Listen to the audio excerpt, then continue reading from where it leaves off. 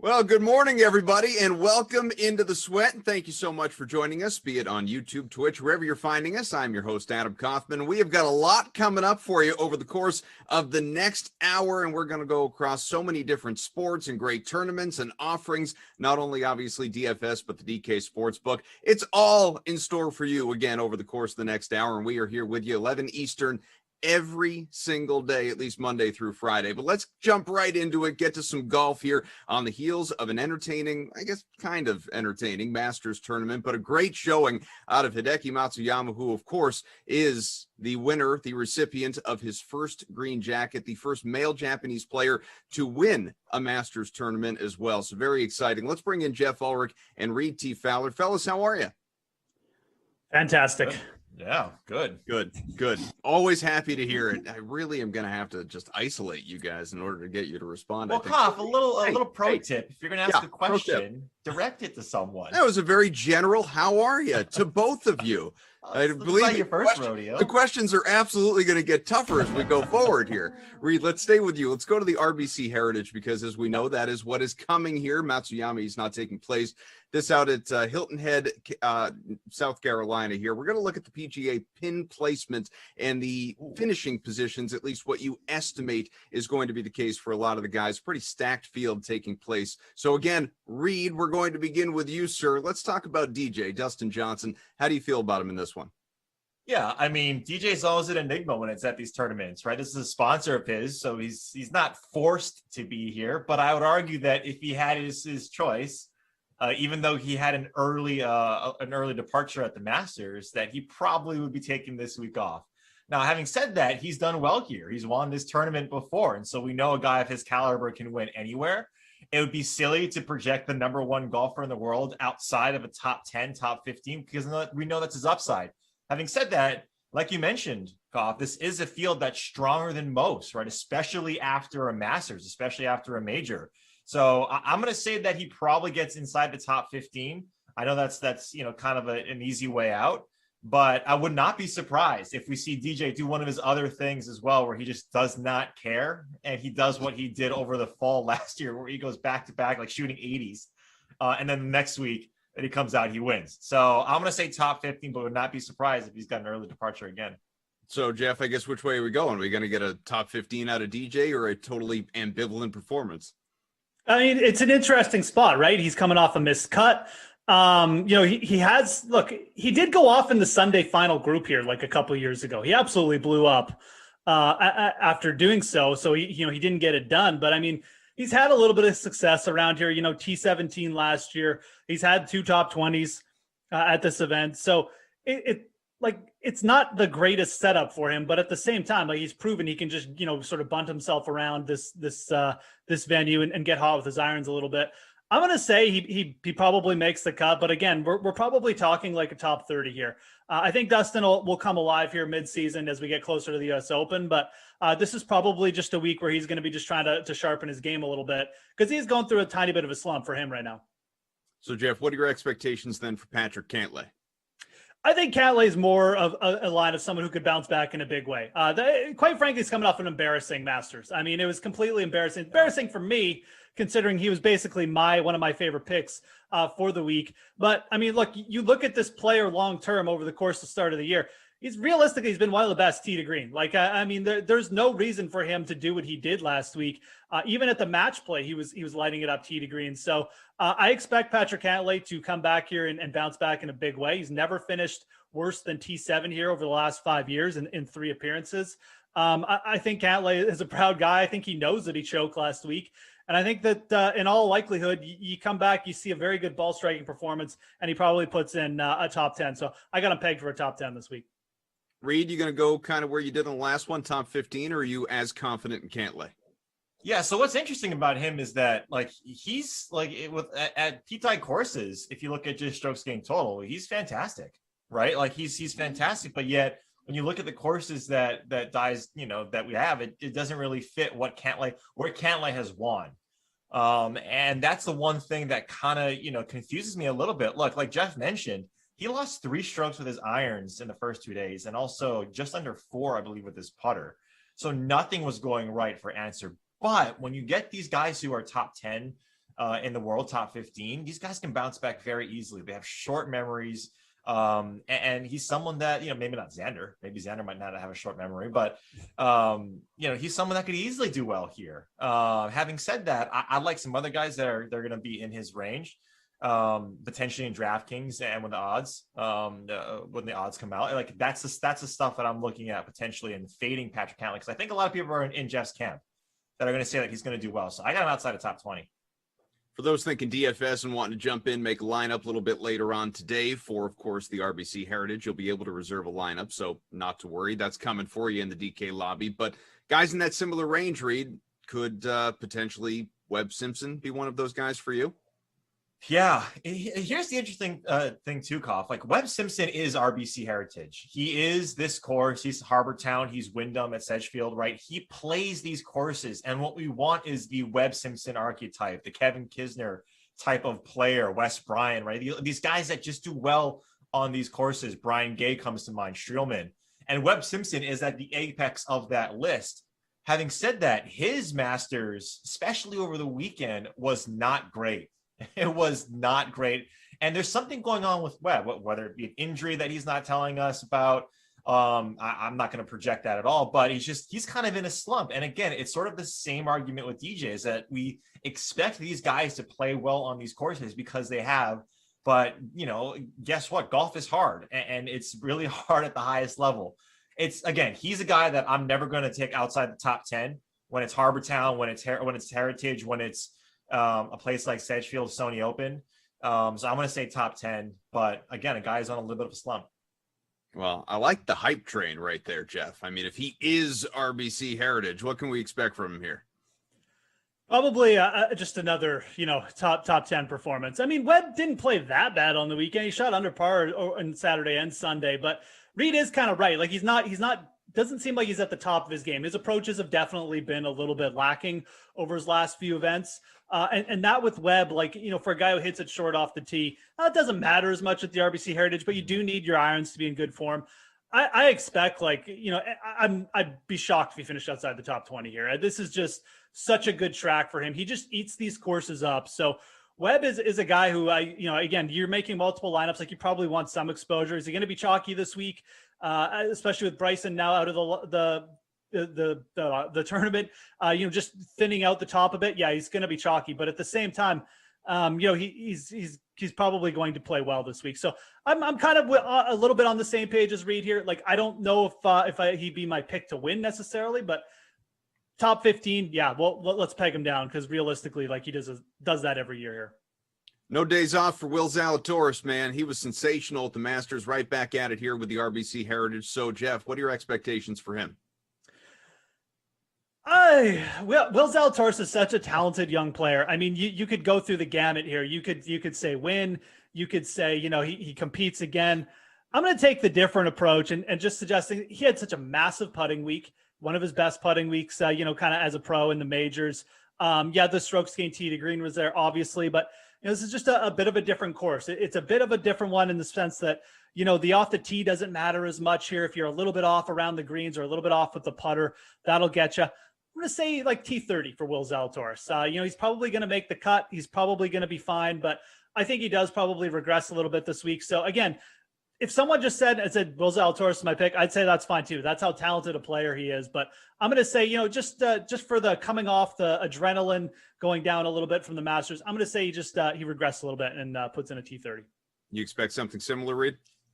Yeah, his last missed cut too, Jeff, was back at the Sanderson Farms on the PGA Tour. Cuts. Yeah, he just does not miss cuts. This guy is automatic when it comes to watching miss cut after I say he's automatic. But he's just a great player. And like Jeff mentioned, he's his one Achilles heel, if there is any right now, is this putter, right? Is if that thing's not working, then it can get bad in a lot of different ways. But here's the thing too, that at the WC concession where he lost 5 strokes putting, he finished 22nd. He can gain it back with his ball striking because it's just elite. And the fact that this guy doesn't have his PGA Tour card yet is unfathomable, because he's got a 6th at the US Open and now he has a runner-up at the Masters. So he's going to be a primetime player. Dickie V, shout out, but he's not necessarily someone that I have in my short list of players because I'm with Jeff here. I think there is going to be a hangover. We rarely see guys, especially when RBC is after Augusta, we rarely see guys go back to back because so much equity, sweat, and mental equity is expended at Augusta and at a major. So I got him as a little bit of a hangover. I say top 30. Wouldn't be surprised if he's outside the top 30. Reed, where are you landing on Paul Casey? Yeah, he's probably the one that I'm sort of capitulating on a little bit. I think his Sunday was great. Like, he came out early. If you watched him on the features group in the Masters app, you saw that he had a stretch where he had 4 birdies in a row on Sunday. That's what you want leading into this. And Casey's playing some of his best golf of his career right now. Already has a win worldwide. And he's just playing really well. He plays Pete Dye courses very well as well because of what he does, how his game is set up. He gets the ball in the fairway. He's great with his irons. And when that flat stick gets going, he's tough to beat. I got him for a top 5. I think, that's his upside here. I'm not worried about his hangover because he's a veteran and he knows how to, really to expend that energy wisely. Like, he wasn't going to win on Sunday, but he was having fun. I think he does that again here at RBC.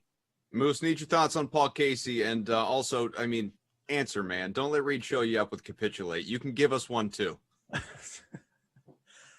Capitulate. Is that all he's going to bring to this table? Just big words, big fancy words to hide his terrible nous? No, I'm just kidding. I'm actually pretty much on the exact same page here. Paul Casey has not performed well at the RBC Heritage, but again, this should be a course where he does. We've seen him do well at other Pete Dye courses. The Amex you could bring up. He was good there this year in his first tournament.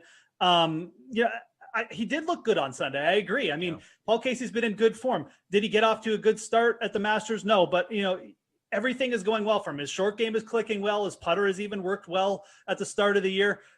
This course, just the way he hits his approaches and with the way his short game is going right now, it should be a really good setup here. So I think he bounces back as well. I actually have more confidence in Casey bouncing back than Cantlay. So I'm gonna say the same thing. I'm gonna say top 5 for Paul Casey. And I don't have a better word than capitulation. It's Monday morning. Sorry. Quit showing off, Reed. It's been a pleasure, guys. Until the next time. Reed, I'm saying goodbye to you both at the same time. I want you to know. Bye, Kaufman. Bye, baseball is on the way. Bye to you. Bye, Jeff. Bye, Reed. Baseball on the way. Stay with us on the Sweat.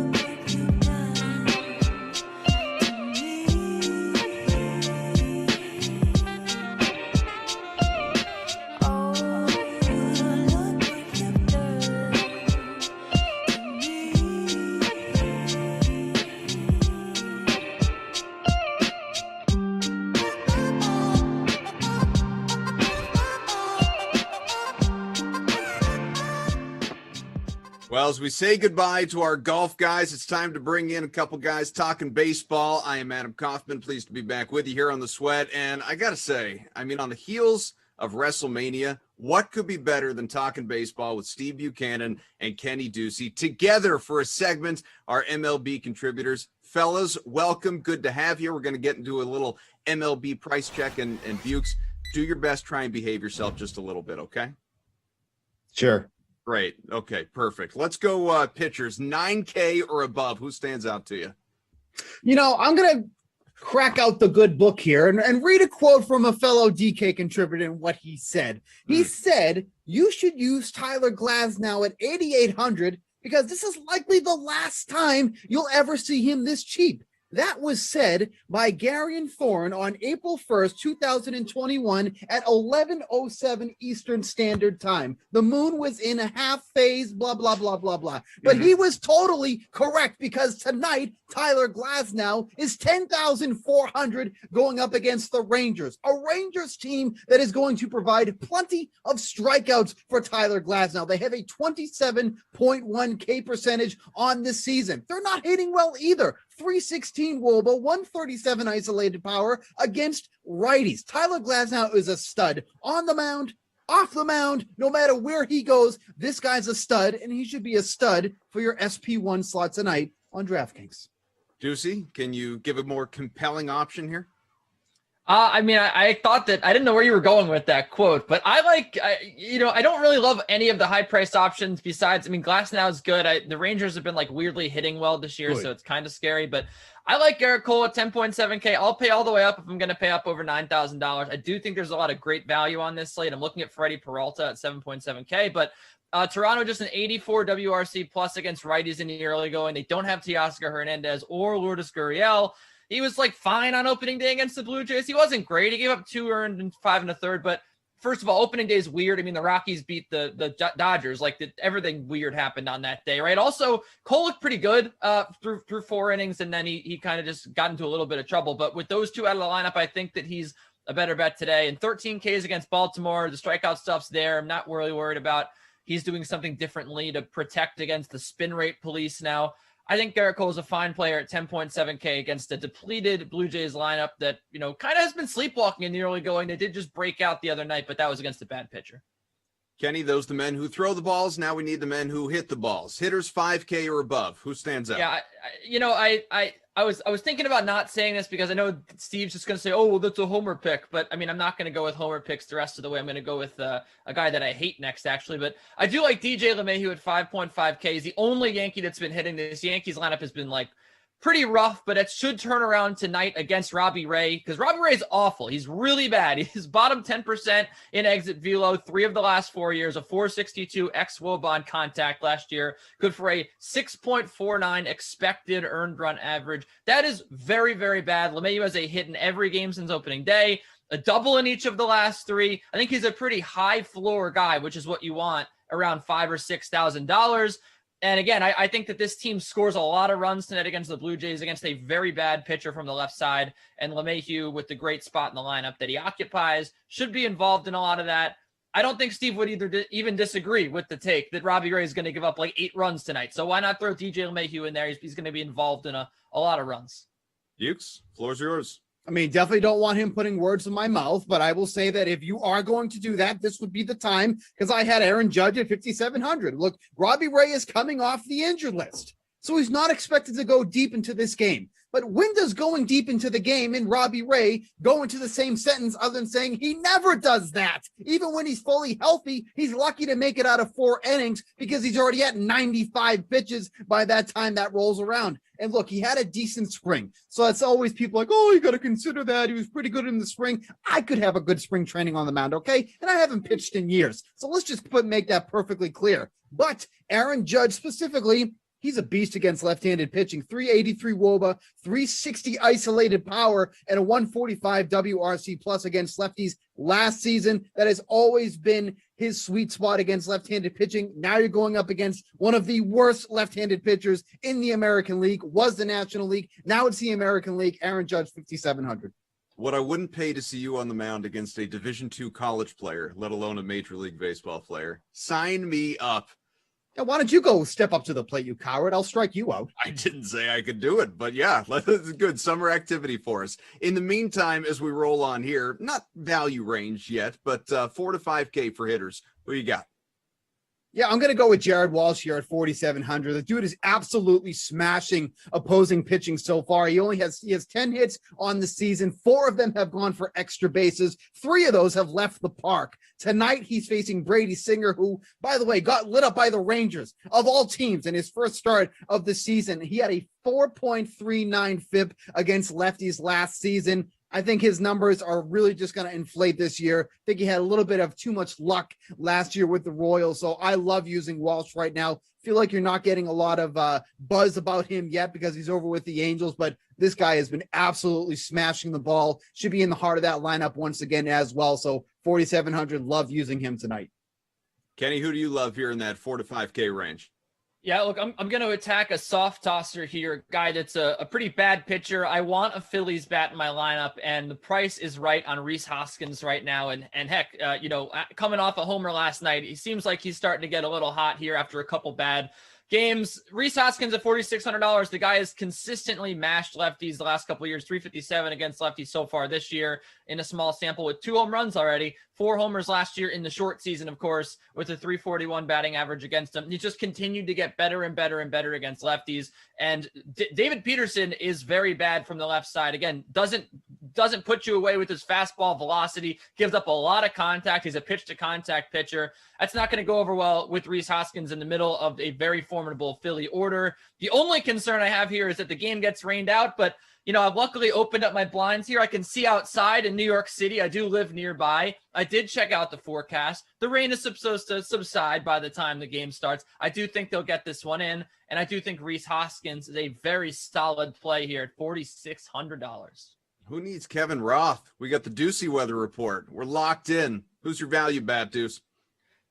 Look, what is going on here? What are we doing? Why are we pricing Ty France at $4,000? This guy has been maybe the best hitter in baseball, one of the top 5 hitters in baseball so far this year. With I'll put the obvious people above him, right? Because he's not obviously Mike Trout. But this guy's been absolutely outstanding this year. He's been really consistent.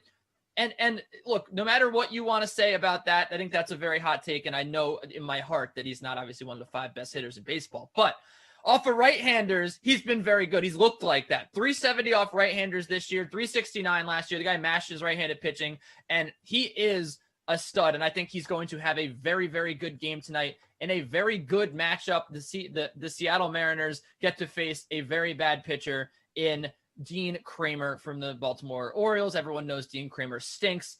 And Ty France here, he's been pretty much like the most consistent hitter in that Seattle lineup. I love him, and I don't think I'm going to use a Gary and Thorne quote here. I don't think you're going to be able to get him for $4,000 all season long. I think he's going to go move up towards the $5,000 range in about a month. You'll be having to pay a hefty price to get Ty France. So take him while you can.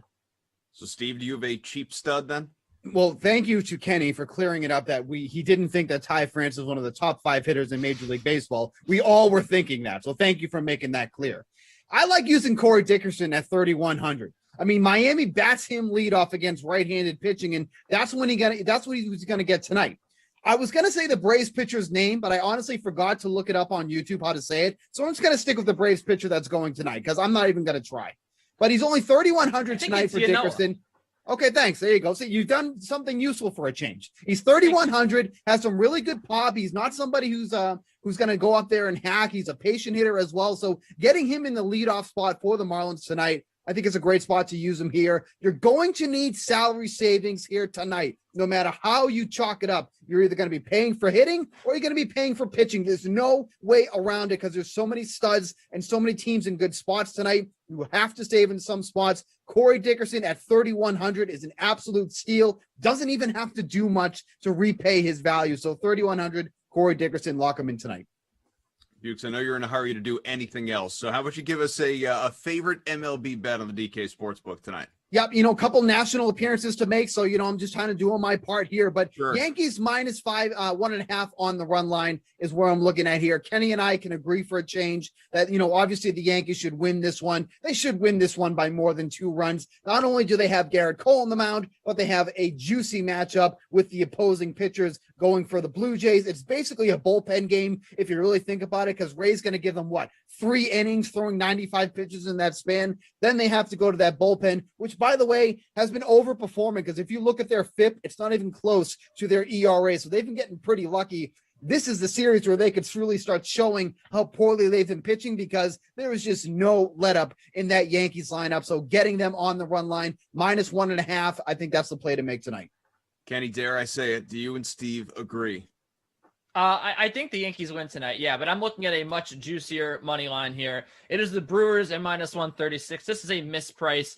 Freddie Peralta, 14 strikeouts and 7 innings pitched so far this year. He hasn't allowed a run. Adbert Alzolay is absolutely garbage. And, I mean, I just had to get that out of the way because you need to know that. But what you'd also probably have figured out by now is the Cubs are terrible. The Cubs are maybe one of the 10 worst teams in baseball. I think when it's all said and done, and this is not like my Ty France take, this is absolutely true.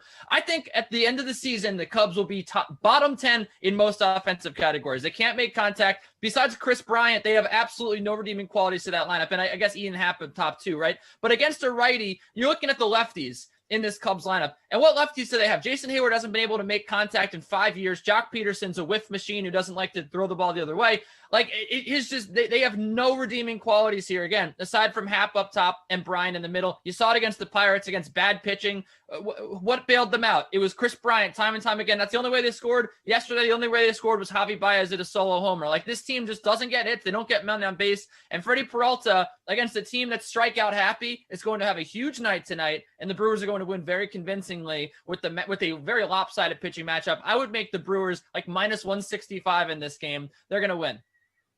All right, Kenny, stay comfortable. You're not done yet. You're going to come on back next segment. Julian Edlow is going to join us as well. But Bukes, you can get on out of here. Go make us proud on television, buddy. Yeah, I'm going to leave. Okay, terrific. Overstayed is welcome anyway. Bukes, Kenny, and NBA on the way. Jules will join us. Stay tuned.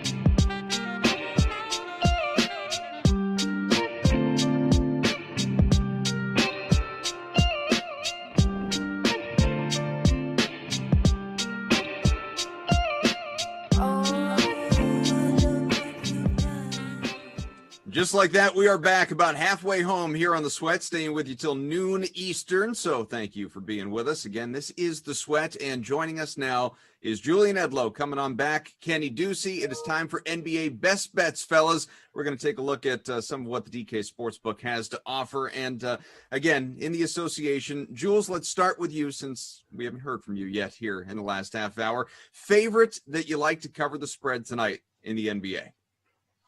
Yeah, if we're going full game, it's tough. To be honest, I don't know if I'm going to bet a favorite spread in the NBA tonight. But the 76ers as 2.5-point road favorites jump out to me a little bit. They are not playing their best basketball of the season by any means.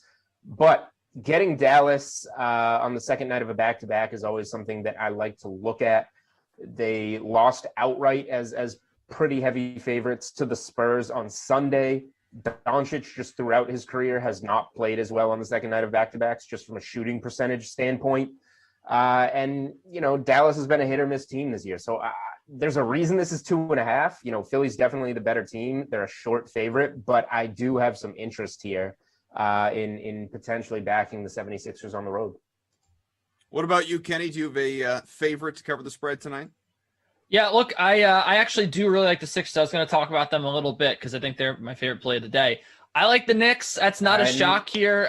Short favorites hand it against off to Kenny to just talk about the Knicks. There you go. Short favorites against the Lakers. But look, they're heating up right now, and there's like a misconception about where the Knicks stand in terms of their back-to-back record. Well, the thing is, they're actually above 500 with Tom Thibodeau on the second night of back-to-backs, and that is a little bit of a shock. But it's also they're 6-4. Like it points to the fact that this team has been able to withstand all the minutes that Tom Thibodeau's putting on them, everything about like the overworking of their players. Julius Randle, like almost the leader in the NBA in minutes. But look, these guys have just responded on the second night of back-to-backs. This is a Lakers team that's beaten down bad. Their defense was the only thing that they were holding on to, and the injuries just absolutely decimated everything they were able to do on defense. So both facets of their game are really struggling.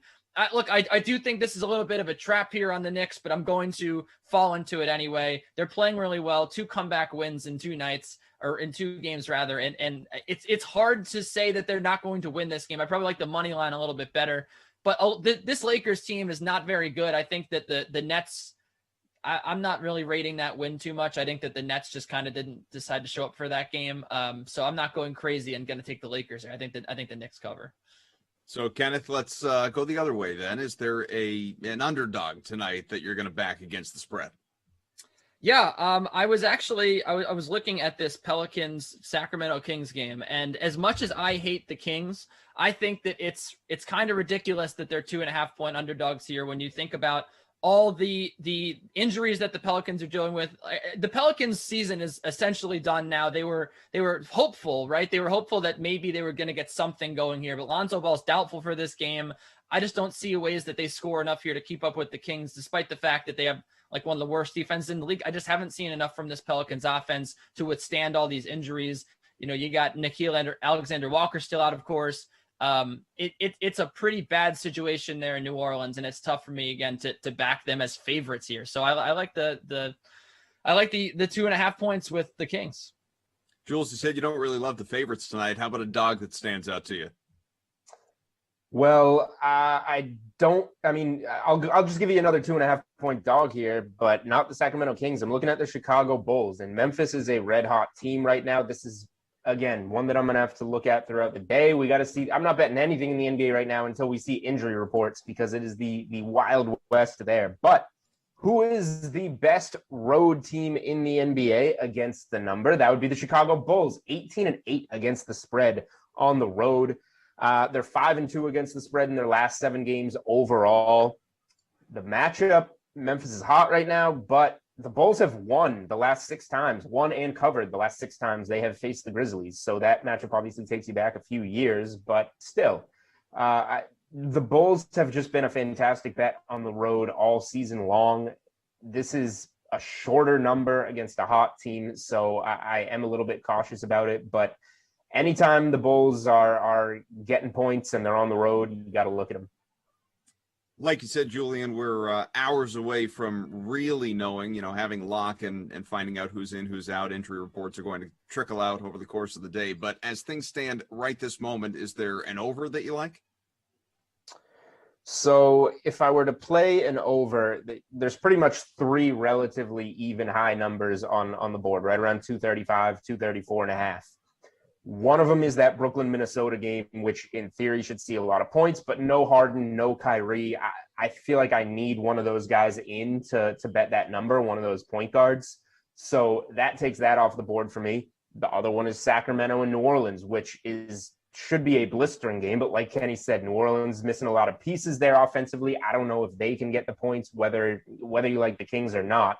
I don't know what type of points New Orleans is going to put on the board. So that leaves Utah and Washington for me. Even though Jordan Clarkson, the bench scorer, banged up for Utah, I think this is the one, even with a double-digit spread, that I would lean to the over. Utah's just putting up threes like it's nobody's business. Washington with Westbrook in the lineup is always going to be a threat to just get up and down. I think the best recipe kind of to get one of the overs on these monster totals is probably Utah and Washington. Which over makes sense tonight, Kenny? Well, look, if you want to look at pace here, and I think that's something that we always do when we look at the over, the Golden State Warriors have been running out at a pretty fast pace. They're top 10 over the last 10 games, And I like this because the Nuggets offense is one that I believe in against a defense for Golden State that started out really well, and it's proved to be fraudulent. They're 117 defensive rating over the last 10 games that I just talked about. And the Denver Nuggets should feast on this. And I think in a pace-up game, there'll be plenty of points here for the Denver Nuggets offense to have. And on the other side of the coin, we know that the Nuggets have struggled to defend the wings. We know that the Nuggets have struggled to defend the three-point line. And while these aren't the same Warriors that we've seen like the last 5 years, I do think that their whole offense, which is Steph Curry, could potentially score a little bit here. So I think that this lends itself to the over in what I see as kind of a low scoring or a low total. I think that we could probably get over 230 points here. Is there an under that has your attention? Yeah, so I think that this Philly-Dallas game, which I'll talk more about in a second, because I do really like Philly to win this game. But I think that this total has the Dallas Mavericks defense baked into it. The Mavericks have been much improved on defense. They have a great paint defense. They're like top 10 in field goal percentage under 8 feet. And this total is super low at 218.5. And I think, again, that's respecting the Dallas Mavericks defense. But what it doesn't really factor in is that, first of all, this Philadelphia offense is much, not only since getting back Embiid, it's just much improved. Like you look at guys like Furkan Korkmaz, who completely found their footing in the NBA. He scored 20 points their last time out. Seth Curry had a great game last time out against the Mavericks, his former team. I just think that Philly has a lot of different ways they can score the basketball here. And I don't expect the Dallas defense to be what it has been lately. And so because of that, I do think that this game goes over. While Philly has played some good defense, I think that this game probably should pick up a little bit of pace here. So I ultimately think that this is a super low total, but one that I'm probably looking to take the over on, just because I don't think Dallas's defense is going to hold up here. How about an under for you tonight, Felix? Yeah, I could have sworn we were talking unders here. That's no? right. Okay. Anyway, I'm looking at the Lakers. Nope, Kenny, your time's up. I'm looking at the Lakers and Kenny's Knicks. I think this is one of those nights where we're looking, if you want an over, look towards some of the higher ones on the board. If you want an under, look towards some of the lower ones on the board. There's a reason this total is so low. This is going to be one of those 90s type of scores. And I was kicking myself on whatever it was, Wednesday night, Celtics Knicks, set at like 209, 208. I was like, it's so low. I want to take the under, but I'm not going to. And it winds up being one of those games, scored in like the low 90s. Didn't even, from the jump, didn't even threaten to touch 200. So you have the Lakers coming in, obviously without any of their key guys, and they're 8-17-1 to the over-under on the road this season. The Knicks 11-15 to the over-under at home. You just go to recent trends, roughly since LeBron got hurt. The Lakers have gone under in 9 of their last 13. The Knicks have gone under in 10 of their last 14. The Knicks are grinding on defense, and the Lakers just don't have the scorers to really get it done. So whether you like the Knicks or Lakers here, I think this is just one that we're going to see in the low 90s type of game. Similar to a lot of Knicks games that we've seen recently, similar to a lot of Lakers road games without LeBron and Anthony Davis in there. So give me an under on a scary low number. All right, Jules, let's wrap up with you, at least for this part anyway, and that is a favorite overall bet on the DK Sportsbook tonight. What do you got for the NBA? Yeah, so, a lot of leans there given in terms of favorites, dogs, totals, but I'm probably going to stick to one of my favorite trends in the NBA, and it got me bad last week. Suns first quarter at home. They have been dominant. I think 20-7 against the first quarter spread. They were up 13-2 on the Utah Jazz and lost that quarter by 1 point in a pick'em. Brutal beat. They clearly lose a step with Chris Paul off the floor, but against Houston, I think they can survive. So even though it's 4 points, I think this is a game that Phoenix comes out all over them. Houston's been a little bit better recently with some more bodies back, but overall, this is a team that had some of the worst starts in the NBA this year. I think they failed to cover 17 first half spreads in a row at one point in time. So give me the Phoenix Suns -4 in the first quarter. I know it's kind of a lot to ask for in just a 12-minute abbreviated game, but it's been working all season, so I'm not going away from it. What do you think, Kenny? Favorite bet tonight in the book? Yeah, well, obviously I'm not a very good listener, so but I also don't really like any unders tonight, so that kind of works in conjunction. I really like I've been teasing it all segment long, but I really do like the Philadelphia 76ers on the money line tonight to win this game. I also expect them to cover the spread, but the money line here I think is a pretty good price on the DK Sportsbook at -137. When you look at the fact that Luka Doncic has not played well at all against Ben Simmons in his career. In 3 games, I know it's a small sample, but he's been held to just 17.3 points per game, which is the lowest mark against any team. And there's only one other team that holds Luka under 20 points per game, and that's Miami Heat. It speaks to the defense that Ben Simmons plays, and I think, as Julian would agree with me, as we know, as Luka goes, so do the Dallas Mavericks. He makes this team incredibly better when he's out of the lineup, when he's having a bad shooting night. They are just bad. And Julian pointed to it earlier in the segment that Luka Doncic on the second night of back-to-backs has not played well. In general, the Mavericks have not played well on the second night of back-to-backs. Just 4-6 against the spread. They're also 10-4 against the spread at home, which is one of their least profitable spots on the lineup in the season, rather. On the other hand, you have Joel Embiid here, 27 points in 27 minutes. He looks like he's 100%. He played on the second night of a back-to-back, which is just like unheard of. And the 76ers team really looks to be coming into form on offense. It doesn't even matter that they didn't have Tobias Harris and Danny Green last game. They still managed to look very sound and efficient on offense. So I really like them to win this game. They also have a very good knack for winning these primetime ESPN games. There's not an against the spread record on that quite yet, but it just really feels like they win them all. So without Luka tonight, I think it's going to be very difficult for the Dallas Mavericks to beat one of the strongest teams out east. And I think that's what's going to happen with Ben Simmons matching up with him. Jules, it is a one and done for you, my friend. But Kenny, you will be back. We got a lot more coming up here on this edition of The Sweat in the final less than 20 minutes we have with you. So, gentlemen, thank you. We will step aside, be back with you. Little puck talk, NHL with Moose on the way.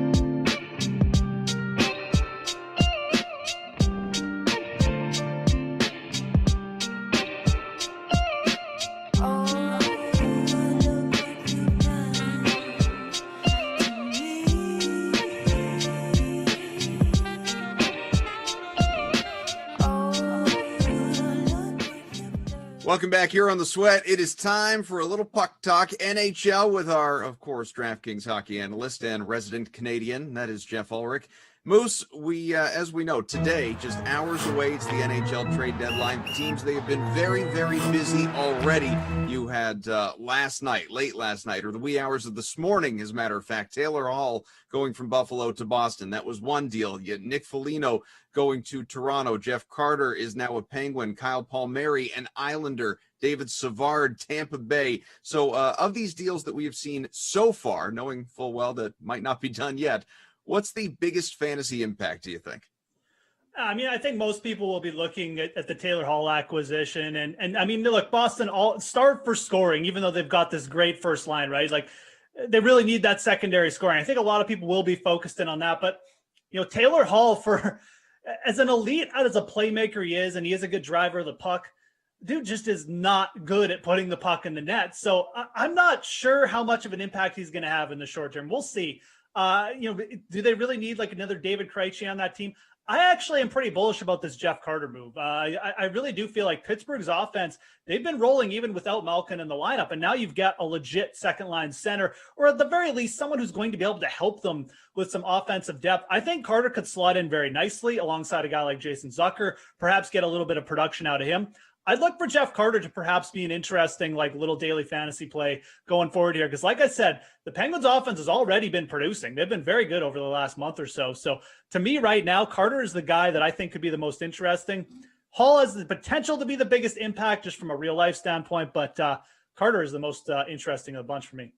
Always love the eternal struggle when making DFS lineups at the center position as to who to play, Austin Matthews or Nate McKinnon. And looking at tonight, I mean, both these guys come in at north of 9K. No other center is priced at higher than 7,300. So I guess really you have a few options, Jeff. It's pick one out of the two, fade both, you know, just stay away from higher priced guys. Or, I mean, I guess you could roster both and just go incredibly cheap elsewhere. How do you lean? Yeah, I mean, I think at this point in the year, especially with just the way these two guys are going, I mean, McKinnon has, you know, he's averaging, almost 20 DK fantasy points over his last 10 games. Matthews has, I can barely count this high, 7 goals in his last 4 games. I mean, these guys are just absolutely destroying the league, and you can make a very good argument for the stuff min approach. You know, very much like we see in football when we got a couple of big running backs that are just producing week in, week out. You just get these guys in. I think that's a fine way to go. At the same time, let's look at the matchups here. I think if you're going to fade one tonight, it's probably going to be Matthews. The Canadians are the far better defensive team here.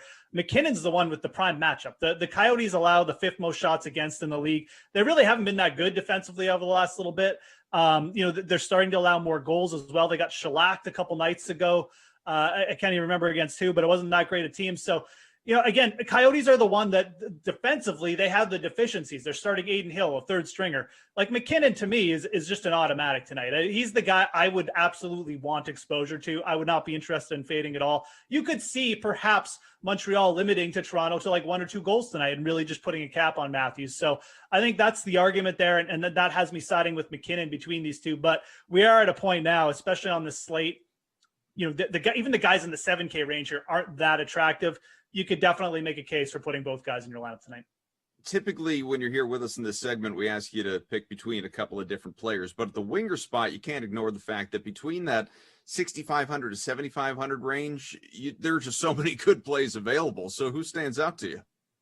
Yeah, so, I mean, my top kind of winger target tonight is definitely going to be Kyle Connor from the Jets, but I think you got to throw Andrew Kopp in the conversation as well. He's only 5,200, but he's going to be playing most likely on the line with him. Now, Blake Wheeler hasn't been in the lineup. He could return, I guess, but either way, Kyle Connor against the Senators, this is a primo matchup. I mean, the Jets have a top 5 power play. The Senators' penalty kill is brutal. The Senators allow a ton of shots on goal and scoring chances. And Connor he's averaging over about a point per game over his last 10 games. He's still averaging 3.5 shots on goal per net. This is, again, just a pure matchup play. You look at the other guys in his range. They have good upside, but no one's got as good a matchup, in my opinion. I think Connor is the target there. I like that whole Winnipeg first line if you're looking for a stack as well. Like I said, if Kopp does end up playing on the wing too, he's going to make for a great value there. So Kyle Connor definitely would be my top target there. But, it's very deep. I mean, you could make arguments for a guy like Bjorkstrand going up against Chicago, or even Cam Atkinson. Both have good matchups. Blackhawks allow a ton of shots on goal. We probably haven't spent enough time over the course of the year in this segment talking about defensemen Seth Jones and obviously Brent Burns, especially considering what they've been doing lately. Certainly they are well known in the fantasy space, and they're priced very similarly tonight. You got Burns $6,200, Jones $5,900, so you don't feel like doing the math. That's within $300 of one another. And both these guys are averaging north of 10 fantasy points per game over the course of their last 10. So who do you like more between the two? Yeah, these are definitely two of my favorite targets on the slate. I mean, with Seth Jones, especially like under 6K, you got Zach Werenski out. Whenever Werenski's out, that just means Seth Jones is going to take more opportunity on the power play. You love that. I mean, you just even look at his last little bit here. He's averaging about 4 shots on goal per game over his last 5 games. He's a guy who gets a lot of block shots. He will hit the block shot bonus, every few games or so. So with those extra minutes, that just means extra stats from there. Now, he's not like a prolific goal scorer or anything, but I mean, the Blackhawks do allow a lot of shots on goals, allow a lot of scoring chances. I think I would side with Burns here, just from the pure fact that he's got the Anaheim Ducks. The Ducks have a terrible penalty kill. Burns has been playing a little bit more on the power play for the Sharks, kind of switching in that role with Erik Karlsson. But Burns is good. He got 3 assists a couple nights ago against the Kings. Seems to be perking up a little bit offensively, having a bit of a down year for him, but I like the spot for him a lot. I think he's got plenty of upside here against the Ducks. So I'd side with Burns, but realistically, if you're paying up for 2 guys, like these might be the top 2 targets for me. Going from DFS to the DK Sportsbook, do you have a favorite bet tonight, be it money line, puck line? What stands out? Yeah, so, I mean, I just talked up Brent Burns, and it is a really good matchup, but when you look at the Ducks and the Sharks, I mean, like the Sharks just traded away Devin Dubnyk. There's word that they might just be starting their 3rd and 4th string goalies now the rest of the way just to get them some experience. Then you have the Ducks, who they're a worse team in most of the stats, but they do have John Gibson in net, and Gibson's been quite good of late. 3 of his last 5 games has seen him allow 1 goal or less. I kind of like the odds you're getting to take a money line here with the Ducks. The Ducks beat the Sharks 5-1 3 games ago, and now you're getting them at plus 150 here. I don't think there's too much between these 2 teams, especially to make the Ducks this big an underdog. So again, you don't want to make a habit out of targeting the Anaheim Ducks on the money line, but I think going up against the Sharks in this spot after the trade deadline, they might not be starting Martin Jones. Even if they do start Martin Jones was terrible his last time out. So I like the Anaheim Ducks on the money line tonight. I think you're getting the right odds, and this is the right kind of spot to take them. They probably might be my favorite play, especially from an underdog. I think if you were looking to bet a favorite, I think the Jets here actually at minus 190. I don't think they're big enough favorites. You could even take them on the puck line. But for me, I think the best value is with the Ducks. What about your favorite overall NHL bet on the night on the DK Sportsbook? Okay, so I mentioned the Jets as well, but let's keep this rolling. Who's got a prop? We got okay. Unicorn plays back. It's Oliver Borkstrand, excuse me. Over 2.5 shots on goal. He's going up against the Chicago Blackhawks.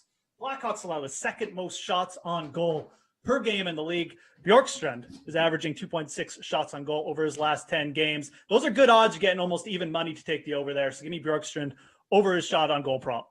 I was not counting on Artist Jeff making an appearance here this morning, but I am here for it. I'm all about it, and now you're going to have to erase that whiteboard and doodle up something different because you're coming back. So is Kenny Ducey. We're going to talk a little bit about what we have going on in the Dream Stream over the course of the next week. A Madden Tournament. If you haven't heard about it, details to follow. That is coming up next on The Sweat.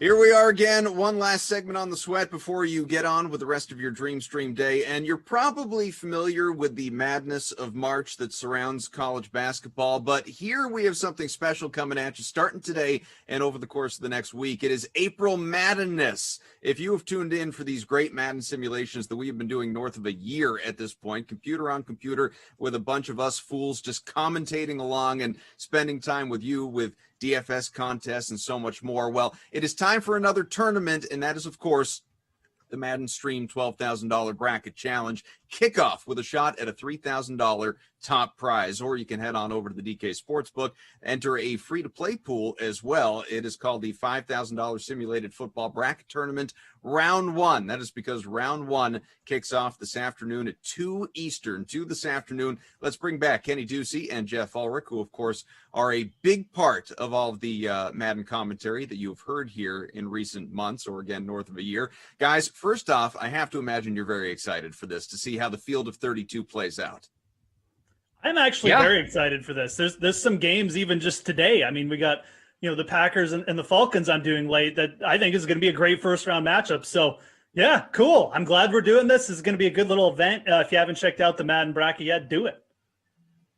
Knowing Kenny, obviously, just what these simulations have been like and what this bracket format is, I mean, is there any reason to approach this differently than you might otherwise?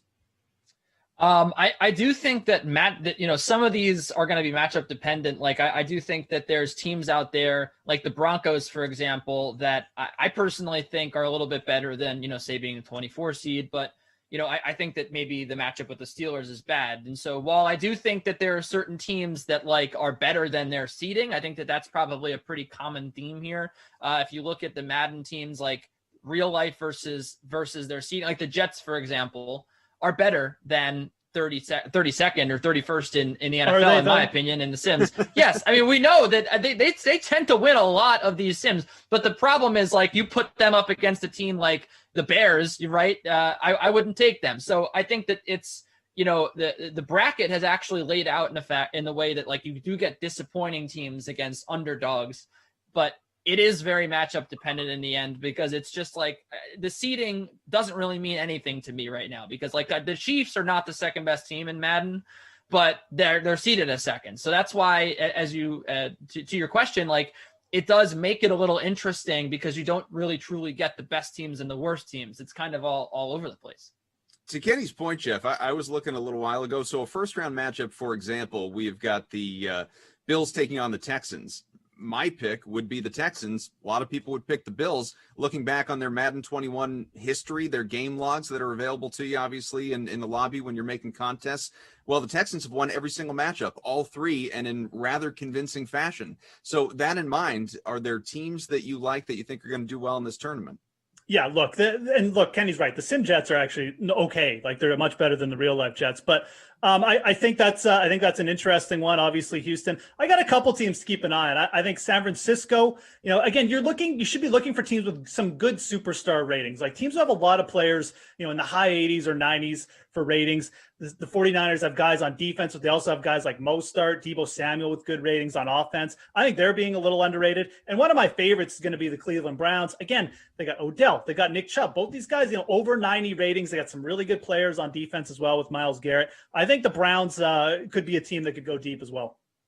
Kenny, in the interest of time, any upsets that you like potentially in the first round, like maybe your Jets over the Sim Chiefs, who are not of 2-seed billing in terms of their performances? Yeah, I do really like the Jets over the Sim Chiefs. I mean, I think that, again, anyone who has stacked up the Chiefs in their lineups would know that the superstar ratings and the overall really ratings, the awareness ratings, the speed ratings, they haven't really tended to mean anything for the Chiefs. And on the other side of the coin, their defense is pretty accurate. Their defense has been pretty bad. The Jets have overachieved a lot in the Madden Sims. You've got a very good offense there, Sam Darnold, and then you have the in-post elite superstar ability being added to Jamison Crowder with the update has only helped them. Le'Veon Bell actually seems competent. So I really do like them. The other one I'm looking at, though, because no one's going to trust me, the Jets fan, saying the Jets are going to win this sim against the Chiefs. I think that the Eagles over the Ravens is my favorite upset play, because the Eagles, to me, are one of the 5 best sim teams. When you look at the way that Carson Wentz plays in these sims, 1 through 3, they have great receivers. Marquise Goodwin is one of the most underrated wide receivers in this game. Zach Ertz is still good in Simland, and this defense tends to kind of shut down teams. And the Ravens have been a disappointment in the sims. They consistently lose. Lamar Jackson fumbles the football a lot. He does have the Truz X factor, but he doesn't really ever get it turned on because he doesn't get a chance to get things going.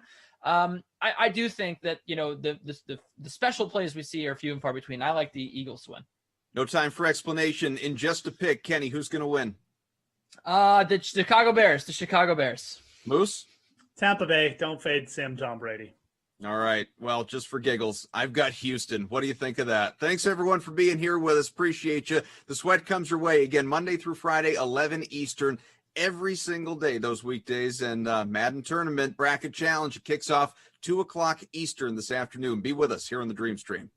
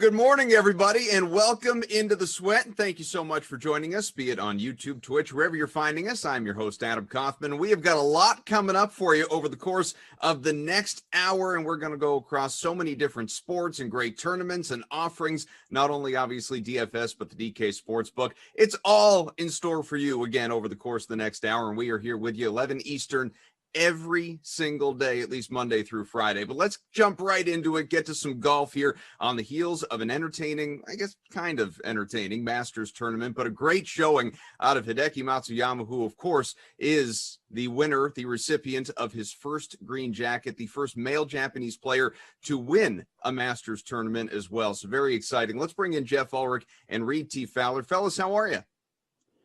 Fantastic. Yeah, good.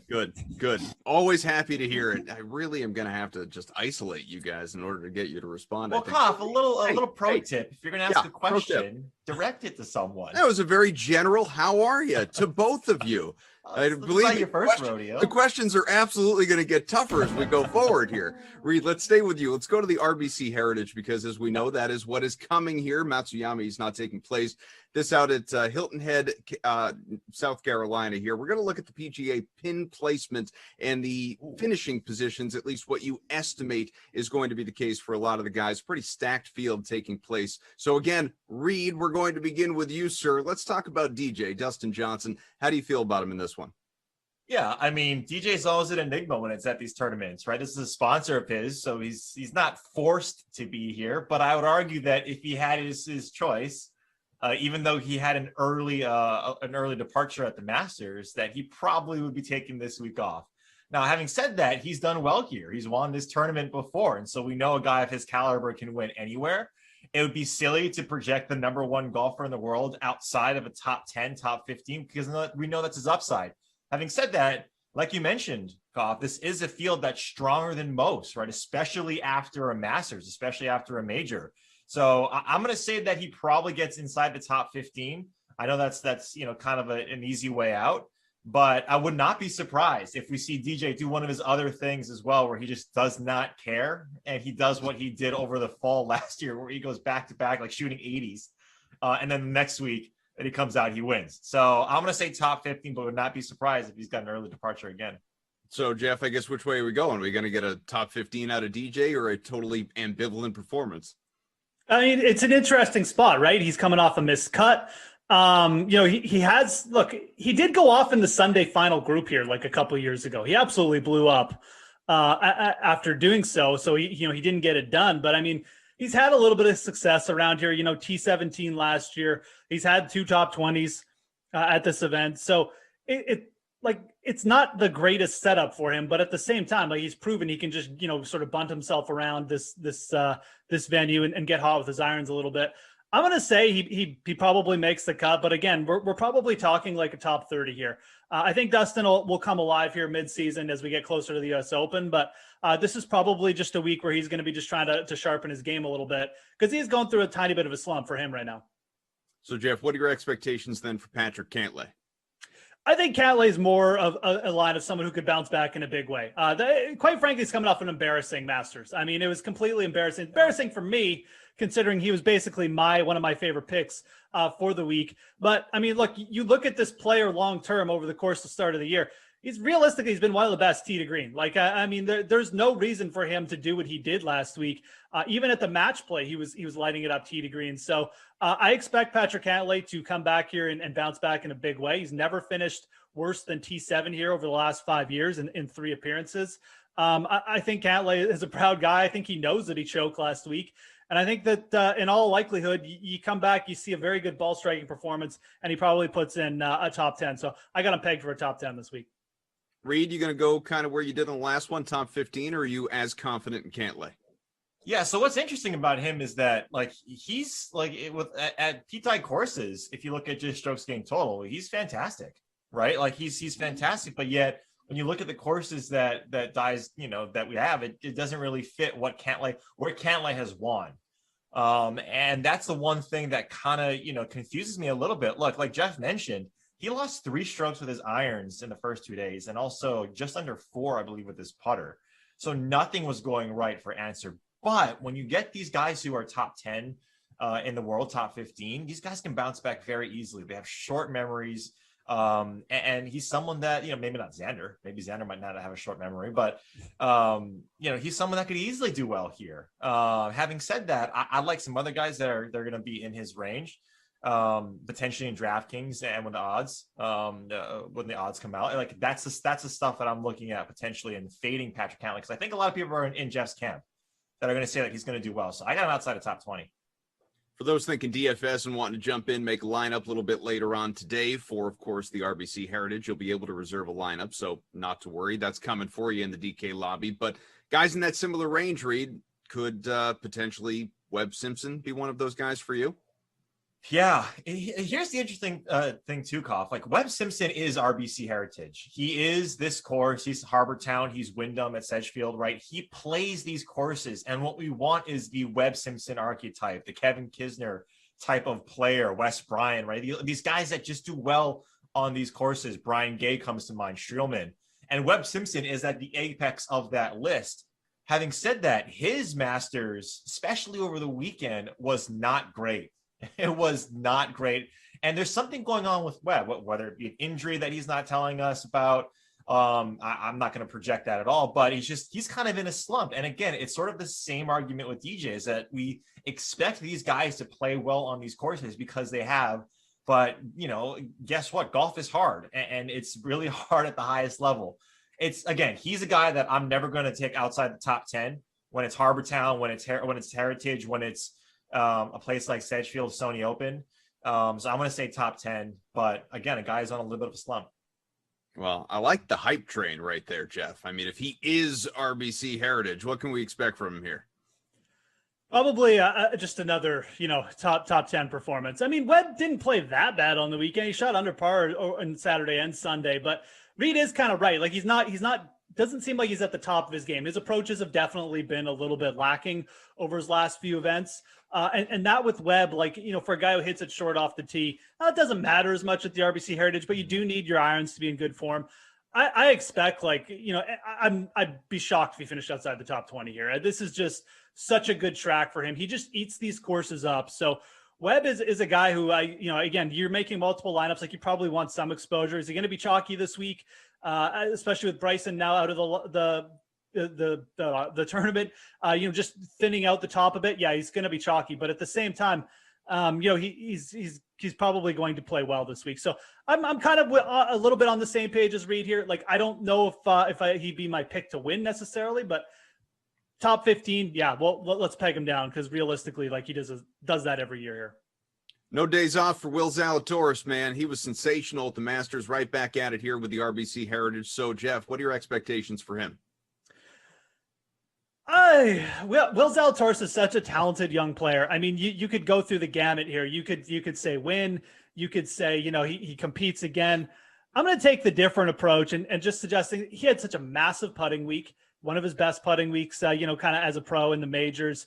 The strokes gained tee to green was there, obviously, but this is just a bit of a different course. It's a bit of a different one in the sense that, the off the tee doesn't matter as much here. If you're a little bit off around the greens or a little bit off with the putter, that'll get you. I'm going to say T30 for Will Zalatoris. He's probably going to make the cut. He's probably going to be fine, but I think he does probably regress a little bit this week. So again, if someone just said Will Zalatoris is my pick, I'd say that's fine too. That's how talented a player he is. But I'm going to say, just for the coming off the adrenaline going down a little bit from the Masters, I'm going to say he regressed a little bit and puts in a T30.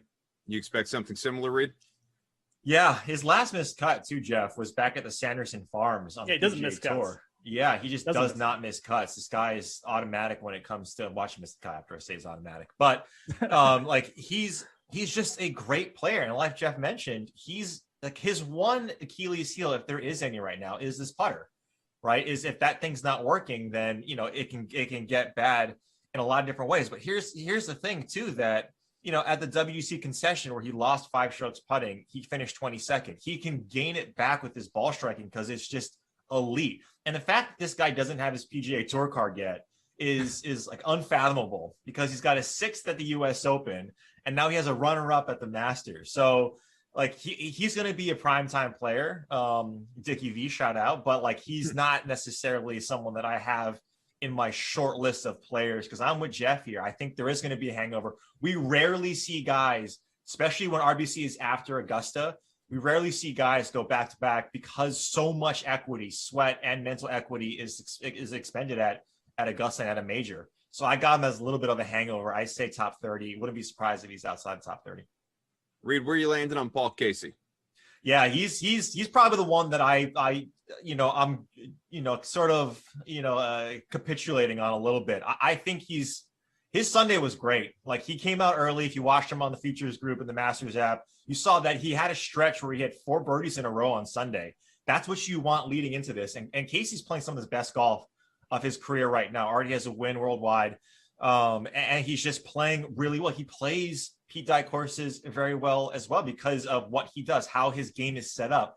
He gets the ball in the fairway. He's great with his irons. And when that flat stick gets going, he's tough to beat. I got him for a top 5. I think, that's his upside here. And I'm not worried about his hangover because he's a veteran and he knows how to, really to expend that energy wisely. Like, he wasn't going to win on Sunday, but he was having fun. I think he does that again here at RBC. Moose, need your thoughts on Paul Casey. And also, answer, man. Don't let Reed show you up with capitulate. You can give us one too. Capitulate. Is that all he's going to bring to this table? Just big words, big fancy words to hide his terrible nous? No, I'm just kidding. I'm actually pretty much on the exact same page here. Paul Casey has not performed well at the RBC Heritage, but again, this should be a course where he does. We've seen him do well at other Pete Dye courses. The Amex you could bring up. He was good there this year in his first tournament. He did look good on Sunday. I agree. Paul Casey's been in good form. Did he get off to a good start at the Masters? No, but everything is going well for him. His short game is clicking well. His putter has even worked well at the start of the year. This course, just the way he hits his approaches and with the way his short game is going right now, it should be a really good setup here. So I think he bounces back as well. I actually have more confidence in Casey bouncing back than Cantlay. So I'm gonna say the same thing. I'm gonna say top 5 for Paul Casey. And I don't have a better word than capitulation. It's Monday morning. Sorry. Quit showing off, Reed. It's been a pleasure, guys. Until the next time. Reed, I'm saying goodbye to you both at the same time. I want you to know. Bye, Kaufman. Goodbye, Baseball is on the way. Bye to you. Bye, Jeff. Bye, Reed. Baseball on the way. Stay with us on the Sweat.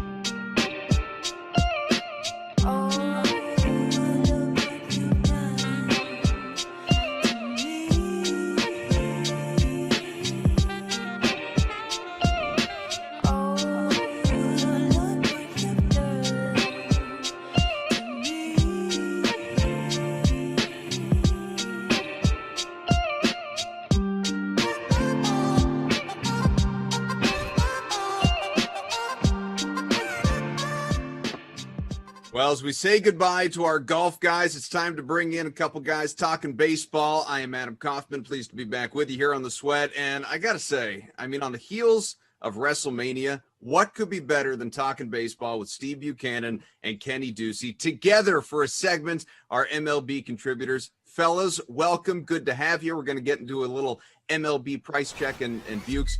Do your best. Try and behave yourself just a little bit, okay? Sure. Great. Okay, perfect. Let's go pitchers. 9K or above. Who stands out to you?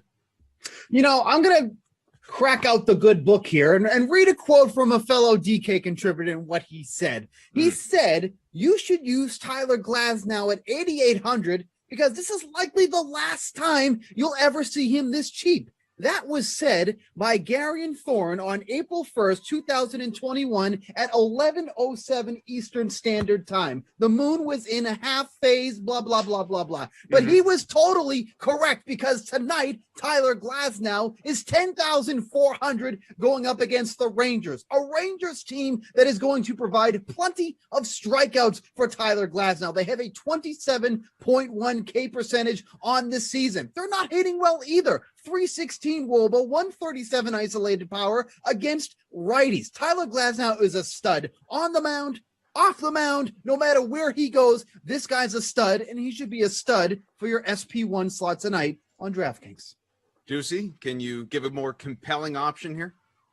I thought that I didn't know where you were going with that quote, but I don't really love any of the high priced options besides, Glasnow is good. The Rangers have been like weirdly hitting well this year, so it's kind of scary, but I like Garrett Cole at 10.7K. I'll pay all the way up if I'm going to pay up over $9,000. I do think there's a lot of great value on this slate. I'm looking at Freddie Peralta at 7.7K, but Toronto just an 84 WRC plus against righties in the early going. They don't have Teoscar Hernandez or Lourdes Gurriel. He was like fine on opening day against the Blue Jays. He wasn't great. He gave up 2 earned and 5 1/3. But first of all, opening day is weird. The Rockies beat the Dodgers. Everything weird happened on that day, right? Also, Cole looked pretty good through 4 innings, and then he kind of just got into a little bit of trouble. But with those 2 out of the lineup, I think that he's a better bet today. And 13 Ks against Baltimore. The strikeout stuff's there. I'm not really worried about he's doing something differently to protect against the spin rate police now. I think Garrett Cole is a fine player at 10.7K against a depleted Blue Jays lineup that, kind of has been sleepwalking in the early going. They did just break out the other night, but that was against a bad pitcher. Kenny, those the men who throw the balls. Now we need the men who hit the balls. Hitters 5K or above. Who stands out? Yeah, I was thinking about not saying this because I know Steve's just going to say, oh, well, that's a homer pick. But, I'm not going to go with homer picks the rest of the way. I'm going to go with a guy that I hate next, actually. But I do like DJ LeMahieu at 5.5K. He's the only Yankee that's been hitting this. Yankees lineup has been, pretty rough, but it should turn around tonight against Robbie Ray because Robbie Ray is awful. He's really bad. He's bottom 10% in exit velo 3 of the last 4 years, a 462 ex-WOBA on contact last year, good for a 6.49 expected earned run average. That is very, very bad. LeMahieu has a hit in every game since opening day, a double in each of the last 3. I think he's a pretty high floor guy, which is what you want around $5,000 or $6,000.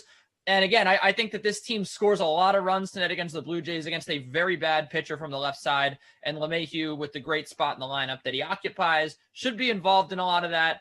I don't think Steve would even disagree with the take that Robbie Ray is going to give up 8 runs tonight. So why not throw DJ LeMahieu in there? He's going to be involved in a lot of runs.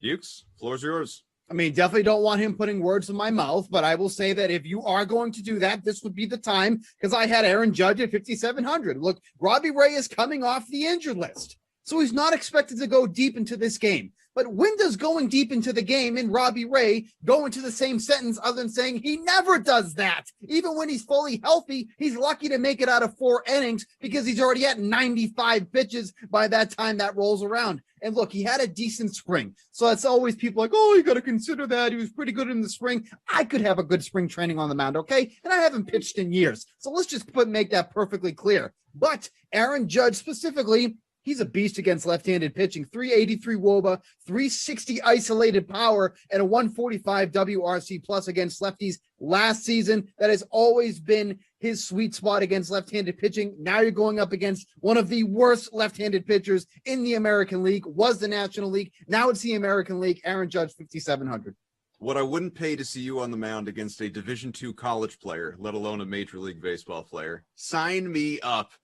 Yeah, why don't you go step up to the plate, you coward? I'll strike you out. I didn't say I could do it, but yeah, it's good summer activity for us. In the meantime, as we roll on here, not value range yet, but 4 to 5K for hitters. What you got? Yeah, I'm going to go with Jared Walsh here at 4,700. The dude is absolutely smashing opposing pitching so far. He has 10 hits on the season. 4 of them have gone for extra bases. 3 of those have left the park. Tonight, he's facing Brady Singer, who, by the way, got lit up by the Rangers of all teams in his first start of the season. He had a 4.39 FIP against lefties last season. I think his numbers are really just going to inflate this year. I think he had a little bit of too much luck last year with the Royals. So I love using Walsh right now. Feel like you're not getting a lot of buzz about him yet because he's over with the Angels, but this guy has been absolutely smashing the ball. Should be in the heart of that lineup once again as well. So 4,700, love using him tonight. Kenny, who do you love here in that 4 to 5K range? Yeah, look, I'm going to attack a soft tosser here, a guy that's a pretty bad pitcher. I want a Phillies bat in my lineup, and the price is right on Rhys Hoskins right now. And heck, coming off a homer last night, he seems like he's starting to get a little hot here after a couple bad games. Rhys Hoskins at $4,600. The guy has consistently mashed lefties the last couple of years, 357 against lefties so far this year in a small sample with 2 home runs already, 4 homers last year in the short season, of course, with a 341 batting average against him. He just continued to get better and better and better against lefties. And David Peterson is very bad from the left side. Again, doesn't put you away with his fastball velocity, gives up a lot of contact. He's a pitch to contact pitcher. That's not going to go over well with Rhys Hoskins in the middle of a very formidable Philly order. The only concern I have here is that the game gets rained out, but I've luckily opened up my blinds here. I can see outside in New York City. I do live nearby. I did check out the forecast. The rain is supposed to subside by the time the game starts. I do think they'll get this one in, and I do think Rhys Hoskins is a very solid play here at $4,600. Who needs Kevin Roth? We got the Deucey weather report. We're locked in. Who's your value bat, Deuce? Look, what is going on here? What are we doing? Why are we pricing Ty France at $4,000? This guy has been maybe the best hitter in baseball, one of the top 5 hitters in baseball so far this year. With I'll put the obvious people above him, right? Because he's not obviously Mike Trout. But this guy's been absolutely outstanding this year. He's been really consistent. And look, no matter what you want to say about that, I think that's a very hot take. And I know in my heart that he's not obviously one of the 5 best hitters in baseball, but off of right-handers, he's been very good. He's looked like that. 370 off right-handers this year, 369 last year. The guy mashed his right-handed pitching, and he is a stud. And I think he's going to have a very, very good game tonight in a very good matchup. The Seattle Mariners get to face a very bad pitcher in Dean Kramer from the Baltimore Orioles. Everyone knows Dean Kramer stinks.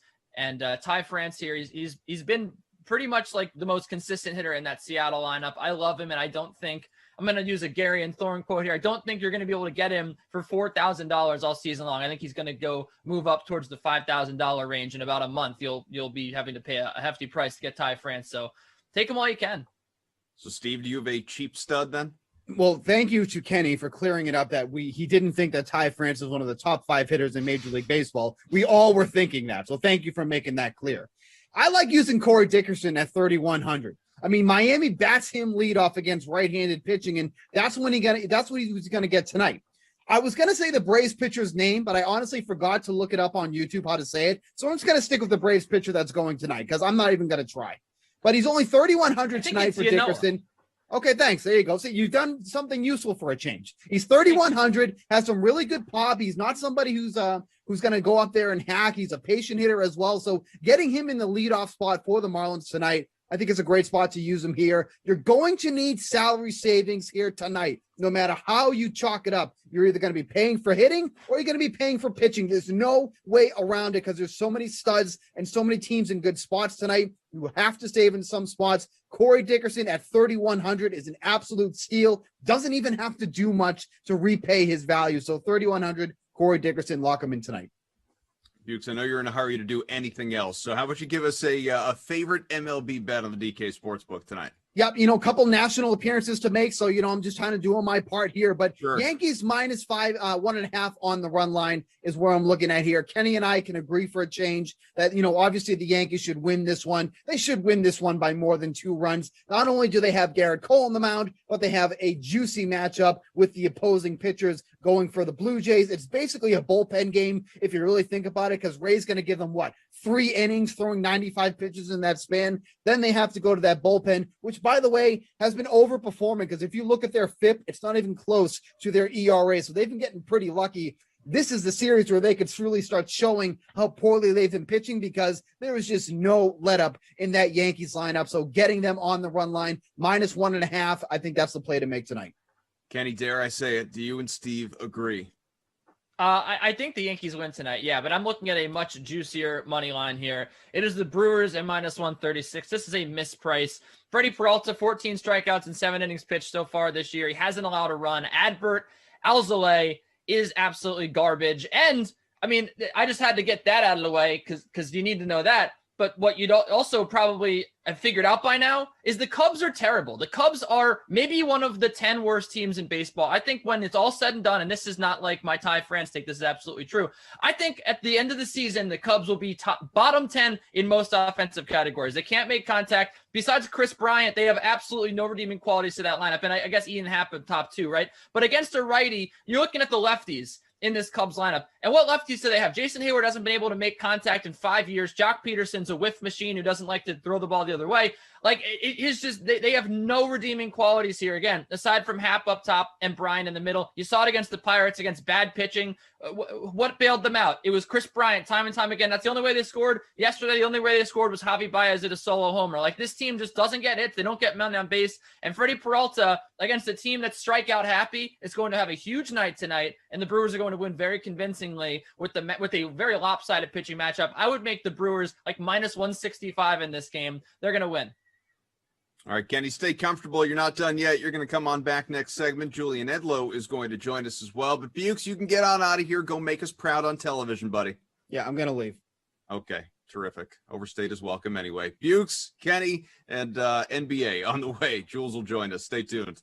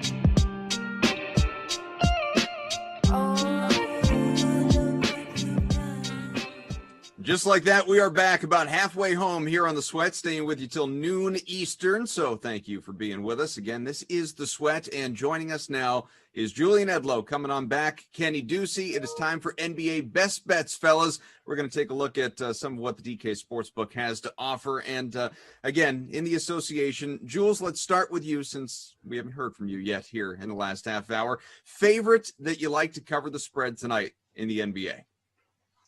Yeah, if we're going full game, it's tough. To be honest, I don't know if I'm going to bet a favorite spread in the NBA tonight. But the 76ers as 2.5-point road favorites jump out to me a little bit. They are not playing their best basketball of the season by any means. But getting Dallas on the second night of a back-to-back is always something that I like to look at.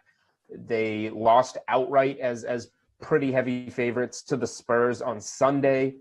Doncic just throughout his career has not played as well on the second night of back-to-backs, just from a shooting percentage standpoint.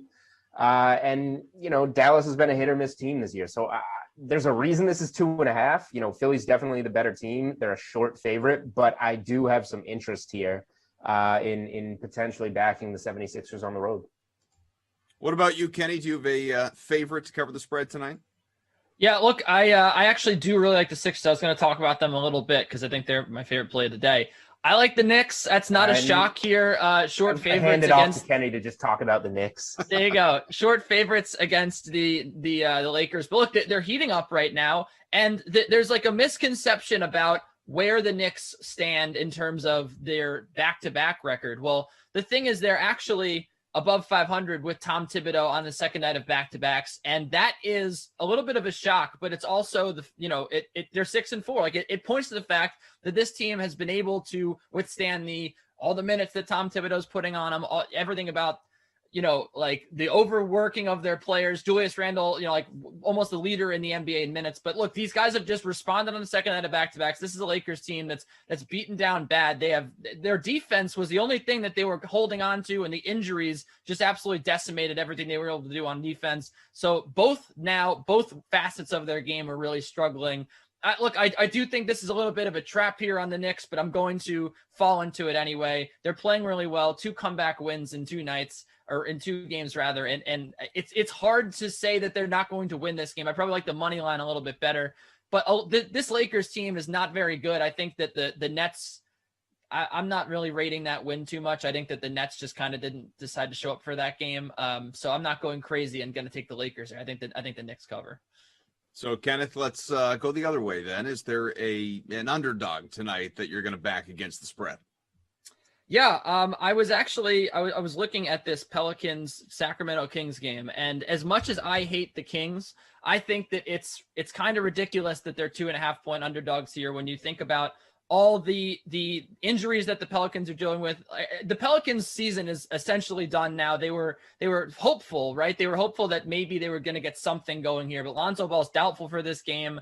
I just don't see ways that they score enough here to keep up with the Kings, despite the fact that they have like one of the worst defenses in the league. I just haven't seen enough from this Pelicans offense to withstand all these injuries.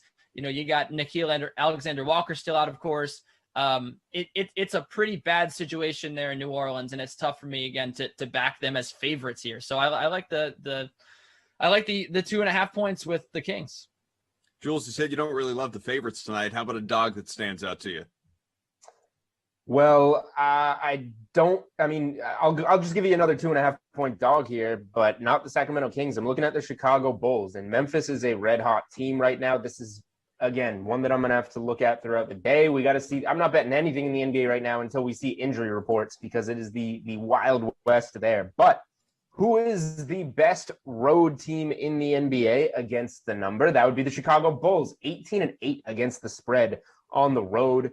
They're 5-2 against the spread in their last 7 games overall. The matchup, Memphis is hot right now, but the Bulls have won the last 6 times, won and covered the last 6 times they have faced the Grizzlies. So that matchup obviously takes you back a few years, but still, the Bulls have just been a fantastic bet on the road all season long. This is a shorter number against a hot team, so I am a little bit cautious about it, but anytime the Bulls are getting points and they're on the road, you got to look at them. Like you said, Julian, we're hours away from really knowing, having lock and finding out who's in, who's out. Injury reports are going to trickle out over the course of the day. But as things stand right this moment, is there an over that you like? So if I were to play an over, there's pretty much 3 relatively even high numbers on the board, right around 235, 234.5. One of them is that Brooklyn-Minnesota game, which in theory should see a lot of points, but no Harden, no Kyrie. I feel like I need one of those guys in to bet that number, one of those point guards. So that takes that off the board for me. The other one is Sacramento and New Orleans, which should be a blistering game. But like Kenny said, New Orleans missing a lot of pieces there offensively. I don't know if they can get the points, whether you like the Kings or not.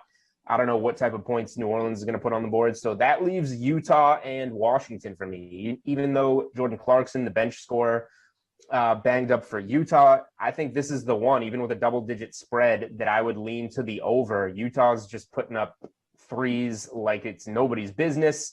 Washington with Westbrook in the lineup is always going to be a threat to just get up and down. I think the best recipe kind of to get one of the overs on these monster totals is probably Utah and Washington. Which over makes sense tonight, Kenny? Well, look, if you want to look at pace here, and I think that's something that we always do when we look at the over, the Golden State Warriors have been running out at a pretty fast pace. They're top 10 over the last 10 games. And I like this because the Nuggets offense is one that I believe in against a defense for Golden State that started out really well, and it's proved to be fraudulent. They're 117 defensive rating over the last 10 games that I just talked about. And the Denver Nuggets should feast on this. And I think in a pace-up game, there'll be plenty of points here for the Denver Nuggets offense to have. And on the other side of the coin, we know that the Nuggets have struggled to defend the wings. We know that the Nuggets have struggled to defend the three-point line. And while these aren't the same Warriors that we've seen like the last 5 years, I do think that their whole offense, which is Steph Curry, could potentially score a little bit here. So I think that this lends itself to the over in what I see as kind of a low scoring or a low total. I think that we could probably get over 230 points here. Is there an under that has your attention?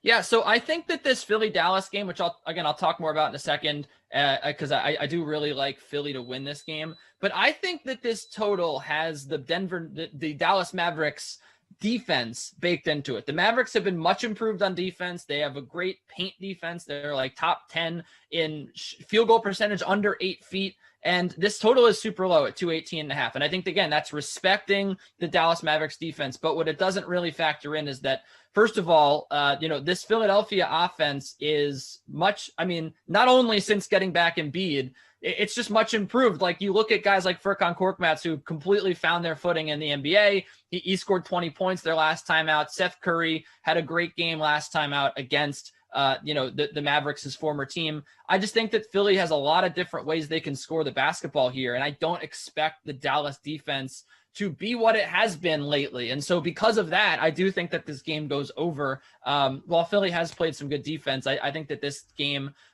probably should pick up a little bit of pace here. So I ultimately think that this is a super low total, but one that I'm probably looking to take the over on, just because I don't think Dallas's defense is going to hold up here.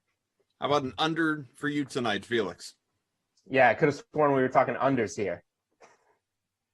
That's no? right. Okay. Anyway, I'm looking at the Lakers. Nope, Kenny, your time's up. I'm looking at the Lakers and Kenny's Knicks. I think this is one of those nights where we're looking, if you want an over, look towards some of the higher ones on the board. If you want an under, look towards some of the lower ones on the board. There's a reason this total is so low. This is going to be one of those 90s type of scores. And I was kicking myself on whatever it was, Wednesday night, Celtics Knicks, set it like 209, 208. I was like, it's so low. I want to take the under, but I'm not going to. And it winds up being one of those games scored in like the low 90s. Didn't even threaten to touch 200. So you have the Lakers coming in, obviously without any of their key guys, and they're 8-17-1 to the over-under on the road this season. The Knicks 11-15 to the over-under at home. You just go to recent trends, roughly since LeBron got hurt. The Lakers have gone under in 9 of their last 13. The Knicks have gone under in 10 of their last 14. The Knicks are grinding on defense, and the Lakers just don't have the scorers to really get it done. So whether you like the Knicks or Lakers here, I think this is just one that we're going to see in the low 90s type of game. Similar to a lot of Knicks games that we've seen recently, similar to a lot of Lakers road games without LeBron and Anthony Davis in there. So give me an under on a scary low number. All right, Jules, let's wrap up with you, at least for this part anyway, and that is a favorite overall bet on the DK Sportsbook tonight. What do you got for the NBA? Yeah, so, a lot of leans there given in terms of favorites, dogs, totals, but I'm probably going to stick to one of my favorite trends in the NBA, and it got me bad last week. Suns first quarter at home. They have been dominant. I think 20-7 against the first quarter spread. They were up 13-2 on the Utah Jazz and lost that quarter by 1 point in a pick'em. Brutal beat. They clearly lose a step with Chris Paul off the floor, but against Houston, I think they can survive. So even though it's 4 points, I think this is a game that Phoenix comes out all over them. Houston's been a little bit better recently with some more bodies back, but overall, this is a team that had some of the worst starts in the NBA this year. I think they failed to cover 17 first half spreads in a row at one point in time. So give me the Phoenix Suns -4 in the first quarter. I know it's kind of a lot to ask for in just a 12-minute abbreviated game, but it's been working all season, so I'm not going away from it. What do you think, Kenny? Favorite bet tonight in the book?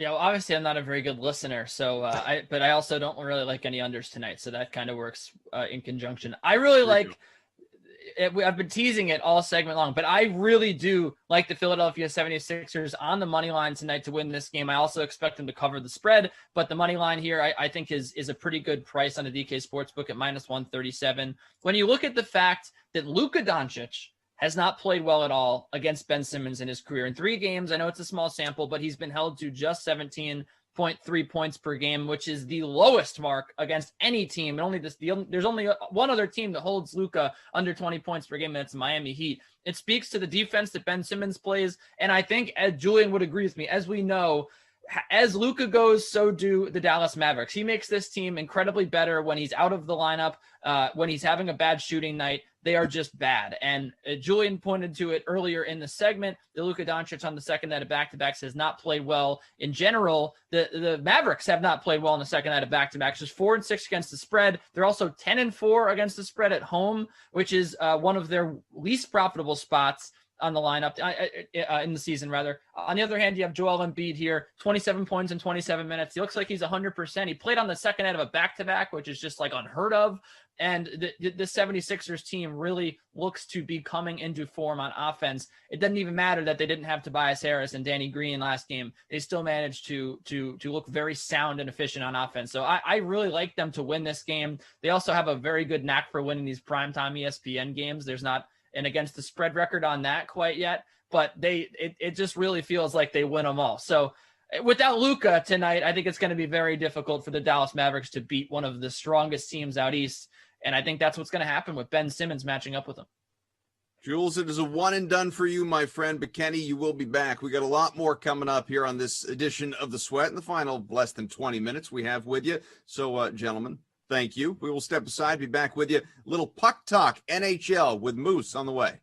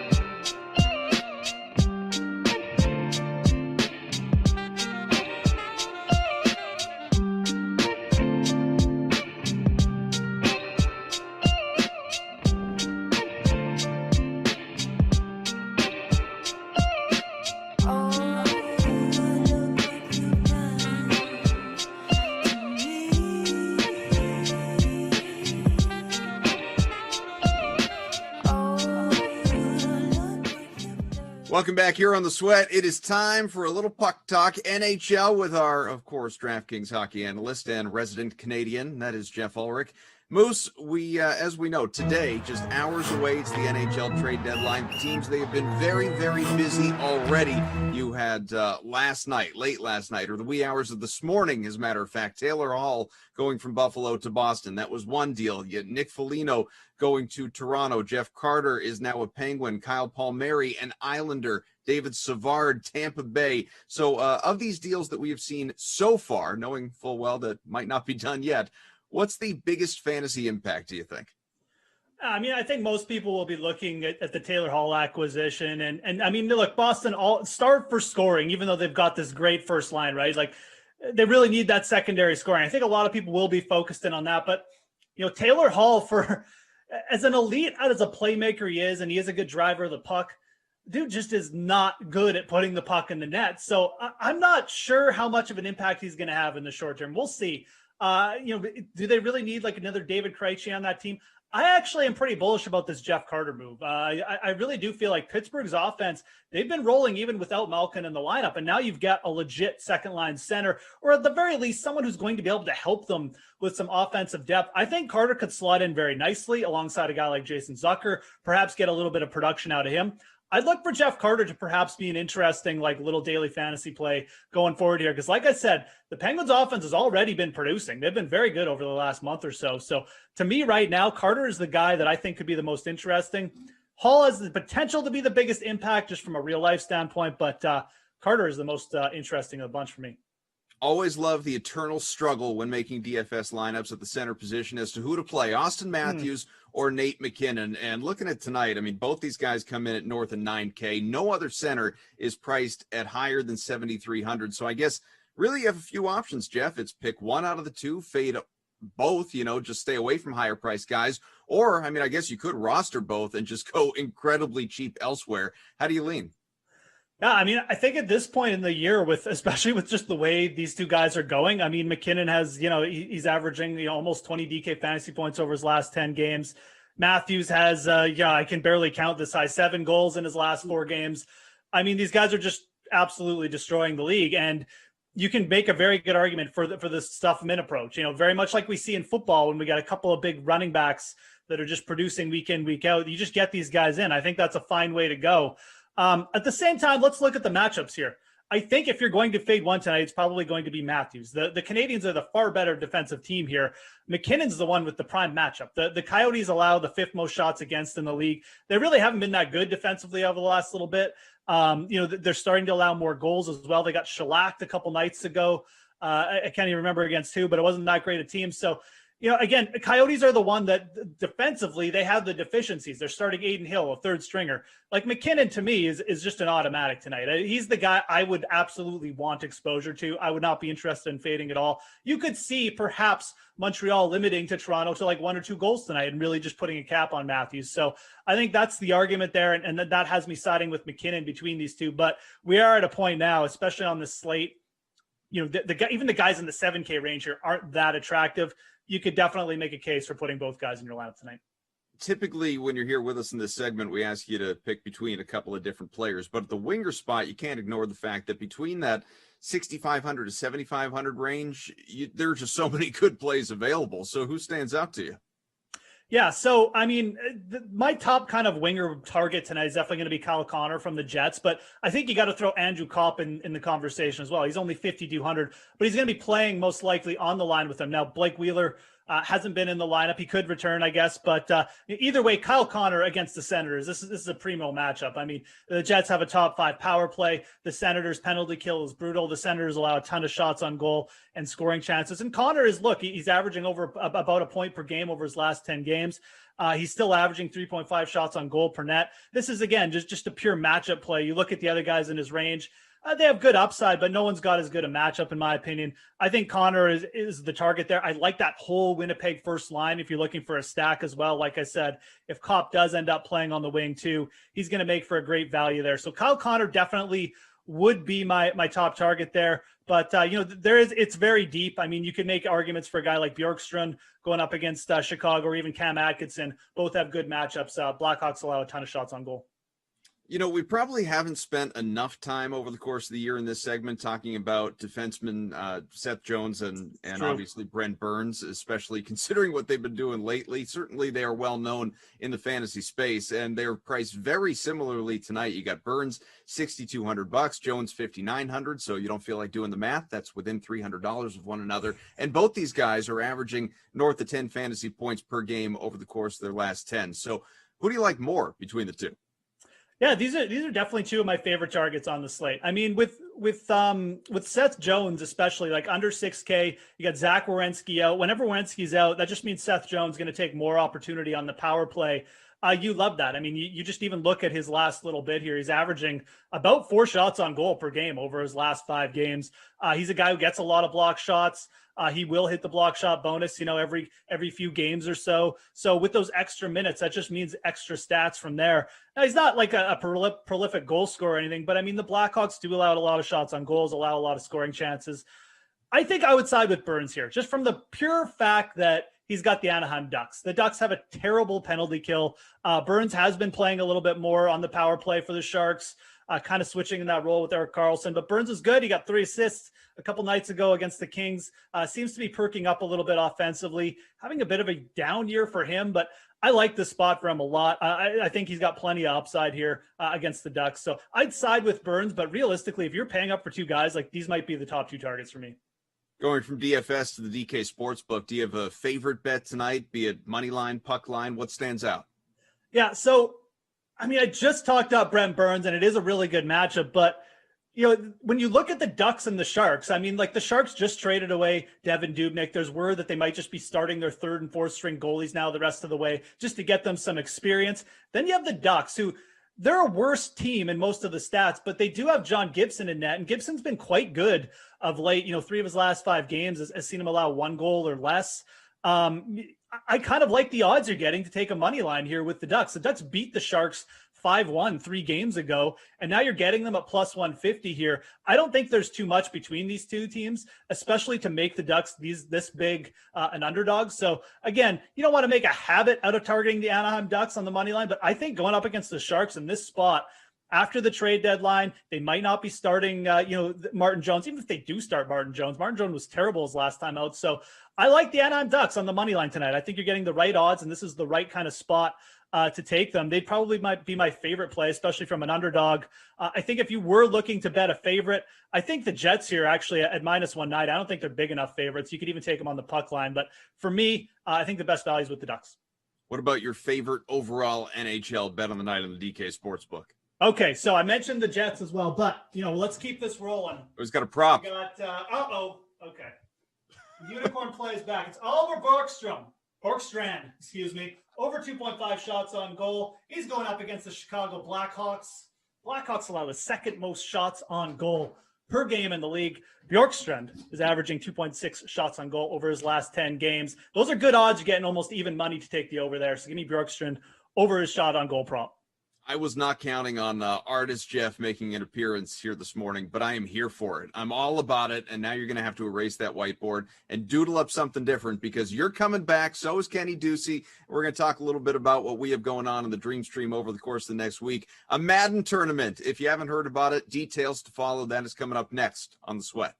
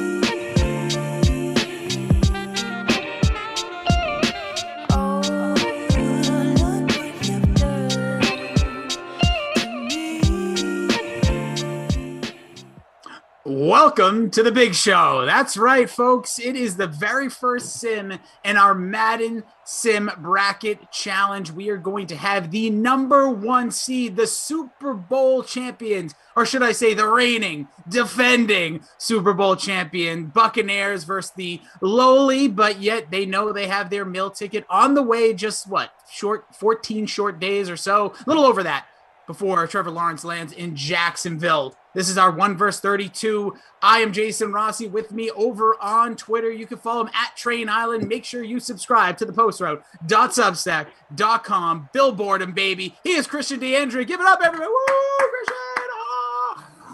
Oh. Yes, very excited, Rossi. Not only do we get to kick off the Madden Madness tournament, but we get to reunite the Congeniality crew in the wake of WrestleMania. There's going to be no shortage of things to talk about, but now that lineups have locked, well, why don't we start with how our teams look?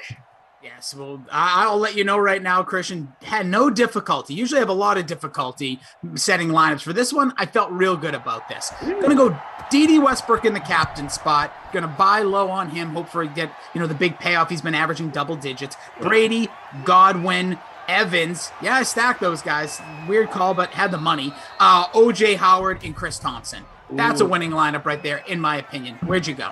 I mean, there's a lot of star power in there. As long as Dede doesn't lay an egg, I feel good about it too, because we always see O.J. Howard find a way to absolutely ruin or make people's lineups. He somehow is the most pivotal guy in these Madden showdowns, the most devastating tight end to this side of Uncle Virgil. So I forgot all about OJ because I just had too much cash to spend. I put Chris Godwin in that captain spot after cycling DJ Chark out. At first, I was like, you know what? The Jags are a very live dog in this game, and maybe I should stack Jacksonville heavy. And I looked at how much money I saved and went, you know what? Let's go a little chalkier with it. Threw Godwin in the captain spot, stacked up Mike Evans too. I also have Lenny in there as well, Leonard Fournette, because this is a de facto playoff game, and we know what he does there as, oh no, it's penalty. 50 free yards it is. So Tom Terrific seeks out the contact, and Trey Herndon, former undrafted free agent turned starter out of Vanderbilt, gives up 50 plus through the air on the pass interference call. So no one wins in that situation, Rossi. Nope. No one gets points for that. Just a wasted play. But hey, good news if you got Ryan Suckup or waiting for a field goal here. No, other than that, my two Jaguars in this one, Tyler Eifert and DJ Chark. Let's see if they can come alive. I kind of like the Westbrook play a little bit better because a lot of top-end defensive backs in this game, and I think Chark might not have a big game, but D.D. Westbrook could. A nice defensive Brady. back. Yeah. Okay. Throwing it wrong way. Again, thank you for joining us. Smash that like. We've been saying this is the kickoff to the Madden Madness tournament. We got the tournament starting right now at the 2:00, goes through next Monday at 8. So your sim schedule is going to be a little bit different. Be patient, hang there with us. All the information at the Madden Sims info page over on DraftKings. We have Jordan, our producer today. We have TP, our technician, the director of technicalities, if you will, and Joe in ops. Is Brady on a 3rd and 9, searching, looking. He's got all the time in the world, throws, delivers. Yes, nice run after catch there for Godwin. The newly minted franchise player for this Buccaneers team. They've used their franchise tags well, Rossi. Last year it was Shaq Barrett, who played such a pivotal role. Didn't really match his 2019 production, but still was a massive piece of that top 3 defense, and he just harassed and harangued Aaron Rodgers in the NFC title game. I think you can make the point here that without Shaq Barrett under contract, this Buccaneers team does not make it to the Super Bowl, and it's well worth the 8-figure payday the Buccaneers gave him. And he's coming back in 2021 because the salary cap is a false construct. That's amazing to me, Rossi. This Buccaneers team didn't lose a key starter anywhere. 22 back. Everyone under contract. Yeah, because they just, you know what, we're going to restructure everyone and push money off to, well, theoretically, it'll all come due in 2023 or 2024. We'll just restructure everyone then. You know what, the salary cap is upon you. Don't worry about it. Push it down the line. It's like procrastination. There's another run, but stopped again. Is Fournette, so we'll get a third in goal here from the 3. Want to let you guys know, me and Christian will let you know our lineups. We told you we'll monitor our own. We do have the contest, the Rossi Christian kickoff to the tournament here, but we're really going to monitor the the 6K early bird special. There's a 10K tonight, which we really want you to go enter. $10, 3K, I believe, to first place, but the early bird, 2K to first. Top ownership, Thompson at 70, basically 80%. Godwin, who has the catch, at 67%. The Bucks D is Brady's going to look, has a man open, catch outside the end zone. Oh, no. Gronk. Oh, Gronk was so close. Are you kidding me? He was right there. Gronk is the third highest owned in the 6K early bird at 31. Evans at 55. And like I said, the Buccaneers D at 57%. So monitor that contest throughout. Keep you guys who put the money up, and good luck to you all. This could be a playoff Lenny moment. But right do they go for it? Yeah. They are.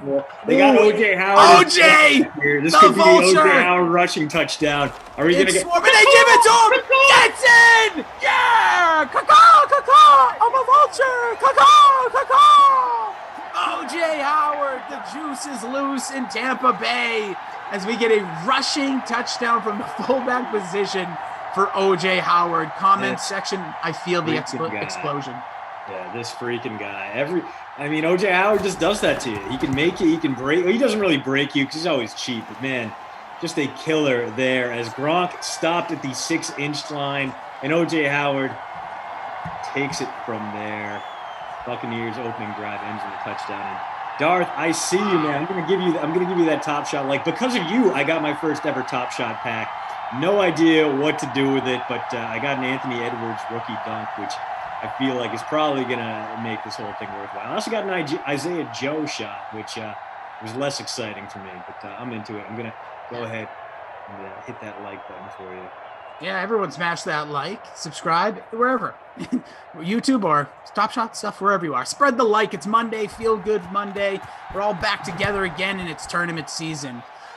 Jordan Lindenbaum, I was waiting for it, but he goes, LOL, just tuning in. I played OJ because I had no doubt whatsoever that would happen. So Jordan is finally vibing. That's where you got to go. I've been the Vulture King recently. Okay, that's his thing, man. And good.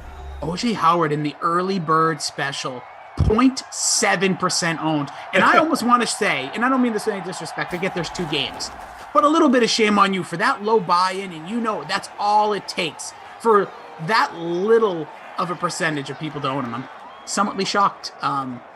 Christian, I also want to let people know what we got cooking today. So if you're just joining us, there was no noon because we're kicking off this tournament right now with the 1 versus the 32 seed as we get Minshew going to start here in the shotgun in 2nd and 8. You have the Jags 32 seed versus the Bucks number 1 seed. Bucks opening drive score by Howard. Fumble there by Minshew. Johnny on the spot, though. So after our sim, Christian, we're going to have the PGA preview with Reed and Moose, which is going to be great. We'll probably recap some stuff from the Masters. Look forward to this weekend. 4 o'clock, Cardinals, Raiders, Glash, and Zach. That's a 17-16, so right in the middle tier. 6 p.m., Broncos, Steelers. You're going to get Glash and Brandon Cristal. 8 p.m., you have Panthers, Rams, the 25 versus the 8. Watch out for an upset there. Koff and Tom. And then Madden After Dark, Falcons, the 29 seed, the preseason champions who beat the Packers, who were the 4 seed in that original tournament, are taking, that's going to be your 29 versus 4, Moose and Tom. And that's a nice completion there on the sideline. Was that my guy? No, that's yours, DJ Chark. Yeah, dude, I picked the Falcons. I entered the pool. I picked the Falcons to go all the way. I'm very, very interested in what happens there. We'll see.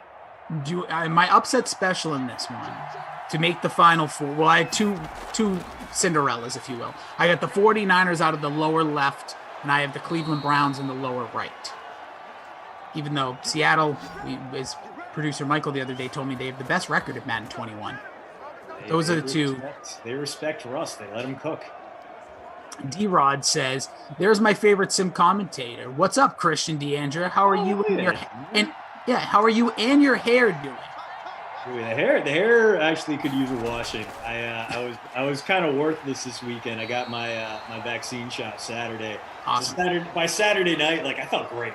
The first 6 hours afterwards. Then Saturday night, I got the aches and the chill a little bit. I literally went to bed with a wool sweater on, 3 layers. Couldn't warm up until my hairless pit bull. All he does, he's like basically a space heater unto himself. So he stayed with me, warmed me up. So a little bit achy. I haven't showered since Saturday. I gotta let this down and throw some conditioner in, because conditioner leaves my hair silky and smooth.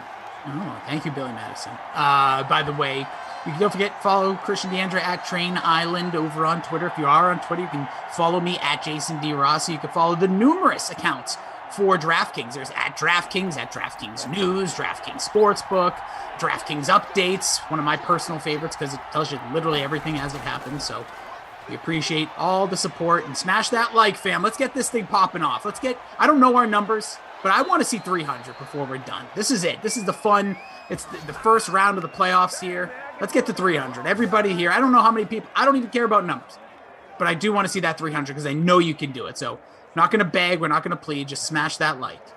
Yeah, please do, because right now we're going to – Ernest Thiessen dropped it in. We got to we'll talk about it. We got to talk a little WrestleMania. I missed some chunks of it. The big problem for me, Rossi, was the transition to Peacock. Like I watch on everybody on Google TV, and I was even watching on my browser. No way to start from the beginning. Like what I like to do with any WWE, thanks so much for it, is just awful filler. Wow, big stop there out from the second level from Levante David.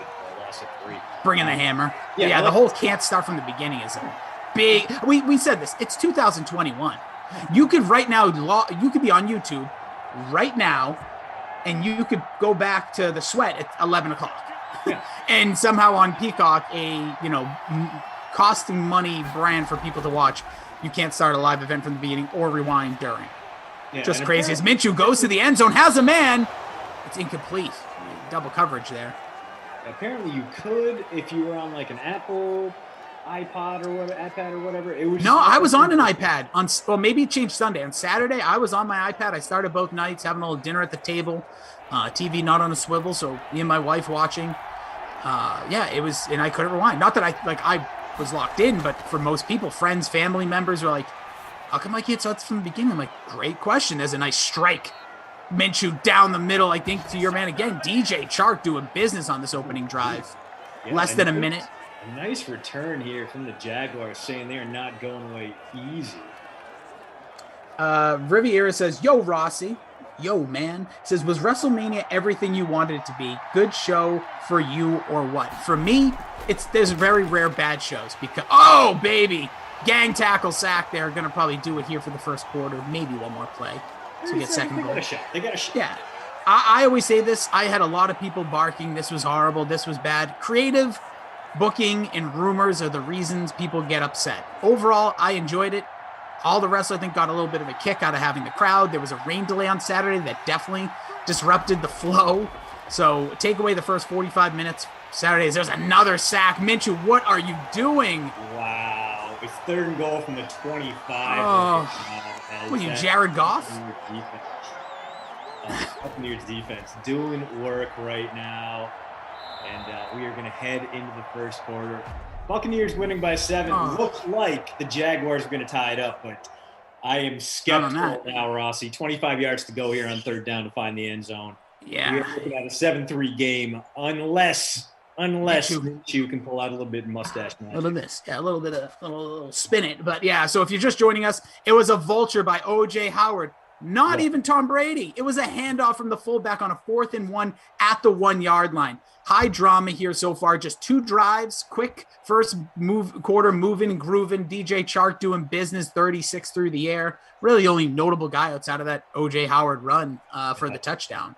DJ Chark doing a little bit of work through the air, 2 for 36. He's the only guy with multiple catches so far. Evans, Gronk up. It's been a star-filled day with the exception of that O.J. Howard vulture, which if you saw that, you're like, oh, my God, this would never happen. They rigged this just for the tournament. No, O.J. Howard does that, man. That's just an O.J. Howard thing. It's basically a meme unto itself. O.J. Howard comes in and just ruins your lineup, so you got to have him in every time. When he does nothing, you're like, okay, whatever. It was like 3,400 flex. When he shows up, that is like just you brush off the shoulders. You let the people know that you were wise enough to throw O.J. Howard in the mix. And Howard, I like him a lot in real life. I thought he was going to get traded to for the Patriots. I Same. thought Joku was going to get traded to the Patriots. 2 former first-round picks with a ton of athleticism, haven't really met expectations, dealt with a lot of injuries in their careers. I thought either one would look good in New England, but turns out Bill Belichick had other plans, like spending $100 million on 2 tight ends in free agency instead. Yeah, here it is. Minshew on that 3rd and long, looking, Check down, throws. Yeah. Oh, nice catch there at the 6. Gets you some points there. That's going to be D.D. Westbrook. You some points there. Look at that as D.D. lingering in the free agent market, which is not super surprising. Never really caught his stride as a pro, but definitely an explosive wideout who can fill a role in the NFL as we're firing up the At the Lambo. keys.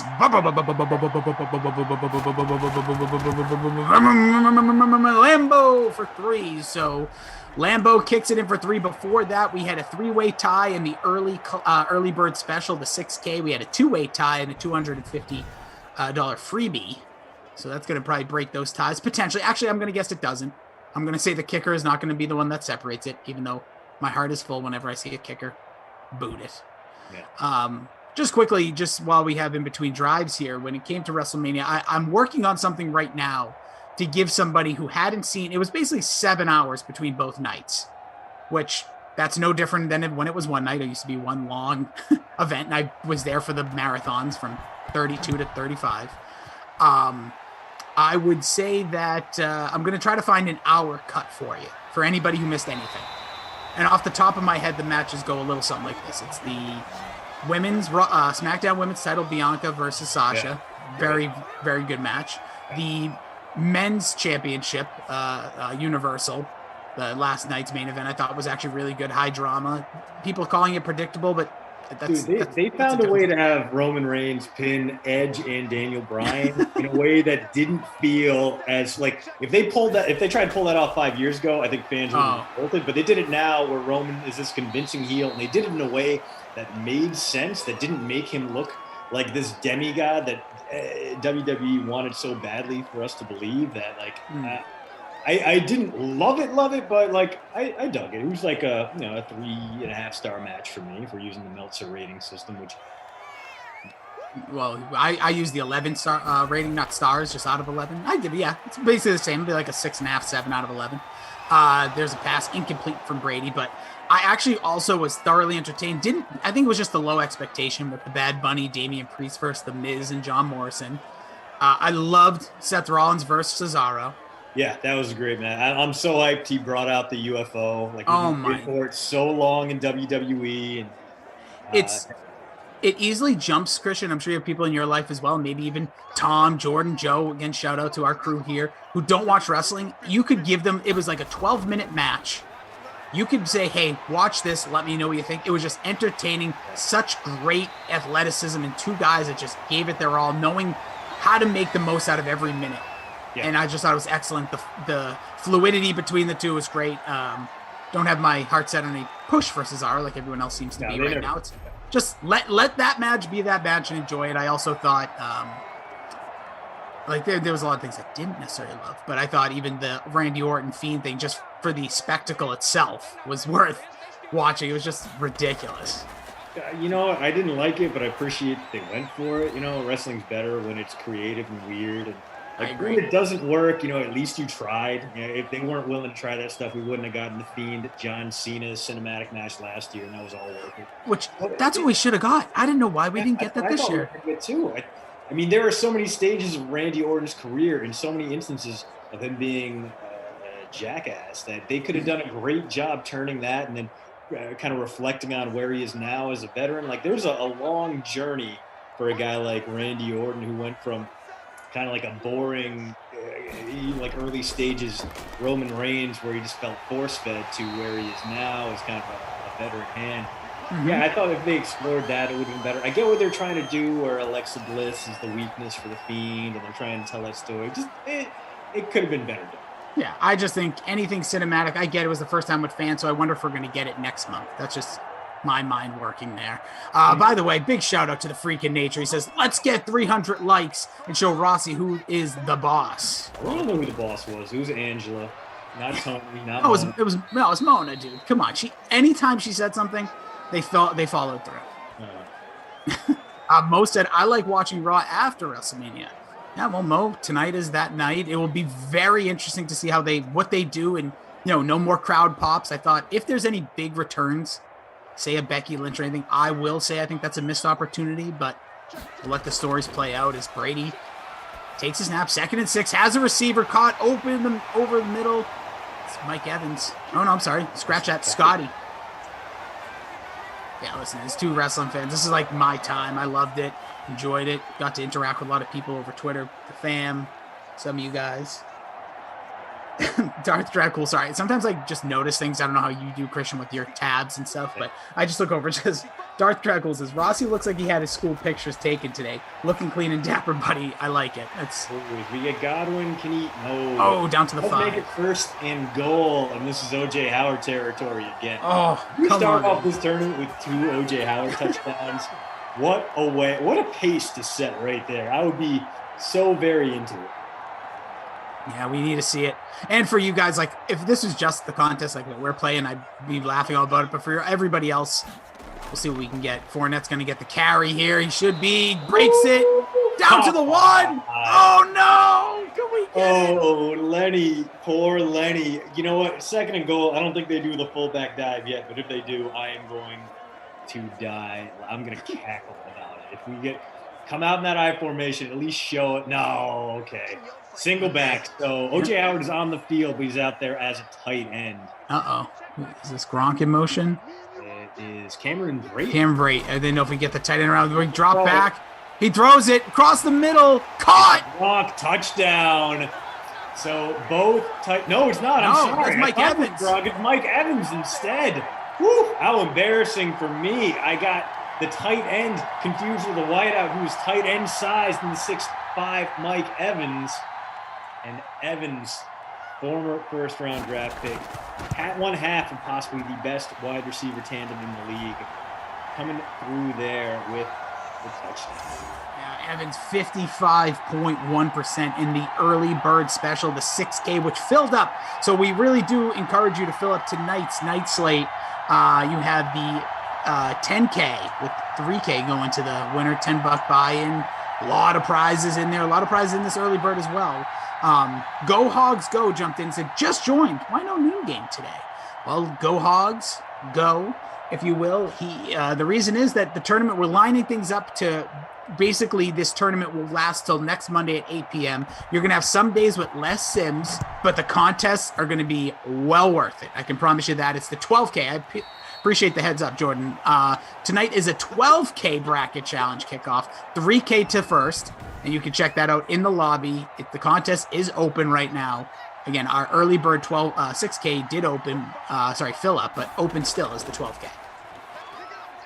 Into it, like the way it sounds. Yeah, we'd have to join, but also might sit it out because you guys have heard all about my lineups recently, and I have no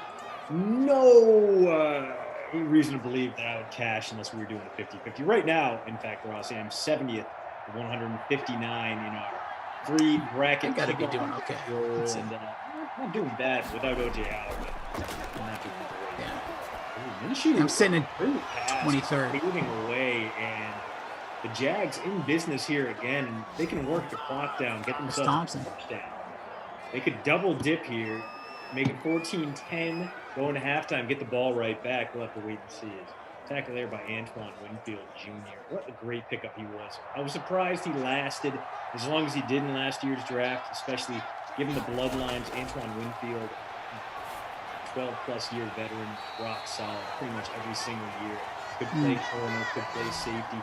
And we better tacklers out of the secondary. Great fundamentals. So, of course, his son shares those traits. Now, Antoine Jr. did struggle a little bit in pass coverage, but again, rock solid instincts, and he's only going to be getting better. Just another reason to believe in the Bucs in 2021. They have so many good young players in that defense, along with the veteran help they need to get in there.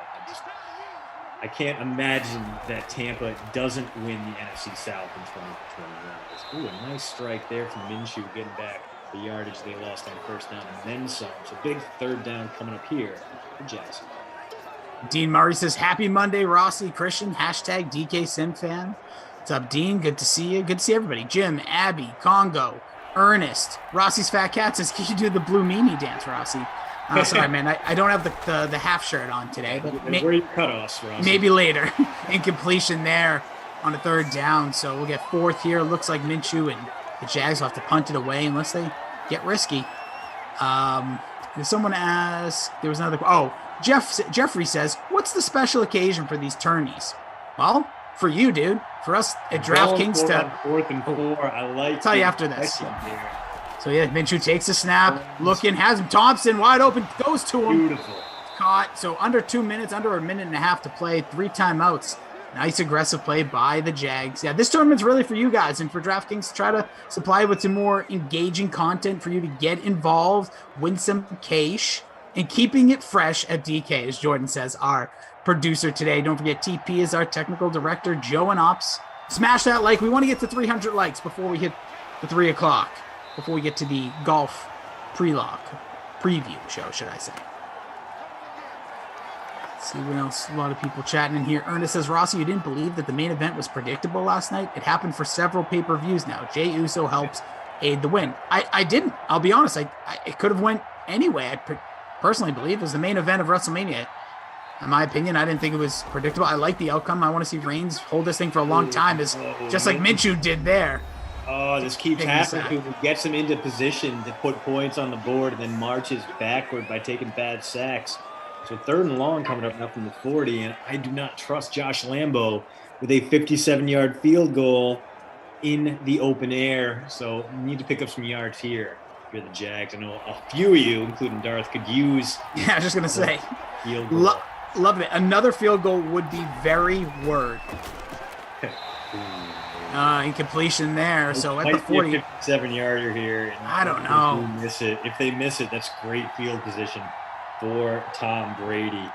See if Marone gets a little. Go for it again. This is such a weird spot. Yeah, I don't know. No, they're gonna punt the ball back. So here could be a 2-for-1 for the Bucs. See if they run the fake. No, boo.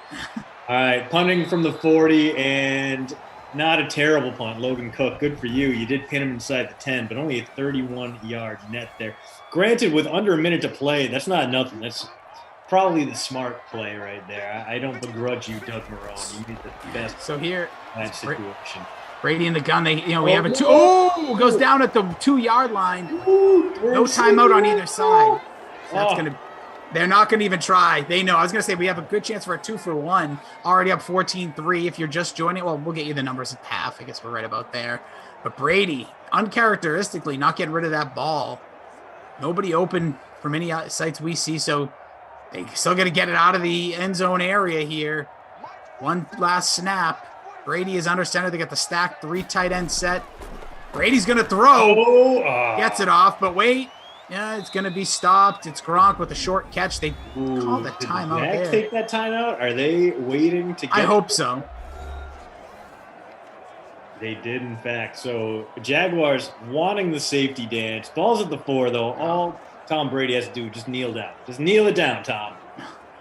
See, so 3rd and 15, too. It was the Jags that called the timeout. They are, in fact, just going to take the knee. I would love a fake knee here and try to go for the 96-yard touchdown. I doubt it. All right, so we've gone to the half here. Appreciate everybody being here with us. Real good stuff happening so far. So we have had 2 touchdowns for the Buccaneers. The first one, the vultures were swirling. We were all looking up as OJ Howard on a 4th and goal from the 1-inch line, basically, after Gronk couldn't punch it in. Rushes it in from the fullback position. Tom Brady then connected again from like the 1 yard. It was a 2-yard line, I believe. Connected with Mike Evans. Brady at 81 yards. Minshew 91 no tuds and taking some real tough sacks in this game. The passing yards have not been there. It doesn't look like either guy is going to get that passing bonus. And the touchdowns have been a little less predictable than normal, but it's been mostly a star-laden performance. Mike Evans, DJ Chark, Rob Gronkowski. No running back has more than 20 yards in this one. So barring a big-time breakaway, Chris Thompson, playoff Lenny, they're not going to get to the bonus. Minshew right now is your leading rusher with 21 yards. And he also has a fumble, which kind of tells you what his day has been like. And, Yeah, we got Smashburger, our guy Smash Lana right now, tied for first in the 6K early classic. Again, 2K up for grabs between this game and our next one. Don't forget, there it is. To subscribe at thepostroute.substack.com with all this wrestling talk. If you are searching a little more content outside of just reviews and previews, you can check out Pop Culture Pile Driver as well. We did a top 11 opening matches and a 3 count where me and Babysitter Billy went back and forth with our 3 favorite WrestleManias and why. This week we'll be doing a top 11 best and the rest of DMX music. R.I.P. DMX.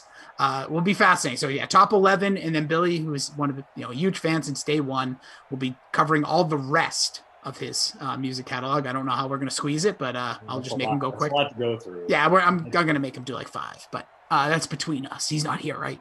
Again, appreciate you guys being here. Smash that like. We want to reach 300 because again, this is all for you guys. This tournament is all about you. And that's why we have the 12K bracket challenge kickoff, 3K to first place tonight, which is open in the lobby. So go check it out as we will get here to the second half. Joe is updating all the numbers. Everything's up to date. Stats are good. TP, thanks for the nod. Joe, way to hustle. And again, Jordan is our producer today. Congo Cab says, I know everybody got cards next. Upset special. Oh, Could be. These games are going to be fascinating. I think we're going to see some. I've been preaching the 49ers are going to make a run. The Browns are going to make a run. Those are 2 of my teams. Mr. Hawk saying he thinks he took the Jag in the free pool brackets. My account, Rossi, $4 more flush thanks to our partnership with WWE and our free-to-play pool. The first night of WrestleMania, since I'm not a full-time employee, I can still jump in. And I'm not sure which of my predictions came true, but I did well enough to win a little bit of cash. So I'm kind of excited about that. Yep, and that's a good time for us. While we talk wrestling, there is the official partnership now, the gaming partnership between DraftKings and WWE. I've been telling everybody, I've been fighting the good fight to get some more content, maybe some pre-locks for pay-per-views. Things are going to be coming there because, listen, we got golf. That's why not only smash a like for Christian's beautiful face and well unconditioned hair just today. Normally he's conditions up. Yeah, no. I think you're pretty as ever. Not only because Jordan's smashing it as our producer, TP doing his thing as our technical director, and Joe and Ops. But also, you want more content like the pre-lock for golf or the preview show, or pre-locks for baseball and basketball, and maybe some more content from a hockey perspective, or all these things that you can win some cash from DraftKings. That's how they know, hey, man, tell the management, tell the powers that be, we want more of this. We want to have experts tell us how to win some money, basically. So smash the like, let them know. Let them know that this tournament is helpful because we got a 6K contest right now. Pretty damn awesome. And the 12K again still open later with that 6K all packaged up and filled. Chris Thompson's rough day continues there, giving you some PPR points, which is nice, but not much going on the ground there as the Jaguars attempt to get back into this game, fails with the first drive of the second half. And yet, not just hit that like. Let us know what you want to see more of. I mean, we're trying to jam-pack the dream stream with content, not just content for content's sake, but the stuff you guys want, the stuff you guys need. So be sure to let us know, especially if that's, say, a live trivia game. Good-haired NFL guy. I don't know. I've heard rumors that there's a guy who loves to condition, that loves to host trivia and does a bang-up job. That would be cool. Let them know.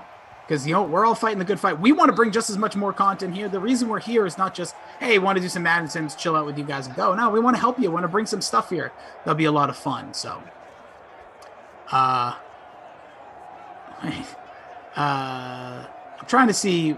I can't tell what the difference here is, Abby, but I like this comment. She goes, Rossi is a speed simmer, almost horse race style like pressure cooker. And CDA, for those that don't know the great initials of Christian DeAndre, sort of, is a slow burn like a crock pot. Tortoise and the hare pair. All right. I think, you know what? I like that. And it's a compliment no matter which way you look at it. I'm into it, and I mean it's great timing too. Because before this sim, I was cooking up some peppers and onions, threw them in the crock pot with a whole bunch of black beans. So I'm gonna have some Cuban black beans for dinner tonight on a little bed of rice. It's I'm looking forward to it. It always turns out real nice. Simmer, you cook up the onions once they soften. You throw in a whole bunch of garlic, add a little white wine to it. Everything. My house is real fragrant right now. It smells. It sounds great. Hey, what's the weather there? It's still a little chilly, but the rain stopped. We got rain for like 4 straight days. Now it's like 52 and a little overcast, a little sun. I go on a little walk later, do a little grocery shopping, see if I can't, get myself back into the swing, shake off the doldrums of the post-vaccine weekend, and maybe get a little fresh air, exercise a little. We'll see. I know, I feel you. I feel like there's rain everywhere as Brady throws an incompletion, got one to Godwin to get the first. But here in New England, the weather is a little bit damp. We've had a hell of a weekend. Well, Saturday was awesome. Hunter says, "Howdy, guys. Howdy, Hunter." You're making Jordan hungry after explaining your dinner prep as well, and just about everybody. There was one other thing I wanted to mention. Oh, it looked like I was just seeing for anybody that's going to be playing some games. I know there's some early first pitches coming up here in baseball, but the Twins and Red Sox has been postponed. So there's a statement put out. So Red Sox Twins not happening. So adjust your lineups if you said anything, or just keep that in mind. Jordan says, "I guess we got the rain before you guys had it, DeAndrea. Rainy here all day." Yeah, no, it was a bummer. Like, I was kind of looking forward to. I was in the lovely town of Monroe on Saturday, and they got a beautiful little town square. And I got an amazing one. Like, I was fly. I was eating like a champ. Like, I got a deli / cheese shop / it's look at this McCoy 10. You can always tell when it's LaShawn when he's carrying that bread like a loaf. But dude, I found this great place, Baumgartner's, and it's like it had a lot of great food, but it was like real simple menu where just a lineup of sandwiches you can get. And it was like for $3.50 you can get a salami sandwich. It's like, hell yeah, give me some salami sandwiches, a little pastrami. 2 sandwich day. They had their own house blend mustard. Oh, awesome. Ate like a champ. Explored the little bit of the town square while it was pouring on me, and then came back and had a real nice little a pumped up Saturday. Like, I had a lot of adrenaline going, not just because I got my shot, but because I had an amazing cold salami sandwich to go with it. Like, big fan. Yeah, I'll take it over a hot salami sandwich any day. There's the run there again. So we were at the 4-yard line. Yep, Abby follows up her comment, says they're a good pair. Don't step all over each other. They have good flow. That's the majority of the Sim family there. Maybe with a couple exceptions. Maybe some New York-based contributors, not naming names, but. How dare you say that about LaMarca as we get a sack here from the Jags, pushing Brady back again on a 3rd and goal now from the 13-yard line. So normally we've been seeing that happen to Gardner Minshew, and instead it's Brady here. And that could be a game saver for these Jags, who, barring a big-time play on 3rd and long, hey, never count out touchdown Tom, but they're going to they're going to keep a 2-possession deficit as a 2-possession deficit. Looks that way. So again, at the 13, Brady 13 earlier scored. That's Mike Evans. Does that play in? Let's see. Here's the shotgun snap to Brady, looking around, has a running back coming out wide open, going to go the other way. No, Evans can't get to the plane. So 4th and goal coming up from the 4 here. You got to think it's going to be suck-up time for a chippy. Yeah, the right call there. So nice stand by the Jaguars after Brady and the boys get down within the 10-yard line, actually within the 5. Big sack, push them back to the 13, goes to Evans, gets him down to the 4 or 5-yard line. Suckup will come in to keep this game a 2-score game. So keep the Jags. They have a chance. Somewhere Emerson is millions of feet above the air. He's in a spaceship. That's right. A rocket ship right now. And he will know that his Jaguars somehow, some way, can still win this game. Appreciate you guys. There's a lot of respect here in Simland for Gardner Minshew.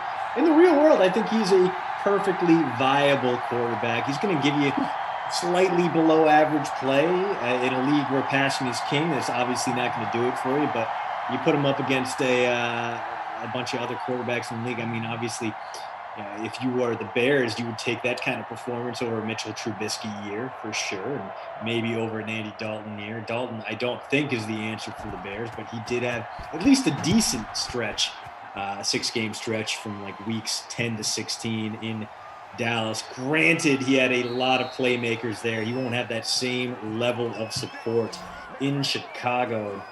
That includes poor Allen Robinson, who all I want for him in this world, former Jaguar, never played with an above-average quarterback. Made guys look great along the way. He's the reason why Matt McGloin got a shot in the NFL. He's the reason why Christian Hackenberg was a second-round pick, despite not being able to throw the football like a normal human being.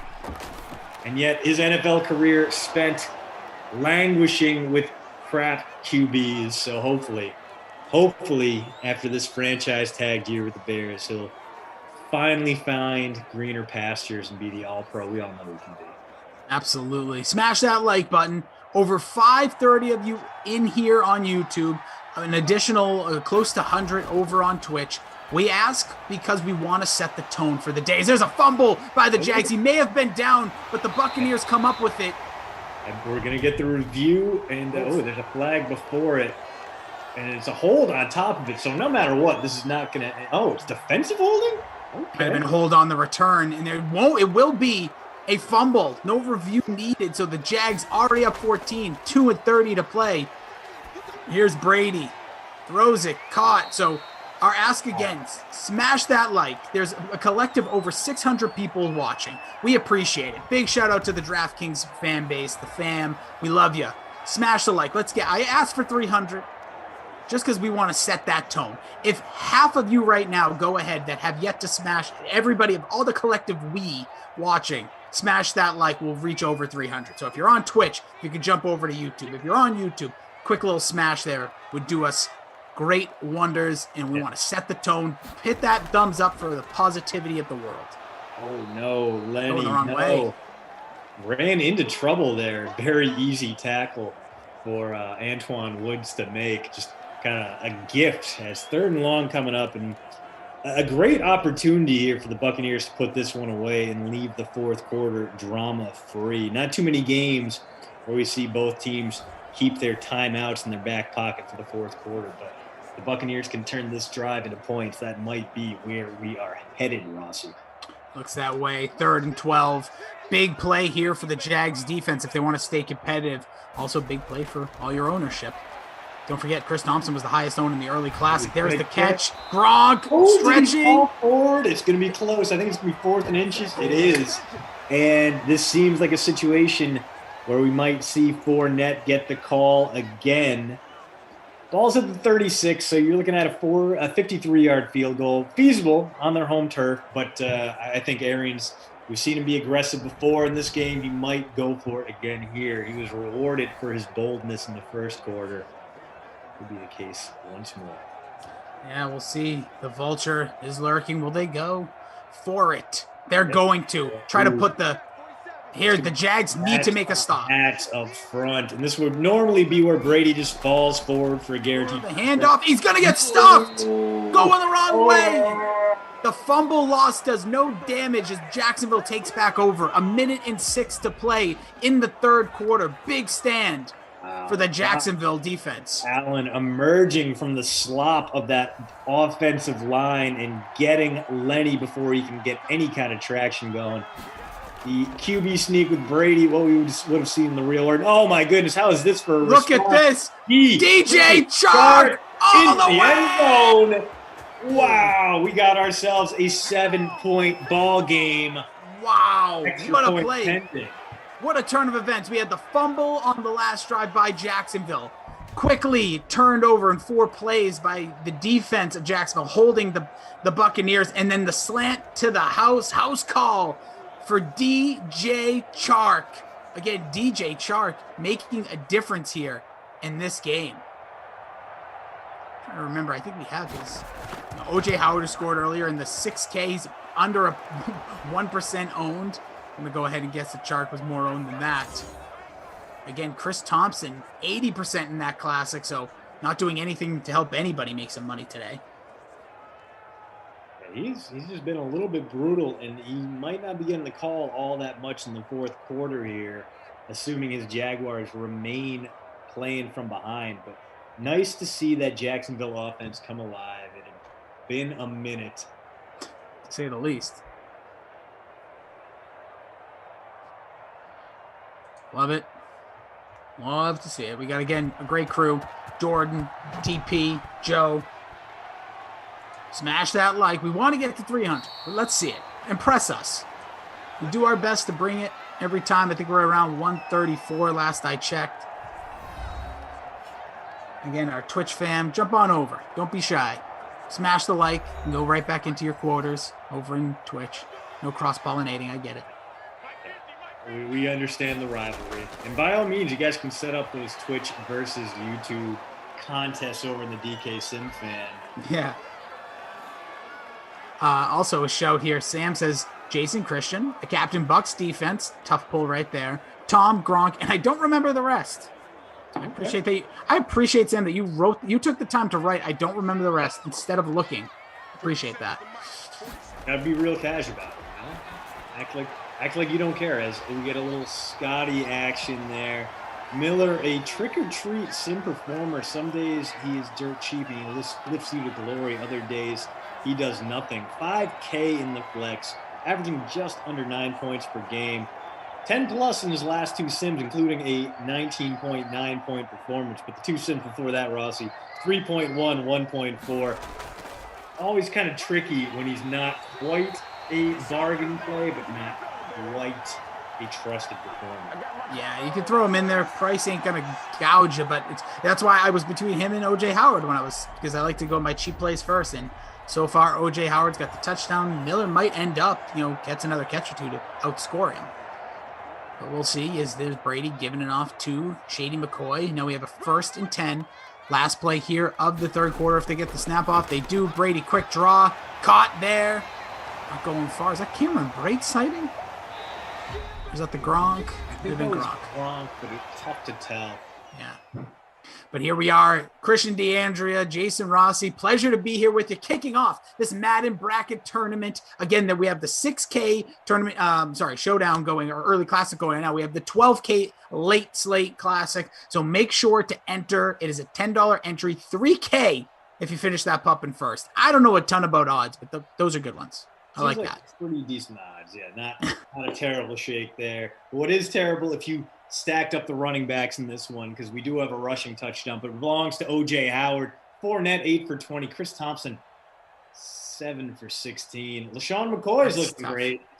4 for 47, but he's the only running back with more than 20 yards. It has been slow going on the ground, a little bit of quicksand in the turf at Raymond James Stadium tonight. Yeah, again, Thompson is the guy everyone's looking for. You mentioned his numbers through the on the ground, but through the air, just 3 for 25, almost 80% owned. People are need money. They want him. He needs to come through for them. Not so much so far. D.D. Westbrook just 1 for 19. Some of the other, Tyler Eifert, mentioned him. He's got 1 for 11. So a lot of the guys you were really hoping for are not coming through. We have bonus for DJ Chark. He's got 4 for 106 in the touchdown. And it's always a good time to go over to postroute.substack.com. Yes, subscribe. Touch your email. Today's post routes, not only breaking down the nonsensical hires FCS teams can make now that Eddie George and Deion Sanders are FCS head coaches for no reason. Like Eddie George, what's he been doing since he retired? Acting. Why is he the head coach at Tennessee State? Because they like him in Nashville. All right. If you want to just get a guy that, why not San Diego head coach Philip Rivers? Why not Holy Cross head coach Wes Welker? So we got that. We also have further breakdown of the Browns' pretty good offseason so far with their expected Jadeveon Clowney signing coming up. And listen, they were linked to Clowney pretty heavily last year. Clowney turned down a long-term contract. 3-year, 30-some-odd million. Or no, it was more than that. It was like 60. Anyone was willing to offer him by a long shot. Clowney's had to bet on himself. Nope, hurt, bad, had a forgettable season with the Titans. We can restore that value with Cleveland for sure. I like what they're doing with their pass rush. Tack McKinley, now Clowney is get a little, wow, that went for 10+ yards because No reason. For no reason. Gronk just stumbled backwards, I guess, long enough. Very, very nice to see there as he is up into double digits now with only 43 yards thanks to a heavy PPR performance. So big catches for him now. Huge play here. 7 minutes of play. Third in inches from the 34, so it'll be a deep field goal if they don't get it. It's what you want to see. If you had Jacksonville, again, a lot of high ownership for players here for the Bucks as well. Godwin's been good. Mike Evans has the touchdown. There is Shady McCoy bounces off a would-be tackler. That whole drive was all about bouncing off a tackle. It's like a pinball machine was Gronk, and then McCoy said, "I'll raise you one. Hold my soda water." Not looking at all like the guy who was playing for this team in real life. He only had like 10 carries last season, and he didn't do much with him. Decent in the passing game, sure, a useful veteran back, but you got to wonder if his time in the NFL has come to a finish. But here in Simland, our leading rusher by far, and if the Buccaneers get a touchdown here and are playing to preserve a thick lead, well, could be time for more Shady in the aftermath. Wow. That was intercepted. I couldn't tell what happened there. It's incomplete.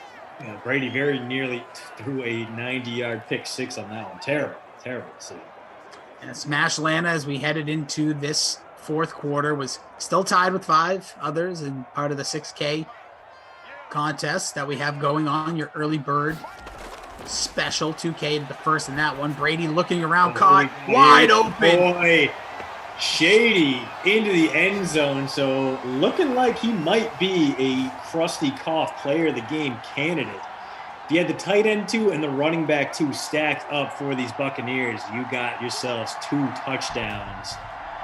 Tampa takes what could be an insurmountable lead here in the fourth quarter. Yeah, that's going to be a huge one. He's just under 13% owned in this 6K early bird special. Smash that like if you're one of the I guess we call 87 that are looking to gain a guy like Shady McCoy, get some more points in there. Let's get those numbers up as we get touchdown here. So the game is going to be back to a 14-point lead, but so 6:21.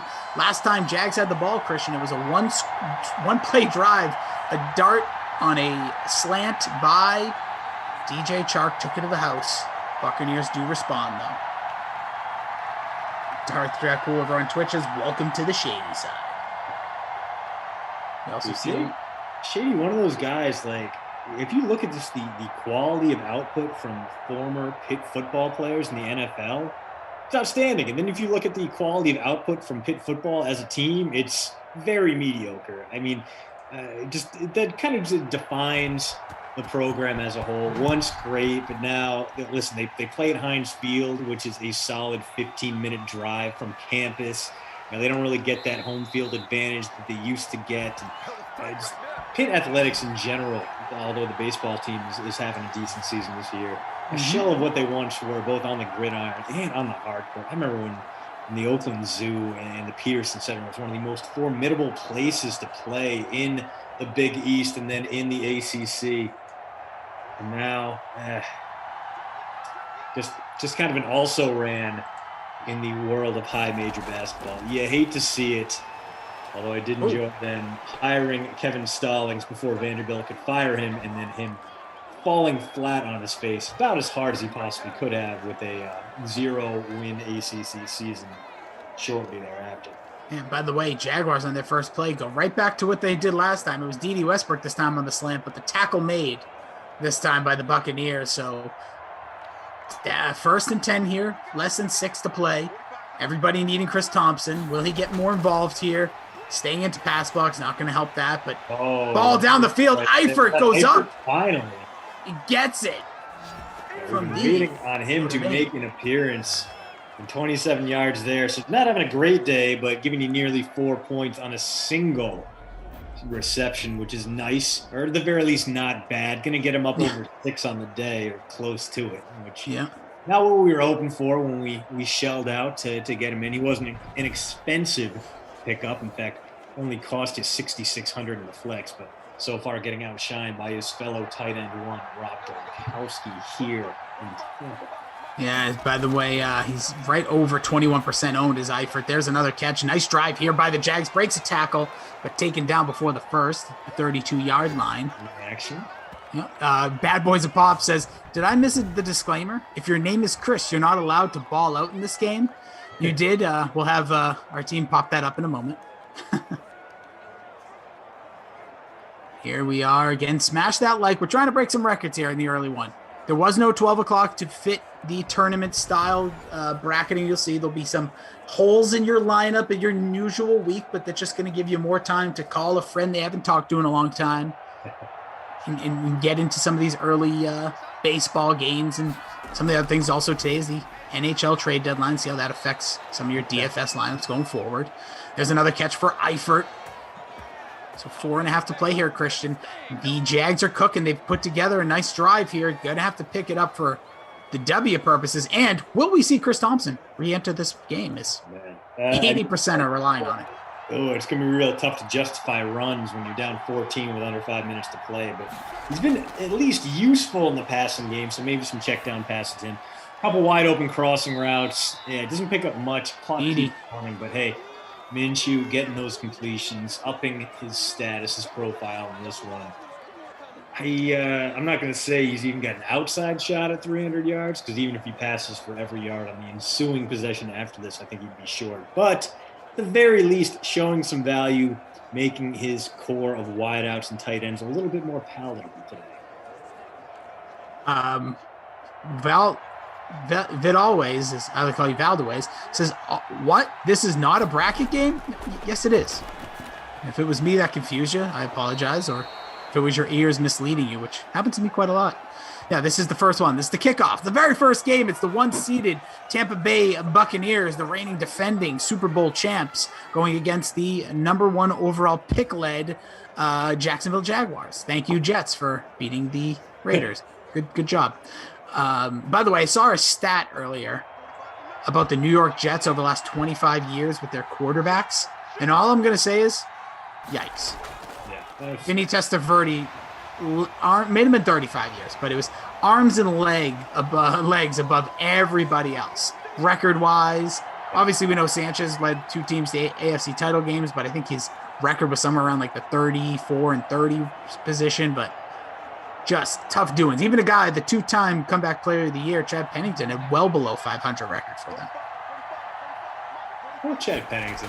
When he got hurt and lost his arm strength, that really wide open. Eifert's got a shot. Oh no, the bad pass there. If he hits Eifert in stride, that could have been 6. Instead, doesn't even pick up the first down. So clock continues to tick here, and we're nearing the 2-minute warning. Obviously, everything is 4-down territory for the Jags. They got to make up a 2-touchdown deficit in about 2 minutes. And let's see, maybe this is Chris Thompson time here. I mean, you got the 2-minute warning coming in. Oh, he's right there, coming out, goes across the middle. Touchdown. Oh, no. The ball went one way. I looked the other way. Chris Conley actually with the touchdown, and everybody opening.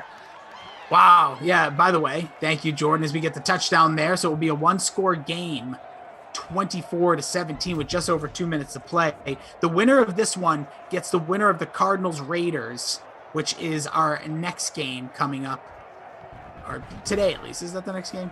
No, that's 3 days from now. Tonight. Oh, yeah, if I could only look ahead. Yes. So the next game is Cardinals and Raiders is 4 p.m. So here's the kick, Lambeau, the extra point. It's up, Christian. It is good. So 2:10 remaining in the fourth quarter. Full timeouts for both teams. So we could see some drama here. Can the Jags make another stop to get this game to potentially be pushed to an overtime? I see y'all in the Twitch chat calling for Dede to have sniped that one away from Conley. I thought he did. Yeah, I mean, just like the Buccaneers passing touchdown where it seemed to go through Rob Gronkowski to Mike Evans.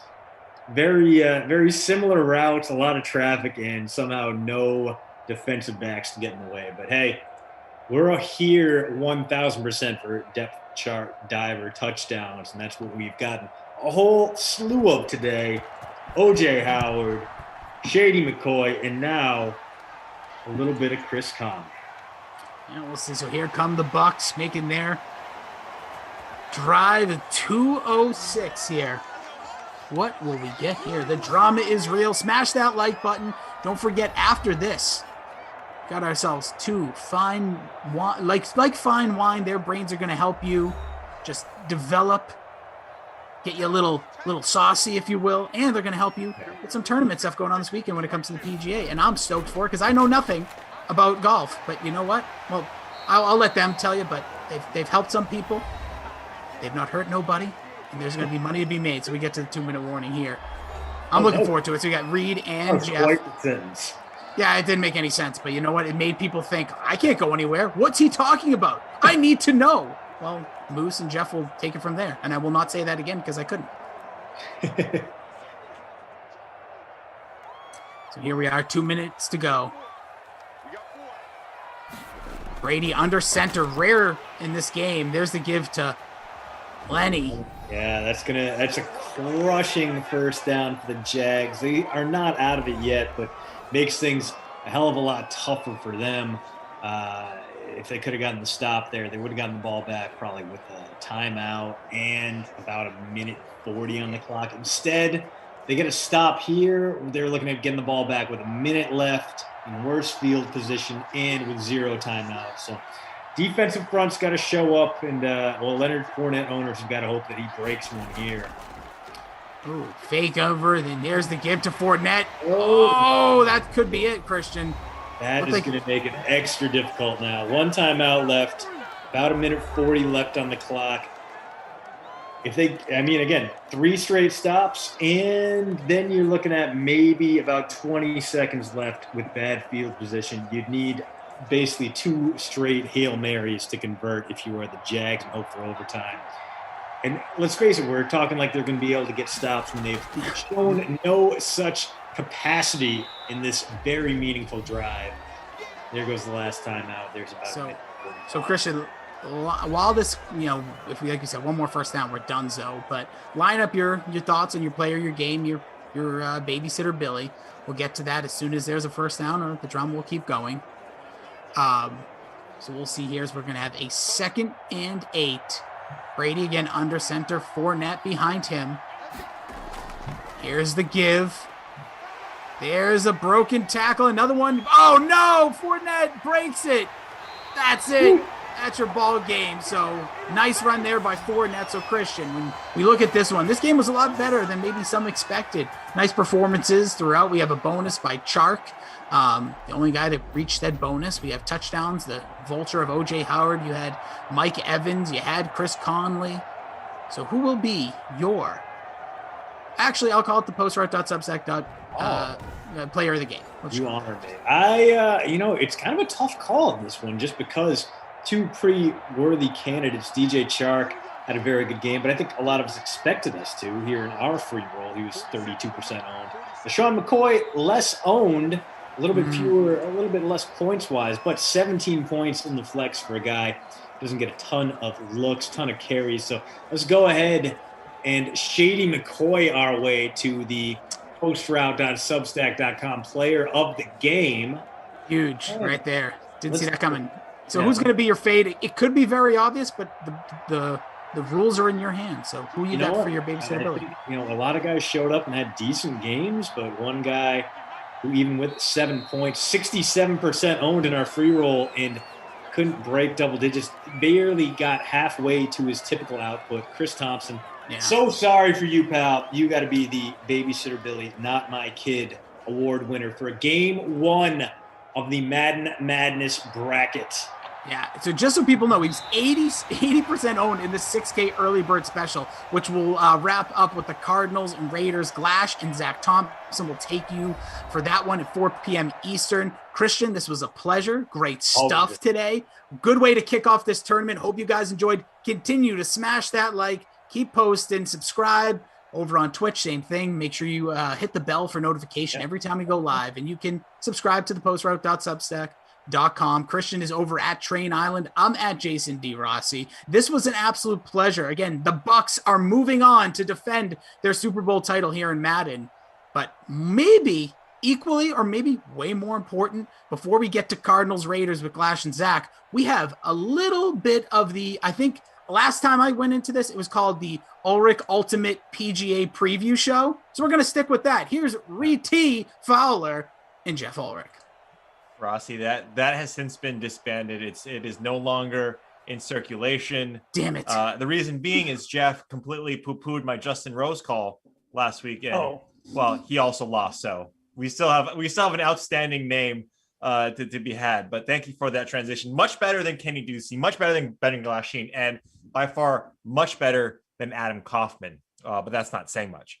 Jeffrey Ulrich, it is a pleasure. We talked earlier today on the sweat very quickly about some of our leans that we like for this week's tournament, but a very quick recap because we have to, right? 85th Masters tournament is come and gone. It got a little bit dramatic towards the end. Xander, we did the arithmetic, like if Xander does this and Hideki does that, he could potentially, if Zalatoris can get in the clubhouse at -9. There was a lot of stuff that you could have done in terms of some lineup manipulation or of player manipulation down the stretch there. But what did you think very quickly on the Masters? Yeah, no, it was pretty solid, man. I mean, got some excitement on Saturday, obviously, with Hideki going low, some guys in contention that we didn't think. And, honestly, like it got really tight there. I mean, yeah.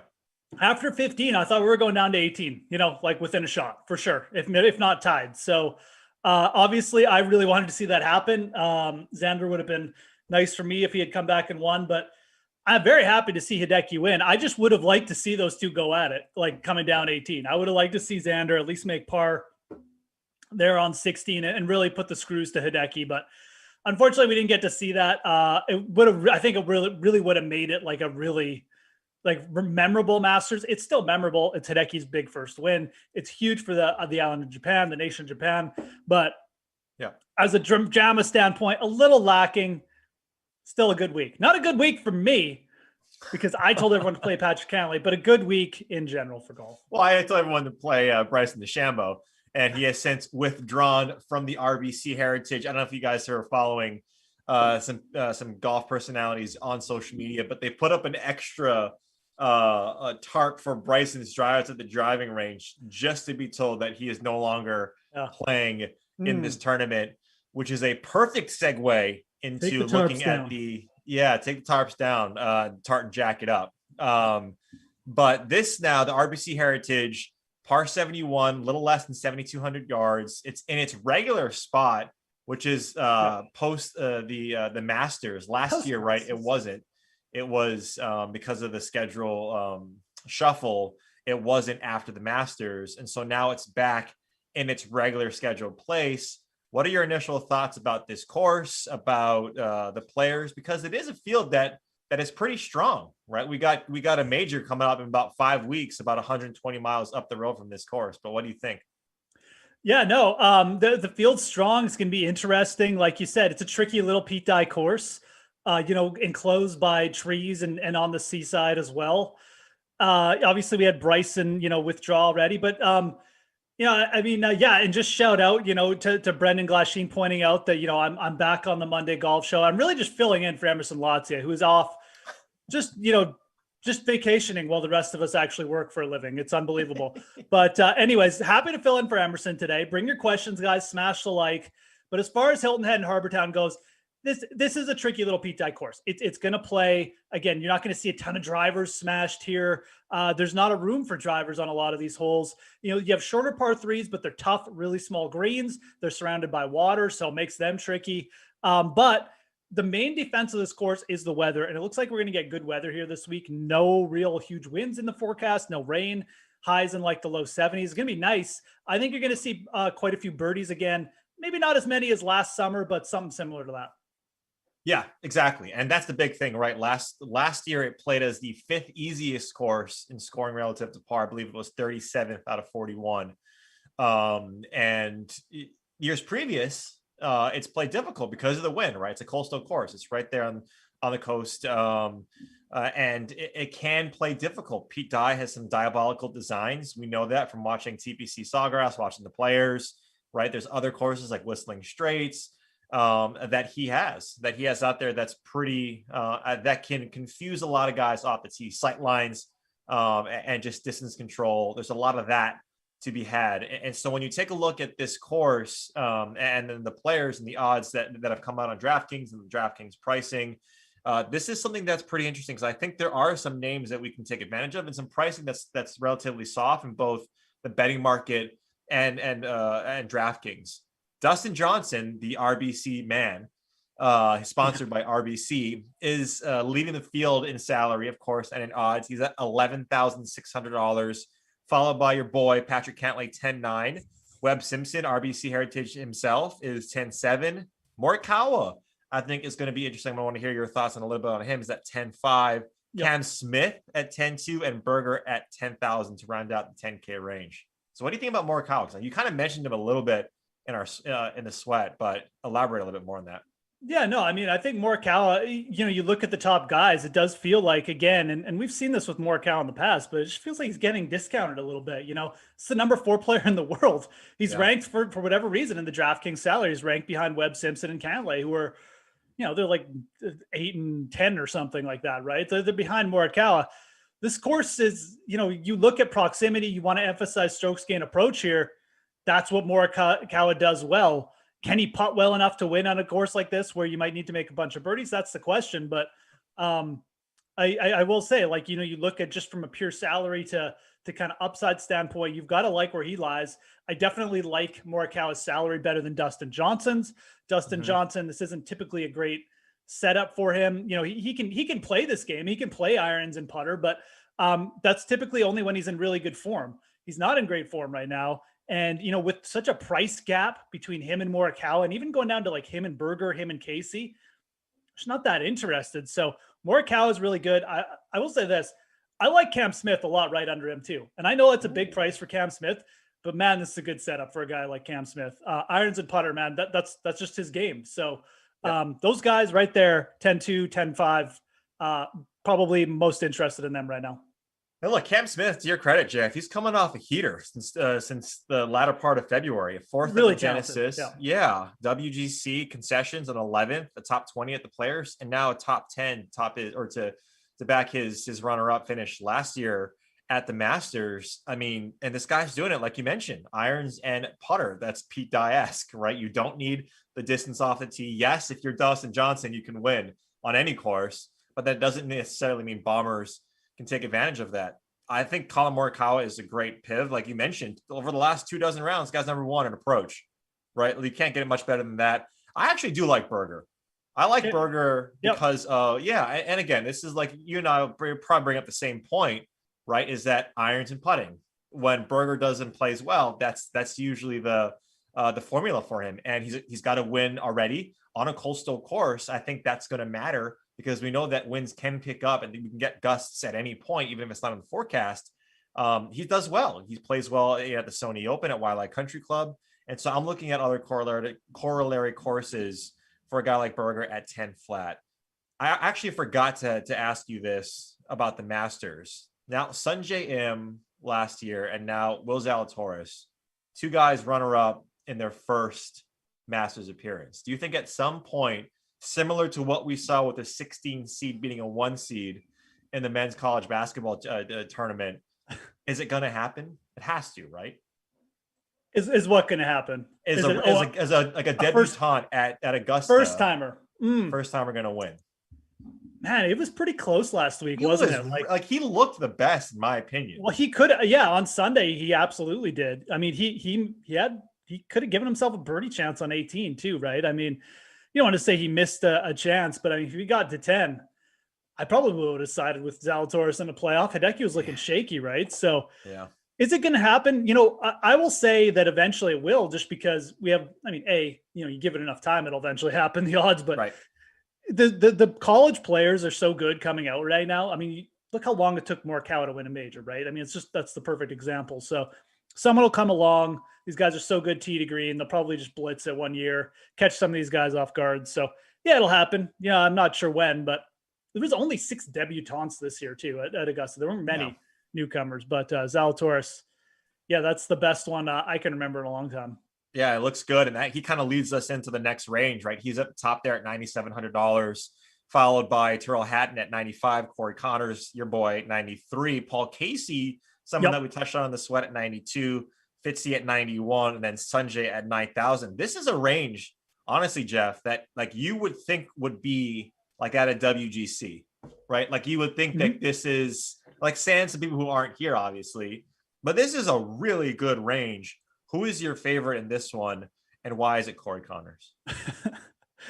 Yeah, this range is chalked. I mean, like the 9K range again, and to your point, I think a lot of people will look at the top guys and they'll probably think about starting lineups either with Daniel Berger or even going down lower.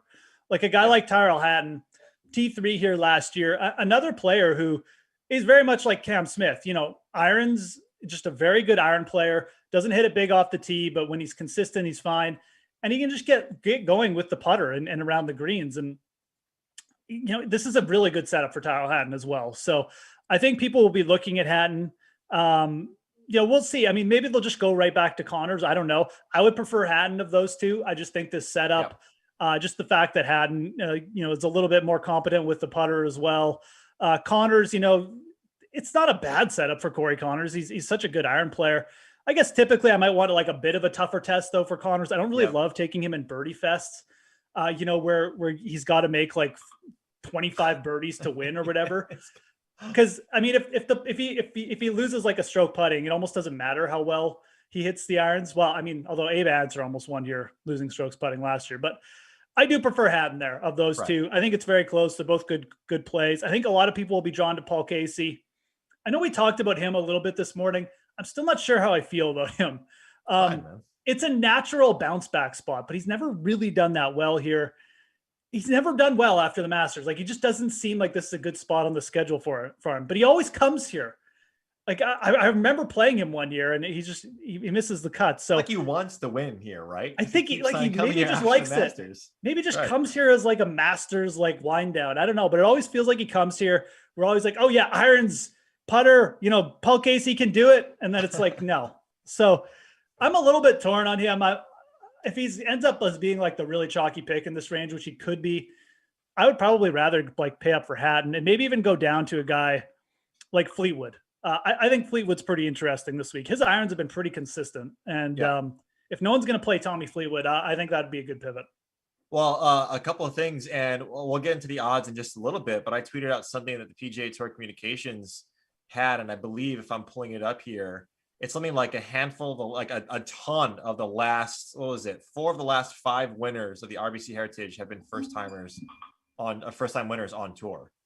And so that kind of goes away from our, you know, sort of vintage plays like Paul Casey and some of these guys. But that does leave the door open for Abraham Ancer. I know when we were talking a little bit offline about Ancer, you're like, the odds on him right now are short, right? 25 plus 2,500 on the DK Sportsbook. And the guys that we listed so far are all within that range of DJ at the very top at plus 1,000, all the way down to a guy like Corey Connors, Sanjay, and Sergio, who are at plus 3,000. You know, kind of putting those 10 to 12 guys in a bucket, Jeff, because I would argue that's like the top tier, right? Like the 10 to 30 is sort of the top tier on the betting front. Who is your favorite right now? Is it a guy like Colin Morikawa at plus 18? Or are you looking elsewhere? So yeah, for the betting, I mean, I wouldn't put anyone off Morikawa. Like just looking on the DraftKings Sportsbook right now. Right. Did you say plus 18? Yeah, he's at plus 1,800. Actually, I have him at plus 2,100, but little odds boost. So he might even be a little bit better. I mean, if you can get Morikawa, I think at plus 2,100 on the DK Sportsbook, which I think I'm now. I mean, I would definitely like that better. You know, even over Hatton at the same price, over Zalatoris, even over Berger. Berger's interesting though, I admit. I still like Cam Smith. I don't really like the odds on him this week. You know, if you got to pay like 25 or something, or even 23, it doesn't sound good, but man, I just like this setup so much for him. And I think he's just playing with so much confidence that, again, this is one of those courses. You got to think about approaches, but like your guy has to sink some putts here, man. Like I think especially with the easier conditions, I think you're going to need a bunch of birdies. I think Cam Smith can be that guy, kind of like Abraham Ancer was that guy last year. I just feel like Cam Smith is coming in playing better. So I look at that range. I actually like Cam Smith. I definitely Morikawa would probably be my second though, as far as top guys. Yeah, I mean, Cam Smith is gonna he won the Sony, he won at Wiley, right? Yeah, exactly. It's such a good corollary, right? So right, it's a good corollary. It's a coastal course. A non-par 72, right? It's par 70 at Wiley Country Club, and it's Bermuda. It's what we got here. But I think this next range, Jeff, and everybody who's loading in questions and talking, like Jeff and I are also going to have our Q&A show tomorrow. We're going to try to answer questions here, but this is more of an overview of what we see so far with the pricing, the odds. Yep. But definitely we'll try and answer some questions, but we're going to do that tomorrow as well. Is that this next range I think is intriguing, right? You have Abe Ancer at 89 at the very top of this 8K range. Tommy Fleetwood, like you mentioned. Brian Harman is interesting at 8,700. Yep. Sergio, Shane Lowry, Harris English, Lee Westwood, who probably hit a little bit of a wall last week. Yep. Billy Ho, Kevin Na, and Matt Kuchar. I think there are a couple of guys that I really like in this range, but I want to hear yours first. Yeah, absolutely, man. So, I mean, again, this is it just speaks to how deep a field this is, right? Like you got Sergio coming in here, like 8,600. He's been playing well, obviously, an Open Championship winner in Lowry. I think most people will try and get a piece of Ancer Sungjae in there, at 9K. Mm-hmm. People like Sungjae. I know he was just awful last week. Oh. He made my Cantlay play look good. I think is the only guy Cantlay beat last week is Sungjae, but it's Bermuda greens. Sungjae, we know, is a quality player. He'll probably bounce back. People will play him. I think people will play Ancer too. I still think you look at this range, like Fleetwood to me is, he's kind of like the quality player. I think Brian Harman is a good fit, but I think he's kind of out of his range here.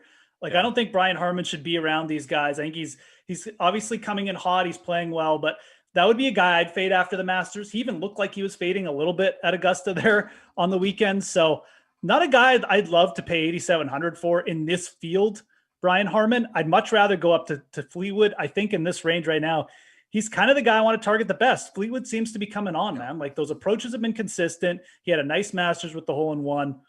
It feels like a big week is probably coming for Tommy soon. And maybe, I don't know if he's going to win here or whatever, but again, you talk an upside. I like the consistency I've seen from him. So that would be my first play, but I also like Harris English. This is a really good setup for Harris English. Harris English can get it done with the putter too. I almost feel like English has the best chance of winning of any of these guys in this range, simply for the fact he's like the only one. Well, Harman can putt too, but Harman's just not as good a player. Harris English is like the only one of these guys who can actually putt on a consistent basis. So I think Harris English, I might even actually, now that I think about it, I'd probably take him. I think price wise is better than Fleetwood. So I'll rank him, go English and then Fleetwood as my top. Completely agree. I was going to say, I think Harris English is he's not properly priced this week. And it's because he had a bad start right after his win at TOC. I think fatigue set in a little bit. Well, he did not playing so much, right? Yeah. He's playing time to get back into where he's at. And what is he, 22nd overall now in the world golf ranking? Yeah. Yeah. He's up there. And so 26, I believe, at API, 21st at Augusta, which I think is his best finish. Now he gets to a coastal course, and Harris English, right? This is like he's, I think, grown up, and I think he went to school, University of Georgia. So he's kind of, around this, he's familiar with this area, especially golfing in this area. But he absolutely demolishes coastal courses, right? He is an absolute madman on this coastal courses. He won the TOC. He's played Wiley Country Club extremely well. Hilton Head well. Sea Island very well, right? You start to see a Corrales down in Mexico. Like you start to see a correlation with how well he plays in this type of environment. And this is a bit of like a tip as well. As you look at Ancer's odds, he's at plus 2,500. So it's like he's priced right in the 9K range of DraftKings, but he's not.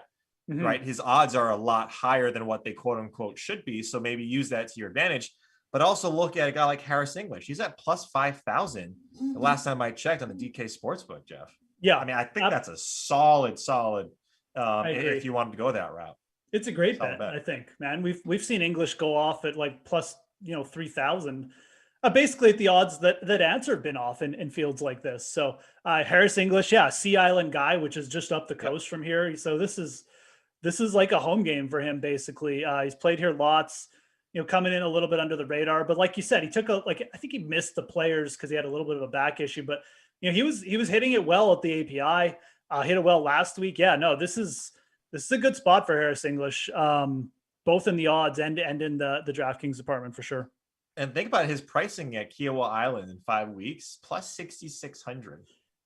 That's a good call. That's a really good call. I like that. Again, it's kind of like if Harris English is going to win a PGA, like it's going to be on a little bit of a trickier dive venue, right? So on the coast, that is an interesting call. Harris English. I can always get behind me some Harris English bets. So yeah, I think he's coming back into form. I think he's, he hit a little bit of a speed bump. I mean, golf is hard, like little known fast. Golf is hard, especially at this level. But I do like that. I think Kevin Na is interesting. Like in these tougher fields, Jeff, I think 8,100 Kevin Na. I think at first you look at that, you're like, whoa, I'm used to Kevin Na being like 7,500 at most, 77, usually in the 6K range in this type of field. So maybe he's a little bit overpriced, on DraftKings. But like, what is the roster percentage going to be for him, especially when you look at 8K and above? I would even argue that Russell Henley or Si Woo, 79 and above. Yeah. I would argue Kevin Na doesn't get a ton of sentiment throughout the week. No, I agree. Na is definitely a solid target down here. Again, like we like these guys. Like I like Sergio, Lowry. These are good players. Again, like I said, we have a deep field, but Na's the guy who will make 10 birdies for you on the weekend or like 15 birdies because he's going to sink every putt on these easy greens, right? So yeah, absolutely. And I think you're right about the ownership, like because of Lowry and Westwood above him and Siwoo and Henley, like you'll get him a decent ownership. But you can just play Kevin Na here at these kind of courses like every time, and you're probably going to, long run do well in your lineup. So, I like Siwoo. I probably like Henley even more, but Na is just as good. And I think this speaks to the fact this is one of those events where, like, honestly, you don't necessarily have to pay up for a ton of studs. Especially when we have deep fields like this, because you get guys like Na, Kisner going down further, Kirk. They're just good, solid players, and they know the veterans, and they know how to get around these tracks. And if they get hot with their putter, like they can light it up. So it always feels like balanced lineups do well here. Yeah, and just taking a look at the past winners and their odds, Jeff, dating back to let's just date back to 2016. Webb Simpson came in and won this at 30-1. I mean, this is Webb Simpson, but a 30-1 Webb Simpson, I would argue, is overpriced. In 2019, it was CT Pan at 160. Satoshi Kodaira, when Mayo was able to renovate his kitchen off of that Kodaira ticket and his lineups, 250-1. And then Wes Bryant, 80-1. You start to see that, there's a lot of long shots that can win this tournament because of what you were saying. Also, right, the schedule that usually the field isn't as strong as this, but I would argue that the strong field, right, the DJs who are here, these guys who are keeping that anchor up top, like if DJ were to withdraw, he's not going to, right? He can't because this is his sponsor, so he can't just say I'm not playing. I think there's an obligation there, so it's not like he's just going to phantom withdraw with no reason. No, that allows us to get the soft pricing on a guy like Harris English, on other guys like Morikawa at plus 1,800. So there's a benefit of that. But you're right, man. This is a course. Look, Kevin Na won. Why? Like he won the Sony Open, and this smallest greens on tour. Guess who's number one in around the green over the last 24 rounds? It's Kevin Na. Yeah, not shocking. I mean, the guy's a wizard around the greens, right? So I just want to compare with DJ on Thursday. I mean, look, Friday. Jim Furyk won here 4 years ago when he was still 47, right? So I mean, it just gives you an idea. All you have to do out here is not be so bad off the tee that you're losing golf balls every second hole, and just hit your irons really well and sink enough putts. And I mean, Kevin Kisner lost some playoff again. So those are the type of players, especially you can find a lot of good values going down on guys like this too. We've mentioned a few of them, and as we go down into the range, we'll mention a lot more. But again, it does lend itself to a week where I'm not really interested in paying up for many of the studs. The highest guy I'll go for is Morikawa, and even then, I don't even think you need to do that. There's just it's just so chock full in the 9 and 8K range. Yeah, and then when you get to the 7K range, I won't read all of them, but some of the the benchmark players that we usually see, right? Siwoo on Pete Dye courses, it's hard to fade Siwoo, even if he's going to break or bend his putter, $7,900. He was on the outskirts. He never really had a shot of winning last week, but he was always just kind of flirting with the top 5. He never was really close to winning, but he was there. right? And that was a great call by you in terms of the value of getting Siwoo in the 6K range. He's there. Bobby Mack, a solid finish at Augusta last week. He's at 7,800. Christian Bezuidenhout, 7,700. Started out Augusta pretty well. Didn't pan out. There's Kevin Kisner, the Tartan man, at 7,700.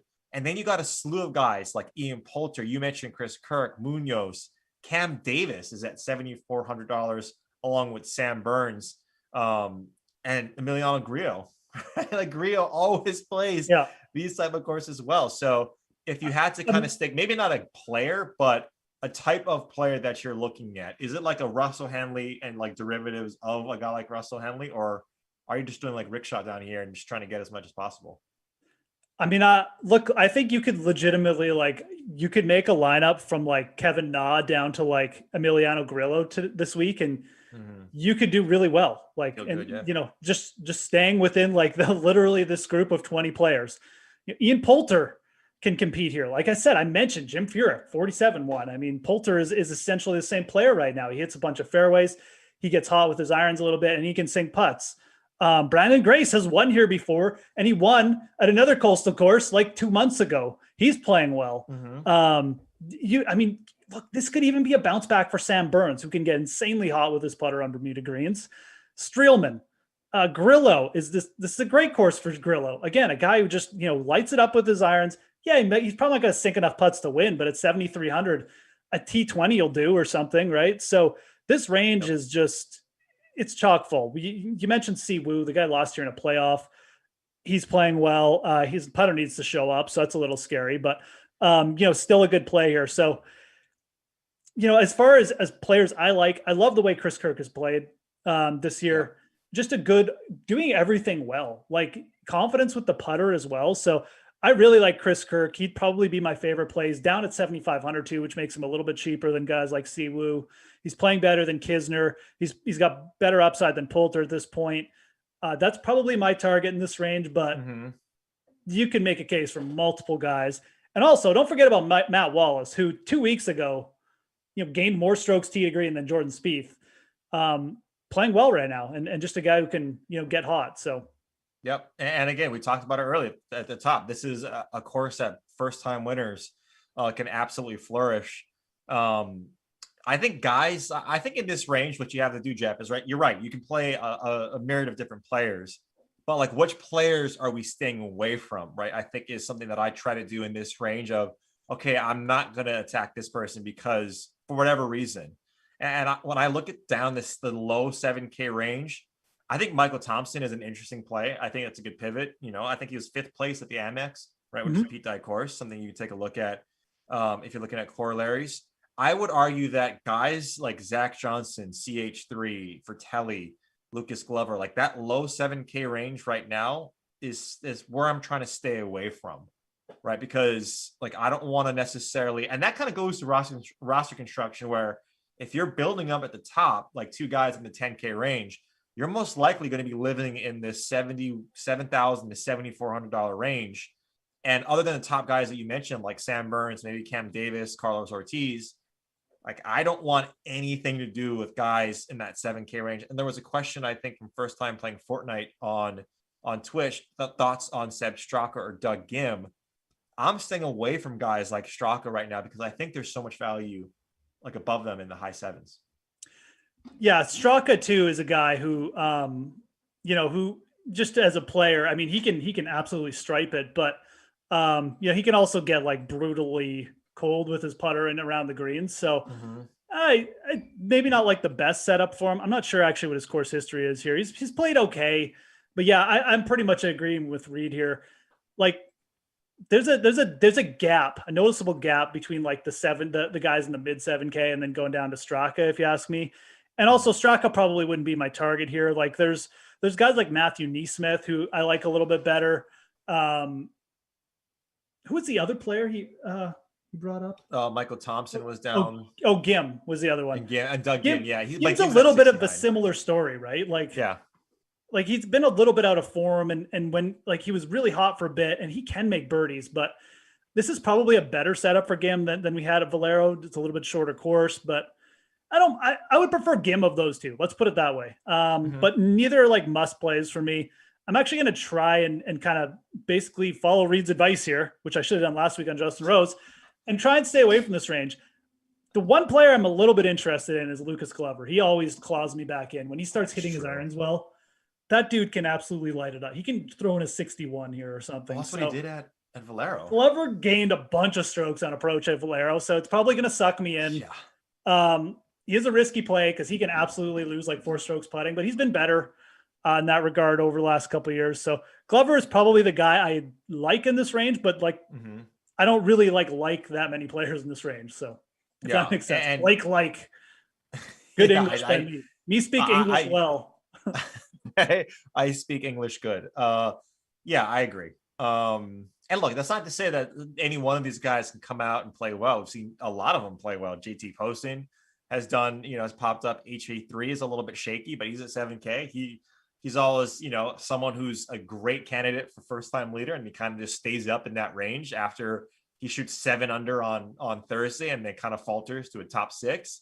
But if you're in this range, a couple of guys that I really like in the 6K range, I'll start with the first one, Jeff, is a little bit of Luke List, right? 6,900. I think Luke List we know his ball striking prowess. We know it's off the tee, and this is kind of a tip from Mayo. So I can't claim this as my own, he does well on shorter courses. Like, even though he's got a ton of distance, he's done well on shorter courses, and he finished third here in 2018, I believe. Yeah, he's got a couple good finishes here, I want to say. Yeah, 21st at the Amex. So, and courses that you would think, Luke List hits ball well, he usually does well on the Florida swing. Like, he can, at $6,900, you don't need him to win this tournament. If he gets top 10, top 15, that's something that I'm really, really appealed by. And the other guy right now is KH Lee. KH Lee, yeah, $6,600. Oh, that's who you tweeted out this morning. I saw you tweet a random. I didn't even read your tweet, but Reed tweeted out a random picture of a golfer, and I thought it was KH Lee, but I didn't go double check. So yeah, give me your sell on KH Lee before I look up his stats. Well, look, 23rd at Valero, gained almost 5 strokes with his approach. His around the green game and play short game is god awful. So that scares me a little bit, but this is what you got to do. You got to take a little risk down in the low 7K range. His off the tee game is great. So the ball striking is there for KH Lee. What we also see was a second at Waste Management, not the same course, but you see that he's in contention. He's missed 2 cuts since then, but he also had a 32nd at the Amex. And so I'm looking at this, and if you look further back at the Sony Open, a top 20, he did miss the cut at the RSM, but he made the cut at the OHL. And so I'm looking at these and thinking, okay, can he put something together where he's piecemealing experience from the Sony, from Amex, from the Waste Management, right, from Valero, and then finally bring it all together. And we've seen players, right, like we've seen CT Pan, Satoshi Kodaira play well here. And a lot of times the Asian players from Korea, right, Taiwan, Japan, they're very meticulous in how and we saw with Hideki, right? It's very meticulous and a little bit more rigid than other players. And how I, rationalize that, which is take this for what it's worth, you can believe it or not, is that, like, yes, you need to be creative here, but I also think that strategy, especially on die courses off the tee, is extremely important. And we've seen across KH Lee's career that his off the tee game is pretty good. And at $6,600, it's low exposure. I don't think he's going to be 10% rostered. If he is, I'm off on him because he's $6,600. He won't be that popular. I very much doubt it. I like this call. KH Lee's a dude who, and List is kind of the same. When these guys get hot, like they can get hot. Like, you look at the other guys in this range too. You can make similar cases for some of them. Like Kyle Stanley's playing okay, but realistically, Lee is the one who we've seen pop up a little bit. He's got a top 5 at the RSM, which is played really close to here as well over on Sea Island. Very similar course. So I think it's a good target down here. You look at like Rogers. I'm not going back to like here. I know he played well last time. That was so random and out of nowhere though. Furyk's down here. Like I think that also down here. Who's ahead? Russell Knox is also down here as well. Oh man, Russell Knox. Right. That's tantalizing because if he could sink a putt, it would be tantalizing. Yeah. You see that name down there. And that's why, right? You take a look at some of these guys, like you mentioned, this is a deep field. When you see, and even though Ches Reavie is not playing well, right? He's $6,600. Yeah. And it's something like that. Like Danny Willett is $6,700. Mav McNeely played extremely well earlier in the season, and he's below 7K. So there are a lot of places to go, which goes to your point, Jeff, as we got about 12 more minutes until we say bye-bye. That there are a lot of places that you can go in this this week. Yeah, and I mean there is more talent down here, like in the 6K range than usual, right? So again, if you're targeting someone down here, you want someone who is playing well with their irons, and or you think is like going to get hot around the greens or knows these greens well. I think KH Lee fits that the best of most of the players down here. Like I said, I think Stanley is really interesting, playing better, very good setup for him. The thing you worry about with Kyle Stanley is if his irons don't show up, he's not going to get saved by his putter. Like he's not going to sink, 1,000 feet of putts just to save you there. So Lee is probably more preferred there for me. Going down, once it gets past KH Lee, that's when we finally start to thin out. So I don't know if I'd go below 6,500 necessarily or whatever Lee is, but above it, you're right. Like the high 6K range, there's still some really solid names here. I mean, Chase Seifert's been playing well too. Mm-hmm. That's a guy I wouldn't mind staying on here for one more week. I think that's fine. You threw out Knox. Doc Redmond made the cut in his last start. Yeah, this is I looked at him. Yeah, this is a Doc Redmond type course too, right? I mean, a guy who hits every fairway, legitimately every fairway. If he gets hot with his irons, like it's game over. I mean, he'll get up there in the top 10. So he's been bad though, man. And even above him, like Brandon Hagee is like playing well out of nowhere. Yeah. So yeah, this high 6K range, you can dip down here for sure. I think the lowest. What about Graham McDowell? Coastal Course man, Graham McDowell at 6,600. I mean, he won here. He's won here before. Graham McDowell can sink 100 foot of putts, to save you. So again, like the counter argument there for sure. So yeah, this whole range is chock full. I do like the KH Lee call. I think that's where I would go as well. He's also like the lowest price, which is really nice. Mm-hmm. I think Seifert playing well. I would pop in there for asking like a basket of plays. I don't think you have to play Doc Redmond. Yeah, I like him as a player, but I don't know if the upside's quite there. I think my top play under 7K would probably be Matthew Neesmith. He's a Southern guy, like East Coast Southern guy. His irons have been really good all year. He's been scoring well. For a DraftKings perspective, he makes birdies. This is a really good setup for Neesmith, who's just like an irons player. And if his putter shows up, he could definitely light it up. So probably my favorite play under 7K, but there is a lot of guys we can make cases for sure. Yeah, absolutely. And so there are some of our plays, but Jeff, I'm going to take this a little bit more meta with the PGA Tour right now. Okay. I will come back, right, guys? Think of your questions. Obviously, tweet us out. Tweet at Jeff at the Fantasy Grind at Reed T. Fowler on Twitter. Any questions, we'll make sure to answer them. I believe, Jeff, your article is coming out. If it's not out already, the cheat sheet. Mine definitely not out already. It's coming out soon to a theater near you. Here's something I want to talk about because this is something that I was passionate about last week, and it's Rory McIlroy. He's not in the field. He'll never be in the field. Well, maybe, I don't know, in the RBC Heritage, but he's not playing this week because I thought I made a pretty compelling case to myself about Rory and his prospects last week, and he did not look well. He did not play well at all. What do you think is what do you think is ailing him right now? And B, at what point, maybe what type of tournament do you think that he can get back? Because we're seeing guys, right? Jordan Spieth did this for the last handful of years. Ricky Fowler is currently going through it right now. And I would argue Rory, on a little bit higher level than Ricky, is also going through quite a bad slump. So what do you make of Rory? What do you think's ailing him? And then at what type of tournament could you see him, like, Jordan Spieth at the Valero, come back into our good graces? Yeah, Rory is an interesting one because it doesn't feel like anything is like super off with Rory. Like he's still hitting it fine off the tee. It's not like he's lost his tee ball or something. The irons will get hot for a couple holes, but it's just like fewer and further between.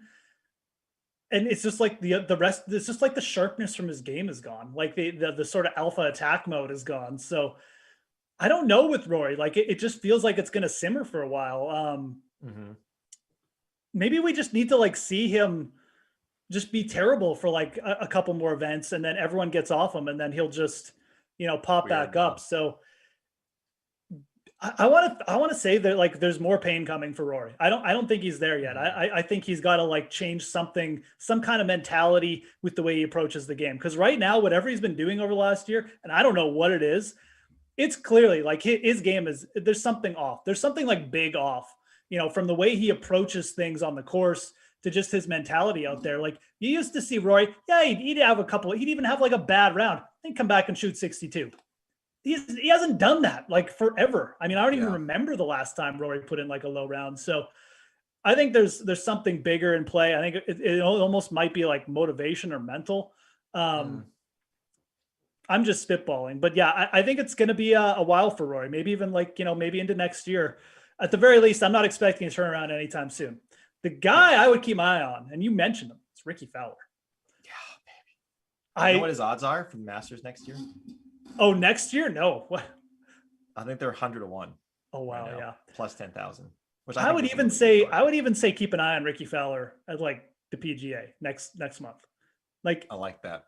He was a little bit better at Valero. And he's played bad. He hasn't paid off for DFS. He's still been making a few cuts. He's popped up. He has like one good ball striking round. Like it's not that far off with Ricky. So we do know with Ricky that it's something with his swing. Like his game is clearly off. So I don't think it's like a mental thing. I think it's just like he's got to get his whole game just back on track. But it seems to be coming. He was okay at Valero. I was hoping he was going to be in this field because I was kind of interested in him if we're going to get him at big odds. But I just want to see him play again. I want to see if there's going to be follow-up. Again, I'm not expecting massive things, but just keep an eye on him. Keep an eye on Ricky. I think you're going to see a bounce back from Ricky Fowler before you see Rory ascend to like, the top 3 players in the world again. That's kind of where I'm at. Yeah, and so what we have from now until the PGA Championship, we have the Zurich Classic, which is a team event. Rahm and Palmer are defending champs. Valspar, which probably is where we'll see Rory. Copperhead, that's probably where, and then he'll probably play Wells Fargo, and then take AT&T off the Byron Nelson at TPC Craig Ranch, which is a new course in this year, and then that's a PGA, right. And then we have the PGA Championship. Yeah. So yeah, I mean, right now Ricky's odds at the PGA Kiowa Island are 80 to 1 or plus 8,000. Wow, this should actually be bigger than that. Yeah, so I would wait. Like, here's a prime opportunity that you see that number, you're like, whoa, that's. Yeah. But we've seen Ricky at easier golf courses be in triple digits, right, or be in 5 digits. Yeah. So I would definitely wait as well. Just to put a bow on Rory, like I think you're right. I think when you saw some of his misses, they weren't misses that were just a hair off, and then Augusta exacerbated that miss. It was like he sculled a shot into the azaleas. Like he completely nozzle rocketed into the azaleas. And it wasn't like he was like, oh, kind of laughed it off. Like that was shit. It just happened. It was like, this has happened before and I cannot figure out what's happening. And it's a trickle down effect. Like with Ricky, it's not necessarily that his putting is bad. We've seen him putt. We've seen his putting be extremely efficient, but it's that it puts pressure. His putting is there's pressure on his putting because everything else is bad. So he's trying to save everything on the greens. Yeah. He's just not getting it done. So yeah, I agree. Once that happens, right, once he finds that and it clicks, you'll see everything else start getting into place. Yeah. Maybe it's just seeing Spieth come back and Hideki come back, but I did see some signs from Ricky in the last start. And again, I think it'll happen quick. Once he gets that swing like really consistent, that everything will pop for him. So yeah, it's a couple interesting golfers to talk about, especially after seeing Hideki win for the first time in whatever, and Spieth coming back from the depths of misery. So never write these guys completely off. Not in the field this week, but yeah, I'm interested to see how Fowler plays the next time he's out. Yeah, and again, just to kind of go off of that right now, the PGA Championship, because we have about 5 more minutes or so, 3 to 5 more minutes before we're done. And I see you guys are talking about NBA DFS, so I'm going to talk about the PGA Championship. You guys are talking about in the chat. But since you're here, 156, 160 you guys are watching, smash the like button. Jeff needs it. I need it. The algorithm needs it to show that you guys want this coming every single time. But looking at the PGA Championship, right? Hideki's at 2,500. Brooks is at 1,600. Rory's at 1,400. Morikawa plus 2,200 as a defending PGA Championship, the defending champion at the PGA Championship. Tony Finau plus 3,300. Your boy Tommy Fleetwood, same price tag. Someone who's interesting, who always kind of shows up in these big fields, is Scotty Scheffler. He's plus 4,500 right now as an outright.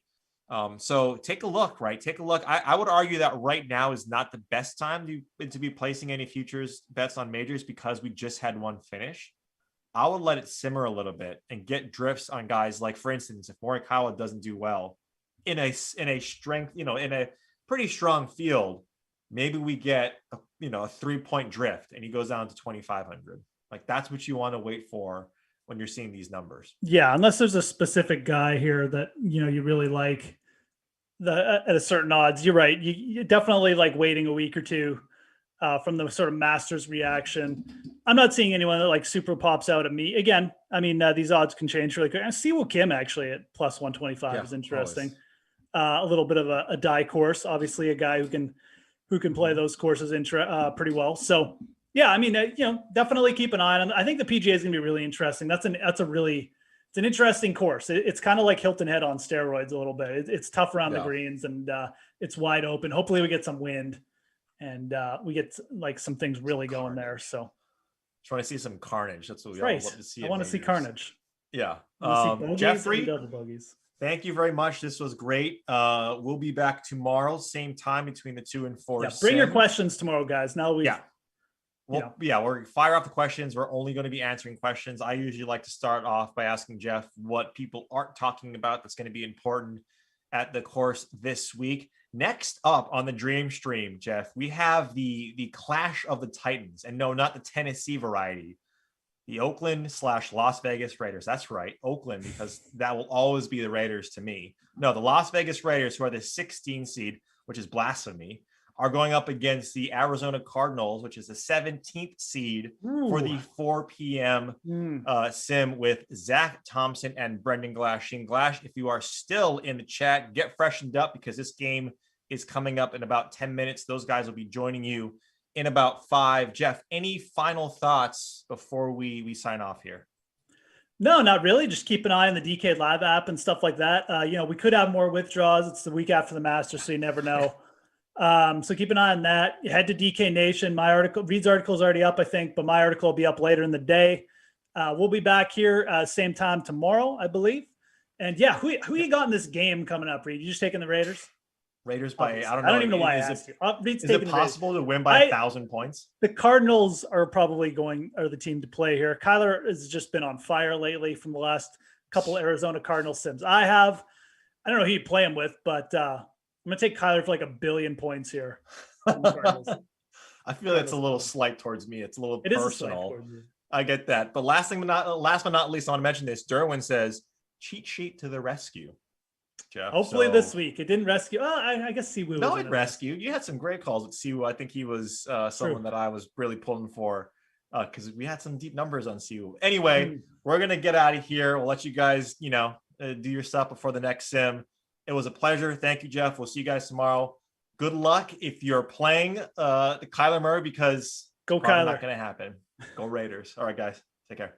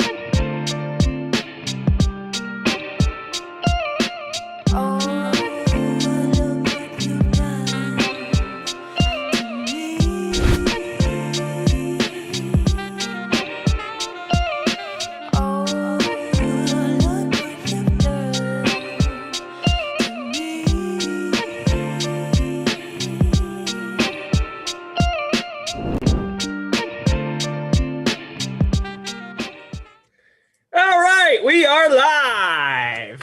Madden bracket season. Yeah. Sim number 2 of 5 today.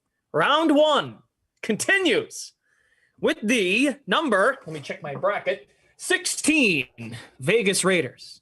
Number 17, Arizona Cardinals. The very middle, the meat of the bracket. The winner takes on Tampa, who beat Jacksonville. Sorry, Emerson, in the first sim of the day. He is Zach Thompson. Brendan Glass-Sheen here with you as well. All right, less than a minute till lock. Who do you like? Who's going to shine in this head-to-head matchup? Yeah, I mean, the obvious answer, and I think the right answer in this case, is Kyler Murray. He has been so good lately in these sims, especially just with all that running potential that he brings. It's hard to get away from Murray, at least in a flex spot. I have him in my captain spot, and I think he was the best quarterback on this first slate just because of that rushing potential. I mean, 2 games ago against the Bucs, which, I mean, we could get a rematch in the second round and the Cardinals beat the Bucs. So we could, I'm just saying, could get crazy here in the next round. But he did run for 123 yards in that game and 28.66 fantasy points. So I like Kyler a lot, and this matchup against the Raiders as well. I think there's probably going to be some decent scoring on both sides based on the past matchups here. And Sure. Hopefully we get a fun one. It couldn't be in a more evenly matched, right? As far as seedings go, this is as close as it gets, as you mentioned, the very middle of that meaty sandwich. Right. And you can make the case in the regular season, more so Arizona because of the flash and just more star power. But both of these teams, when they hit their ceilings on offense in real life, they're like, it's a fun team to watch here. Arizona Cardinals and Tyler and Kenyon Drake and Hopkins flying all over the place. I mean, we are right. Right. I mean, if you figure this is 16 versus 17, these are the two teams basically that during the regular season were just on that edge of that playoff contest, right? I mean, the playoff line, there's 16 teams in the playoffs. Now, neither of these teams were, because we had to make room for the NFC East and we had to let Washington. So I get it. But so these are the two teams basically that were the closest to the playoffs this past season, and both, like you said, can be a lot of fun. Both were in the playoff hunt right till the end. Cardinals had a chance to get to the playoffs if they just could have beat Wolford in that week 17 matchup there against the Rams. So I'm excited for the Cardinals this coming season. I'm not so excited about the Raiders, but we'll have to see how that all goes. We were talking before we got on air about a notable NFL move, Gio Bernard, who we see in these sims. His Bengals face the Saints in the first round, which I believe is a matchup on the docket for tomorrow. Should have been a pick right there by the Cardinals defense, but just knocked down. Yes, New Orleans and Cincy play later. Check that to tomorrow. Yep, tomorrow. 4 o'clock. Yep. They're on the bottom left side of the bracket. Down there, I think the Saints are the 5 seed. Correct. So Saints 5 seed and the Packers are the 4 down in that quadrant of the bracket. Should be a nice. Derek Carr. Oh, Derek Carr, sir. That one upstairs into double coverage. Knocked down. And the Raiders will get that out of here. 0 for 2 on the opening drive for Carr. And the first drive for the Raiders, -1 yards. ZT and Glash with you for this first round matchup, Vegas, Arizona. Winner gets Tampa on the 15th, which is Thursday. Tampa won against Jacksonville 24-17 earlier. We're keeping our eyes on the Madden Stream 6K early bird special, 2K to first place. Our buddy on Twitch, Smash Lanta, in a tie for first with RFIII. And here comes your favorite play in this matchup, Kyler Murray. Makes a lot of sense. We'll keep an eye on that free contest as well over at DK. But yeah, I mean, Kyler's a really safe play in this one. How about a jet sweep with Larry Fitzgerald? Larry Fitz. He gets a lot of those in these Cardinal sims out of that slot spot for the Cardinals. You'd think they'd run it with Hopkins, probably a little bit more of a dynamic option, but it does get him a few yards there. We've seen him produce a little bit that way. Most of the time they use him in short yardage situations out of that slot. He gets a lot of targets, usually a good PPR play, but not a lot of downfield potential. But if you look at his game log, there's rushing yards in just about every one of his contests. Does that jet sweep a lot. There's the more traditional run with Kenyon Drake. Didn't do much better. Early Bird Special makes up the first two sims of the day. Kenyon Drake, the highest owned of any player in this matchup, 89.5%. Wow. Basically. So you've got the choice of Jacobs, Chris Thompson, also Leonard Fournette. I know Shady McCoy had a touchdown in that first sim, but he's not the RB1 that we would like to think would get more attention. Yeah, that third down back for the Bucs, usually very involved. McCoy's a play I like a lot. Oh, Kyler doing Kyler things to get that first down. I think they gave it. No, they marked him down just short. Looked like he had it. But we would certainly like to believe in these bracket times that teams will be aggressive and realize what's at stake. But of course, exhibition winner event go time. home. The players on the field and the coaches on the sideline are still in exhibition mode, so there won't be any adjustments to what the choices that they make. It really looks, at least from that animation, like this is worth a challenge for the spot. I don't know. Yeah. If they will. Doesn't look like it. Oh, boo. This is where we need Noah Moon to yell at the virtual coaches and players in the chat virtual Cliff Kingsbury to help sway their thought process, because we know that works. Now, does it only work if Noah Moon does it? He's just an example. Okay. I wasn't sure if it was like exclusive. He'd be my first choice. Okay, all right, fair enough. You think we're going to see a lot of upsets in these sims? I mean, you've seen more of these sims probably than most. I mean, Team Always Here is always here. We get that, but I mean, how many upsets do you think we're going to have? Do you think we're going to see some big names go down? I mean, the Bucs won by a touchdown, not a landslide victory, but where are some places you think we could get some upsets? The top right of the bracket I find to be fascinating. Buffalo has the best seed, but these ratings are updated as of week 1 in the NFL season. Josh Allen is not the same guy based on his ratings that he is in real life. That ball complete between the numbers and hash. First down, Henry Ruggs. Look at that. We have offense, folks. We have a first down. It only took us 3 minutes. Henry Ruggs has been coming on in these sims. Fourth highest owned in the 6K early bird special. 50.78% owned. Like Baltimore or Philly, I'd give Philly a chance to win that sim. Oh, for sure. Tennessee Giants, I like the Titans. Minnesota, Washington. I mean, come on. Washington did win their division, but I think Minnesota's the better team. Well, and they have Dalvin Cook. Yeah. And then with Houston. And they don't have Dwayne Haskins. So. True. And then Houston, a 30 seed. We all know what Houston looked like in real life. It was a train wreck. But I don't know. They've got some weapons, man. Those guys have some good ratings. Cooks, Fuller. Yeah, for sure. J.J. Deshaun Watson. Deshaun Watson can make can take over any sim and really carry his team to victory. So there's a few teams that are definitely low seeded that could be very nice sleepers. We did the preseason tournament, you remember, all the way back before the season started when Madden 21 first came out. The team that won that tournament plays tonight. It's the Falcons, and they're like the 26 seed, 27 seed. No, 29. They're the 29. They play the Packers, who are the 4.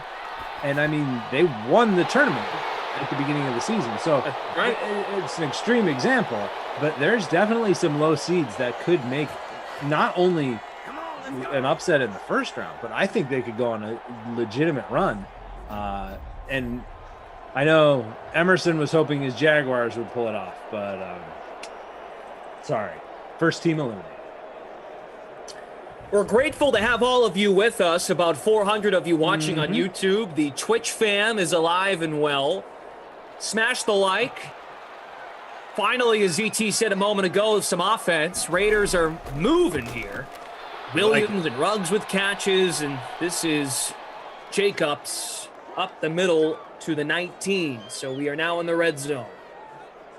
Yeah. Rick Welsh says, there you go, Tyrell. Oh, X here we go. Johnson. So Tampa beat know- Jacksonville. yes.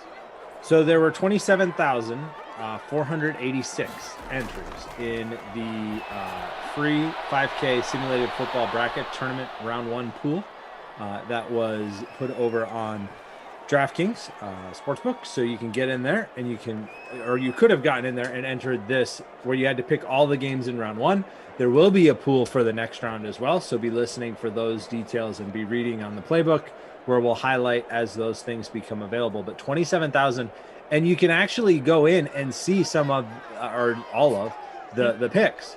95% of people picked the Bucks, but this one, actually the Cardinals favored based on not on the seeding, but based on the actual percentage of people picking. 73% of people picked the Cardinals, 27% on the Raiders. So a lot of people smell an upset here in this one, but the Raiders Nice. look like first and goal now from the 5. So trying to get the first points on the board here as we go under 2 minutes in this first quarter. We're going to spread him out. Jalen Richard is in.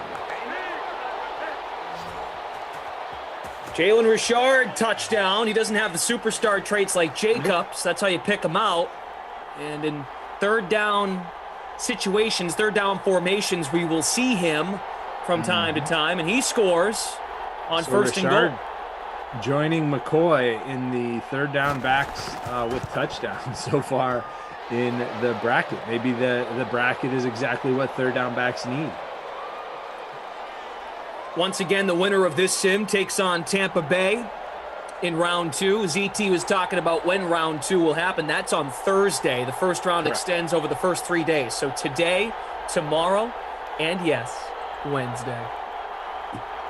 5 sims today, 6 sims tomorrow, and then another 5 on Wednesday for the first 16. That will take us from 32 teams to 16, and then we just continue to eliminate from there. And we will have the championship game next Monday night. Yep. 1 week from today. If you're looking for info, of course, on the Madden streams, go to the Madden Stream info page on the DK Playbook. ZT always putting out great content, write-ups for contests, and especially those classic ones. These become very important because of the prize money on the line. We have this one we're watching, the Early Bird Special, and get involved with the bigger contest coming up later tonight, the 12K contest, which has north of 800 entries at the moment. And the limit on that one is 1,411. The Madden Stream 12K Bracket Challenge Kickoff. And that it does use the 3 games starting after this. So 6, 8, and 10. And you can find my write-up for that slate on Playbook, playbook.draftkings.com. And when you get there, it's the only football post up there near the top. We've got a lot of baseball, obviously, a lot of basketball. And then if you scroll down just a little bit, you will see DJ Moore making a one-handed catch, which is where you can find my picks for tonight, which may include DJ Moore. Spoiler alert. Oh, Panthers. I need Jared Goff to go down in the first round. That is my bold prediction. See, that I tell you what, that is one way to do this, right? Because if Jared Goff loses today, no Jared Goff for a week. Yes, perfect. See, that's exactly it. You should not pick the Rams because that means you'd have to deal with Jared Goff for another sim. He'll just let you down next round. You just get him out of the way, right? Yep, get him out of the way.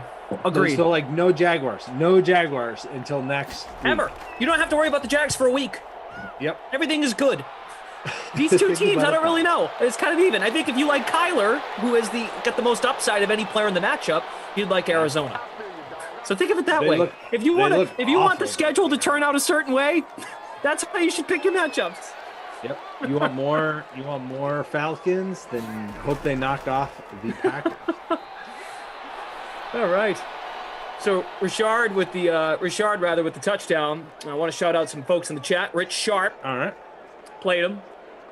Kareem says, why does Richard get the ball in that moment? So, yes, it's technically not third down, but it's a passing formation, and he's out there in passing formations. So the backs usage, the third down back, the RB1, and the power back are used in different formations, and it's all based on that formation. And actually, if you go into the Madden settings, you can specify that certain players should be in certain places in certain formations.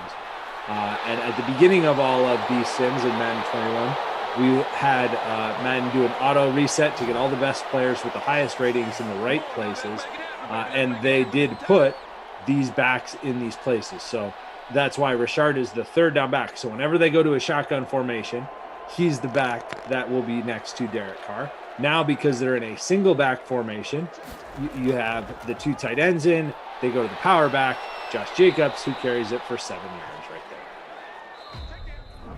Or six. First quarter. Honestly, that quarter was like never ending. I'm like, oh yeah, right. We take breaks at the quarter. Oh, we do. Yeah, because we got to see your bracket, man. Show us your bracket. Oh, right. Glash's got like the official whiteboard bracket here. It's pretty cool. Here we go. I'm a big This is fan. what you need. I mean, Sarah did a great job helping out with this. Here's a look. Should back up a little bit. There we go. There it is. How's there that? we go, yeah. Looks So, good. you want to look at the stats for us? Sure. Darren Waller, 4 catches for 48 yards. He's off to a good start. Ruggs, 2 for 28, and Williams, 1 for 17. The only there are no pass catchers yet for Arizona. Kyler has not thrown a complete pass yet. Larry Fitz with a carry, but that is the only receiver involved. Kyler has run for a little bit. Kenyon Drake has a carry. Not much going on, though, on the Arizona side of things to this point. Still a long way to go. Just 1 quarter in, but Arizona's offense not too good at this point. Derek Carr on the other side up to 93 yards passing. So technically he's on pace for the bonus, but we'll see if that continues. A couple of nice early drives. No worries. We're good. First down. That is, I believe, Hunter Renfrow with his first catch of the day. Slot receiver for the Raiders, who usually is pretty involved. Patrick Peterson with the stop. One-man army, nice ring light. Thank you. It brightens up our day here inside the home office.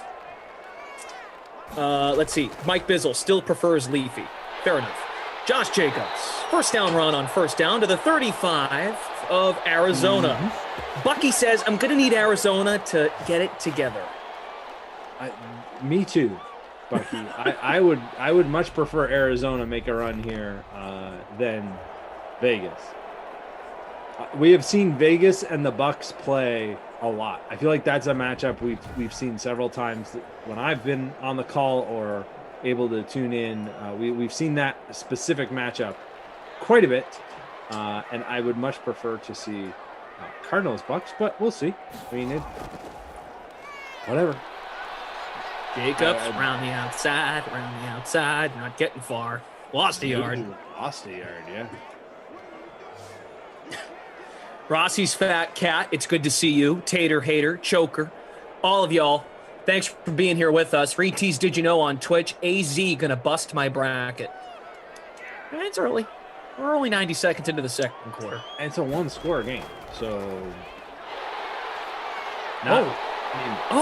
Tyrell Williams! Ooh, Tyrell. 31-yard gain. First and goal for the Raiders. Tyrell Williams, now a member of the Detroit Lions. While you recover from that Raiders call, Tyrell Williams has now signed this offseason with the Lions. He's still the wide receiver 1 for the Raiders here in these sims, but he'll be working with your old friend and mine. Well, no, not actually either one. Jared Goff, who just keeps coming up with. Oh my goodness! Talk about a back. Can you imagine if Richard? Yeah, a bracket buster. That guy. That guy right there almost had a second touchdown, but stopped at the 1. Let's see if they go back to him. Nope, this is a power formation. Fullback in the game there, as well as Josh Jacobs up the middle, and he got it. All right, the RBs for Vegas have come to play. With a little LeBron James celebration there, throwing the chalk. And I guess technically this would be a chalky win for the Raiders since they are the Now, do you say higher seeded or lower seeded? Because they're higher seeded in that, but they have. You understand what I'm saying here? Yeah, I got you. Higher seeded. But then 17 is higher than 16. Yeah, it's a very flawed way of looking at it, I suppose. Ultimately, you want the highest seed. You want to climb to number one. Highest. Right. So if you're playing for, so that would mean 16 is a higher seed than 17? Yes. Yeah. Right? No. 17 would be lower than 16 in these terms. Yes, so 16 would be higher than 17. Yes. Sorry if that's what you said. That is. See, but now I'm confusing myself. Me too. Me too. So that's a very confusing. Anyway, they're favored. How about that? Based on the seeding. We don't have lines for these games or anything, but they're favored based on the seeding. If you guys missed it earlier, Tampa beat Jacksonville 24-17. The winner of this sim takes on Tampa in the second round, which starts Thursday. Round one action through the first couple of days. Yes, there is news in the NFL. We talked about Tampa getting Gio Bernard, and then Ian Rappaport. I don't want to do Patriots talk because we'll lose viewers, but we have to report on what the news is. Julian Edelman's contract has been terminated per Ian Rappaport, which is actually not that surprising because there is a report out there that, as Max Williams makes the catch, there's a report out there that Edelman might not even be able to play the whole season coming up because of an injury. Right, and this doesn't mean necessarily that he won't be on the Patriots. Like they didn't cut him, although even then I guess they could bring him back. Sure. But failed physical, so there's definitely some injury issues there. Could bring him back on a much more team-friendly contract. But yeah, it's always sad when somebody who's been so good for so long and just taken such a beating kind of catches up with him, and that seems to be what's happened here. I think the reports I saw earlier today were knee issues, right? Is that the concern still? Yeah. Yeah, knee issues. Yep. So Not any details, just failed physical is all the official,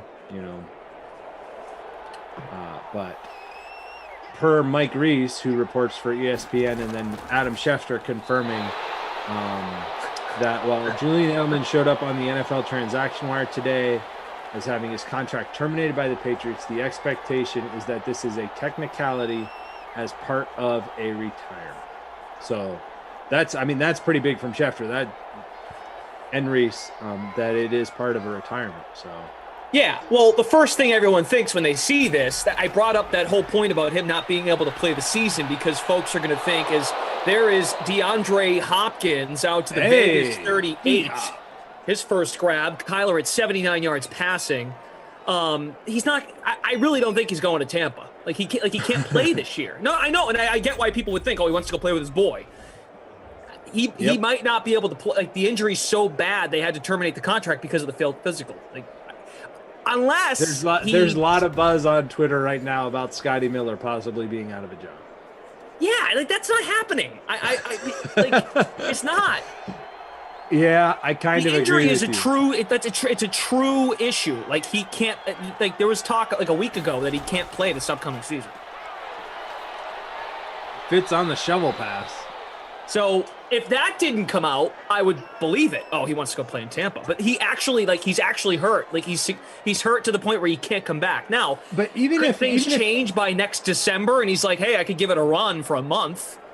Okay, maybe I could believe it. But too, if that was the case, the Patriots could try and trade him there, right? If there wasn't an injury involved, if he just wanted to go play with his boy in Tampa, they could trade him down there and maybe get a draft pick or something back for him. Oh, no. But yeah, I don't believe it. You don't believe the injury, or you don't believe that? No. I believe he's hurt. I don't believe he's going to Tampa. Okay, all right. That's what I thought you were saying, but the place you dropped that, I think, could have been misconstrued. So I understand what you're saying. Yeah, definitely. I don't see that. I think if he's going to play, he'd play here. Remember, he was a 7th round pick. Yeah. 7th round pick. Former quarterback, as Kyler! everyone knows. At least everyone in this part of the country has heard over and over again. He used to play quarterback. Did you know that? And I also heard Chris Hogan used to play lacrosse. Just Yes. you know, a rumor.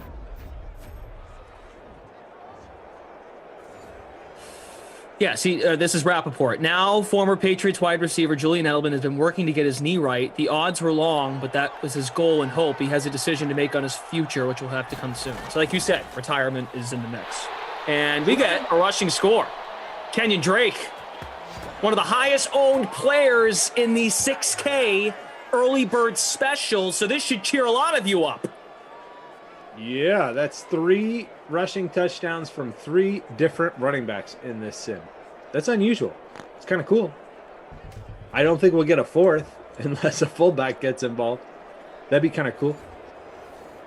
Shout out to Joe from the Game Ops team. We also have a great production team with us. Jordan, our producer today.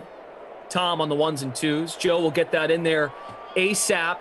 RF111 still in first place. Our buddy Smash Lanta on Twitch is in second, a tie for second. Justin's in 4th. This is LD. in the 6K? Yes, in the 6K early bird special, $2,000 to first place. In the $250 free roll, the leader right now is Joe, and then a whole bunch of numbers. 1970-2223 is up front by a couple points. He stacked the early game. Gardner Minshew, 19 points in that one. DJ Chark had a nice game with 23. But no Chark, no Minshew for a week now. Done. A lot of Julian Edelman highlights now filling up Twitter, including that catch he made against Atlanta as part of that comeback. Am I an idiot? Maybe I'm an idiot. Maybe he is actually going to go to Tampa. A lot of people are putting out the Tampa thing. I just don't. I think he's actually beat up and can't play. This is not a Gronk situation. Like I think, well, they're both pretty beat up. Edelman's who's taken more of a beating, Gronk or Edelman in their careers? I think Edelman has been less fragile than Gronk. Less fragile, yeah. But probably taken more hits as a result. Correct. Right, because Gronk didn't take a ton of hits because he was always getting hurt on the hit. Right, and then he'd be out for a little bit. Yeah.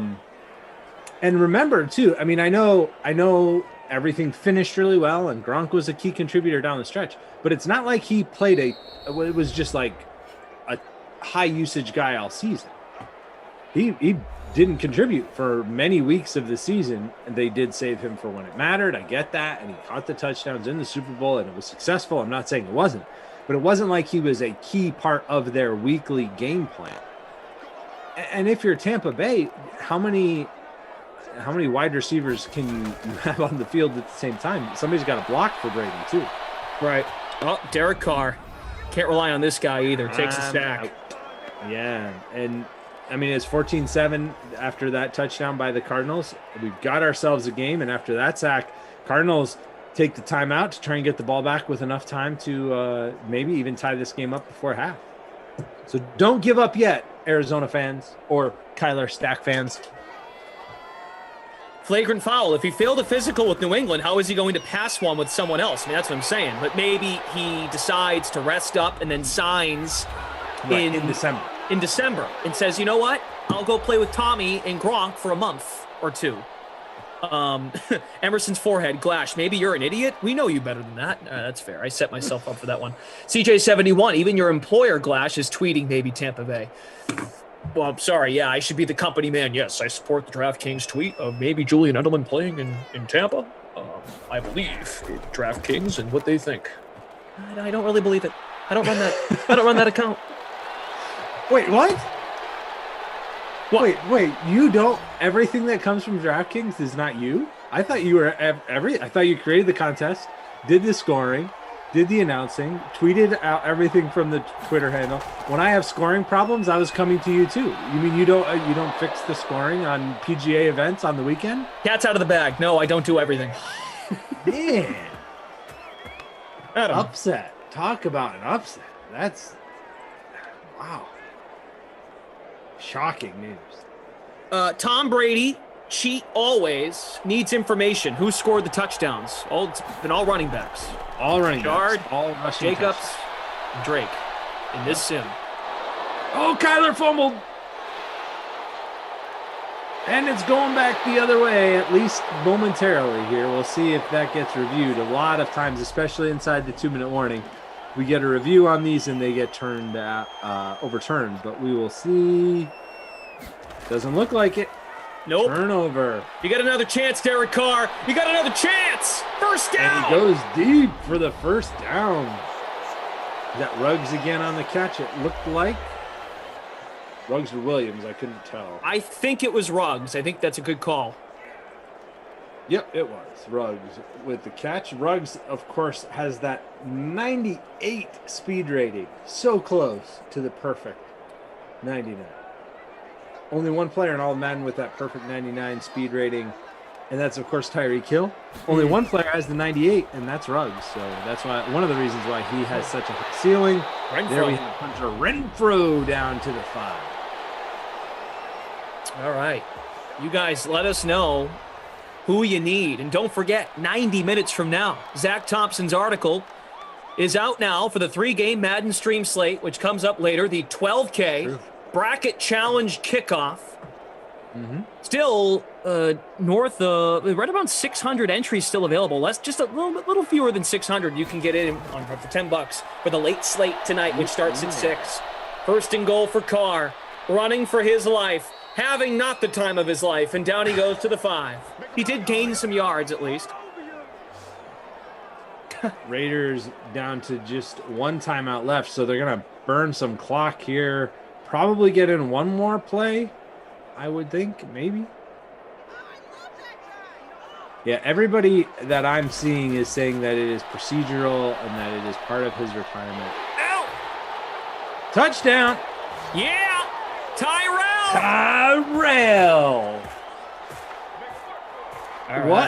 What a turn of events after that turnover. Because it looked like the Cardinals had the momentum. They had just scored. They were going down, possibly to score again before halftime, maybe even tie up the game. But Kyler fumbles at midfield. Derek Carr connects with Tyrell Williams. And now it's a 21, soon to be 21-7 lead for the Raiders. How about the Raiders coming to play? Playing like the favorite. Man.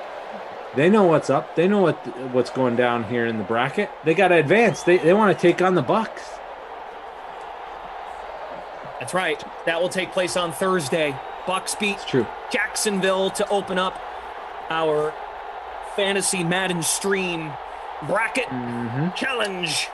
So we have seen the Bucks and Raiders play 4 times in the past about dozen sims for each team. The Bucks have won 3 of those 4. So the Raiders did beat them one time, but they won 3. The Bucks won 3 of the 4 times. Routed them a couple times, and then once it was close, and once the Raiders pulled off the upset. So based on past results, there's a 1 in 4 chance that we would see an upset. But as we know, past results, no guarantee of future performance. Right. David says Raiders played their best game since 2020. LOL. So ridiculous. LMAO. Oh, we're getting more. Oh, never mind. This is from producer Michael for the 6 o'clock sim. Whoops. Yeah, I'm on the Edelman news. Nice. Looking at a different Slack. Yeah, I mean, the amount of Raiders Bucks sims we've had is actually absurd. Yeah, we've seen it a few times. Especially lately. It took them a while to do it at all. I mean, it wasn't for a long time, and then it's become a weekly occurrence, at least it feels like. 21-7. All right. 21-7. See what we got for stats here. Derek Carr at 184 yards passing with that 1 passing touchdown we just saw. So he is still on pace for the bonus. Kyler Murray, 67 yards passing. Not a great first half from him. Does have the 37 yards on the ground, our leading rusher, but that costly fumble. Too bad. Yeah. Kenyon Drake 4 for 11. Murray 3 for 37. You talked about the fumble, right?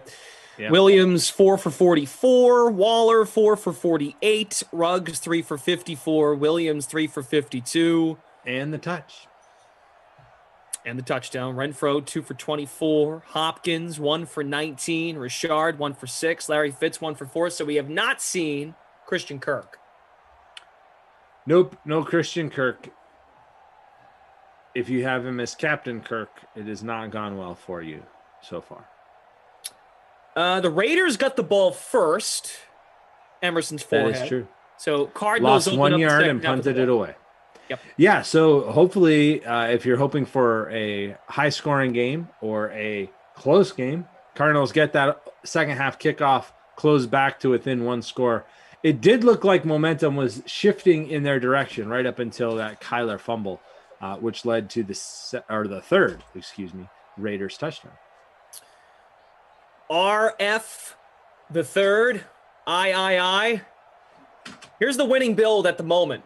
It's got about a 3.5 point lead on Madden 7. Here's the lead for RF the third. Minshew's the quarterback, Thompson at running back, McCoy at running back, Godwin at receiver, Evans, Chark, Darren Waller at tight end. In the flex spot, Kenyon Drake in the Raiders defense. So that fumble was huge. The fumble helps them quite a bit. And if the Cardinals don't get it going, this is a pretty good spot here for RF the third. But of course, a lot can change. Yeah. Especially when your DST is still on the field like this, that can definitely, if the Cardinals do get another touchdown, the defenses actually lose points. So we'll see if that's what happens. Or almost got a pick right there, Kyler, giving the ball away. Don't be doing that. So here's where it gets worrisome for RF the third. Second place, Madden 7 with 6 builds, has the Raiders D. Okay, we mentioned that in the top lineup. Drake running back. Okay, here are the 2 differences, though. Okay. He's got Ruggs and Renfro. Ooh, and Renfro just had the touchdown. And only down by 3. Drake losing yards. That's not helping his owners. 3rd and 14. This Cardinals offense is not, aside from the one drive where they scored, has looked pretty awful. Not been able to sustain much. See if they can pick up this 3rd and long. Ryan Stanton, Raiders score not updated. Okay, yep, we see you in the chat. Joe will get on it. Joe manually updating the scores. We appreciate you guys joining us. If this is your first time watching these Sims, welcome. It's the Madden Bracket Tourney. Brendan Glasheen, Zach Thompson. We have a great production crew with us as well. Jordan and Tom. Joe from Game Ops. Should be good. Winner of this one plays Tampa on Thursday in round 2. We're trying to bring the spirit of the basketball tournament to the Madden world, and that's why we started today. Wanted the Masters to get by and give ourselves a fresh week. It starts today, ends a week from today with the championship. So hit the like. If you also have been here before, you know the drill. Hit that like button if you love these Madden Sims. It's good to have you with us. Carr and the Raiders back with the ball, trying to put this game away. Complete over the middle. Is that Zay Jones with a catch? Oh. Aguilar. No, Aguilar. I thought we were really diving down the depth chart there. But speaking of Patriots receivers, there's Nelson Aguilar. Ball at the 42. Carr looks, delivers, first down. Tyrell Williams with another grab. Tonight's bracket challenge kickoff, the 12K contest with 3K to first, up to just about 900 entries. So you want to make sure to get over there, fill out a lineup, and get in that contest, which locks in just over an hour. With the 6 o'clock sim, Jacobs to the outside. Somebody going to walk away with 3K if they win that contest tonight. That's a good start to your bracket, I think. If you turn your $10 entry into a $3,000 first place prize. There's a good energy in the sim. Freak of nature. Brian C. Jordan Lindenbaum, are these bracket things for the entire tourney, or is there a new bracket every round? So when we go to round 2, we are looking at another free-to-play pool situation over on the DK Sportsbook. Just So, like in let me get just to like Thursday. correct. Just like in the NCAA tournament, when we got to the round of 16, there was the second chance bracket. I believe they're using that as the same setup, so it'll be the second round through to the final that you will pick in that one. Gives everybody a chance and more results. Come on, Carr. At the 11, 1st and 10. Oh, you boy. Can't. Just the worst thing you kept can do. going. The worst thing. Well, maybe throw a pick is worse than that. But you get my point. Just can't do that. Throw it to the rafters. Throw it at John yards Gruden. off. Throw it at your coach's head. Or whoever called that play that didn't give you anyone open. Probably also Well, John Gruden, by the way. So now it's 2nd and 22. Play action, Carr. That's not downfield. No, he Gain checks it 4. down. And I believe that was Jacobs on the reception, something we don't see a ton of because he is not the third down back, but he does get the catch there. Had a little bit of running room if he would have been able to stay in bounds, but his momentum carries him out of bounds at the 19. They can get a first down. It's 3rd and 18, so can get a first down if they get to the 1. Wow, that was a weird play. They all ran short routes, which makes no sense when it's 3rd and 19. Throw the ball! Throw the ball, Derek! Throw it! Oh my God! I can get weary right now. The offensive line, though, let's point out the great work of the offensive line. He literally had time to make a sandwich back there, eat lunch.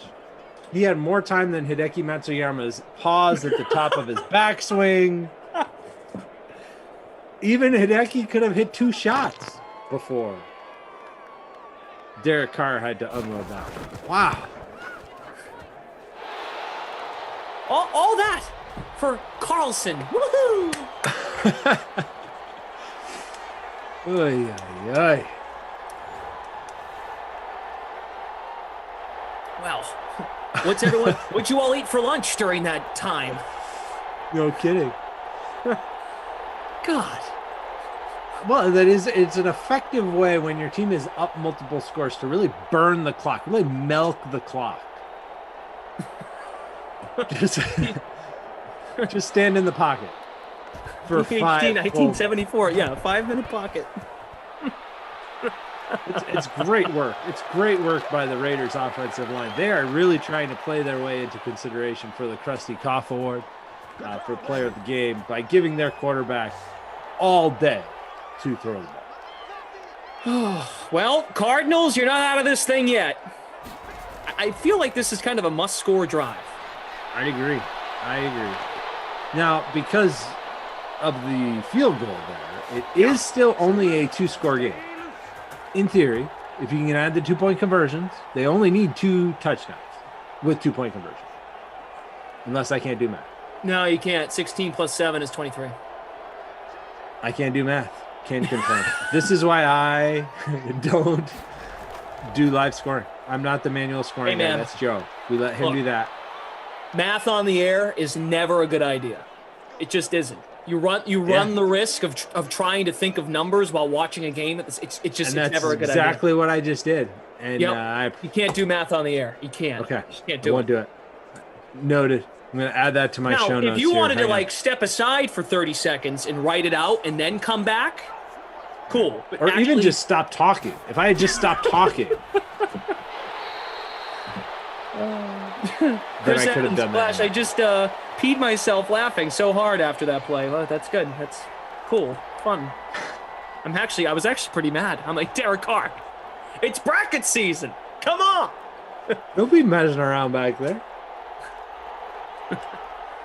All right. Well, hey, that's what I mean. Just get a score here, and Cardinals will keep you in the conversation. Kyler Murray. Oh boy. Helps out the leaderboard here in the early bird special. Also, 4th and 13. The Cardinals have had more quick 3-and-out drives in this sim than I can remember them having since Madden 2020. Madden 2020, this is what the Cardinals always looked like because Kyler had low awareness. Always quick 3 and out, 3 and out, 3 and out. That's what they did. They're one of the worst teams in Madden 2020. They've been much better in Madden 21, but they are not showing it so far in this one. Steve, excuse me. Steve says 2 scores with a 2-point conversion when baby Jesus comes back too. meaning they don't trust the Cardinals to even execute that well. Oh my goodness. Well, and even if they did, it would still, not put them back in this game. So. A lot of people's brackets. Yeah, they would need a safety. That's what they would need. You are correct. A lot of people's brackets might get busted. The Raiders are the higher seed. They are. They 16 are. That's why we're here in Vegas, as you can tell. The higher seed with the lower number in front is the one that gets home field advantage, which is why we were in Tampa, virtual Tampa earlier, why we're headed to virtual Pittsburgh later on. That's right. Pittsburgh and Denver. Pittsburgh and Denver. That is coming up at 6 o'clock. You and our own Denver connection on the Brandon Broncos. Crystal, yes. Right? Denver guy. There's Richard on the catch and run. First down. He's got a handful of receptions. Third quarter is winding down. Arizona down 17. It's been a running back show today. And then the other man who scored was Tyrell Williams. Richard has one. Jacobs has one. Kenyon Drake has the lone score for Arizona. The sacks are piling up. So if you play the defense here, look at Derek Carr. A little pump fakes. No time. You like that pump fake? I guess when you're up 17, you can do that. Well, and remember, his offensive line gives him approximately 97 seconds to throw the ball. True. So he has plenty of time. He can pump fake 22 times. Mm-hmm. That's right. Short-term memory right there. Okay. 2nd and 8. They don't keep it on the ground. Nice play action. Look at the time once again. Come on, Derek. Derek! La la la la la la la la la. Oh my goodness.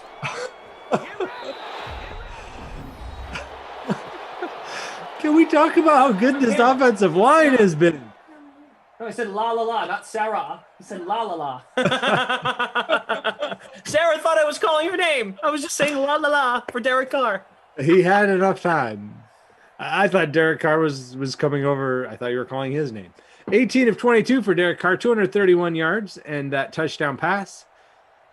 Touchdown runs, as you mentioned, for Josh Jacobs, who has 57 yards on the ground. Kenyon Drake, who has 13 yards on the ground, and Richard has 2 carries for 16 yards. Kyler Murray, only 37 yards on the ground and a fumble. So not a great Kyler day yet. He still has 1 quarter to turn that around. No receivers close to the bonus yet. We'll see if that turns around. Obviously, the Arizona is going to have to get aggressive, take some shots down the field here. But our leading receiver at this point is Tyrell Williams, who also has the touchdown, 4 catches, 68 yards for Tyrell. The new Lions wide receiver 1, right? I mean, he's got to be. Unless they, they're rookie or, speculating if they draft a receiver in the top 10 of the draft. Maybe that guy becomes the guy. The go-to option for Jared Goff. Sure. Also, right. Jared Goff, that's right. Mm-hmm. Also the quarterback in the... Oh my goodness. Oh my God. That almost got interesting. Covered by the Raiders. We'll get a punt. The Rams play tonight, 8 o'clock. They host the Panthers. And then at 10 o'clock, the Falcons take on the Packers. So those are the 3 games left. The 3 games that are on the late classic slate. Make sure you get your lineups filled out and entered into that 12K contest. And right after this, we do have, I don't know if we mentioned this yet, we have the slate coming up with Shirag and Julian looking at tonight's NBA action. There we go. NBA tonight. I'll be here with BK at 6 for the Broncos-Steelers matchup. 24 seed Denver, 9 seed Steelers. Koff and Freeze Pops have the 8 p.m. game, Panthers at Rams. Go Panthers. And then Jeff and Tom, Jeff Ulrich, Falcons at Packers. That should be a good one. That could have some upset potential. So what do you think? I was going to ask you, and there you go. You got there before I asked you. Best chance for an upset tonight? Oh, Carolina beating the Rams. You think so? Yeah. Boo, boo Jared Goff. Galloping chicken will let you all down. Carolina has been very inconsistent. They've been very up and down. I don't care. Well, actually, I do care because I think you're actually helping my case.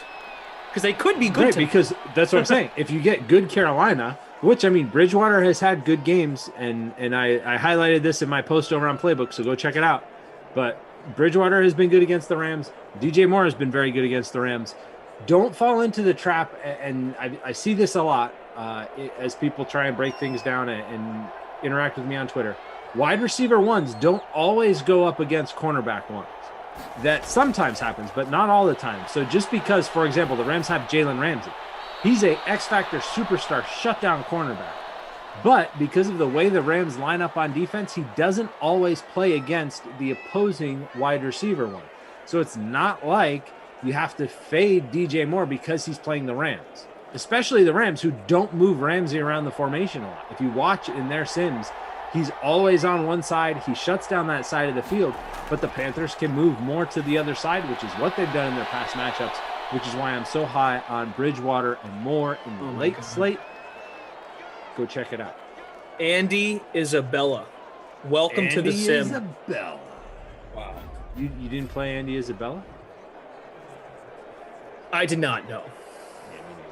You know, we did make a free contest. I know we've got other important stuff going on. Commando 20, first place right now. Carr in the captain spot. I entered that, and I would be calling more attention to it if I didn't have Kyler as my captain. He's done not much. Kenyon Drake with a catch and run there for a first down. Still definitely some fantasy points on the board here for that early contest, whether you're in the free roll, whether you're in the free showdown contest, whether you're in our smaller DK Sim Fam contest. Still plenty to be decided. Nobody yet with multiple touchdowns. So if Drake gets a second score, he becomes the player of the game. I know a lot of people had Drake. Kyler runs in a score. He kind of saves his fantasy day, which has been a bust to this point. Justin Harden, no problem. See you guys in the chat. Again, we'll have free-to-play pools on the sportsbook, and you can find them on DraftKings as well when you go to the promotions section. The next free-to-play bracket picks, the pool will be available on round 2, which starts Thursday. Correct. Out of the pistol, they'll run the football with Drake, and he tumbles to the 9. Cardinals are just taking their sweet time. They don't understand the stakes. They seem to not understand what's going on here. Come on. Oh, Fantasy Hawk is the one who's in first place. Nice. In our free roll. Wappen won first place in the $250 free contest. Jacobs in the captain spot. And we have a new leader right now. Oh, he had Fitz wide open for the first down. Instead, took a shot at the back of the end zone with DeAndre Hopkins and missed him. So they're going to kick the... No, they're not going to kick it. Come on. You don't? Throw it. Oh, they could to make it a 2-score game, I suppose. That's what... Yeah, nope, they're going to go for it. There we go. All right, we like it. We like fantasy points. We don't want a field goal. Let's go. Hey, no kickers in Classic. That's how I look at it. Hey, touchdown. Drake. Hate the Drake. Love the Drake if you have him. Most of you love him. 89.5% owned. And the big 6K early bird special. Yeah, very high ownership there. In the free roll, he is owning 85% of lineup, so very similar. He is in the leading lineup in the early contest free roll. That touchdown will add on to the lead of Dubsy 22. He's in so many lineups, though, it almost doesn't really change much in those classic contests. Definitely does shake up the showdowns, though, because now he's probably the highest scorer because of the 2 touchdowns. Nobody else with multiple touchdowns, not even either quarterback. Yeah, Trent, I see you in the chat. Just some clarification. We did do a December update, guys, with X factors and superstar traits. That does not change, though, overall ratings like speed or agility or just overall rating, period. That update, the ratings specifically, were last done week 1 of the 2020 season. So, and those are valid questions because it's a bracket challenge, you're paid contests. It can get confusing when we say, oh, we did an update in December. You'd think everything got updated, but no. The superstar traits and X factors were either stripped or given to new players or taken from players, and then the ratings have not changed since week 1 of 2020. It's a good question. The ratings and the rosters have also not changed, which is why Le'Veon Bell's still on the Jets. And one other note on that, the Superstar and X Factors, those were actually not an update that we did. That was an update from EA Sports. That was across all Madden versions. It was all at once. It was not something that you can go in and adjust. That was an EA Sports update. They do that periodically to improve bugs, to take care of bugs in the game and improve the overall gameplay, add some new cutscenes, those kind of things, and also tweak those Superstar and X Factor traits. But yeah, the ratings have not changed and the rosters have not changed since week 1. Good stuff from ZT. He's the right guy to pick his brain. He's got those articles pumping out over on the playbook. He's got one up for the late classic tonight. You should jump on in and get involved with the 12K bracket challenge kickoff. $3,000 to first place to $10 entry. Also, we have a new leader, ZT, in the 6K early bird special, which wraps after this sim. That's true. Emily is leading, E-M-I-L-E. Emily leading by 0.7 over... I would say Emil, but if you want to... Emil, okay. Maybe it's Emil. Emil, if you're here, say hi. In Berm, we'll just go with Berm is in second. Our buddy RF the third has dropped to 4th, tied with Smash Lanta. A lot on the line for Smash Lanta. I'm not sure if you heard. Something to do with his rear and my face. And tattoos. If he won this contest. Which is still possible. Highly unlikely, though. Who does he have? He has Kenyon Drake, but so do the people in front of him. That's it? Yes. Yeah. So problematic. That I don't know how it would be possible, but okay. Sorry, I should have maybe mentioned tattoos first and not rear and me. 24-14. Yeah. I would have, but whatever. However. Words are everything, and word order can also be everything. Guys, also, can we get to work on that like button? We have about 500 of you watching. We're not even at 150 yet. Can we make a surge to maybe 200? Call me crazy. Oh, that'd be nice. Come on, smash that like button. Timeout. Let's go. Trent needs Tyrell to get another one. Mike Thomas says hi. Hi, Mike. What's up, Mike? Can't guard Mike. Oh, this is a different Michael Thomas? All right. Yeah. No, it could be the Michael Thomas. Why not? That'd be cool. If he popped in the same. Possibly. His Saints are on tomorrow. I mean, they play tomorrow. They host the Cincinnati Bengals. It's actually kind of a tough matchup. Bengals can be sneaky in Simland. Joe Burrow makes them very interesting. Gio Bernard, who we talked about earlier on this broadcast, also very productive for the Bengals. Now, of course, a member of the Tampa Bay Buccaneers. Got 70 plus watching on Twitch. About 500 watching on the YouTube stream. So very nice. CJ71. Also Fooligan dropping in your link to the article on the Twitch chat. You can drop links on Twitch, which is great. Thank you. Yes, you can do that. Appreciate that. Good luck tonight. 12K contest. Make sure you get your entries in there. Fill that contest up. So this is interesting. So now Kyler, in theory, will just be chucking it. Just chucking it or running. He runs a lot at this point of the game too, except that time he checked it down to Kenyon Drake. But hey, more points for his owners. Right. I see Blue Rob is in 4th place in the 6K early bird special, which ends after this sim. The late classic is the final 3 games beginning at 6. Right. Blue Rob has Hopkins. Okay. Hopkins up at the top of the screen, single coverage. does have the X factor. They're not going there. They're going to Fitz. Fitz has been very involved. Bomb one to Out Dan of the Arnold. slot. Not today, but Dan Arnold, actually, this feels like Dan Arnold in real life territory, where they would connect on a long touchdown just before half or just before the end of the game. Is Dan Arnold time for the Cardinals. In the Sims, Dan Arnold not very involved. Max Williams with the 2 X's. Max Williams, the tight end 1 for the Cardinals. Almost picked off there by Kyler. Would have been a huge boost to the Raiders defense, but nope, just knocked down, brings up 4th down. You know, Monster 01 raises an interesting question. Okay. Is Emil Heskey a soccer player? I just searched him in Google. English soccer player. Do we have another soccer player playing DraftKings Fantasy Madden Streams? Oh my God, Kenyon Drake. That's pretty cool. Kenyon Drake hurdling his way for the 1st down. On 4th down, they go for it, convert it. Obviously, 4-down territory.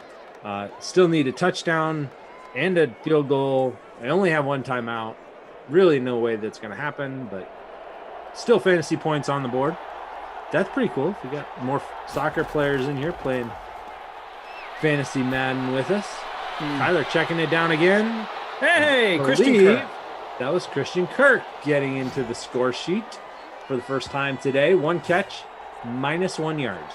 Still not a great day for Kirk. No. But do you want to not do the goose egg. players of the game now and are not my kid? Yeah, I mean, I think both are pretty obvious. Christian Kirk, even with that catch, not going to do it. Not going to get it done. He's the Not My Kid award. Wide receiver 2 for the Cardinals. Very uninvolved. You could go with Kyler, too. He's been very disappointing. Just under 8 fantasy points and obviously a much higher ownership than Christian Kirk. Player of the game, though, is Kenyon Drake. Very high ownership on him. 2 rushing touchdowns give him that award, even though he hasn't had a huge yardage game. There's Max Williams. He's had a nice little sim here, Max Williams. He has. Him and Waller, both very involved, both tight ends. Getting a good amount of targets here, putting up solid numbers. Last time out used there. So we'll go Drake for the player of the game and Kirk for the no-show award, even though he had the 1 catch for -1. Kyler still got, do we have a Hail Murray here? Oh, still in play, incomplete. 14 seconds, yeah. If he gets tackled there, it's ball game, but because it does fall incomplete. Now, even if we did have a Hail Murray, just to be clear, you can't get 10 points on that. At least not that I know of, but I'm not the math guy, as I proved earlier. I was just doing math, actually, and I think my count is correct. There are 12 games in the NBA tonight. 12. Shrog and Julian standing by to break things down on the slate. I don't think there are 12. Okay, see, my math was wrong. Was that a joke? Oh, There's see, 8. when I was looking at the app here, I skipped over the word tomorrow. So it's 1, 2, 3. 8 games in the NBA. Hey, Here. we have a winner. 8 Look. games. Adam Kaufman in the We chat. also have a says- winner here in the sim. Yes. The Raiders. The Raiders are moving on. They will play Tampa on Thursday again. Bucks and Raiders. Everybody's favorite matchup. Also, with these final plays, some things have changed. Right now, Brother Phil, is that the actual Brother Phil from the chat? Wow. As of now, Brother Phil, first place in the 6K early bird special. Way to go, Phil. All right. Fill it up, brother. Drake was in there. Max Williams, 8 for 87. Okay. Oh, see, that's what did it for him. That Max Williams catch, right? And what's garbage time? Points are points. All right. Very good. Cardinals D at 22% owned. Still, the Cardinals defense allowed 24 points, but it had 6 sacks. 6 sacks, yeah. Those add up for sure. Oh. All right, guys, keep your eyes glued to the Game Center for the Madden Stream 6K Early Bird Special, those free contests as well. Revenge of the Nerds, first place in our free roll, and then I'll quickly shout out Whoppin' 1, first place in the $250 free contest. The late slate starts at 6 p.m. I'll be here with Brandon Cristal, the Denver Broncos insider. will be here for the number 9 seed Steelers hosting the 24 seed Broncos. Be sure to get involved with the 12K Bracket Challenge kickoff, $3,000 to first place. It's getting close to filled, still a couple hundred away from filling. So if you're interested and you're feeling loose, feeling social, feeling like having a good time, throw $10 in, and we'll be here for the ride. ZT, great work. Follow ZT at ZT_sports. Is that right? You got it. That's the place. He's got the latest, the write-up for tonight's late slate on the DraftKings playbook right now. So go check that out for your last-minute adjustments for the late slate. Now we do need to get to the NBA and discuss what's happening tonight in the association. 8 games scheduled. And for more, we go to Chirag Hira and Julian Edlow. This is the slate.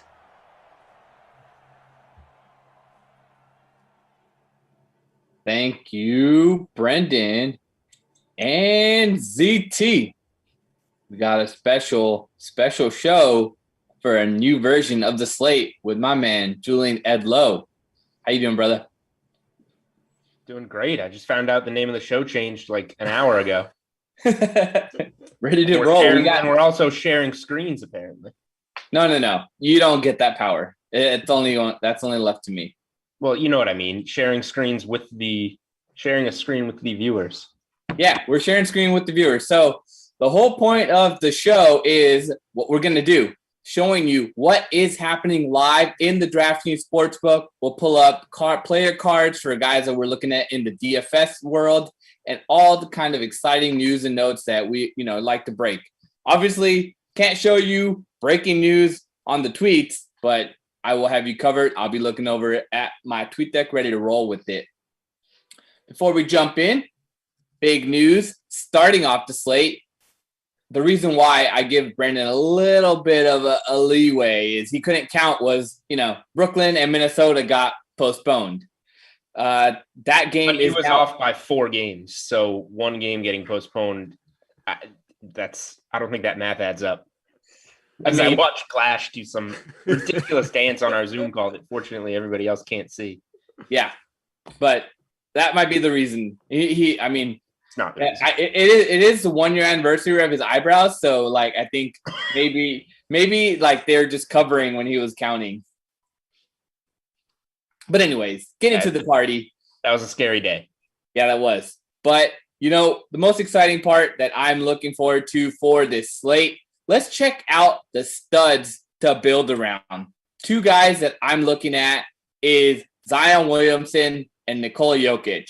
2 guys that are playing extremely well right now. I see Jokic as, MVP frontrunner right now. So does the DraftKings Sportsbook. He is the favorite, but Zion playing out of his mind right now.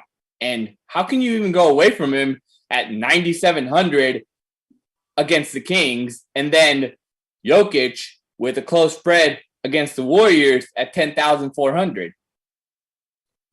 Yeah, between the two, Jokic is the guy for me. And unfortunately, obviously, with the postponement, everything going on in Minnesota, well, it sounds like Karl Anthony Towns wasn't going to play anyway. But obviously, we're understanding of everything going on in Minnesota, and that PPD gets Towns off the slate, which he was $100 more than Jokic, and Towns was playing really well as well. So that was somebody that could kind of take some ownership away from Jokic. And now Jokic becomes even more chalky, which hurts maybe in tournaments, but at the same time, the matchup is there. Wiseman is the only big guy that team has that has a lick of defending somebody, an opposing superstar center. He's obviously out. So there's just nobody there. Jokic at 10-4 makes for a really strong play, great cash play, high ceiling tournament play. There's nothing to dislike there. The pivot now becomes Joel Embiid against the Mavericks. Kristaps Porzingis questionable. Embiid got over 50 DraftKings points against OKC in 27 minutes last game. There's places to pivot, but yeah, Zion, the Pelicans are just so shorthanded. There's nowhere else to go. He scored 34 or more points in 3 of his last 4 games. So, and against the Kings who don't play any defense. So I think that Zion, at one of his highest price points, maybe of his career, I want to guess this 9,700, it might be the most expensive Zion's ever been. let's see. I can give you that exact information right now. Yeah, it sure does look like it. I'm seeing Right. So- it is, and let's see what he had last season. No, Yeah, he didn't get up there last season. Wouldn't have been. So do you want to pay the most anybody's ever been in their career? Like On the second night of a back-to-back? Right. So I can see why this is maybe a spot to lay off Zion, if anybody, but it is appealing at home against the Kings. Yeah, for sure. I think just keep riding that. He should be an over 10K player just the way he's been playing lately. He's only had one dud, and that was the blowout loss to the Nets. So I think it just makes a lot of sense to continue to ride him while he's hot. And then, the only thing really stopping him from scoring 50 fantasy points, he's been an extremely safe option, but now he's showing the ceiling. The only thing stopping him potentially could be like foul trouble or something, really. Yeah, I mean, foul trouble or the back-to-back. Like it looks like they're finally kind of letting him loose this year, but he has been a guy that they've been cautious with. 35 minutes on Friday, 36 minutes on Sunday. Now he plays again. It is a traveling back-to-back because they were in Cleveland last night and now back in New Orleans. So it's a great matchup and he's in a great spot. It's just the only thing to maybe look out for. Is it too good to be true? That makes sense. Yeah, I definitely understand where you're coming from with that. Let's jump into some questions from you guys. If you have any questions for tonight's slate, it's an 8-gamer. So more than happy to pull up some guys that you could be having a question on, considering to get into your lineup. Julian, you mentioned Kristaps Porzingis, questionable for tonight. If he's ruled out, what do you think of Boban? Are you feeling him at 3,400? This man, the last 2 times that he started, played over 20 minutes. You look at that, he scored over 30 fantasy points. Yeah, for sure. And you look earlier this year, he's a guy, for size that they kind of like to match up on Embiid, I assume. Played 16 minutes, shot just 3 of 11 from the field, but still managed 23.5 DraftKings points in that previous matchup against Philly. So what if he gets 25 minutes this time around? And what if he shoots 50% from the field, which is not much to ask because he generally is just putting it right in next to the rim. There's definitely 30 plus point upside here if Boban's going to wind up getting 25 minutes or so on Embiid. Only thing you have to be careful of is the foul trouble. Like we saw Rob Williams foul out against Embiid in like 14 minutes last week. Boban's a little different. You're going to max out at 20 to 25 minutes. That's just who he is. So if we know he's going to get that role, then yeah, absolutely. I like him more than pivoting to somebody like Doncic if Porzingis is out, just by the nature that no KP. Luka's got to do more. I actually don't like this spot for Doncic for a couple of reasons. Number one, through his career, he shoots a significantly lower percentage, especially from deep on the second night of back-to-backs. He's just not as good of a shooter when his legs aren't under him from the day before. That's fair. We're kind of getting deep enough into his career that we can trust those numbers. Yeah. And second of all, Simmons shuts him down. 3 career games matched up with Simmons, he averages less than 18 points. So it's a small sample, but he generally has not scored the ball well against the 76ers and Ben Simmons. That's a good call. If you're feeling, we're thinking about spending up for Luka, those are really good points to consider for tonight's slate. There's not as many, I would say, great spend up position. I mean, how do you feel about Russell Westbrook now at 11K playing against Utah? Yeah, he's been a triple-double machine just left and right, but now he's kind of priced for a triple-double. Does it make sense to go at him again? I mean, he did drop 82 on the Jazz last time.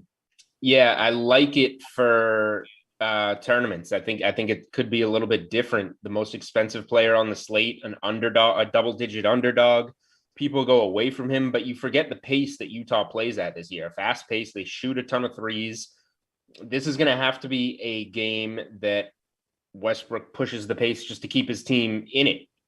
So I think that the games in his recent game log are very obtainable. I don't think we're going to see the 82.5 DraftKings points again, but it's nice to know that he has that ceiling against Utah. Yeah. I wouldn't be afraid at all of rostering Russell Westbrook. I almost wish he'd didn't play as well the last time these two teams played as it pertains to this slate, so that you can kind of, not have people rostering him because of the previous go around. But at the same time, I don't think many eyes are on Westbrook on this slate because of how expensive he is, and because he's on the wrong side of a double-digit spread. And Beal played in that game too. It's not like Beal sat out that game. Yeah, exactly.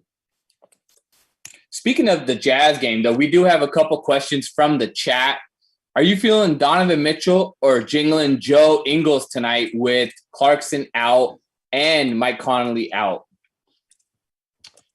Let's see. So we get Donovan Mitchell, 9,200. He's been on a massive tear, 3 games straight, over 50 fantasy points. Now against the Wizards, with one of the top totals on the slate, we have the total sitting at coming in now. Where are we at? Jazz, 235. The only game ahead of that is this Kings and Pelicans one. Does Donovan Mitchell interest you at all? Or do you feel like maybe saving a little bit and going to Joe Ingles? Yeah, so totally depends what you need. Like you mentioned, not much star power. If you want to go Jokic and then Mitchell, that's fine. I think the better play on a per dollar basis is going to be Ingles. Ingles has already been doing really well with Clarkson out. He's had to pick it up. You're looking at the game log right there. 35 minutes, 33 DK points, 31 minutes, 35 DK points. Like he's been doing really well. Now he gets to go against that Washington defense, play the same role where he's had 6 assists in both of those games. He's been stepping up as a scorer. Look at the field goal attempts, 13 and 11. Yep. So, and he scored 51 fantasy points against them last time. Oh, I didn't even look. Oh, wow. Okay. So this is another one where that was just a barn burner. And that was. Everybody is under 22 to 131. Yeah. So there's Andy shooting a lot of threes. Look, 18 threes in the last 2 games. Like I don't see any reason not to play Joe Ingles. And Mitchell's fine. I just think Ingles is a better per dollar play. Yeah. If you get Ingles in here with Zion and Nikola Jokic, you still have 4,800, over 4,800, 24,200 total left to build your roster around. So that leaves you a lot of flexibility there. One value option that's been playing really well that I did want to consider, if people are not considering Boban or they're not considering playing another center here, what do you make of Mo Bamba? Mo Bamba has been playing really well. The 3-pointer has been really nice for him. He's knocked down 5 3-pointers in the last game to get over 30 fantasy points in 20 minutes, but 30 in 3 straight games. The minutes are trending in the right direction. 4,300 against the Spurs. How do you feel about that? Yeah, you can see why he's an attractive play on this slate for all the reasons you said. And the Spurs are also on the second night of a back-to-back, which, I mean, I don't necessarily know if you want to factor that in, but he's been doing a lot without many minutes. Like you said, over 30 DraftKings points in 3 in a row, and he's averaging, 22 minutes or so over that span. He, had his best game in the best matchup against Washington.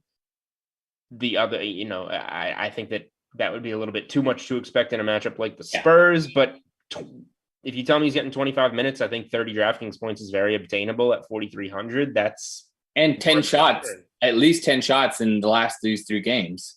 Yeah. So the question really becomes, is he, are you taking, by being center eligible, are you taking yourself off of another play that you want more at center or utility by using Bamba? And I think that Bamba's probably one of the stronger center plays on this slate. So I would definitely be interested in using him.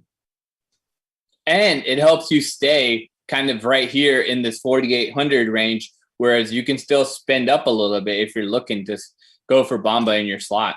49.75 left over if you use Bamba there then with Ingles and Zion. Yeah, I like the play. Yeah. Let's keep looking at some more value options. I feel like this slate is interesting because we did have a bunch of value from that Minnesota setup, but then the postponement came. Cat was already ruled out due to his mother's. It was a ceremony for his mother's passing, so it was interesting timing with all that. We lost that Minnesota value, but let's go back to that Golden State game. We have the situation where Kelly Oubre is out of the lineup. So do you go back to Kent Bazemore. He has a chance now at 4,300 himself. Another guy that keeps it under the salary range where you can continue to fit in people here that have been playing decently well. Will be in an upgraded lineup slot now. Has a chance at 30 minutes. How do you feel about Bazemore? Yeah, I like Bazemore a lot. He's got a good pace matchup here, I think, against Denver. He's got a good chance at having a large role. 28 minutes against Washington, 32 against Houston. Obviously didn't shoot the ball well against Washington, but came out and had a really well-rounded game against Houston, getting those near 30 DraftKings points. So honestly, this is a pretty similar play to Bamba for me, like same price point, probably going to get more minutes. A little less efficient due to the fact that, guys like Curry and a ball handler like Draymond is going to be on the floor, but a good spot nonetheless. So I think both of those guys are good values. I think Bazemore is fine to play. I think he's going to get a lot of minutes. I think he should get a lot of looks from three. Mo Bamba's shooting a lot more threes than Bazemore. Bazemore's taken 4 threes over the last 3 games total, which you would want more of that kind of drive and kick to him, kind of like Oubre. Getting up some more shots. But yeah, I think this is another place that we can count on roughly 30 DraftKings points. And I like the security of some more minutes with Bazemore over a guy like Bamba.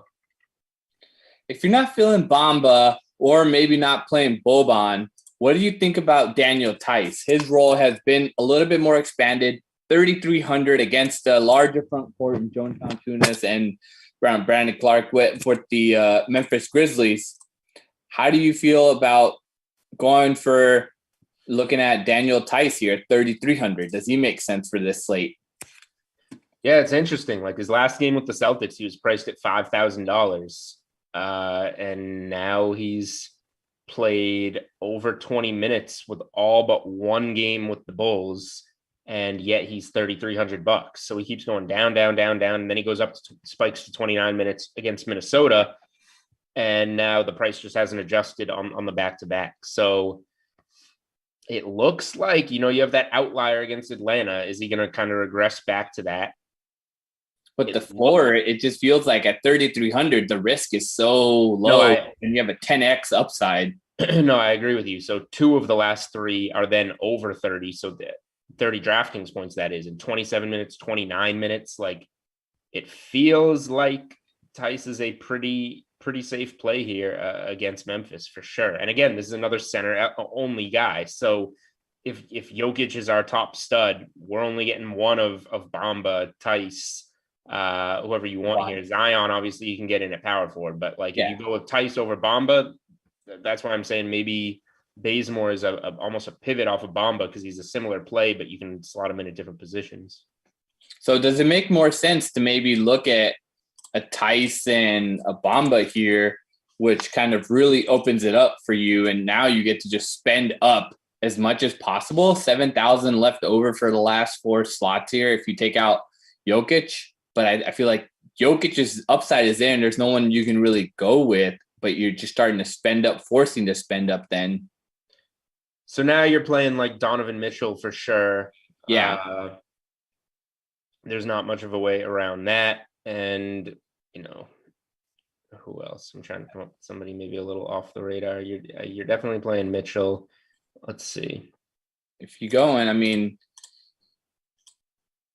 the chances here to step away, then it kind of forces you to Westbrook. We didn't have Westbrook in that build. You can go with and then your game stacking makes a lot of sense too with the game stack of Zion and Fox. Fox has been playing out of his mind lately, at least giving you 50 fantasy points on a regular basis. The minute's really secure. Yeah, you could try and game stack those 2 and game stack Westbrook and Mitchell, because Mitchell's shooting guard. Yeah, that you could get all those guys in, those 3 guards in there. Yeah, along with Zion, you could do something like that.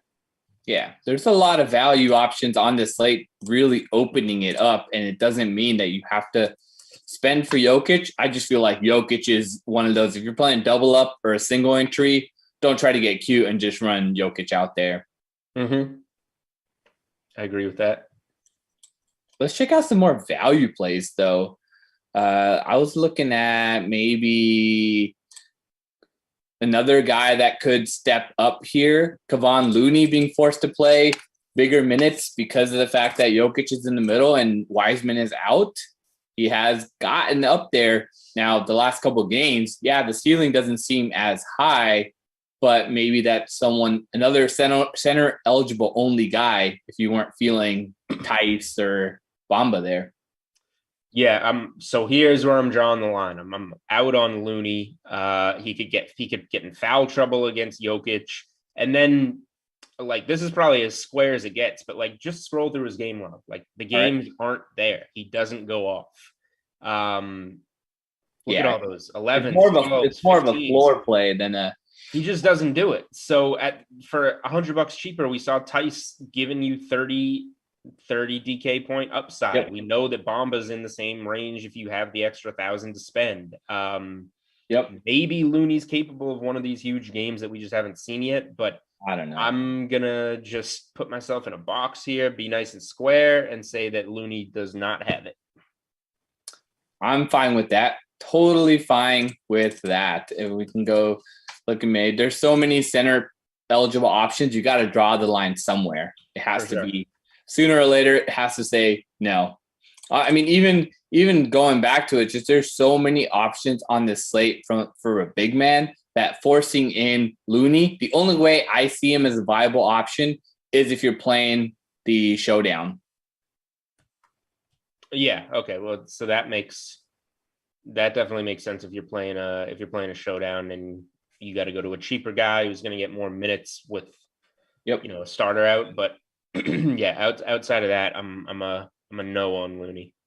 Yeah, that really makes sense. Let's keep going down and see if there's any other options that really jump out on this slate. I feel like we've talked about a lot of the options. Maybe you want to jump into something on the sports book. Are you feeling any of these lines? Maybe a spread, total, player props?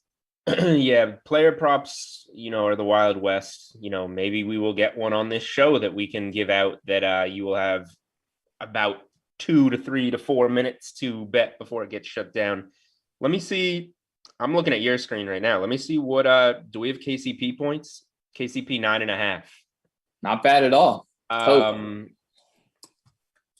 He's somebody that has gone over this in 4 of the last 5 games, and the one he didn't hit was 8. So bucket. Yeah, he's been getting shots up.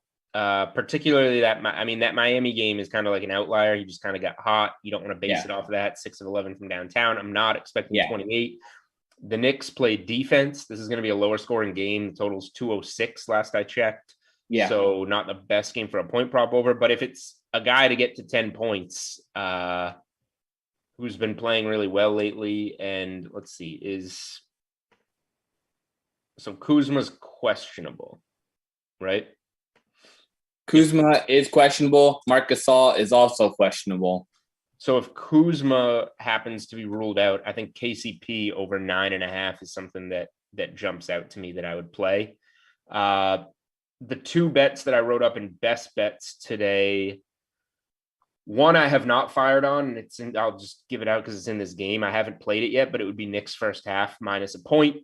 We've gone over the trend like all season. If you read the articles, if you watch the show, the Knicks are the best first half team in the NBA. The Lakers are kind of coming off of that high of a beatdown of the Nets. That was amazing, really beautiful. So I think that, maybe people are a little bit high on this ragtag Lakers squad right now.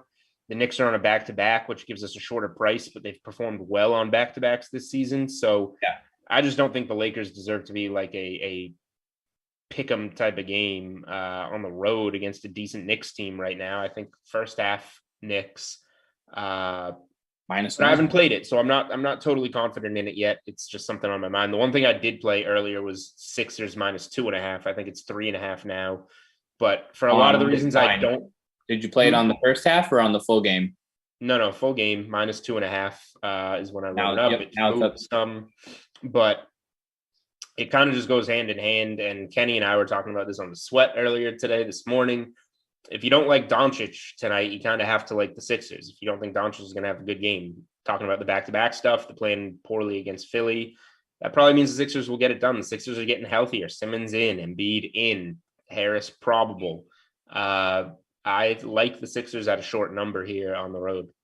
Well, not only that, but like you have to keep in mind, if this line moves towards the Sixers, that means that it's like they're projecting that Porzingis will be out. That's how I read it. It could be that way. It also could be just that the Sixers were favored by too few initially. And if and when KP does get ruled out, I think this will go to 4.5. Yeah. Fair enough. Those are some really good options to consider for tonight's slate. I'm gonna run through the props a little bit more here and see if anything, because stuff's always changing, so maybe something else will pop up. You looking at points prop? You looking at three-way? What are you feeling? Here we go. I'm gonna go over to Joe Ingles is at 24.5 on the points, rebounds, assists. Let's see how he's been doing these last 2 games. Has Clarkson missed 2 games? Is that right? Yes, Clarkson has missed 2 straight games. Okay, so it's these last 2 that are important. And now you get Conley out as well, so things should be, more favorable. So 24.5 minus 120 on there. Yeah, he had 29 total last game, 20 points, 6 assists, 3 rebounds. And the game before he had 24, so not quite there, actually. That's kind of surprising. But I think against Washington, getting the Washington matchup and getting Conley out kind of puts this one over the top. Like, it's a fair number with no Clarkson, but given the matchup and the Conley addition, I think I like that prop on Ingles. Yeah, that makes a lot of sense. 24.5 it feels low, but at the same time, like he does have to produce, and he's setting up as like, if you want to look at him, if you're looking at, hey, maybe I want to spend up for Donovan Mitchell, playing Joe Ingles can still be your way to get exposure to him in that way. If you're looking for if he doesn't fit into your DFS lineup, you can still get exposure to him on your betting card. Yeah, for sure. I actually like that a lot of just kind of ways to, you want to bet something, but you want to get exposure to it another way through a DFS lineup. That's a good way to do that. What's going to be interesting about tonight's slate is we have our first lock at 7:30. So what usually happens with locks at 7:30 is that we don't get as much news at the 5:30 injury report. So It's going to be interesting to see. We just crossed over the 5:30 mark. Let's see if we get more news coming out for it. But so far, I feel like it's going to be slow. And the biggest one is going to be finding out if the Lakers are going to be with or without Kuzma and Gasol. That starts at the top of this. Yeah, I don't even care that much about Gasol, honestly. Maybe it gives you a little bit more value on Drummond and DFS. But yeah, if Kuzma's out, the KCP prop jumps out to me a little bit. What do you feel then of Drummond on his points prop? Is he scored 15 and 20 in his last 2 appearances as a Laker. He hasn't got that much of the minutes, but maybe tonight over 15.5, or is he more of a guy that, hey, let's go look at his rebounding prop because we know that's where his strength is at 11.5. I mean, in the games, he played the Knicks 3 times with the Cavs already this season and dominated them. 18.3 rebounds per game, 18.3 points per game. I don't think that necessarily translates. The minutes aren't there. Yeah, it's that toe issue that he's working back from. I just can't. I too high of a number for me to get on for Drummond. For the points or the rebounds or both? For just any prop, I can't bet a Drummond over. I'm not telling you to bet the under because I don't think that's a good bet, but right. I can't without the minutes there. Props set that high, I can't bring myself there. Interesting. I'm actually feeling, and I think that his minutes will be. If we get Gasol to be ruled out, I think the rebounding prop is actually going to be really good, and he should be able to hit the over there. I think the minutes will be starting to get there. The only reason why his minutes were a little bit lower was because of that toe issue, but now it seems to be a little bit behind him. It was a broken toenail, so it wasn't even like it was a broken toe or an injured sprain or whatever. It was just a toenail popped off. So I think the minutes were reduced because of the fact that they blew the Nets out. So I think, for me, at least, the rebounding props makes a lot of sense at 11.5, and the juice not too much. I would take I would go rebounds over points if you made me bet one. That's just go to Drummond's go-to. That's rebounds, especially in a lower scoring game, which this is supposed to be against the Knicks. More rebounds than points, I would say. Yeah, that makes a lot of sense. Starting to get some news coming in, but it's for Tuesday, so nothing jumping off the sportsbook just yet. Let's jump back into some DFS lineups. If you guys have any questions, make sure we have about 10 minutes or so, 15 minutes before we have to jump off. Make sure to get your questions in so we can help you out for whatever from DFS, sportsbook, anything that you need. And Julian Edlow has some life advice. This is a big baller, man. He's asking me for time off, and we're going crazy now. Yes. I do actually get days off from time to time. Sorry about that.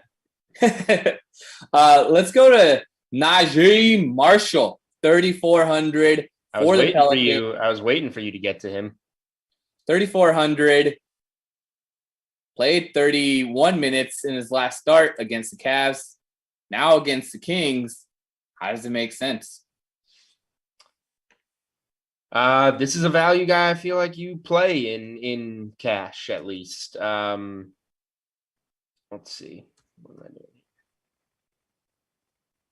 2 starts, 20, 10, 34. 3 starts, sorry.